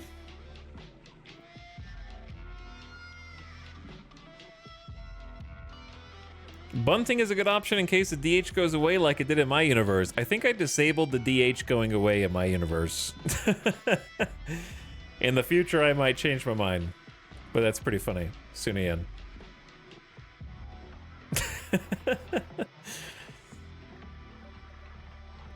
It sounds funny.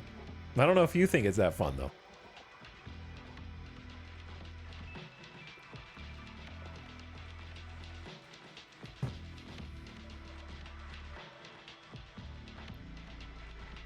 I don't know if I would rather him build control or build a secondary pitch. Both look good.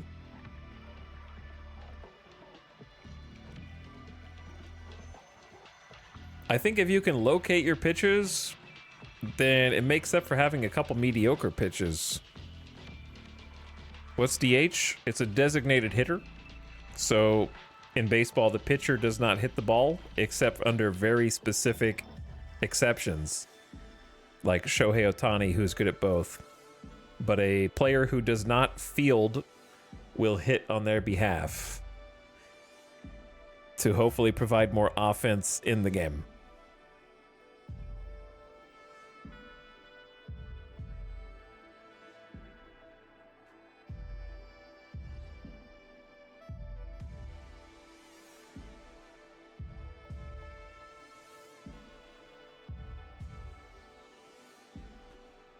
I like both. He's probably going to go through multiple dev labs.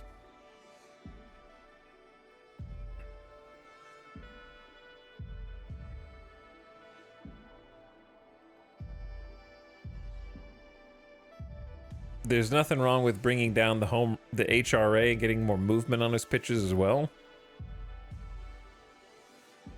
Because he's already got 40 control. I try to shoot for 45, but I do like control as a general rule of thumb because I feel like we issue way too many walks. Movement can induce strikeouts, or sorry, soft ground contact. Stuff is your strikeout. I think I'm gonna go pitch movement actually, since that's also a medium. And then for Steve Hosky, who's only 18, I guess we'll go, he's our like second top prospect. Hosky's got a lot of room going for everything. His stuff's terrible. His control's terrible. He needs more velo. He needs secondary pitches. He needs control. How do you even pick here?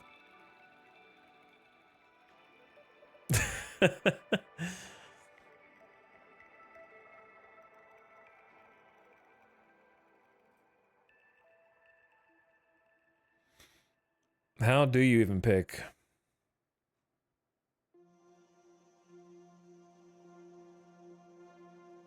In my mind, like, I don't ever want him to hit the ceiling of 25 control. So there's two ways you could think about it. You could either put him in the development lab for the things where he has the highest overhead, right? Because he's got room for 30 more stuff, these pitches. He's got room for 3 more miles per hour velocity. That's the fastball. He's got room for 35 HRA or 20 movement. So you like play to his potential highest ceiling, or you would trust that he's going to develop moderately in those high ceilings and try to keep him from capping out early in the smallest overhead rooms like control.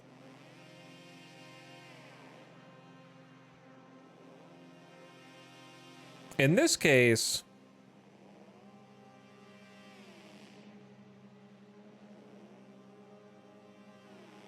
I think I'm a little worried by that 45 max control. And I might just emphasize the control just to try to make sure it doesn't fall under. I don't know if that's correct or not. I got to experiment with the dev lab and see how I like it. But there's not really going to be one right answer straight away. Okay, so do I want to free up a spot from one of these other dudes?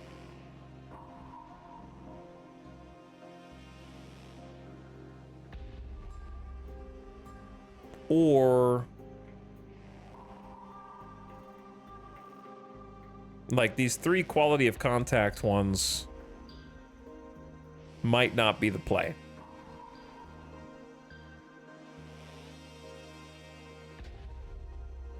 Might not be the play.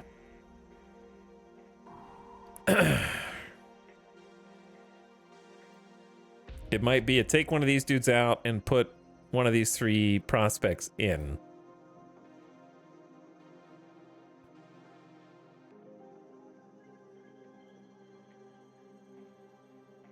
Like, does Matos well, I mean, I don't know. It depends. Like, if it works, then you're a genius, and if it fails, then you're an idiot, I think. Right? Because if it works, just getting 5 BABIP on an 80 avoid contact is going to result in way higher average. But if he doesn't succeed, then you just like, why didn't I spend that on somebody else?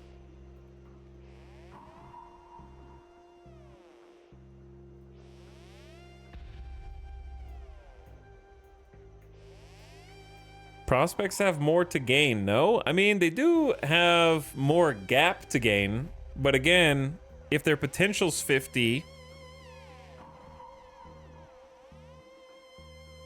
and this guy's potential is 50, then on paper, they have an equal chance. Actually, you could argue that the ones that are already closer to their potential they're very low development risk by definition, right? And then these guys are not as low. They're just low development risk. So it's technically riskier to develop the ones who are further from their potential. And yeah, most of them are only like 2 to 3 years older than the quote-unquote prospects. Like Garrity is 21 and Luis Matos is 24. So they're real close. Looks like a solid mix to me. Then you can hit the major leaguers with fielding ones when they finish, and your non-Decaro prospects have a long way to go. Yeah, they've still got to be in like rookie ball for a while. Potential surprisingly fluid. It is, yes. It's never like capped. It's just what your scout thinks of them at that time, which I think is really fun. It's one of my favorite features. But I agree. I like training Freeman for sure since he's the captain. I think that makes a lot of sense. and we want him to actually... He has the most BABIP potential as well. Like, he could become a menace just by finding that potential if we're lucky. Because we don't need power. He's got okay gap power, enough of an eye to not be a massive strikeout machine. And then this will make him hit for average like crazy, get plenty of stealing opportunities. So, and I do want to play him every day. But he is going to be only with the team for 3 years, arbitration eligible. We have to do the arbitration deals now. I think I'm okay with this player development layout. Bobby Miller has got 10 potential to realize, could be the best pitcher on the team. Got him for like 4 more years. Cade Horton just got picked up. He's only 25. Would love for him to reach some higher potential. He's going to be with us for like up to 4 or 5 more years. Captain, 5 more years, or at least 4 more years. What's the maximum time as a professional before they become free agents? I don't know. But yeah, I mean, it seems like Luis Mato's only 24, same deal. Rodriguez, 26, same deal. He's got a lot of room for gap power, which is, again, great in our ballpark. And then we've got top prospect, another prospect that could be really goated. I like it. Save that, lock it in.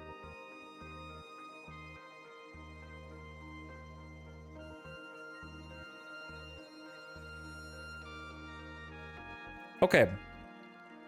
Arbitration time? I don't know what the screen is. I've never seen it before. I understand what arbitration is, though.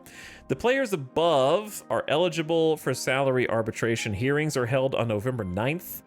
You must submit or withdraw offers before then. The values set by default reflect estimated value and have been submitted already, so you may want to offer lower amounts. Players who are not offered a contract will become free agents. Players with a asterisk are Super 2 arbitration cases. They became eligible for arbitration because they were in the top 22% of service time among players with at least 2 years of service time. The cutoff is 135 days this year. So is that why Bobby Miller is eligible for arbitration?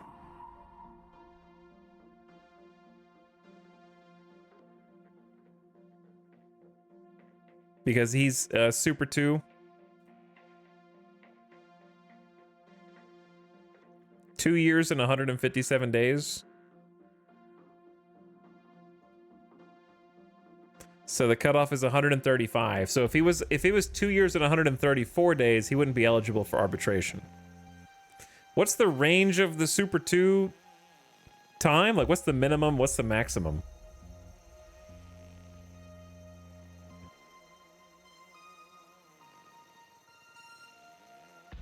Didn't Suarez take his player option or player opt-out?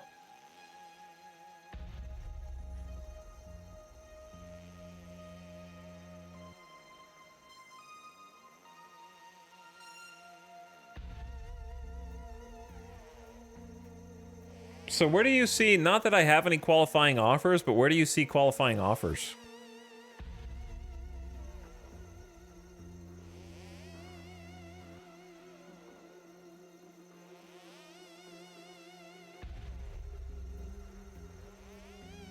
We're getting a bunch of money off the books with a bunch of these guys going. We're gonna have to refill our AAA, like I love that our AAA team just won the title in their league, and then they're like, I'm out. I'm a free agent now.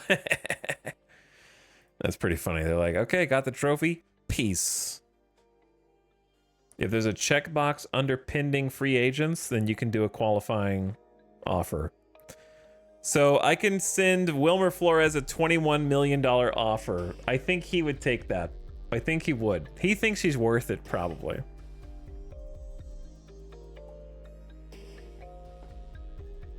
He did have a monster season with us, and I probably will regret not signing him, but it is what it is. We're on our own. All right. So for arbitration, players will submit a number they think they're worth. I submit a number that I think they're worth, and the arbitrator decides which of those numbers is what they're going to get paid. Is that right?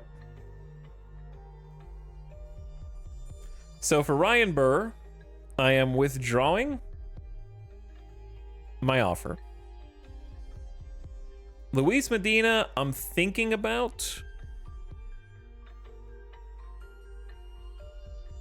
but I feel like we could just get better. Here's the thing. If he ever reached his potential, even at a 45, I think he would be decent, because I think that he'd have plus stuff with good enough control and movement. He was so, yeah, he's worth letting go just for embarrassing the team in the All-Star game historically.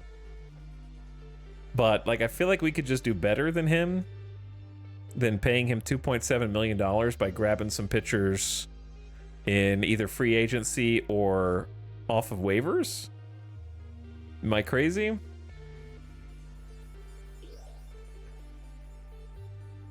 Like, I feel like I would have to work on him in the lab to make him worth keeping around. So I think I'm withdrawing the Medina. 2.7 mils a lot. I'm definitely withdrawing Stalmont.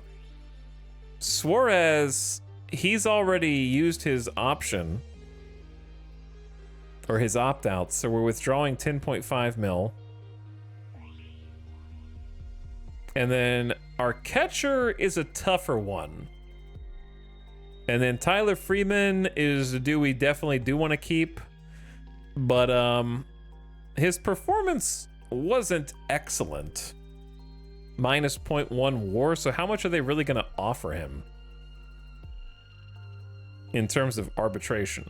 Like, how much you think I could undercut him a little bit in arb? I feel like he wasn't especially productive.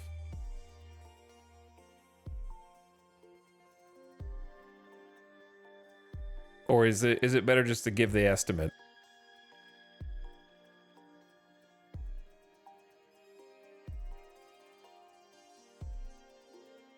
He's like fine on defense. Primarily played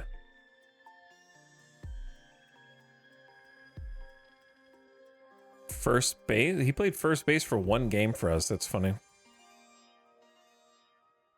I don't think there's really any reason to meet the estimate. I'd leave it where it is, because I guess the risk is that they think our number sucks and his number's better, and just kind of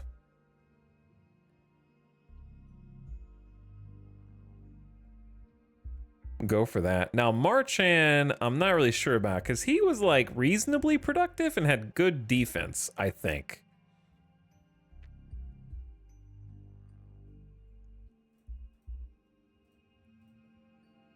The problem is, why does the OSA rate him lower than the head scout, while the head scout brings down his catcher aptitude, his catcher arm, and his power, but rates him overall higher? Interesting.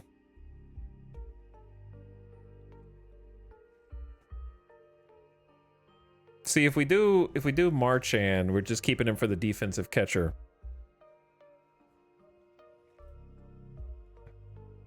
We have another catcher waiting in the wings, but letting him walk feels bad when we could possibly like trade him next year if we wanted to. In terms of free agents, there was another catcher that we were considering for his bat, but I don't think I'm gonna want to spend on that.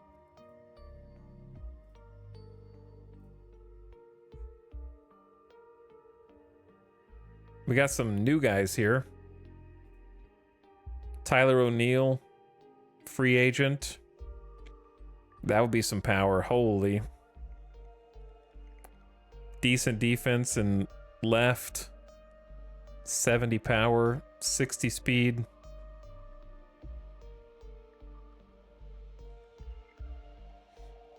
He still has a bargain contract for 50 overall. Yeah, I just feel like my scout is overrating him. But anyway, there was another catcher that I was looking at, but I would have to pay the man. But the man has a much better OPS, better average, but worse defensive catcher. I was thinking about him when we still needed a captain. Now we don't need a captain, so it's less interesting, but that 60 BABIP puts the ball in play. Better power, better eye. But he is going to be like much more expensive. I know he's more expensive, but I like to win.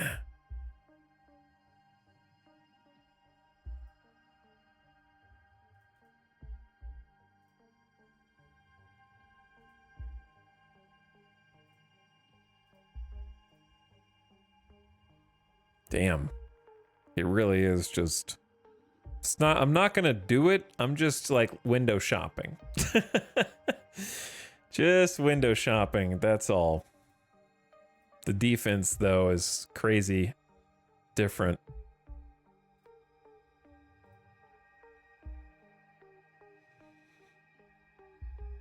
$121 points more OPS.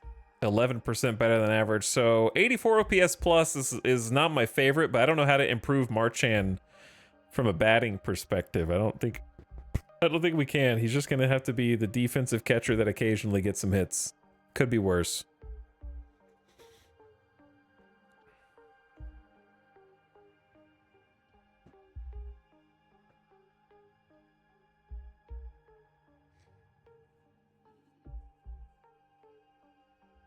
But anyway, all right, where was I? I was somewhere over here. I do think I do, of course, love Marchand's catcher defense. He's better than most out there. Like, if we just take a look at the player list, this is a good way to put things in perspective, right? If we just say, who equals him on defense? You go to players, we say, find me a catcher who has 65 defense. And here they are. This is them. Okay? Everyone in the league that's comparable defensively from a catcher perspective. We have a 40 overall, Blake Hunt, who's in AAA, hitting worse. Pablo, who we were looking at, and we tried to trade for. We did try and make a trade, but we just couldn't find I had to get rid of Chang to trade for Pablo, so we just didn't. We ended up trading Chang for a starting pitcher instead. Drew Romo, who's better even defensively and offensively compared to Marchand. Dylan Dingler, whose stats are pretty comparable. Defense is almost the same.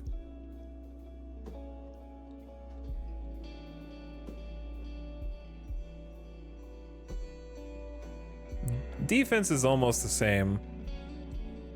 He's got more gap power and BABIP. So Dingler should have more homers. Got 12, so he does. Not yet arbitration eligible. Marchand, Jefferson Cuero. So a lot of young guys with the good defense here. This guy's pretty similar statistically as well. Ethan Salas, who's got a 65 potential but hasn't realized it yet. 20 years old. Patrick Bailey, who's a 70 overall. What a god. San Francisco defensive super genius. Honestly, great with the bat too. Patrick Bailey looks insane. But this is not really comparable salary-wise. They already gave him a 8-year contract extension for like $31 million a year in the last 4 years. I understand why. The defense goes insane and he's got a 747 OPS, 6 WAR by himself. Holy. Jake Rogers, just good defense, not so good. So Marchand's definitely better offensively. And to put it in perspective, Jake Rogers is getting paid about the same amount here. Right? Alejandro Kirk, who is pretty close. Avoid Ks, good defense, getting 11 mil. So Marchand's a steal compared to Alejandro Kirk. And Ali Sanchez, who's about the same or worse. I wish IRL Patrick Bailey was hitting that well, but at least the defense is there. Yep.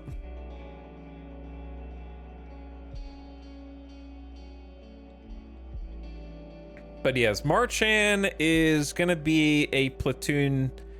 It's going to be a matchup bat. He is much better at righties than lefties, and was all season. And then new catcher Indy Rodriguez.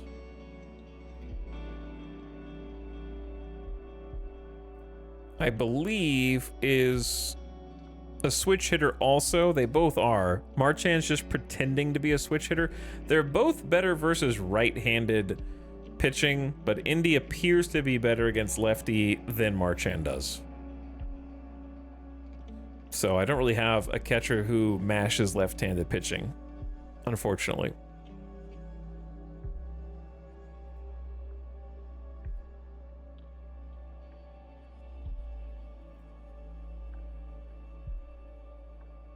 However,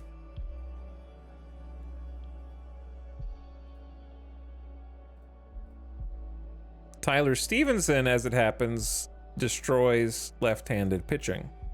306 average in 62 at-bats, slugging 435, 145 OPS plus. So if we wanted to beat left-handed pitching from our catcher, then Stevenson would be the guy.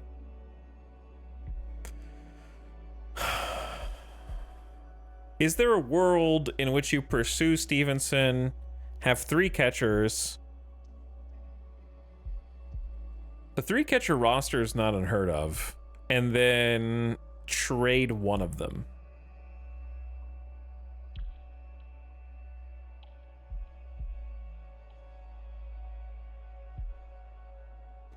I would re-sign just to flip him. Well, that's what I'm saying. I'm definitely going to re-sign him, but like I got to decide if I want to pursue another one and then trade another one. Or something to that effect. But yeah, I think for sure, I'm just going to leave the Tyler Freeman arbitration estimate where it is. And I think I'm going to leave the Bobby Miller arb estimate where it is. I could try and lower the Marchand one, but he might put a higher one. I don't know. I could see what he wants from an extension. He wants a 1-year deal worth 5.5 mil.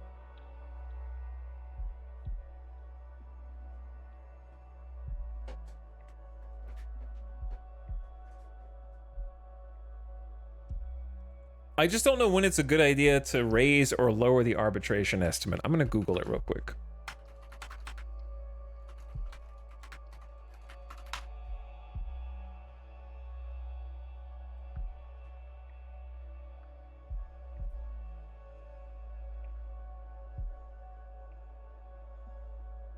I love how the first commenter is like, hello, I'm looking for strategy when it comes to arbitration offers. First response, completely useless. I don't go to arbitration as a general rule. Either re-sign them or non-tender. It's like, okay, well, they're not talking to you. I either offer the estimate or withdraw the offer. I still often lose hearings, so I assume I'd seldom win one if I offered less. Maybe this is the estimate is what the team's accountants think the player should get. I will try to extend all of ARB years or more for players I want to keep. I stick to the default, but my preference is to negotiate a deal, which I believe has a small positive on the player's willingness to bargain reasonably when he hits free agency.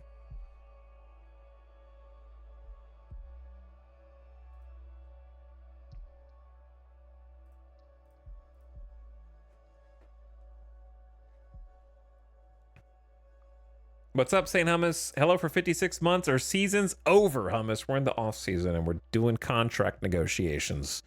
Lots of freaking numbers on the screen. Lots of numbers.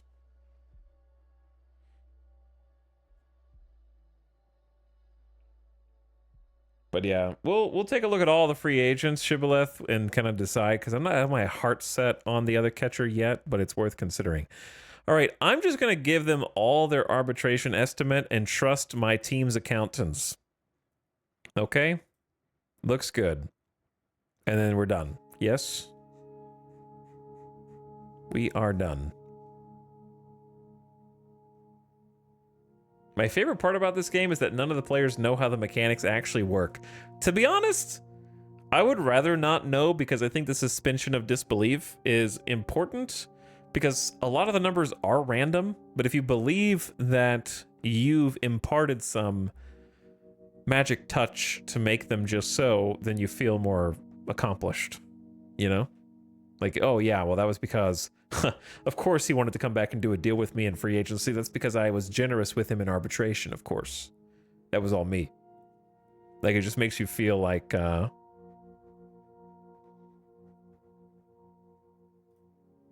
you're responsible. All right, I'm gonna submit the zeros. I don't know if I have to click that actually.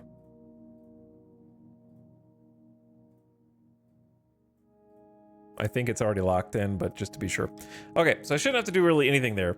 Let's go check waivers again, just for funsies. Oh my god, chat. Cooper Pratt? What are you doing here, Cooper? Did I already claim you? No, I did. Yeah, I forgot. Chat, I have a goldfish memory. Okay, we haven't got you yet. I just can't believe he's here. And Jaden Hill. I hope we get him. That would really make our third base shine. And the problem is the potential. He's 22. Like, I need to get him in the dev lab. Anything else I need to do before I advance a day?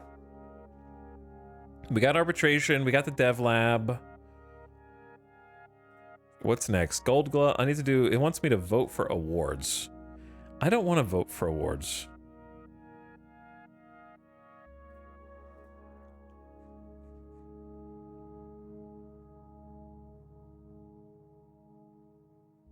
There's too many people. I mean, I think it's pretty clear Roman Anthony was the MVP.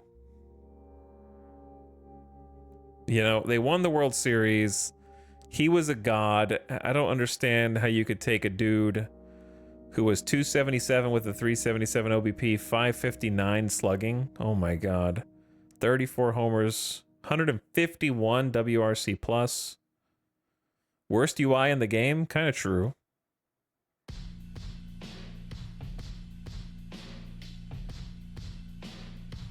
Brent Rooker is the only dude who comes close. League leading hits, 38 homers. 4.2 WAR. But 6.3 WAR is hard to beat, man. Adley Rushman, pretty good too.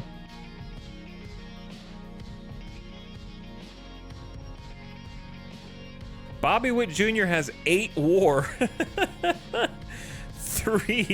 7 triples. 884 OPS. Holy.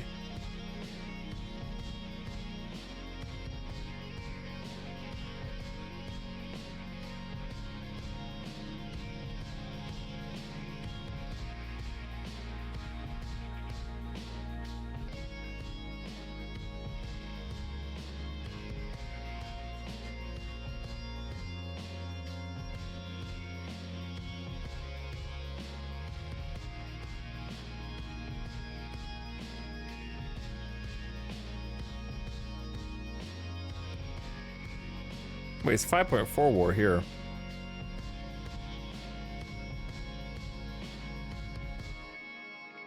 Beats him in OPS plus, OPS, slugging. Bobby Witt Jr. wins in OBP, average, and stolen bags. Roman Anthony struck out more, but took more walks, got more runs for his team, more RBIs, more homers. I mean, it's got to be Roman Anthony.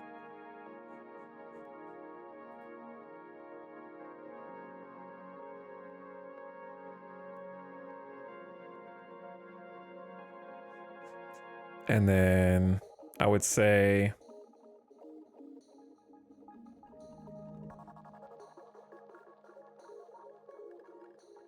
Bobby Witt Jr. 2, and then Yordan Alvarez because biased. Actually, he did have the highest OPS, highest OBP, highest average on the season, though. So,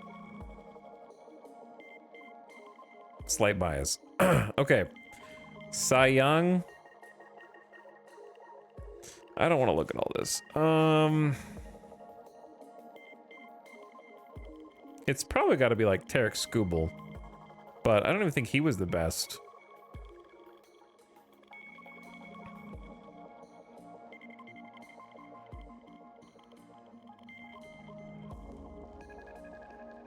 There's too many good choices, actually. It was like a lot of amazing pitchers. This is just the AL ballot. Yeah, it's kind of silly. Hey, look, it's Dustin May and Bobby Miller. Hey, you guys should get the Cy Young, even though your stats aren't even close to these guys. But at least someone's talking about you.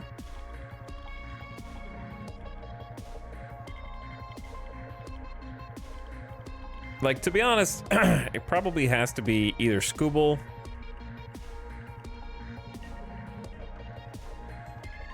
6 WAR, 10 strikeouts per 9, 1.09 WHIP. Max Fried, good WHIP, good WAR, ERA a little higher, and then there was Brian Bello.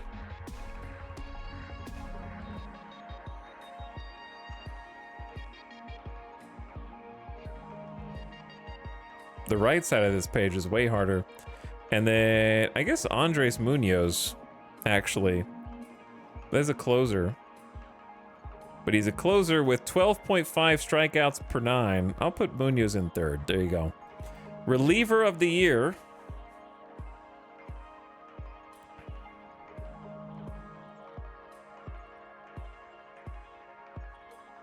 A long list.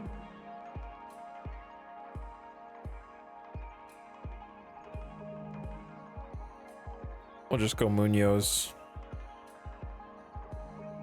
And Iglesias. All right, rookie of the year.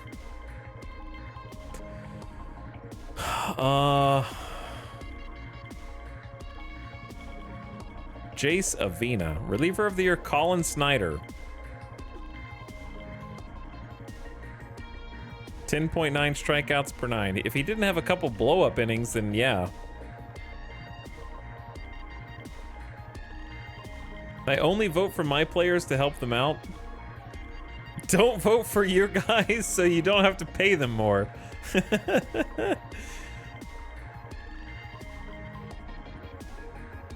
This guy was a rookie? Hitting 291 with an 821 OPS? Holy.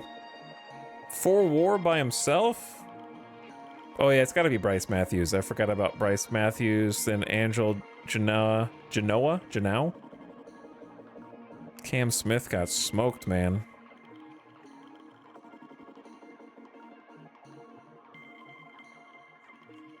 I gotta vote for a third. I'm not... Jodar Arenamo did not do it, brother. I'm sorry, man. You didn't do it.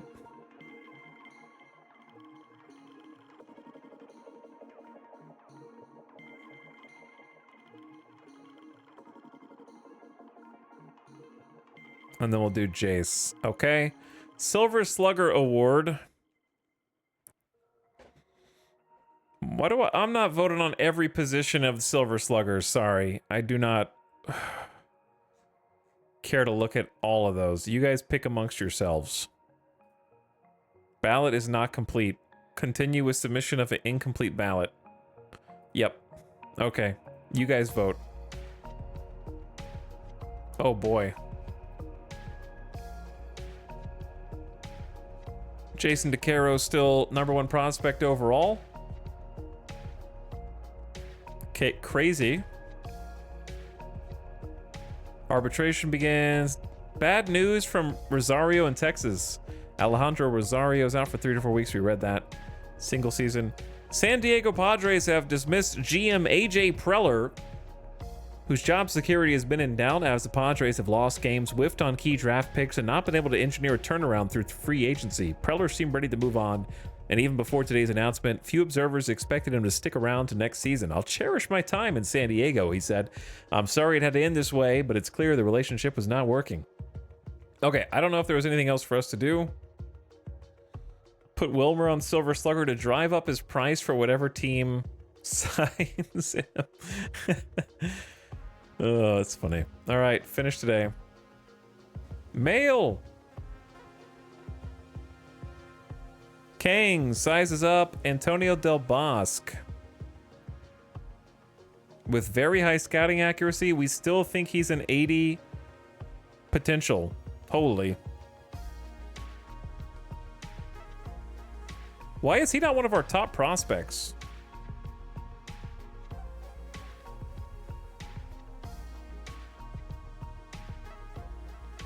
We didn't look at the international complex, chat. And if you skip one day, do you have enough time to do 2 player development labs or no?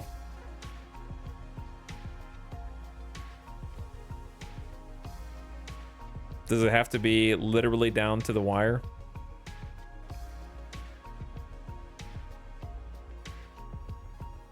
Because, like, should I be getting Antonio Del Bosque in there then instead of one of these guys?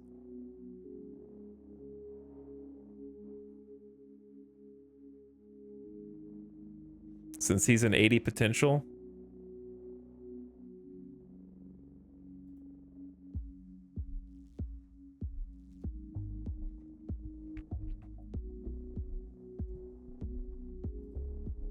To be honest, the defense and bunting ones are kind of whatever anyway. I totally forgot about the international complex.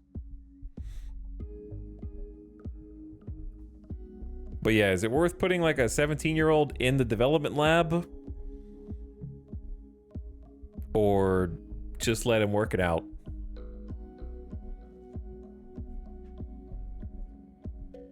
And if I do, who would I get rid of? Hosky? Or one of these like 3 quality of contact guys?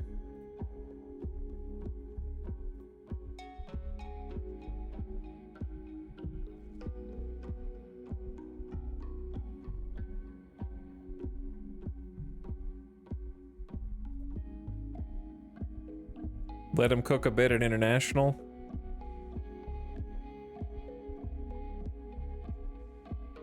Okay, we'll just let it ride then.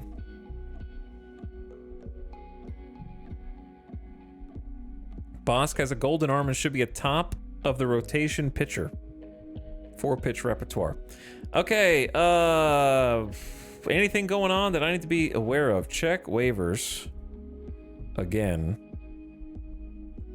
And when are the, like, I guess once the arbitration hearings are over, is that when I will know all the free agents that are available? Free agency filings on November 11th?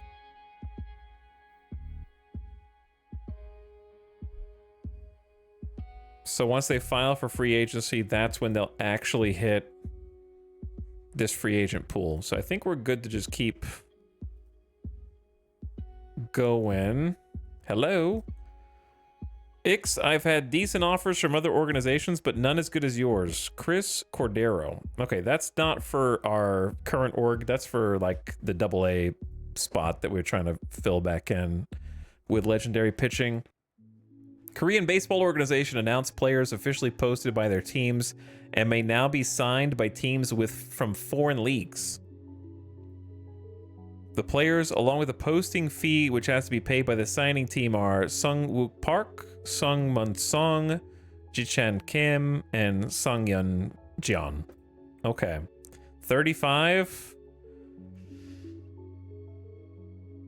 How did you get selected? He has a torn rotator cuff out for 3 months too?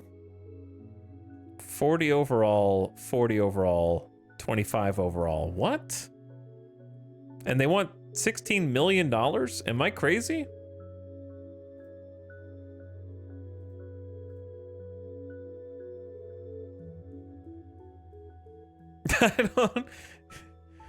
I've never seen a KBO guy over 45. Really? Why do they want $14 million? I don't get it. Okay. I guess I'm just gonna check waivers again in Sim.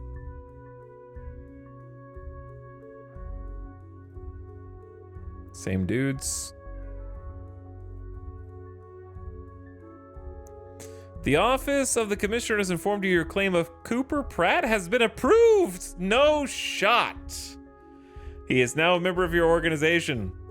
The office of the commissioner has informed you Jaden Hill of the Portland Pioneers has been approved. The player is now part of your organization. They have been DFA'd. We got Cooper Pratt, man. Holy, look at this defense, brother. Chang 2.0, brother. 60 shortstop aptitude, 60 range, 65 error, 65 infield arm, turn double play, 60. Oh, oh, oh. Oh my goodness. Now I think we should put this dude in the development lab. And we could either get the BABIP up or we could get the power up. I feel like he needs to go. He's got 55 potential as a 22-year-old. How did we get this signing, dude?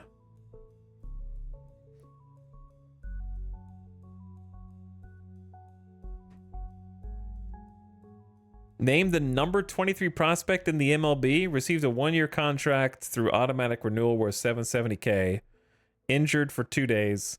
Named to the 2026 Arizona Fall League for the Salt River Rafters. Designated for assignment and placed on waivers by the Brewers. Who do they have at short? Oh yeah, we looked. They got Joey Ortiz at short. And then they've got Bryce Terang playing second. So they just figure they don't need him. But how? I don't understand if he's got... What's the maximum number of times you can option a guy? Is it 4? Is that why you had to go through waivers? Because he's only got 105 days of Major League service time.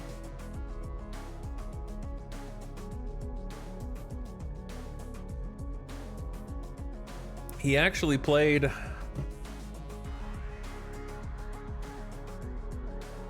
a little bit of MLB time. He did better than some of my dudes.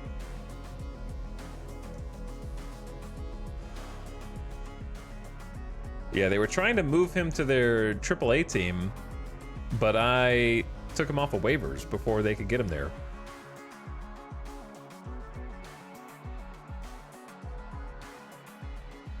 He needs to be given a spot. So I actually have to put a couple people on waivers now in order to get him in here, because we don't have room on the secondary or active roster.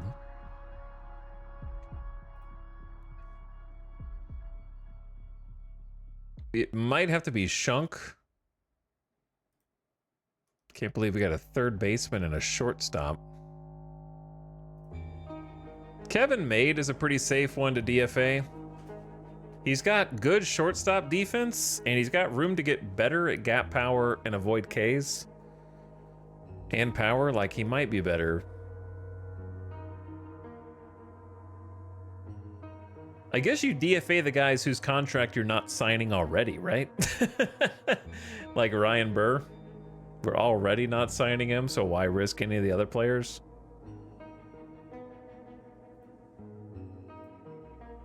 We're not playing any games.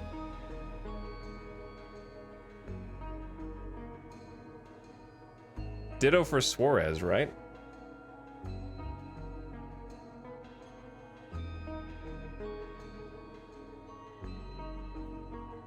And Medina.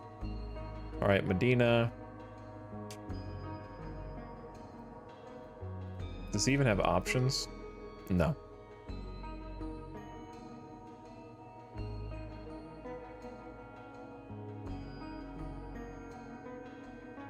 Okay, so Jaden Hill goes on the 40-man. And the active Cooper Pratt. There you go.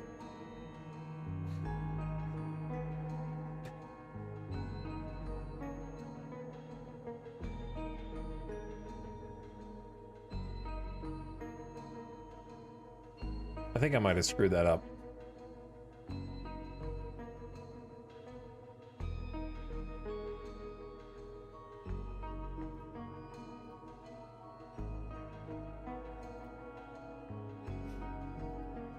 Okay, chat, we got problems. I just got 2 more dudes in the org. It seems funny to me they couldn't move him down to AAA, but you can. Oh, I maybe shouldn't have put Jaden Hill on the active roster, because now if the end of the season comes, is it count as activating an option year if I move him to AAA now? If I could have just started him at AAA? And I don't know. I don't know how it works once the season is actually truly over.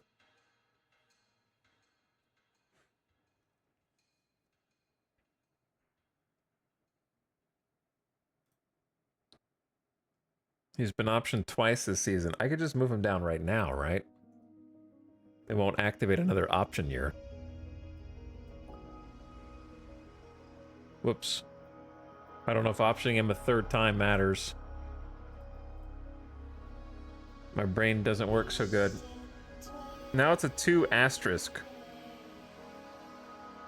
Current minor assignment may not be counted in the number of times optioned this year. Okay, that's good. So here's the issue. Do we try to improve Cooper Pratt and Jaden Hill now in the dev lab? I wish I could theory the rosters and activate the changes to prevent that. Correct. I feel the exact same way. Yes, Trinsic. Exact same way. Let's listen to this.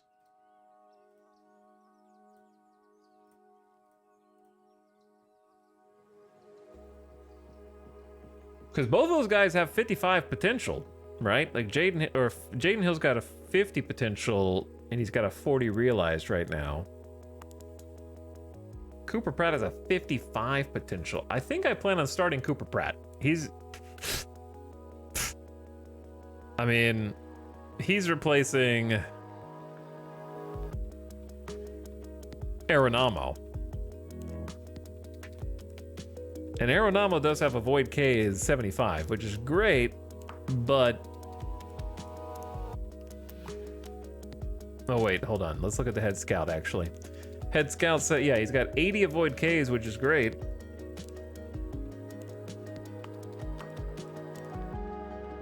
But Cooper has more power, better eyes. He's gonna take more walks, better BABIP as well. And then his potential for BABIP is even higher. I wanted to work on Aeronamo in the dev lab, and now I don't feel like I have space for the bro, and I feel bad. Because I thought, what if I could improve his BABIP potential with 80 K's potential, he would go crazy. But now I got Cooper Pratt to play defense there. Aeronamo might go back to 3rd. Like, defensively... Wait, Aeronamo has a weak arm. It might go back to 2nd. That's outfield range. He might go back to 2nd.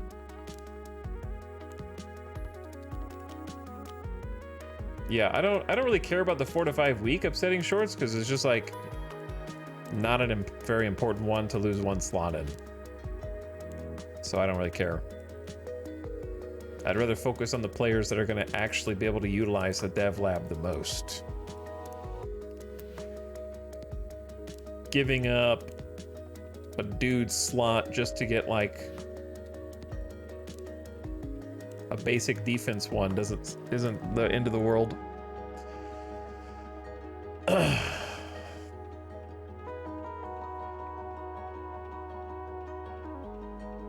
Like, I think Freeman stays. Young is the one who I'm considering dropping, basically. We're working on his BABIP just to try to squeeze an extra 5 out of him.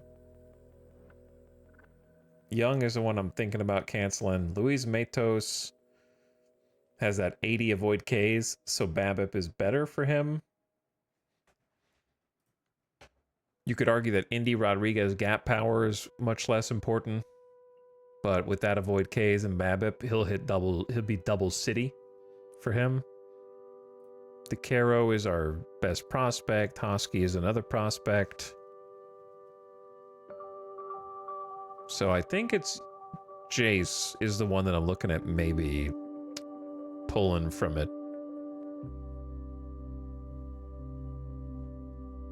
If anybody. For Cooper Pratt. To kind of do the exact same course.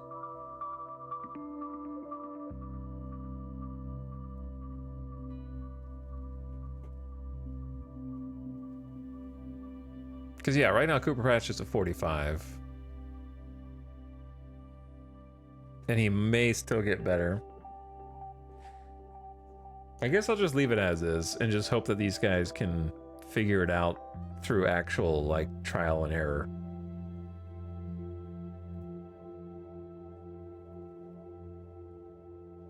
Yeah, I was looking at the difference in Pratt and Young. Young's playing third for us right now. Pratt would be playing potentially shortstop. Young has a much better eye and is going to take a ton more walks. Young has more power and gap power, but a bit less contact. So he's really not that much better. However, he bats righty instead of lefty. He probably will hit left-handed pitching better by a lot. I wonder how his splits look.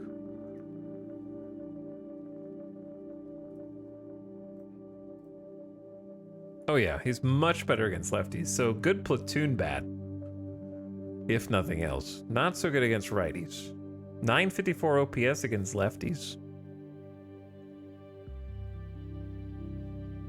Though I don't, that might be a combination of the two leagues. But yeah, they're comparable for sure. And then if you look at their defense, Pratt does have, like, the defense in spades, right? If you want to play him at second, third, or short, he's got range, error, arm, turn double play. His arm is really strong, so he's definitely better at third base. But if he plays third, who plays short? That's the question. And if he plays third, where does Young play?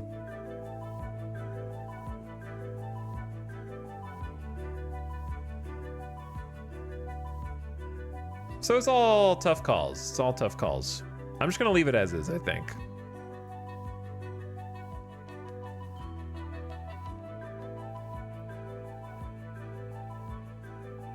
And just try and max our time.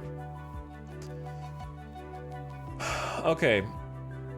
Anything else going on, or can we keep advancing time? Medina, there he is. Can't believe we got both those players. Minnesota has claimed Ryan Burr.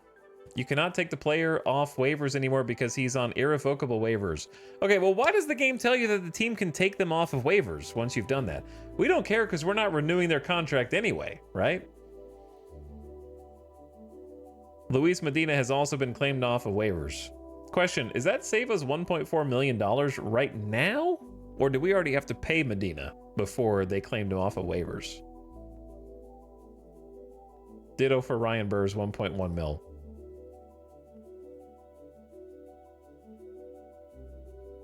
Anyway, it's funny that they both got claimed. This is the first two that have been claimed.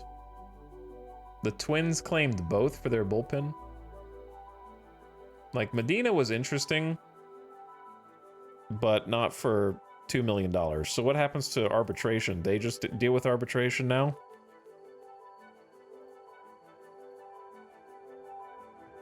All right, ad starting. Turn your volume down, gamers. If you're an ad gamer, I snoozed it once, and now it's here.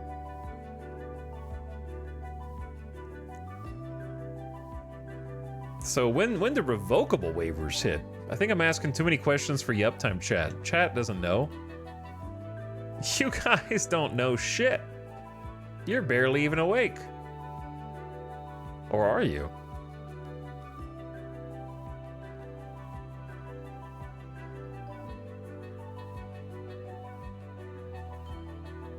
Tay-Tay, do you speak for all of chat right now?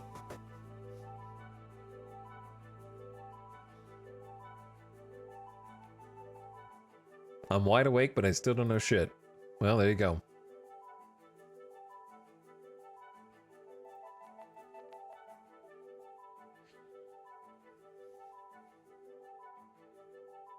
Apparently and unfortunately.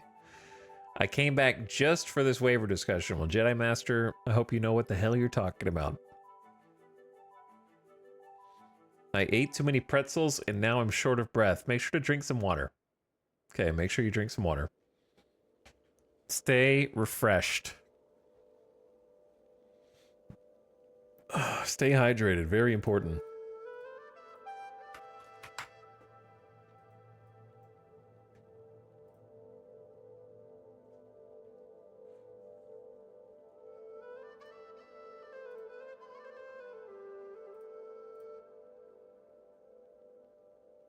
Despite multiple tests, I still haven't figured out the criteria that allows some players to be pulled back from waivers.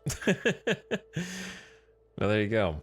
All right, just like 2 minutes of ads left.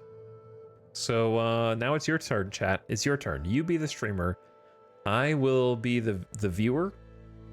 So go ahead and entertain me with your chat messages so I can have some content. I need some from you. What do you got?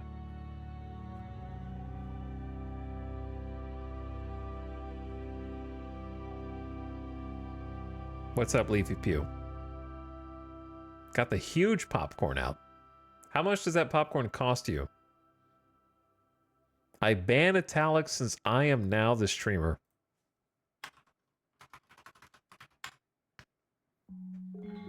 It didn't work. It didn't work. I tried. 200 bits.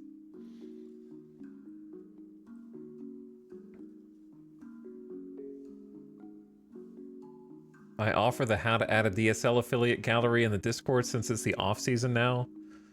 Oh no, another affiliate for... Do I have to manage that team too?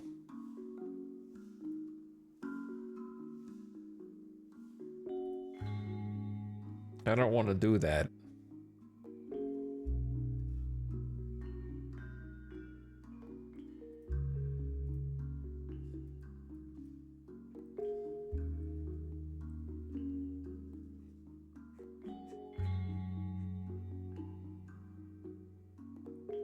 Okay, well, I'll take a look at it. Oh. I usually create a new prospect league that plays in the off season. I don't know how to do that, or... Yeah, I don't know how to make that happen. All right, welcome back from the ad gamers. Okay, step 1, go to league settings.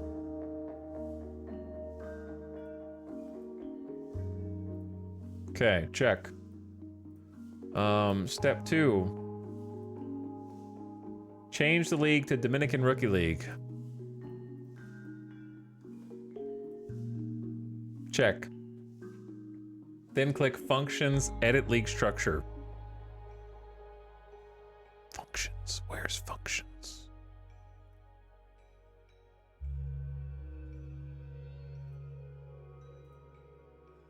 Wait, why? Oh.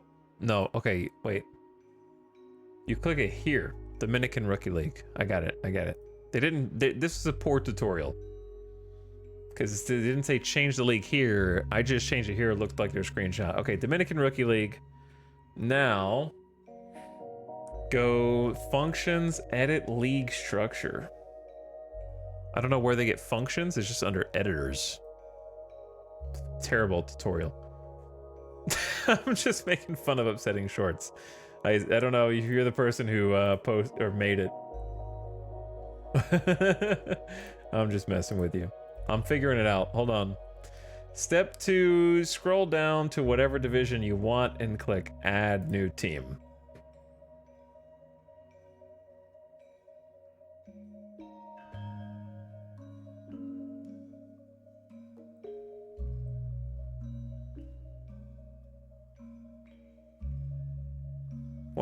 Some of these have more than the others, don't they?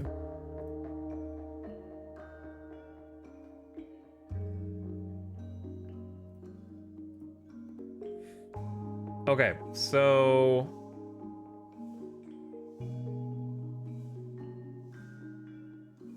do I need to create one for the Portland team as well?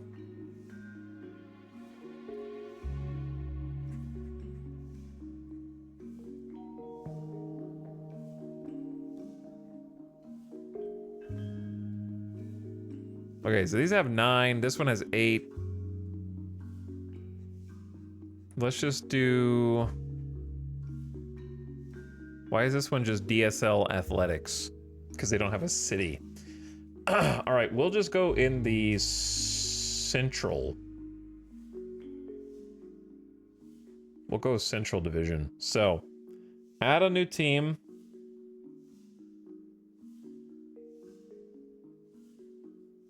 Was it this one?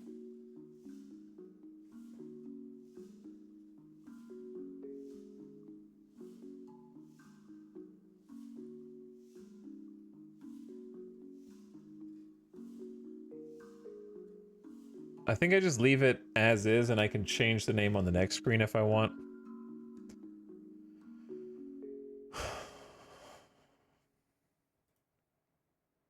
What? I did not mean to click on anything there. Okay, and then let's add another team to the Northwest Division.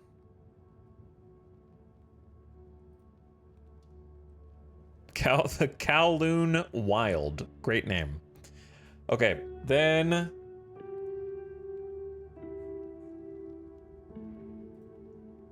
Volts.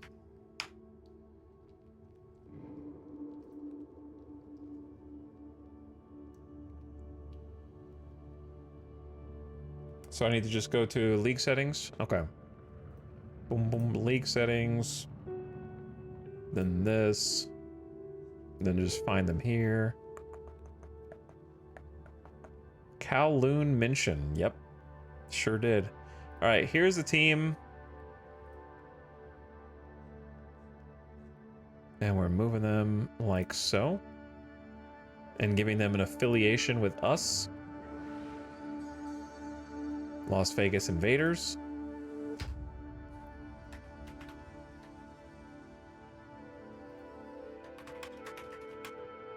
Okay, Las Vegas. Chat, what do you think a cool name for our Dominican Rookie League team is? Wait, everyone else is just using their normal name. Should I just use my normal name?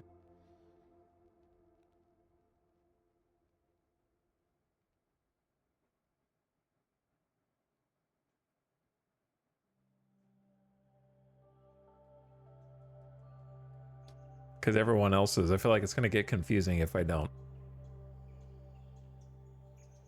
Only Cincinnati. Cincinnati is the Rojos because it's red. That's funny. Everyone else is just English version of their name. And then down here, they're the Reds, not the Rojos.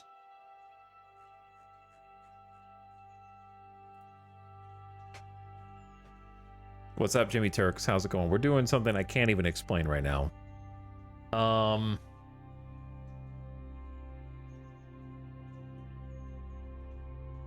Probers.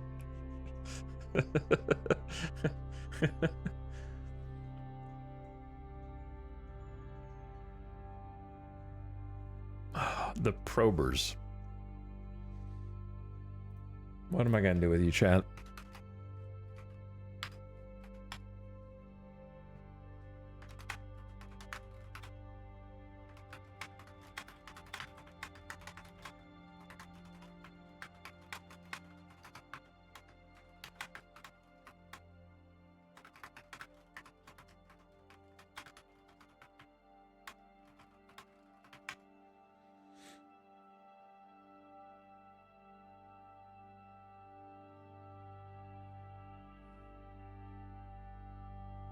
Chat, you're gonna love this. I said, you know what? It's a good time to use AI. You know what it suggested? The probers. One of you's using AI. No, actually, maybe you are AI. It was meant to be.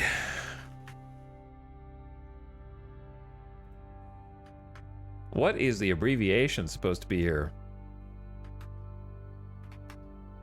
Prob. Okay, and then the other one was here. This is going to be the Portland.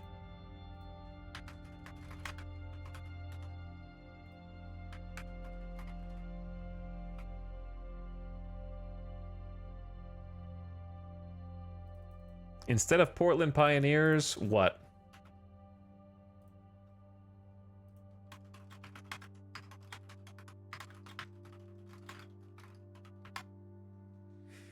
We've got Trailblazers, Mountaineers, kind of not super interesting. The Tinkerers.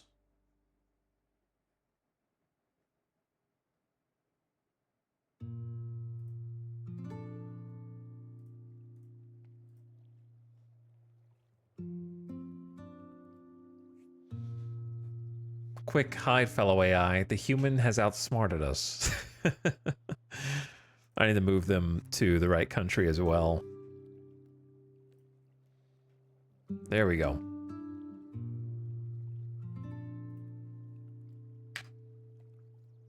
Portland could be the Pickles. They're a collegiate team, league team with a goofy mascot.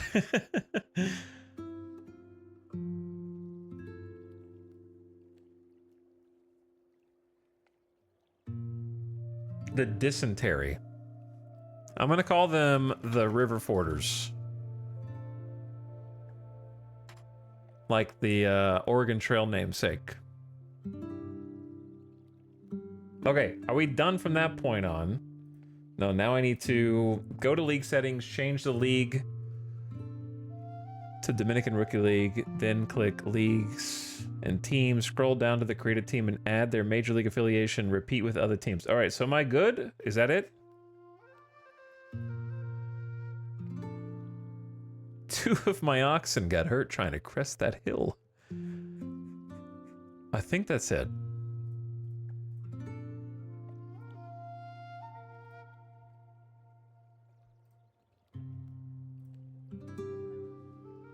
What? Michael Morales? The surprise Saguaro spellbound in a 9-0 shutout victory. The Arizona Fall League. Oh, I see. The only thing I think is left is the team setting stuff. How do I even do that?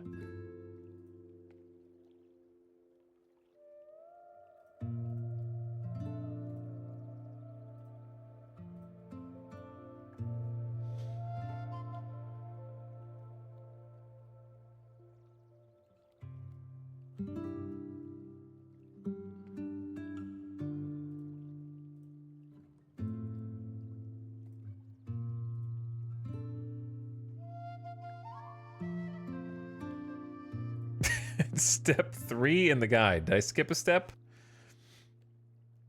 Oh, I skipped a step somehow. Okay,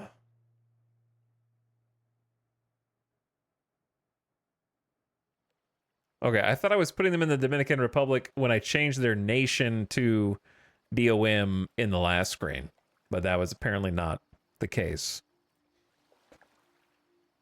Okay, so now we got the probers.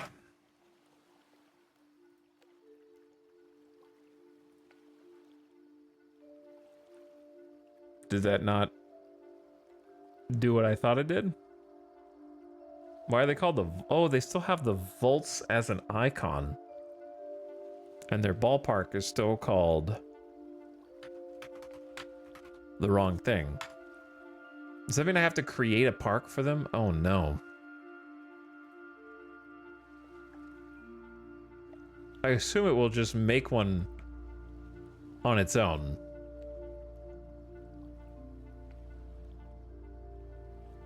.3D model. This is a big stadium for Dominican Rookie League. They've got a roof. I don't know if they're really supposed to have like this much going on here.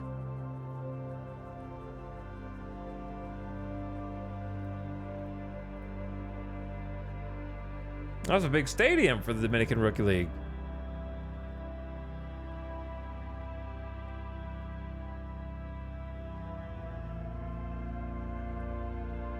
Okay.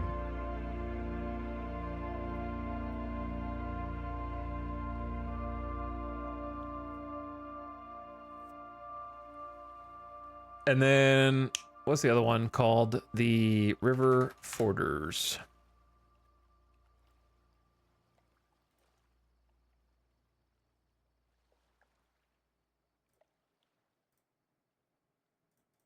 Which is hard to do this late, 9 hours into a stream, you know? Why is it called Wild Stadium?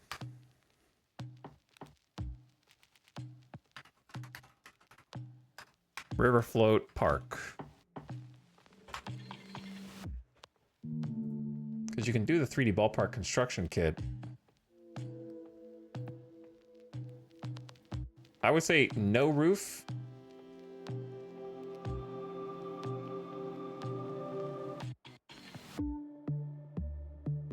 Three-tier stand seems crazy here.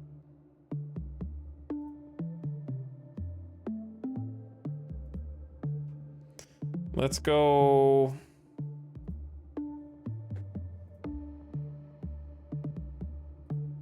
sloped stands? I don't know. Stands with lights? No, that's too big. Let's just do bleachers. I feel like bleachers makes a lot of sense. Ads with trees. This is not going to be a ton of people here. Maybe a little fountain. And then some more bleachers.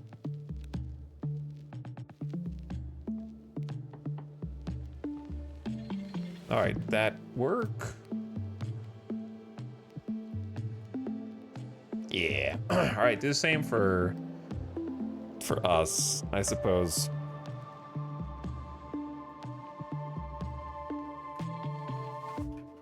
We need a better logo because it says Volts, even though we're not the Volts.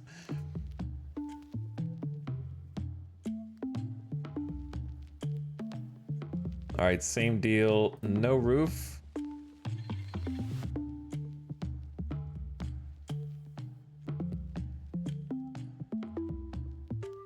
Let's do left center flagpoles. I don't know. Center field. Batter's eye. Right field. This is a very patriotic park right here. Apparently. And then why is that so tall?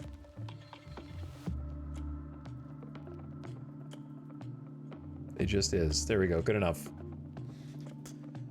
Can probably just auto-generate some logo in the uniform editor? Maybe.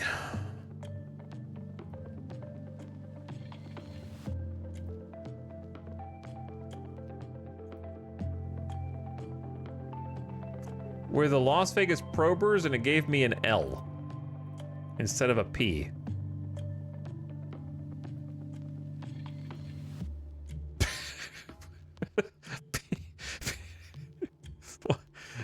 Okay. P. There we go. There we go. It looked like it was filtered before. Oh. Censored. All right, take me back. I didn't change the other dudes. How do you even change the other dudes?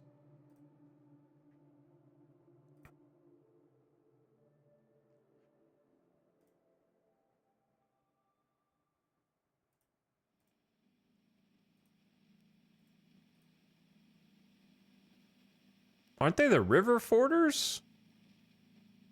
Why is it a K? They're the Portland River Forders. Where does the letter K come from? All right, there's a P. We'll go with that one. Oh my God.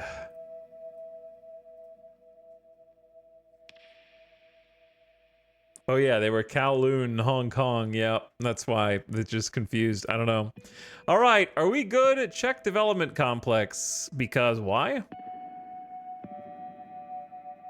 Is there something? Oh, Indy Rodriguez is struggling with gap power. Would you pull him here, or would you just let it ride and hope he figures it out in 3 to 4 months? 3 to 4 months is a long time. I could pull him, though, and give Cooper Pratt a chance.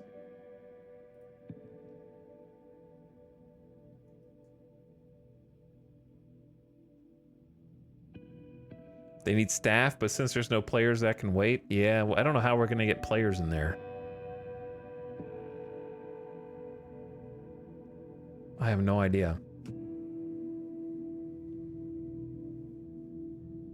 I don't know if I should pull a guy who's struggling out of... We have a little bit of time, so we can give him some more time, but I don't know how long it's going to take. All right, let me double check waivers.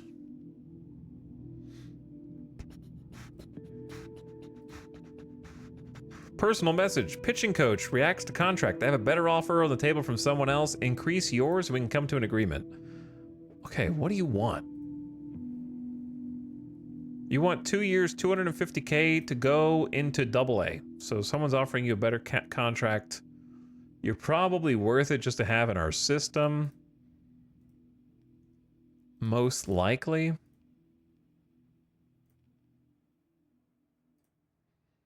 Oh yeah, I was gonna look at my own front office personnel and see how much they're getting paid. Since when does it show the screen like this? I've never even seen it look like this before. Pitching coach is only getting 195K through 2028. Hitting coach is getting 655K. So the fact that he wants 250K for 2 years is kind of crazy.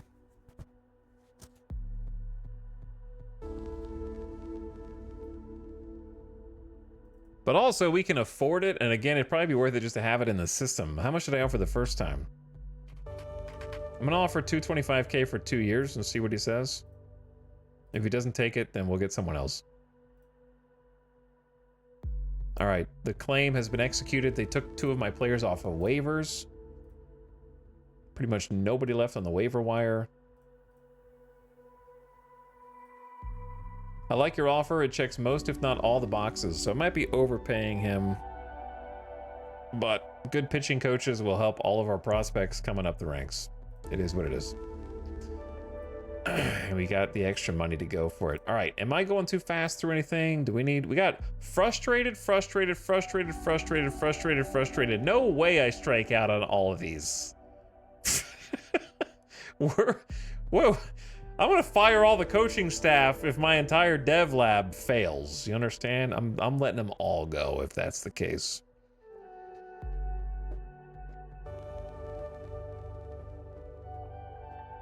Ticket price in 2026 was $20.24. He wants us to have a sellout crowd like every single day, right? What should I lower the ticket price to for 2027?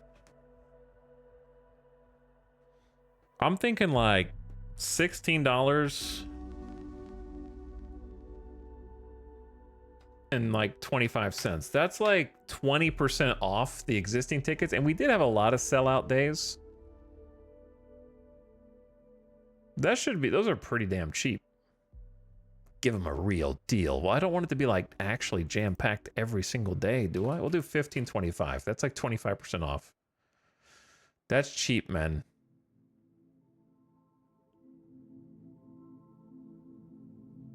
I feel like it's too cheap. We're gonna lose money. We're gonna lose budget money next year if that's the case. Let's just go 16. Let's go 15.75. I don't know. Make all the money in the freaking casino. All right, let's just take a second. I feel like my brain is hurting because it's probably been 9, almost 10 hours. That's why. Give me 1 sec, chat. I need to go check on Alice real quick.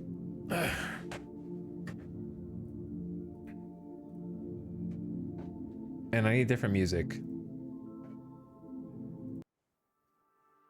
Monument Valley's cool. Maybe it's a little too chill. This might be a little unchill. All right, hang tight, one sec.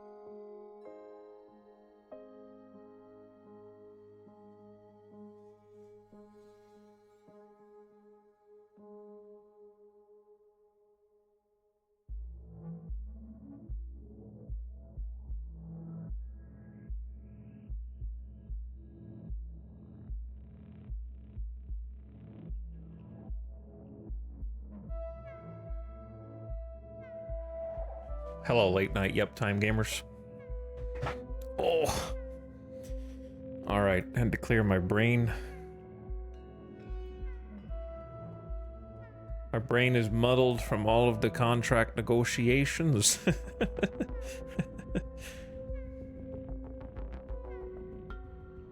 I'm trying to find clarity. We are now 19th in budget. I don't know what we were before a second ago. Before the new budget, what were we?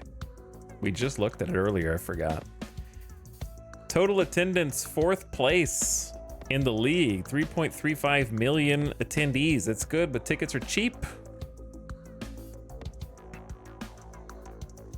Here's some record histories that are going to be fun to fill out over time. Budget just shot up 18 million bucks. Rev and expenses, 2027's just begun. So here's the thing. I still don't know if the guys that got claimed off waivers, did we already pay them?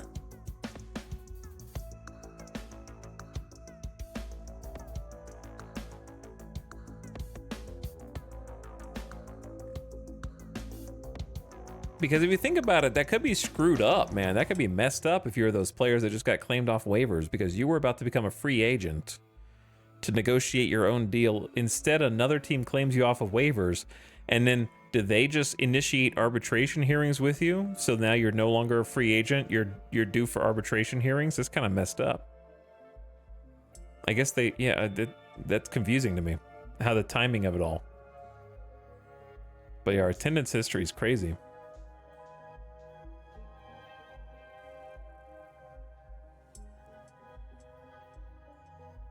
And I want to just look at some accounting stuff real quick. Because like finance-wise, it says we have total money available 65 million. The hearings have not happened yet. I don't believe. They're on the 9th of November. but it's already showing me my total money available. So my, like, if I claim a guy off waivers and he has a 770K minimum, is 2026 budget paying that, or is 2027 budget paying that? That's what I was trying to figure out, but I couldn't get any, like, I'm looking at the accounting page to see if any data pops up that catches my eye.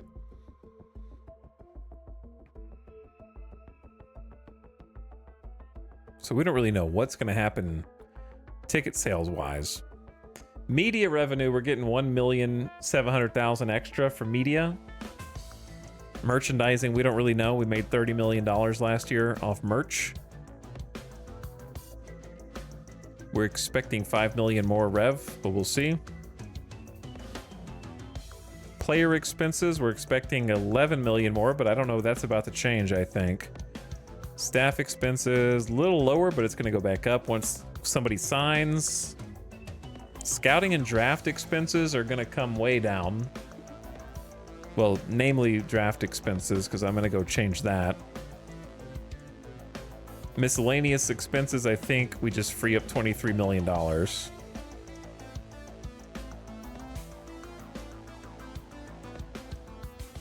So I just don't understand the math.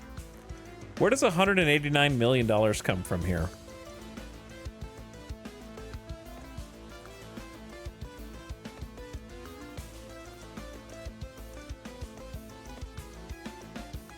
$72 plus 7, 79, says 80, 108, 136, 164, 169. 21 mil. That is 189 million. But over here, there's 11 million less player expenses, but 22 million more MISC expenses. So this is 70 plus 28 is 98. 108. 136, 141. No, it does add up. It does add up. What, am I stupid? I guess it's the 17 million in draft expenses. Yeah, that's what it is. So I had originally budgeted 27 million in draft expenses, but it looks like that money came back out to the profit margins. So we still made 28 million in profit for the owner. And this year, as a result, the budget went higher. Okay, I get it. Sorry, I just had to look at it. Helps me figure some things out. So what I can do now is go to player development budget and way lower the draft. Way lower the draft. Let's reserve.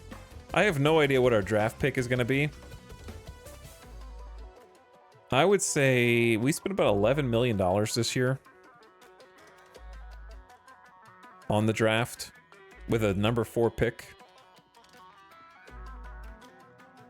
So I think I'm just going to budget a flat 10 mil. Maybe less.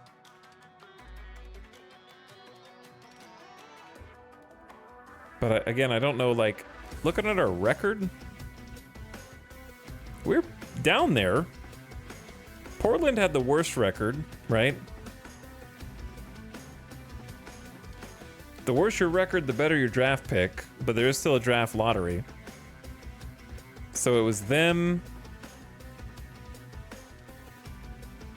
then the Angels, and then we're tied with the White Sox and the Twins. Wait, no. Nats. So, okay, so it's Pioneers, Angels, Nats. Then we're tied for 3rd worst. So we're going to have a high draft pick still. Right? Oh yeah, the Padres were 68. Okay, we're tied for 4th worst. Yeah, we can see the rookie draft at the top. Once it comes up, Sunien. I don't know when it comes up. Oh, right here? Okay. When do they actually roll the dice for the, this draft is passed, so it's not showing me the next one yet.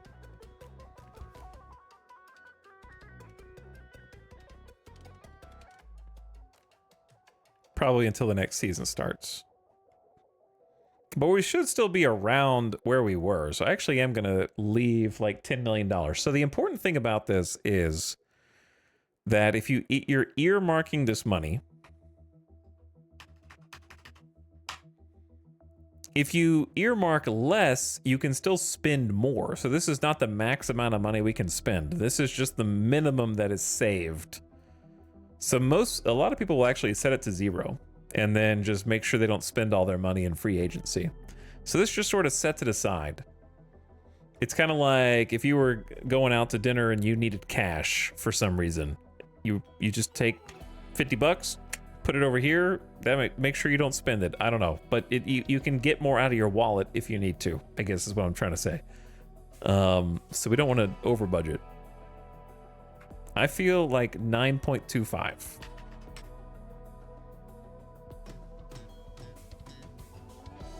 Let's say 9.25. I want the maximum international amateur free agency money possible. And then for player development, we have 28 mil. What's the highest we can get? 43 million. We do have like the number 7 farm system now, supposedly. We jumped up really fast. So we actually have like $15 million more you could spend on player development. Let's just up our player development a little bit since we actually have players now. So we have 28 million. I'm gonna give them an extra 4 mil. Let's give them like 4.5 mil. Let's go up to like 32.5. So a little extra player dev budget to try and bring our players up through the system. We're getting some more international players. We're getting some more draft picks to train.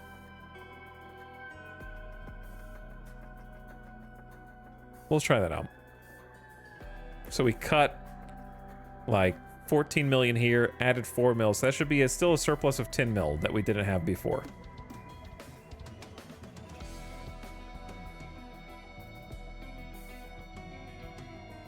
So now if we go look at accounting, 2027. Owners got 75 million in cash just waiting in the wings. Important thing here is total money available 2027 is $80 million. So we got 80 mil of free money, I believe, on top of our $72 million player payroll, right? Or am I misunderstanding?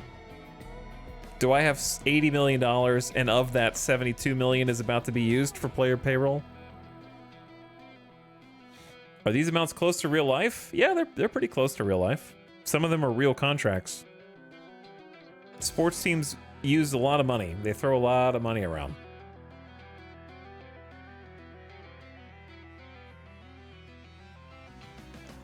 I think these are separate because our total budget's 238 mil. This should be liquid cash. Yeah, 80 mil liquid. So we can do a lot with $80 million in free agency, right? That gives us a lot of wiggle room compared to last year.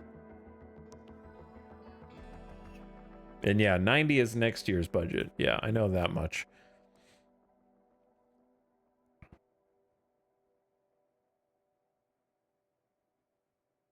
The MLB does make a lot of cash. Our player payroll was like so low. We're about to jack it up. Or we could just reinvest that money into other things. But I feel like I've already got scouting maxed. I have the max budget. The baseline went up to 29.1. Is putting all the money into scouting possible worth it? I don't know, but I'm going to choose to do it.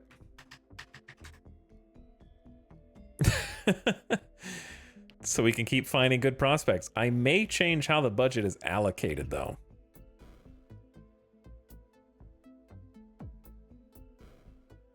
Are you in 2026? It's October 26, 2026. I can tell you that the Cardinals win the World Series in 2025, and the Boston Red Sox will win it in 2026. You can be rich off of that knowledge. And I'll tell you that the Red Sox sweep the World Series and win 4 straight games. Now you're going to make $1 billion.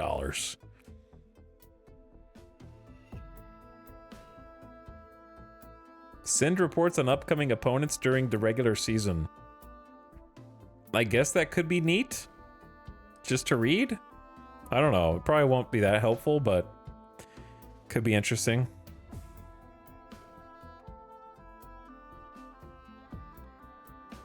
Chat, how would you change my budget here, my allocation?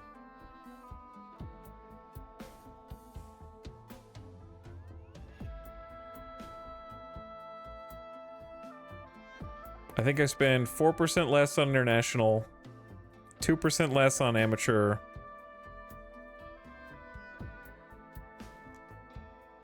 4% more on the minors, 2% more on major league.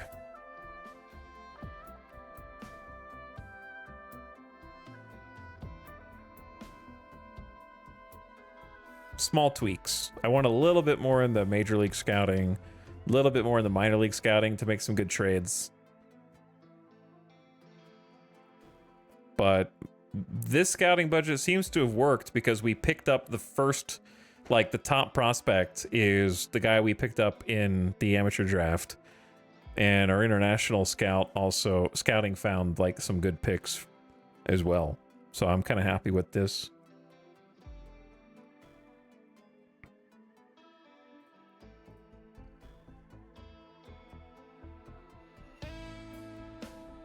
But we've been making some good trades in the minor leagues as well, and picking up some key pieces from minor league trading, so I want to make sure those are accurate as possible.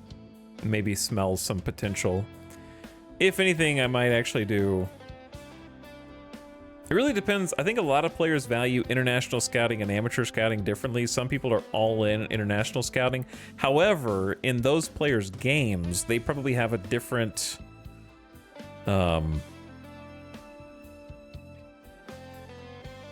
I forgot where the page is.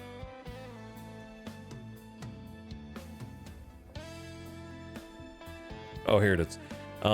I do this a little differently. I turn off international established free agents and the per team scouting discoveries.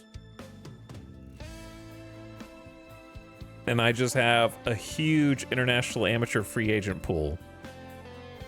Because, I don't know, to me it feels weird to just generate these dudes out of thin air. Like, I guess that happens in real life. But it feels like if every team gets to see 8 discoveries per year, I don't know, it just feels kind of strange.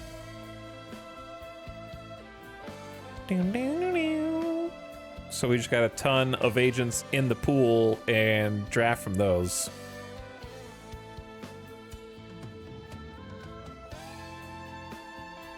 All right, let's try that out. Time to advance time. Where do I sign? I'm anxious to get started. All right, so we paid this dude probably too much money. $225K for 2 years. But he's got legendary pitching, outstanding at developing mechanics, excellent at handling aging. I did get my magical 80 potential German starting pitcher through discoveries.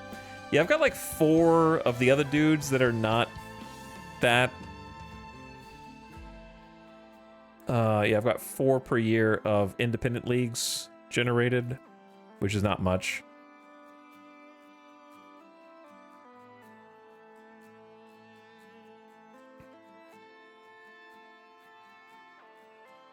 So I don't know if this is good or not. I just remember reading it one time and I was like, oh, that makes sense. Yeah, I don't want like magic dudes just spawning out of nowhere into my org. I kind of like them being in part of the pool. People know about them. It's hard to keep that on the down low, in my opinion. Okay, so let's check, I guess, waivers again. just to see if anybody's moving anything. I think we're good to just keep simming. News. Defense is a critical element in the game of baseball. Many times late in the game, a light-hitting defensive specialist is inserted in place of a superstar hitter. Good defenders are worth their weight in gold. And today, the best of them for 2026 have been recognized. These players will get the Gold Glove Award. Dylan Cease at pitcher. Cal Raleigh of the Mariners. Jake Berger from the Rangers. Bryce Matthews at second for the Astros. Alec Baum of the Aztecs, a.k.a. the Athletics. Bobby Witt Jr. at short. Roman Anthony at left. Parker Meadows at center. And Lawrence Butler. Well, we were going to think about trying to get Alec Baum, but now that he's got a gold glove, it's going to be a little more expensive probably. But I don't know if we need him now. We just picked up a third baseman. Though we could put that guy in AAA if we wanted. Or have him be a backup. The National League also has announced their Gold Glove choices. Magicians they sometimes appear to be, showing up out of nowhere to rob a batter of a hit and turn it into an out. Pitchers love them, batters curse them. Here are the defensive wizards for the National League. Seth Lugo at pitcher, Patrick Bailey at catcher, Nolan Gorman at first, Nico Horner of the Cubs, Matt Chapman at third, Dansby Swansman at short, Seth Stevenson in left, Britton Doyle, and Fernando Tatis Jr. So a couple of Cubs, multiple Cubs.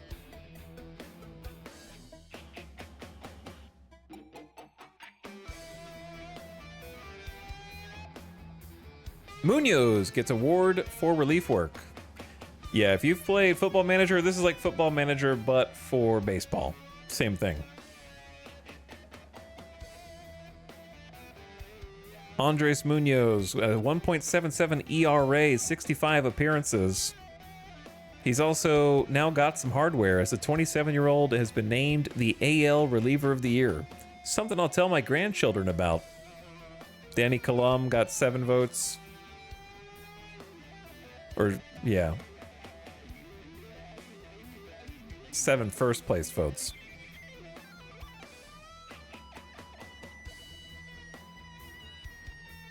And the Dodgers said he always had confidence handing the ball to Edwin Diaz out of the pen.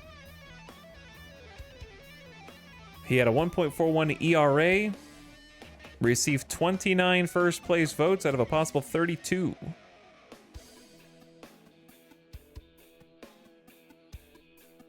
Tanner Scott, LA. Devin Williams, LA. Braves, LA. So 4 out of the 6 of them are Dodgers. That's so stupid. Chat? Free agents are starting to hit the pool already? Are these independent league free agents?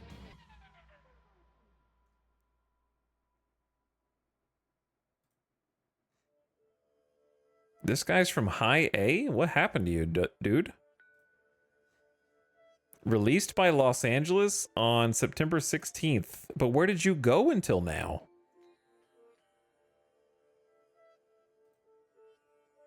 That's one of the dudes. Oh, wait, no, it's not. Chandler Marsh, where'd you come from? Became a free agent on the 13th of October. Named the #1 prospect in AA. What are you doing out here? How did they even get here?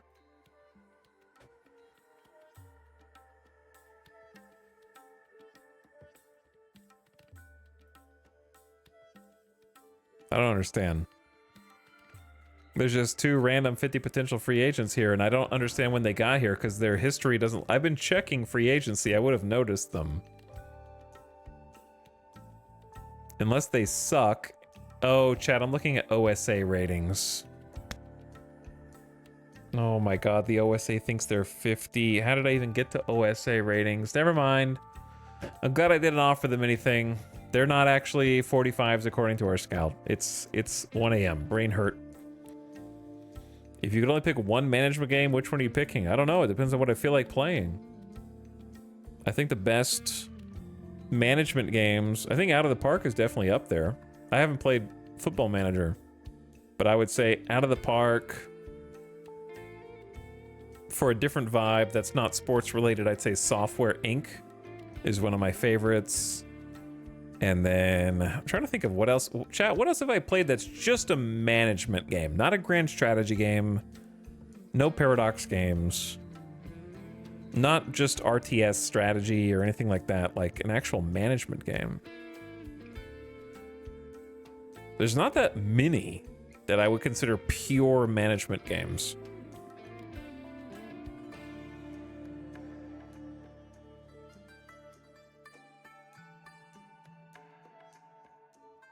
Card Shop Sim. See, I don't think that's a pure.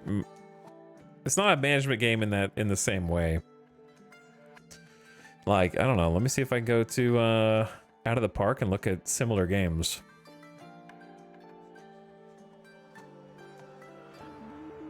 It would be like Franchise Hockey Manager. Maybe News Tower. I haven't played News Tower, but I've seen it. Maybe like one of those Railroad Tycoon type games, maybe. Pro Strategy Football, F1 Manager, Motorsports Manager, that kind of thing. Did you try Game Dev Tycoon 2? Software Inc. is like the good version of Game Dev Tycoon. So if you like that, you should play Software Inc. It makes Game Dev Tycoon look simple. So check it out, you might like it. It's a good one though.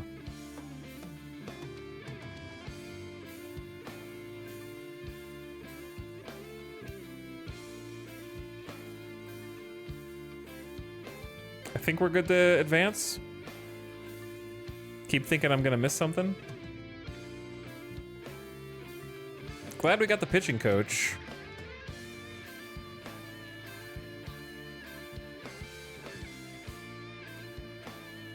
Kind of want to see my staff again. Why is it in this screen? There we go. So I need to it automatically gave me, guys. Oh, Jesus. These guys are terrible. Oh, this guy's not bad. That's the wrong guy. Oh, they gave me the worst generated coaches. Holy. I gotta fire all these guys. No, not offer contract. Fire? Fire? DJ Goodwin, I'm sorry. Okay, so we need a manager, a pitching coach, and a hitting coach for our Dominican Rookie League.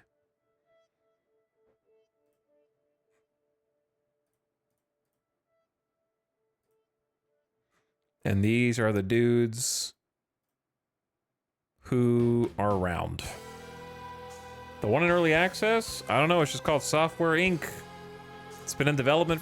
They've had like 10 years worth of updates. Yeah, it's an early access, but trust me, it has way more content than you expect. Why did you make a Dominican Rookie League team? Because we were the only MLB team that didn't have one. So it increases the amount of space you have in your farm system and gives you a lower tier, the lowest tier. So if we have someone who's not good enough to play rookie ball, they could go play in the Dominican League or something like that to start getting better and climb the ladder. I don't think it's important to handle aging in the Rookie League. You gotta be a young guy anyway, right? Yeah, they gotta get out of the complex. Exactly, Cetaceia, exactly. Oh, he wants to hire his own dudes. I don't know why these guys are like that.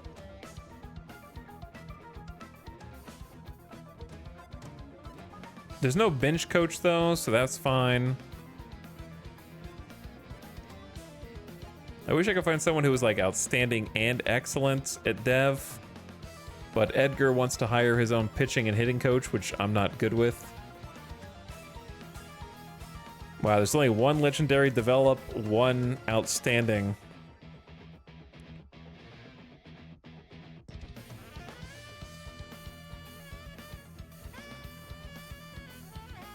This might be the best I can get, or I could get double excellent. What do you think is better for a lowest level manager at the Dominican Rookie League? Good development, outstanding mechanics, or excellent in both? Let's see if they even like, they want their own coaches too. Oh, this guy's fine. Byron Nichols. I think I might just take the excellent in both development and mechanics. They can do kind of the same, both at the same time. Tactician, he's gonna do more small ball. Normal personality works well with personable.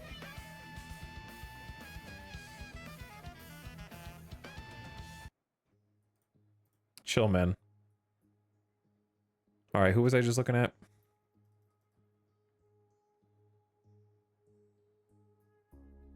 Brian Nichols. Contract. I'll give you a 2-year...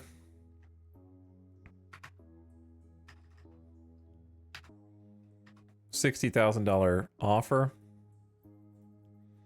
Okay, and then pitching coach.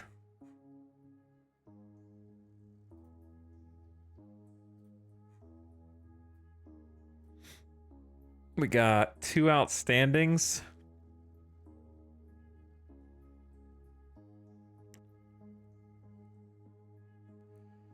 I guess I'll take the one. I'm allergic to taking the pitching coach that just has average development, but I do like the outstanding teach pitching. That's the most important thing. And outstanding mechanics at an early age. Maybe their potential could go even higher, I think is good. And then they could work on development at a higher rank. So Bradley Stewart is normal. That's fine. You'll get along. I'll give you 2 years, 45,000.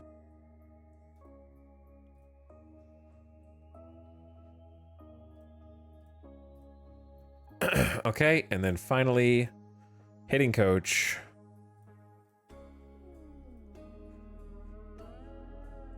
Teaches hitting legendary with average excellent, or teaches hitting outstanding. Oh, the thing about teaching defense upsetting shorts is I don't know that your minor league coaches can impart that wisdom, can they? Like, I've always read that the only ones who have teach pitching, catching, infield, outfield running is at the major league level on your staff screen where you assign them to teach. I always thought that for hitting and pitching coach, the only things that matter are their hitting, their pitching, and then dev mechanics aging. Mostly their primary stat. So like legendary is probably better, but the legendary mechanics is interesting with good dev. So it just seems, I don't know, I'm gonna take the other guy, Dusty Allen. Because even though he's got less hitting, I like his mechanics development and aging.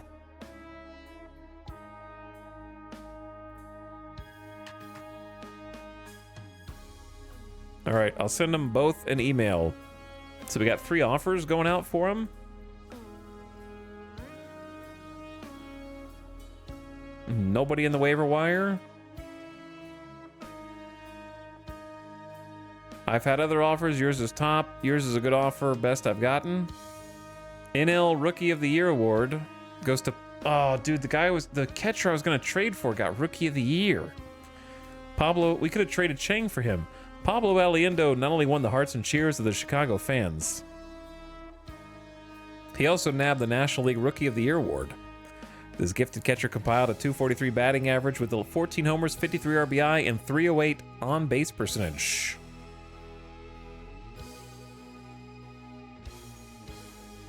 Everything I've read from multiple sources, Kapaji said that hitting and pitching coaches and the other coaches do care about development mechanics aging, but it's very secondary.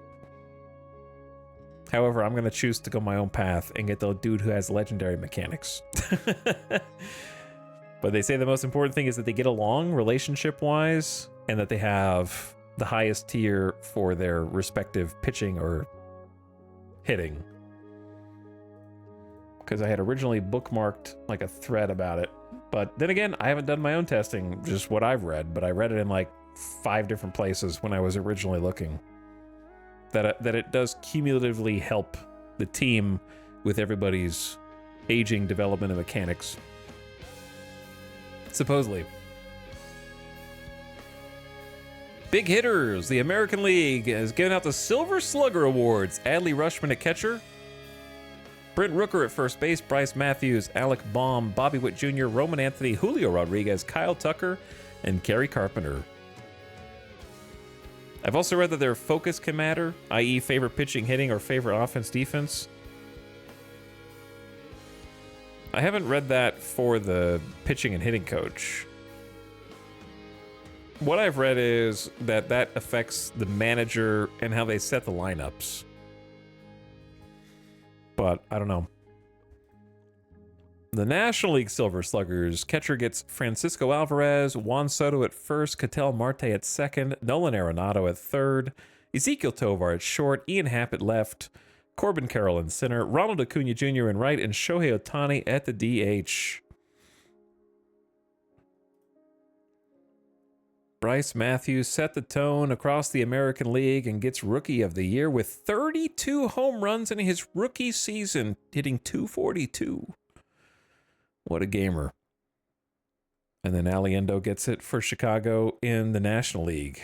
Gamers. Eligible free agents coming up.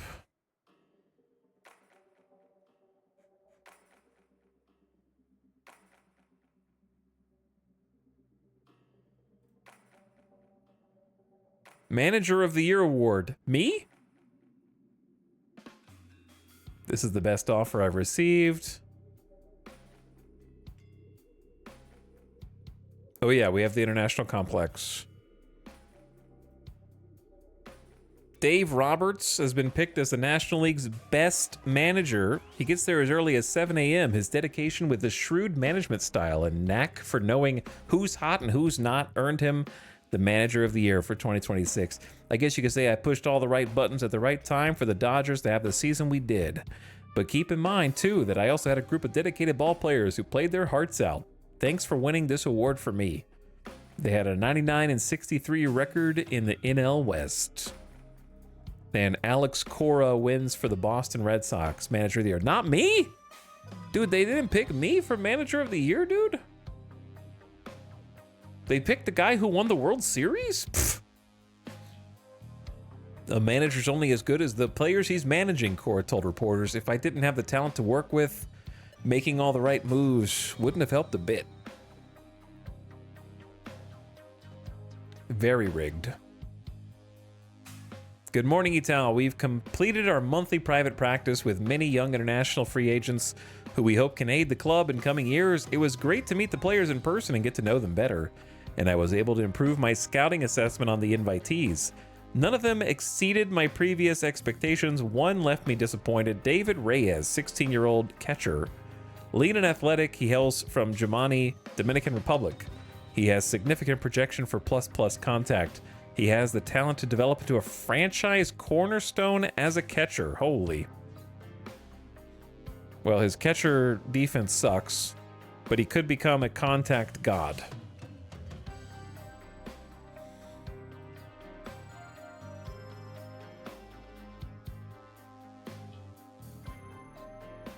Okay, so we kind of have to pick some people to maybe either remove and invite some others. Like, for me, I don't really want Reyes. We're getting slightly better scouting accuracy on some of them. Oh baby. Fernando Ayala. Look at this. Okay, ad starting soon. Turn your volume down if you are not a sub gamer. The ad is beginning. The streamer is still addicted, so he will stay through the ad. Ow. He might do some squats, though, in order to get some blood pumping in his legs while the ad is running.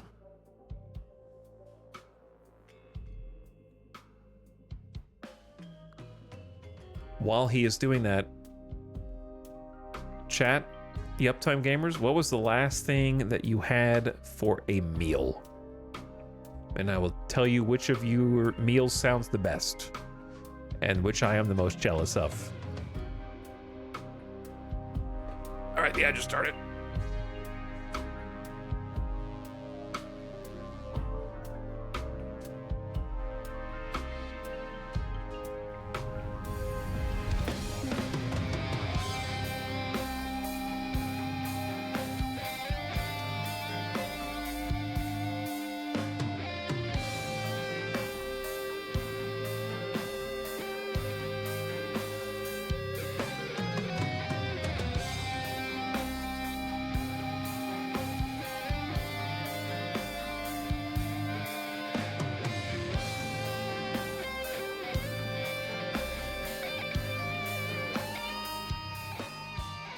Okay, I did 20 squats. Let's see what we got.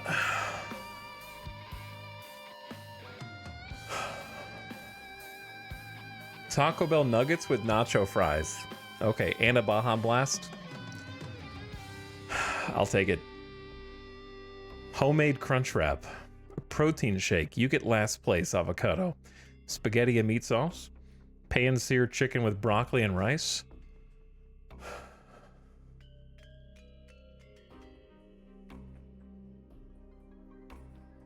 Sushi day for Tay-Tay, chicken mushroom pie, blackened salmon with green beans, Chinese braised pork belly, rice bowl with lava eggs, and a lamb skewer?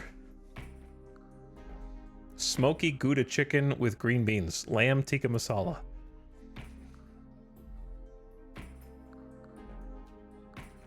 Shrimp pasta, which I mixed in hot sauce and soy sauce. All right, you're second to last place because I don't want hot sauce pasta. Pork green chili stew and jasmine rice. Chicken pie with some gummies. Did you put... You didn't put the gummies in the chicken pie, did you?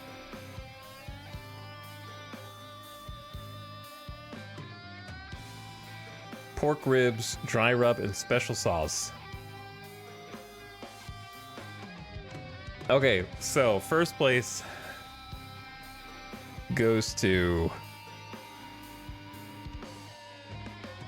You guys eat so healthy. You guys are like, I ate chicken and broccoli and rice. I ate salmon and green beans. Where's the macaroni and cheese, like mashed potatoes? You know what I'm saying? Someone said they ate Taco Bell nuggets. Yeah, and that's what I'm...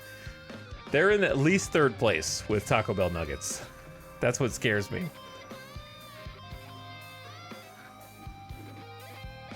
Then I'd probably take the lamb tikka masala second. As long as the spicy level's low. If spicy level's high, you're out. And then I would probably take the pork ribs, baked beans, and pasta salad number one, maybe. I made a homemade crunch wrap. Yeah, but you didn't elaborate enough for me to understand if that would be my first choice, you know? I don't know what all's there. Okay, let's check these dudes out. We don't have much info on them other than guess. This guy looks like he could be insane if he ever reaches close to that potential. So let's keep scouting him. Okay. This guy might make too many errors in the outfield, but I think we need more scouting. Jesus, these guys are all just like potentially full bars. The high adaptability, work ethic, and baseball IQ is crazy. This is a pitcher with 2 pitches that could pitch 101 miles an hour. 40 stam. League interest in him is very high. I don't know who to drop to get more research. Maybe nobody here. Like, oh my God, look at this dude. Other than this bad financial ambition, leader loyalty. My dude has 70 stamina? Holy.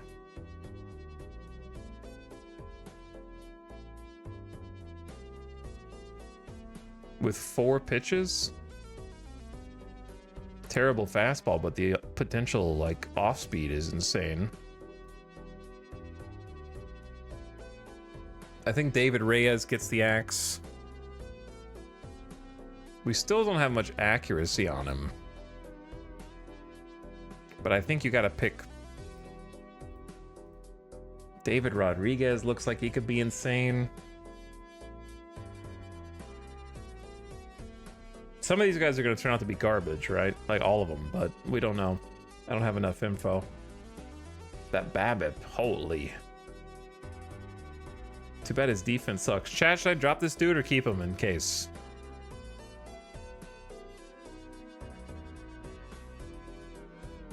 I'm worried that, like, the contact god, but the defense is awful.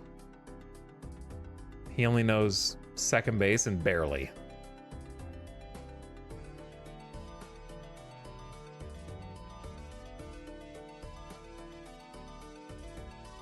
$16 with the handlebar mustache.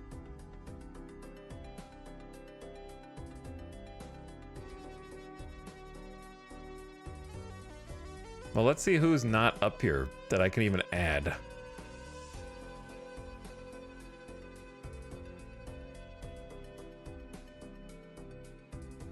It's got to be one of these, like, 75s. That I and that avoid Ks is crazy.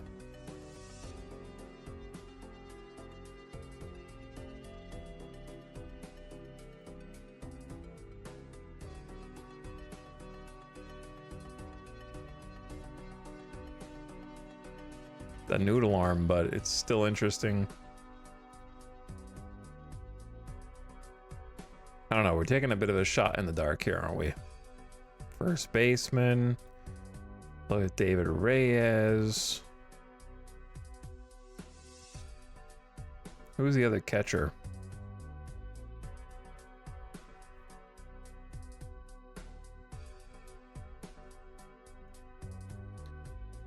I don't know. We have no idea much about any of these. It's just taking a crapshoot and hoping that they turn into something, right? Let's go with this center fielder because I feel like he's going to be undervalued by everyone else. All right, there's still 10 people there. Let's get some higher scouting accuracy and improve our relationship for another month. So we're coming up on the Cy Young Award now.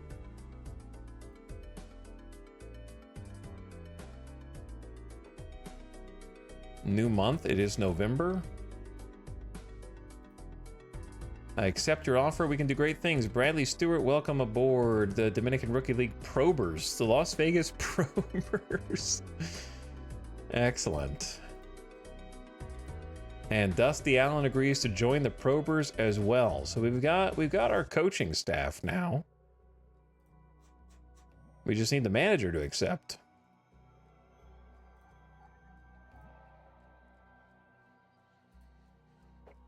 Detroit ace Tarek Skubal put up sensational stats in the last season as voted for Cy Young Award winner of the American League. 33 starts with a 14-7 win-loss record. Pitched 214 innings, 237 strikeouts, then gave up 50 walks, holding up position to a 229 batting average. He received 16 votes? Dude, he tied with Brian Bello.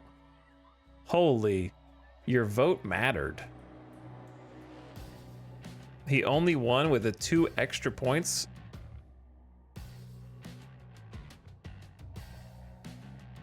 Brian Bello with a close second. Did Brian Bello get robbed? Maybe. Brian Bello was great, but Scuba was... It's hard to get Cy Young as a... I mean, he had league-leading ERA and home runs per 9, but also... Tarek Skubal just had like twice as many strikeouts. I don't know, just... It's not that important, but it feels more important. And then, surprising no one, Roki Sasaki wins for the best pitcher of the NL. This blossoming hurler, wild fans, peers, and sports writers with a fabulous performance. 2.12 ERA. Opponents only hitting 187 against him. He was a unanimous winner with 32 first place votes. Framber Valdez of the Cubs finished second, while Logan Webb finished third.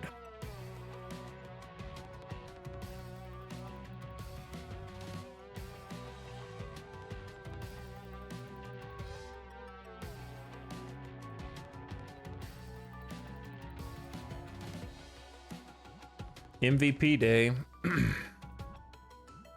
Ezekiel Tovar was named the MVP for 2026. He pounded NL hurlers hard all season long, collecting 171 hits in 590 at-bats. A 290 batting average, 42 doubles, 9 triples, 32 homers, and 93 RBI. He got 14 first-place votes ahead of Francisco Lindor and then Shohei Ohtani.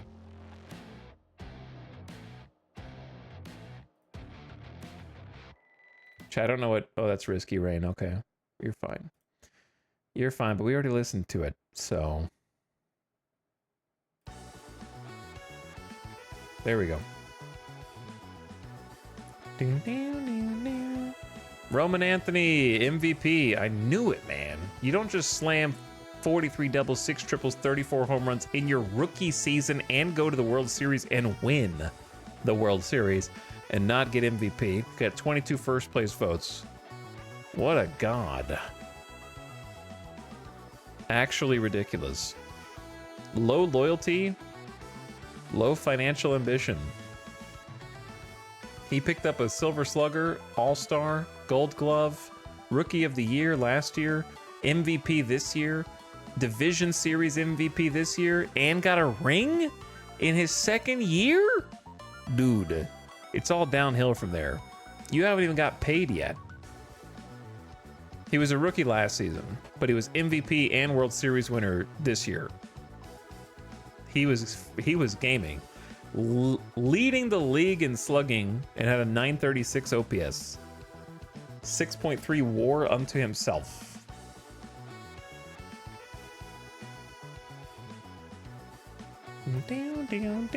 Brian Nichols agrees to be the manager of the Probers.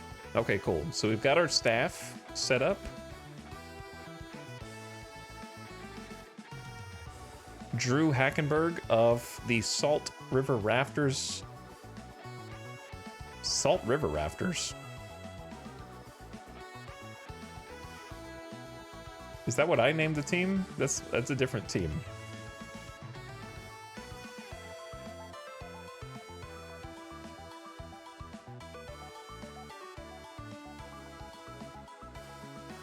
Okay, so I think we just keep advancing time? I don't know. I feel like I've forgotten something, but I don't know what it is.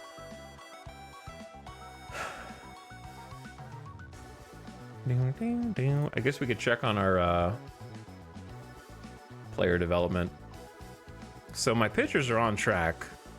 Jason DeCaro and Steve Hosky are on track. Luis Matos is struggling. Andy Rodriguez frustrated. All the hitters are frustrated and all the pitchers are on track. It is what it is. I got my best coaches on the job, okay? They're trying to do it.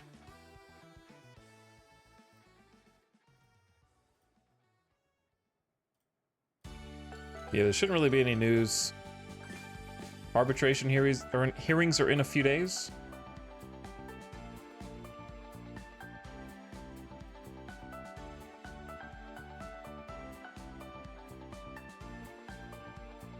All right. Eric Miller may not be on the IL during the offseason. Lol. Why was he even on the IL?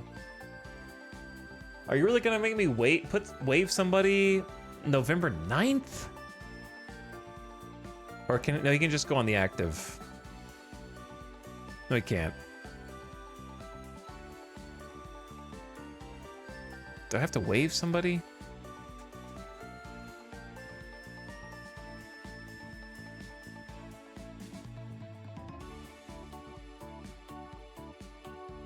Am I just gonna... He's got an option left. But did I just waive Seth Blair? I think so.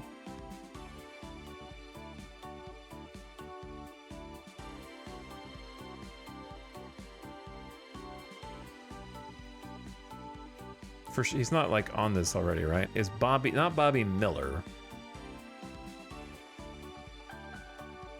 The other Miller.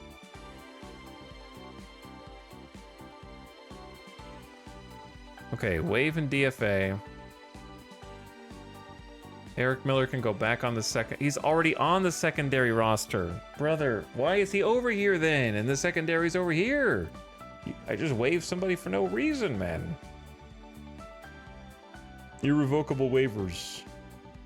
You cannot remove him from waivers. You've clicked the button, even though you have not advanced time. Whatever, I don't care. Do what you gotta do. If they want to take Seth Blair, take him.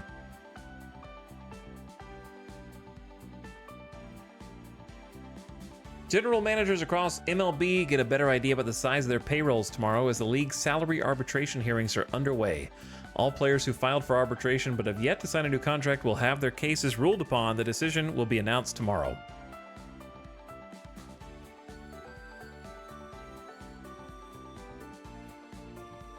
Can't you go over the roster limit? I don't know. I don't know what's going on. All right, I submitted the estimate. We'll see if we win or lose. Like, to me, it says 28. Maybe I could have just dragged them over, but it shouldn't have like a number there if you can just go over it. It is what it is. All right, do I just have to just fast forward then? Personal message. Rafael Marchand to receive $4.8 million. The arbitrator ruled in favor of the team. The player demanded $5.3 million. So we won that one. Tyler Freeman demanded a $2.6 million salary, but the arbitrator ruled in favor of the team, $2.4 mil. Bobby Miller. We have to pay Bobby Miller more by 368K. We put 2.4 mil per our accountants. Bobby Miller was given 2.768, so it's not too bad. Not too bad. So we won 2, lost 1.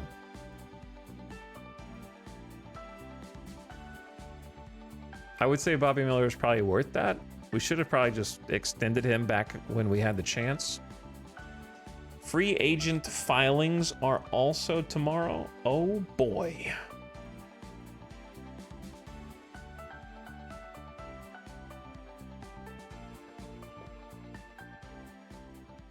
Okay, chat, it is 1:30 in the morning. So, what do you say?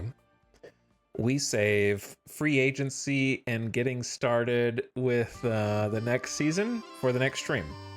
That way it can be a nice little surprise as to who actually is available for free agency, and also I'll have enough brain power to decide who we actually want to try and add to the team.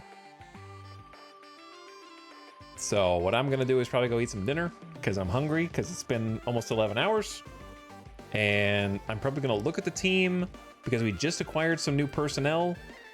We just got like 2 crazy new players that we were not expecting. We picked up, for literally pennies, Luis Matos, claimed off of waivers from the Giants, who has the potential to become better and can play the outfield.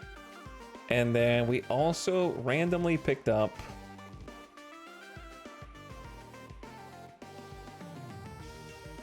Jaden Hill, waived from Portland, who is a pitcher with 50 potential. So we picked up some interesting last-second additions to the team.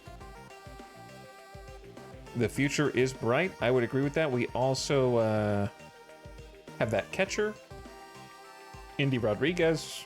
Might be his time to show up. Lots of gamers. Oh, and of course, don't forget Cooper Pratt. Just grabbed him off of waivers from Milwaukee. Dude's just hanging out like, yo, I can play an insane third base and shortstop. I heard you needed someone to replace Chang. And we do.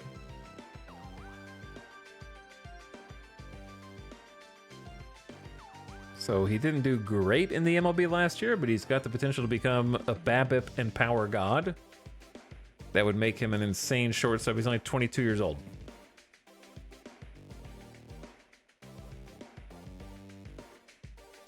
So we got a few new players to try to sort and figure out where they go and see who's going to get the starts next season, who's going to be AAA. I think our 40-man roster is going to look way better because Kevin Made's off. I think Mangum's going to be off. Maybe. Shunk is definitely off. We're going to find some new depth pieces to put in from free agency, hopefully. And I'm going to make a list of all the things that we need to fill in and kind of come up with a tentative lineup. That way we have a little organization going into free agency because it's going to be kind of messy. And then we got the international draft, the international amateur draft as well. We need a new closer unless it's going to be Uribe, which kind of worries me because I was going to put Uribe in the development lab and then we just didn't.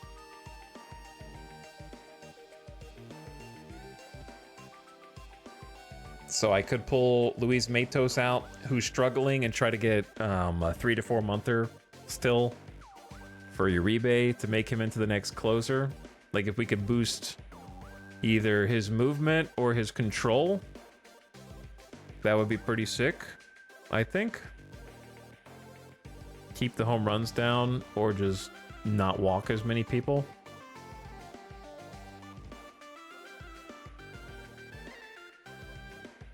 So, who knows?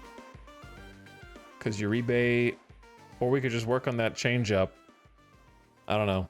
Maybe I will pull Luis Matos out and replace him. We'll figure that out tomorrow, though. All right, GG's gamers. Thanks for hanging. Thanks for chilling. Yep, timers. I will probably see you guys again tomorrow. She'll come back for Monday. Come back for Monday.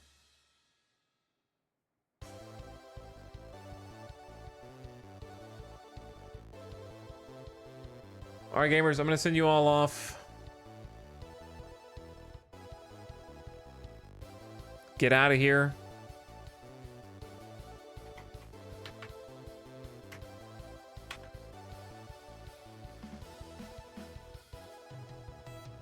Ding, ding, ding.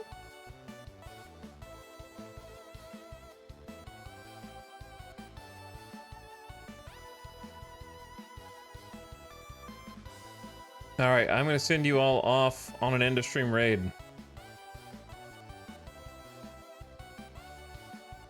Maybe.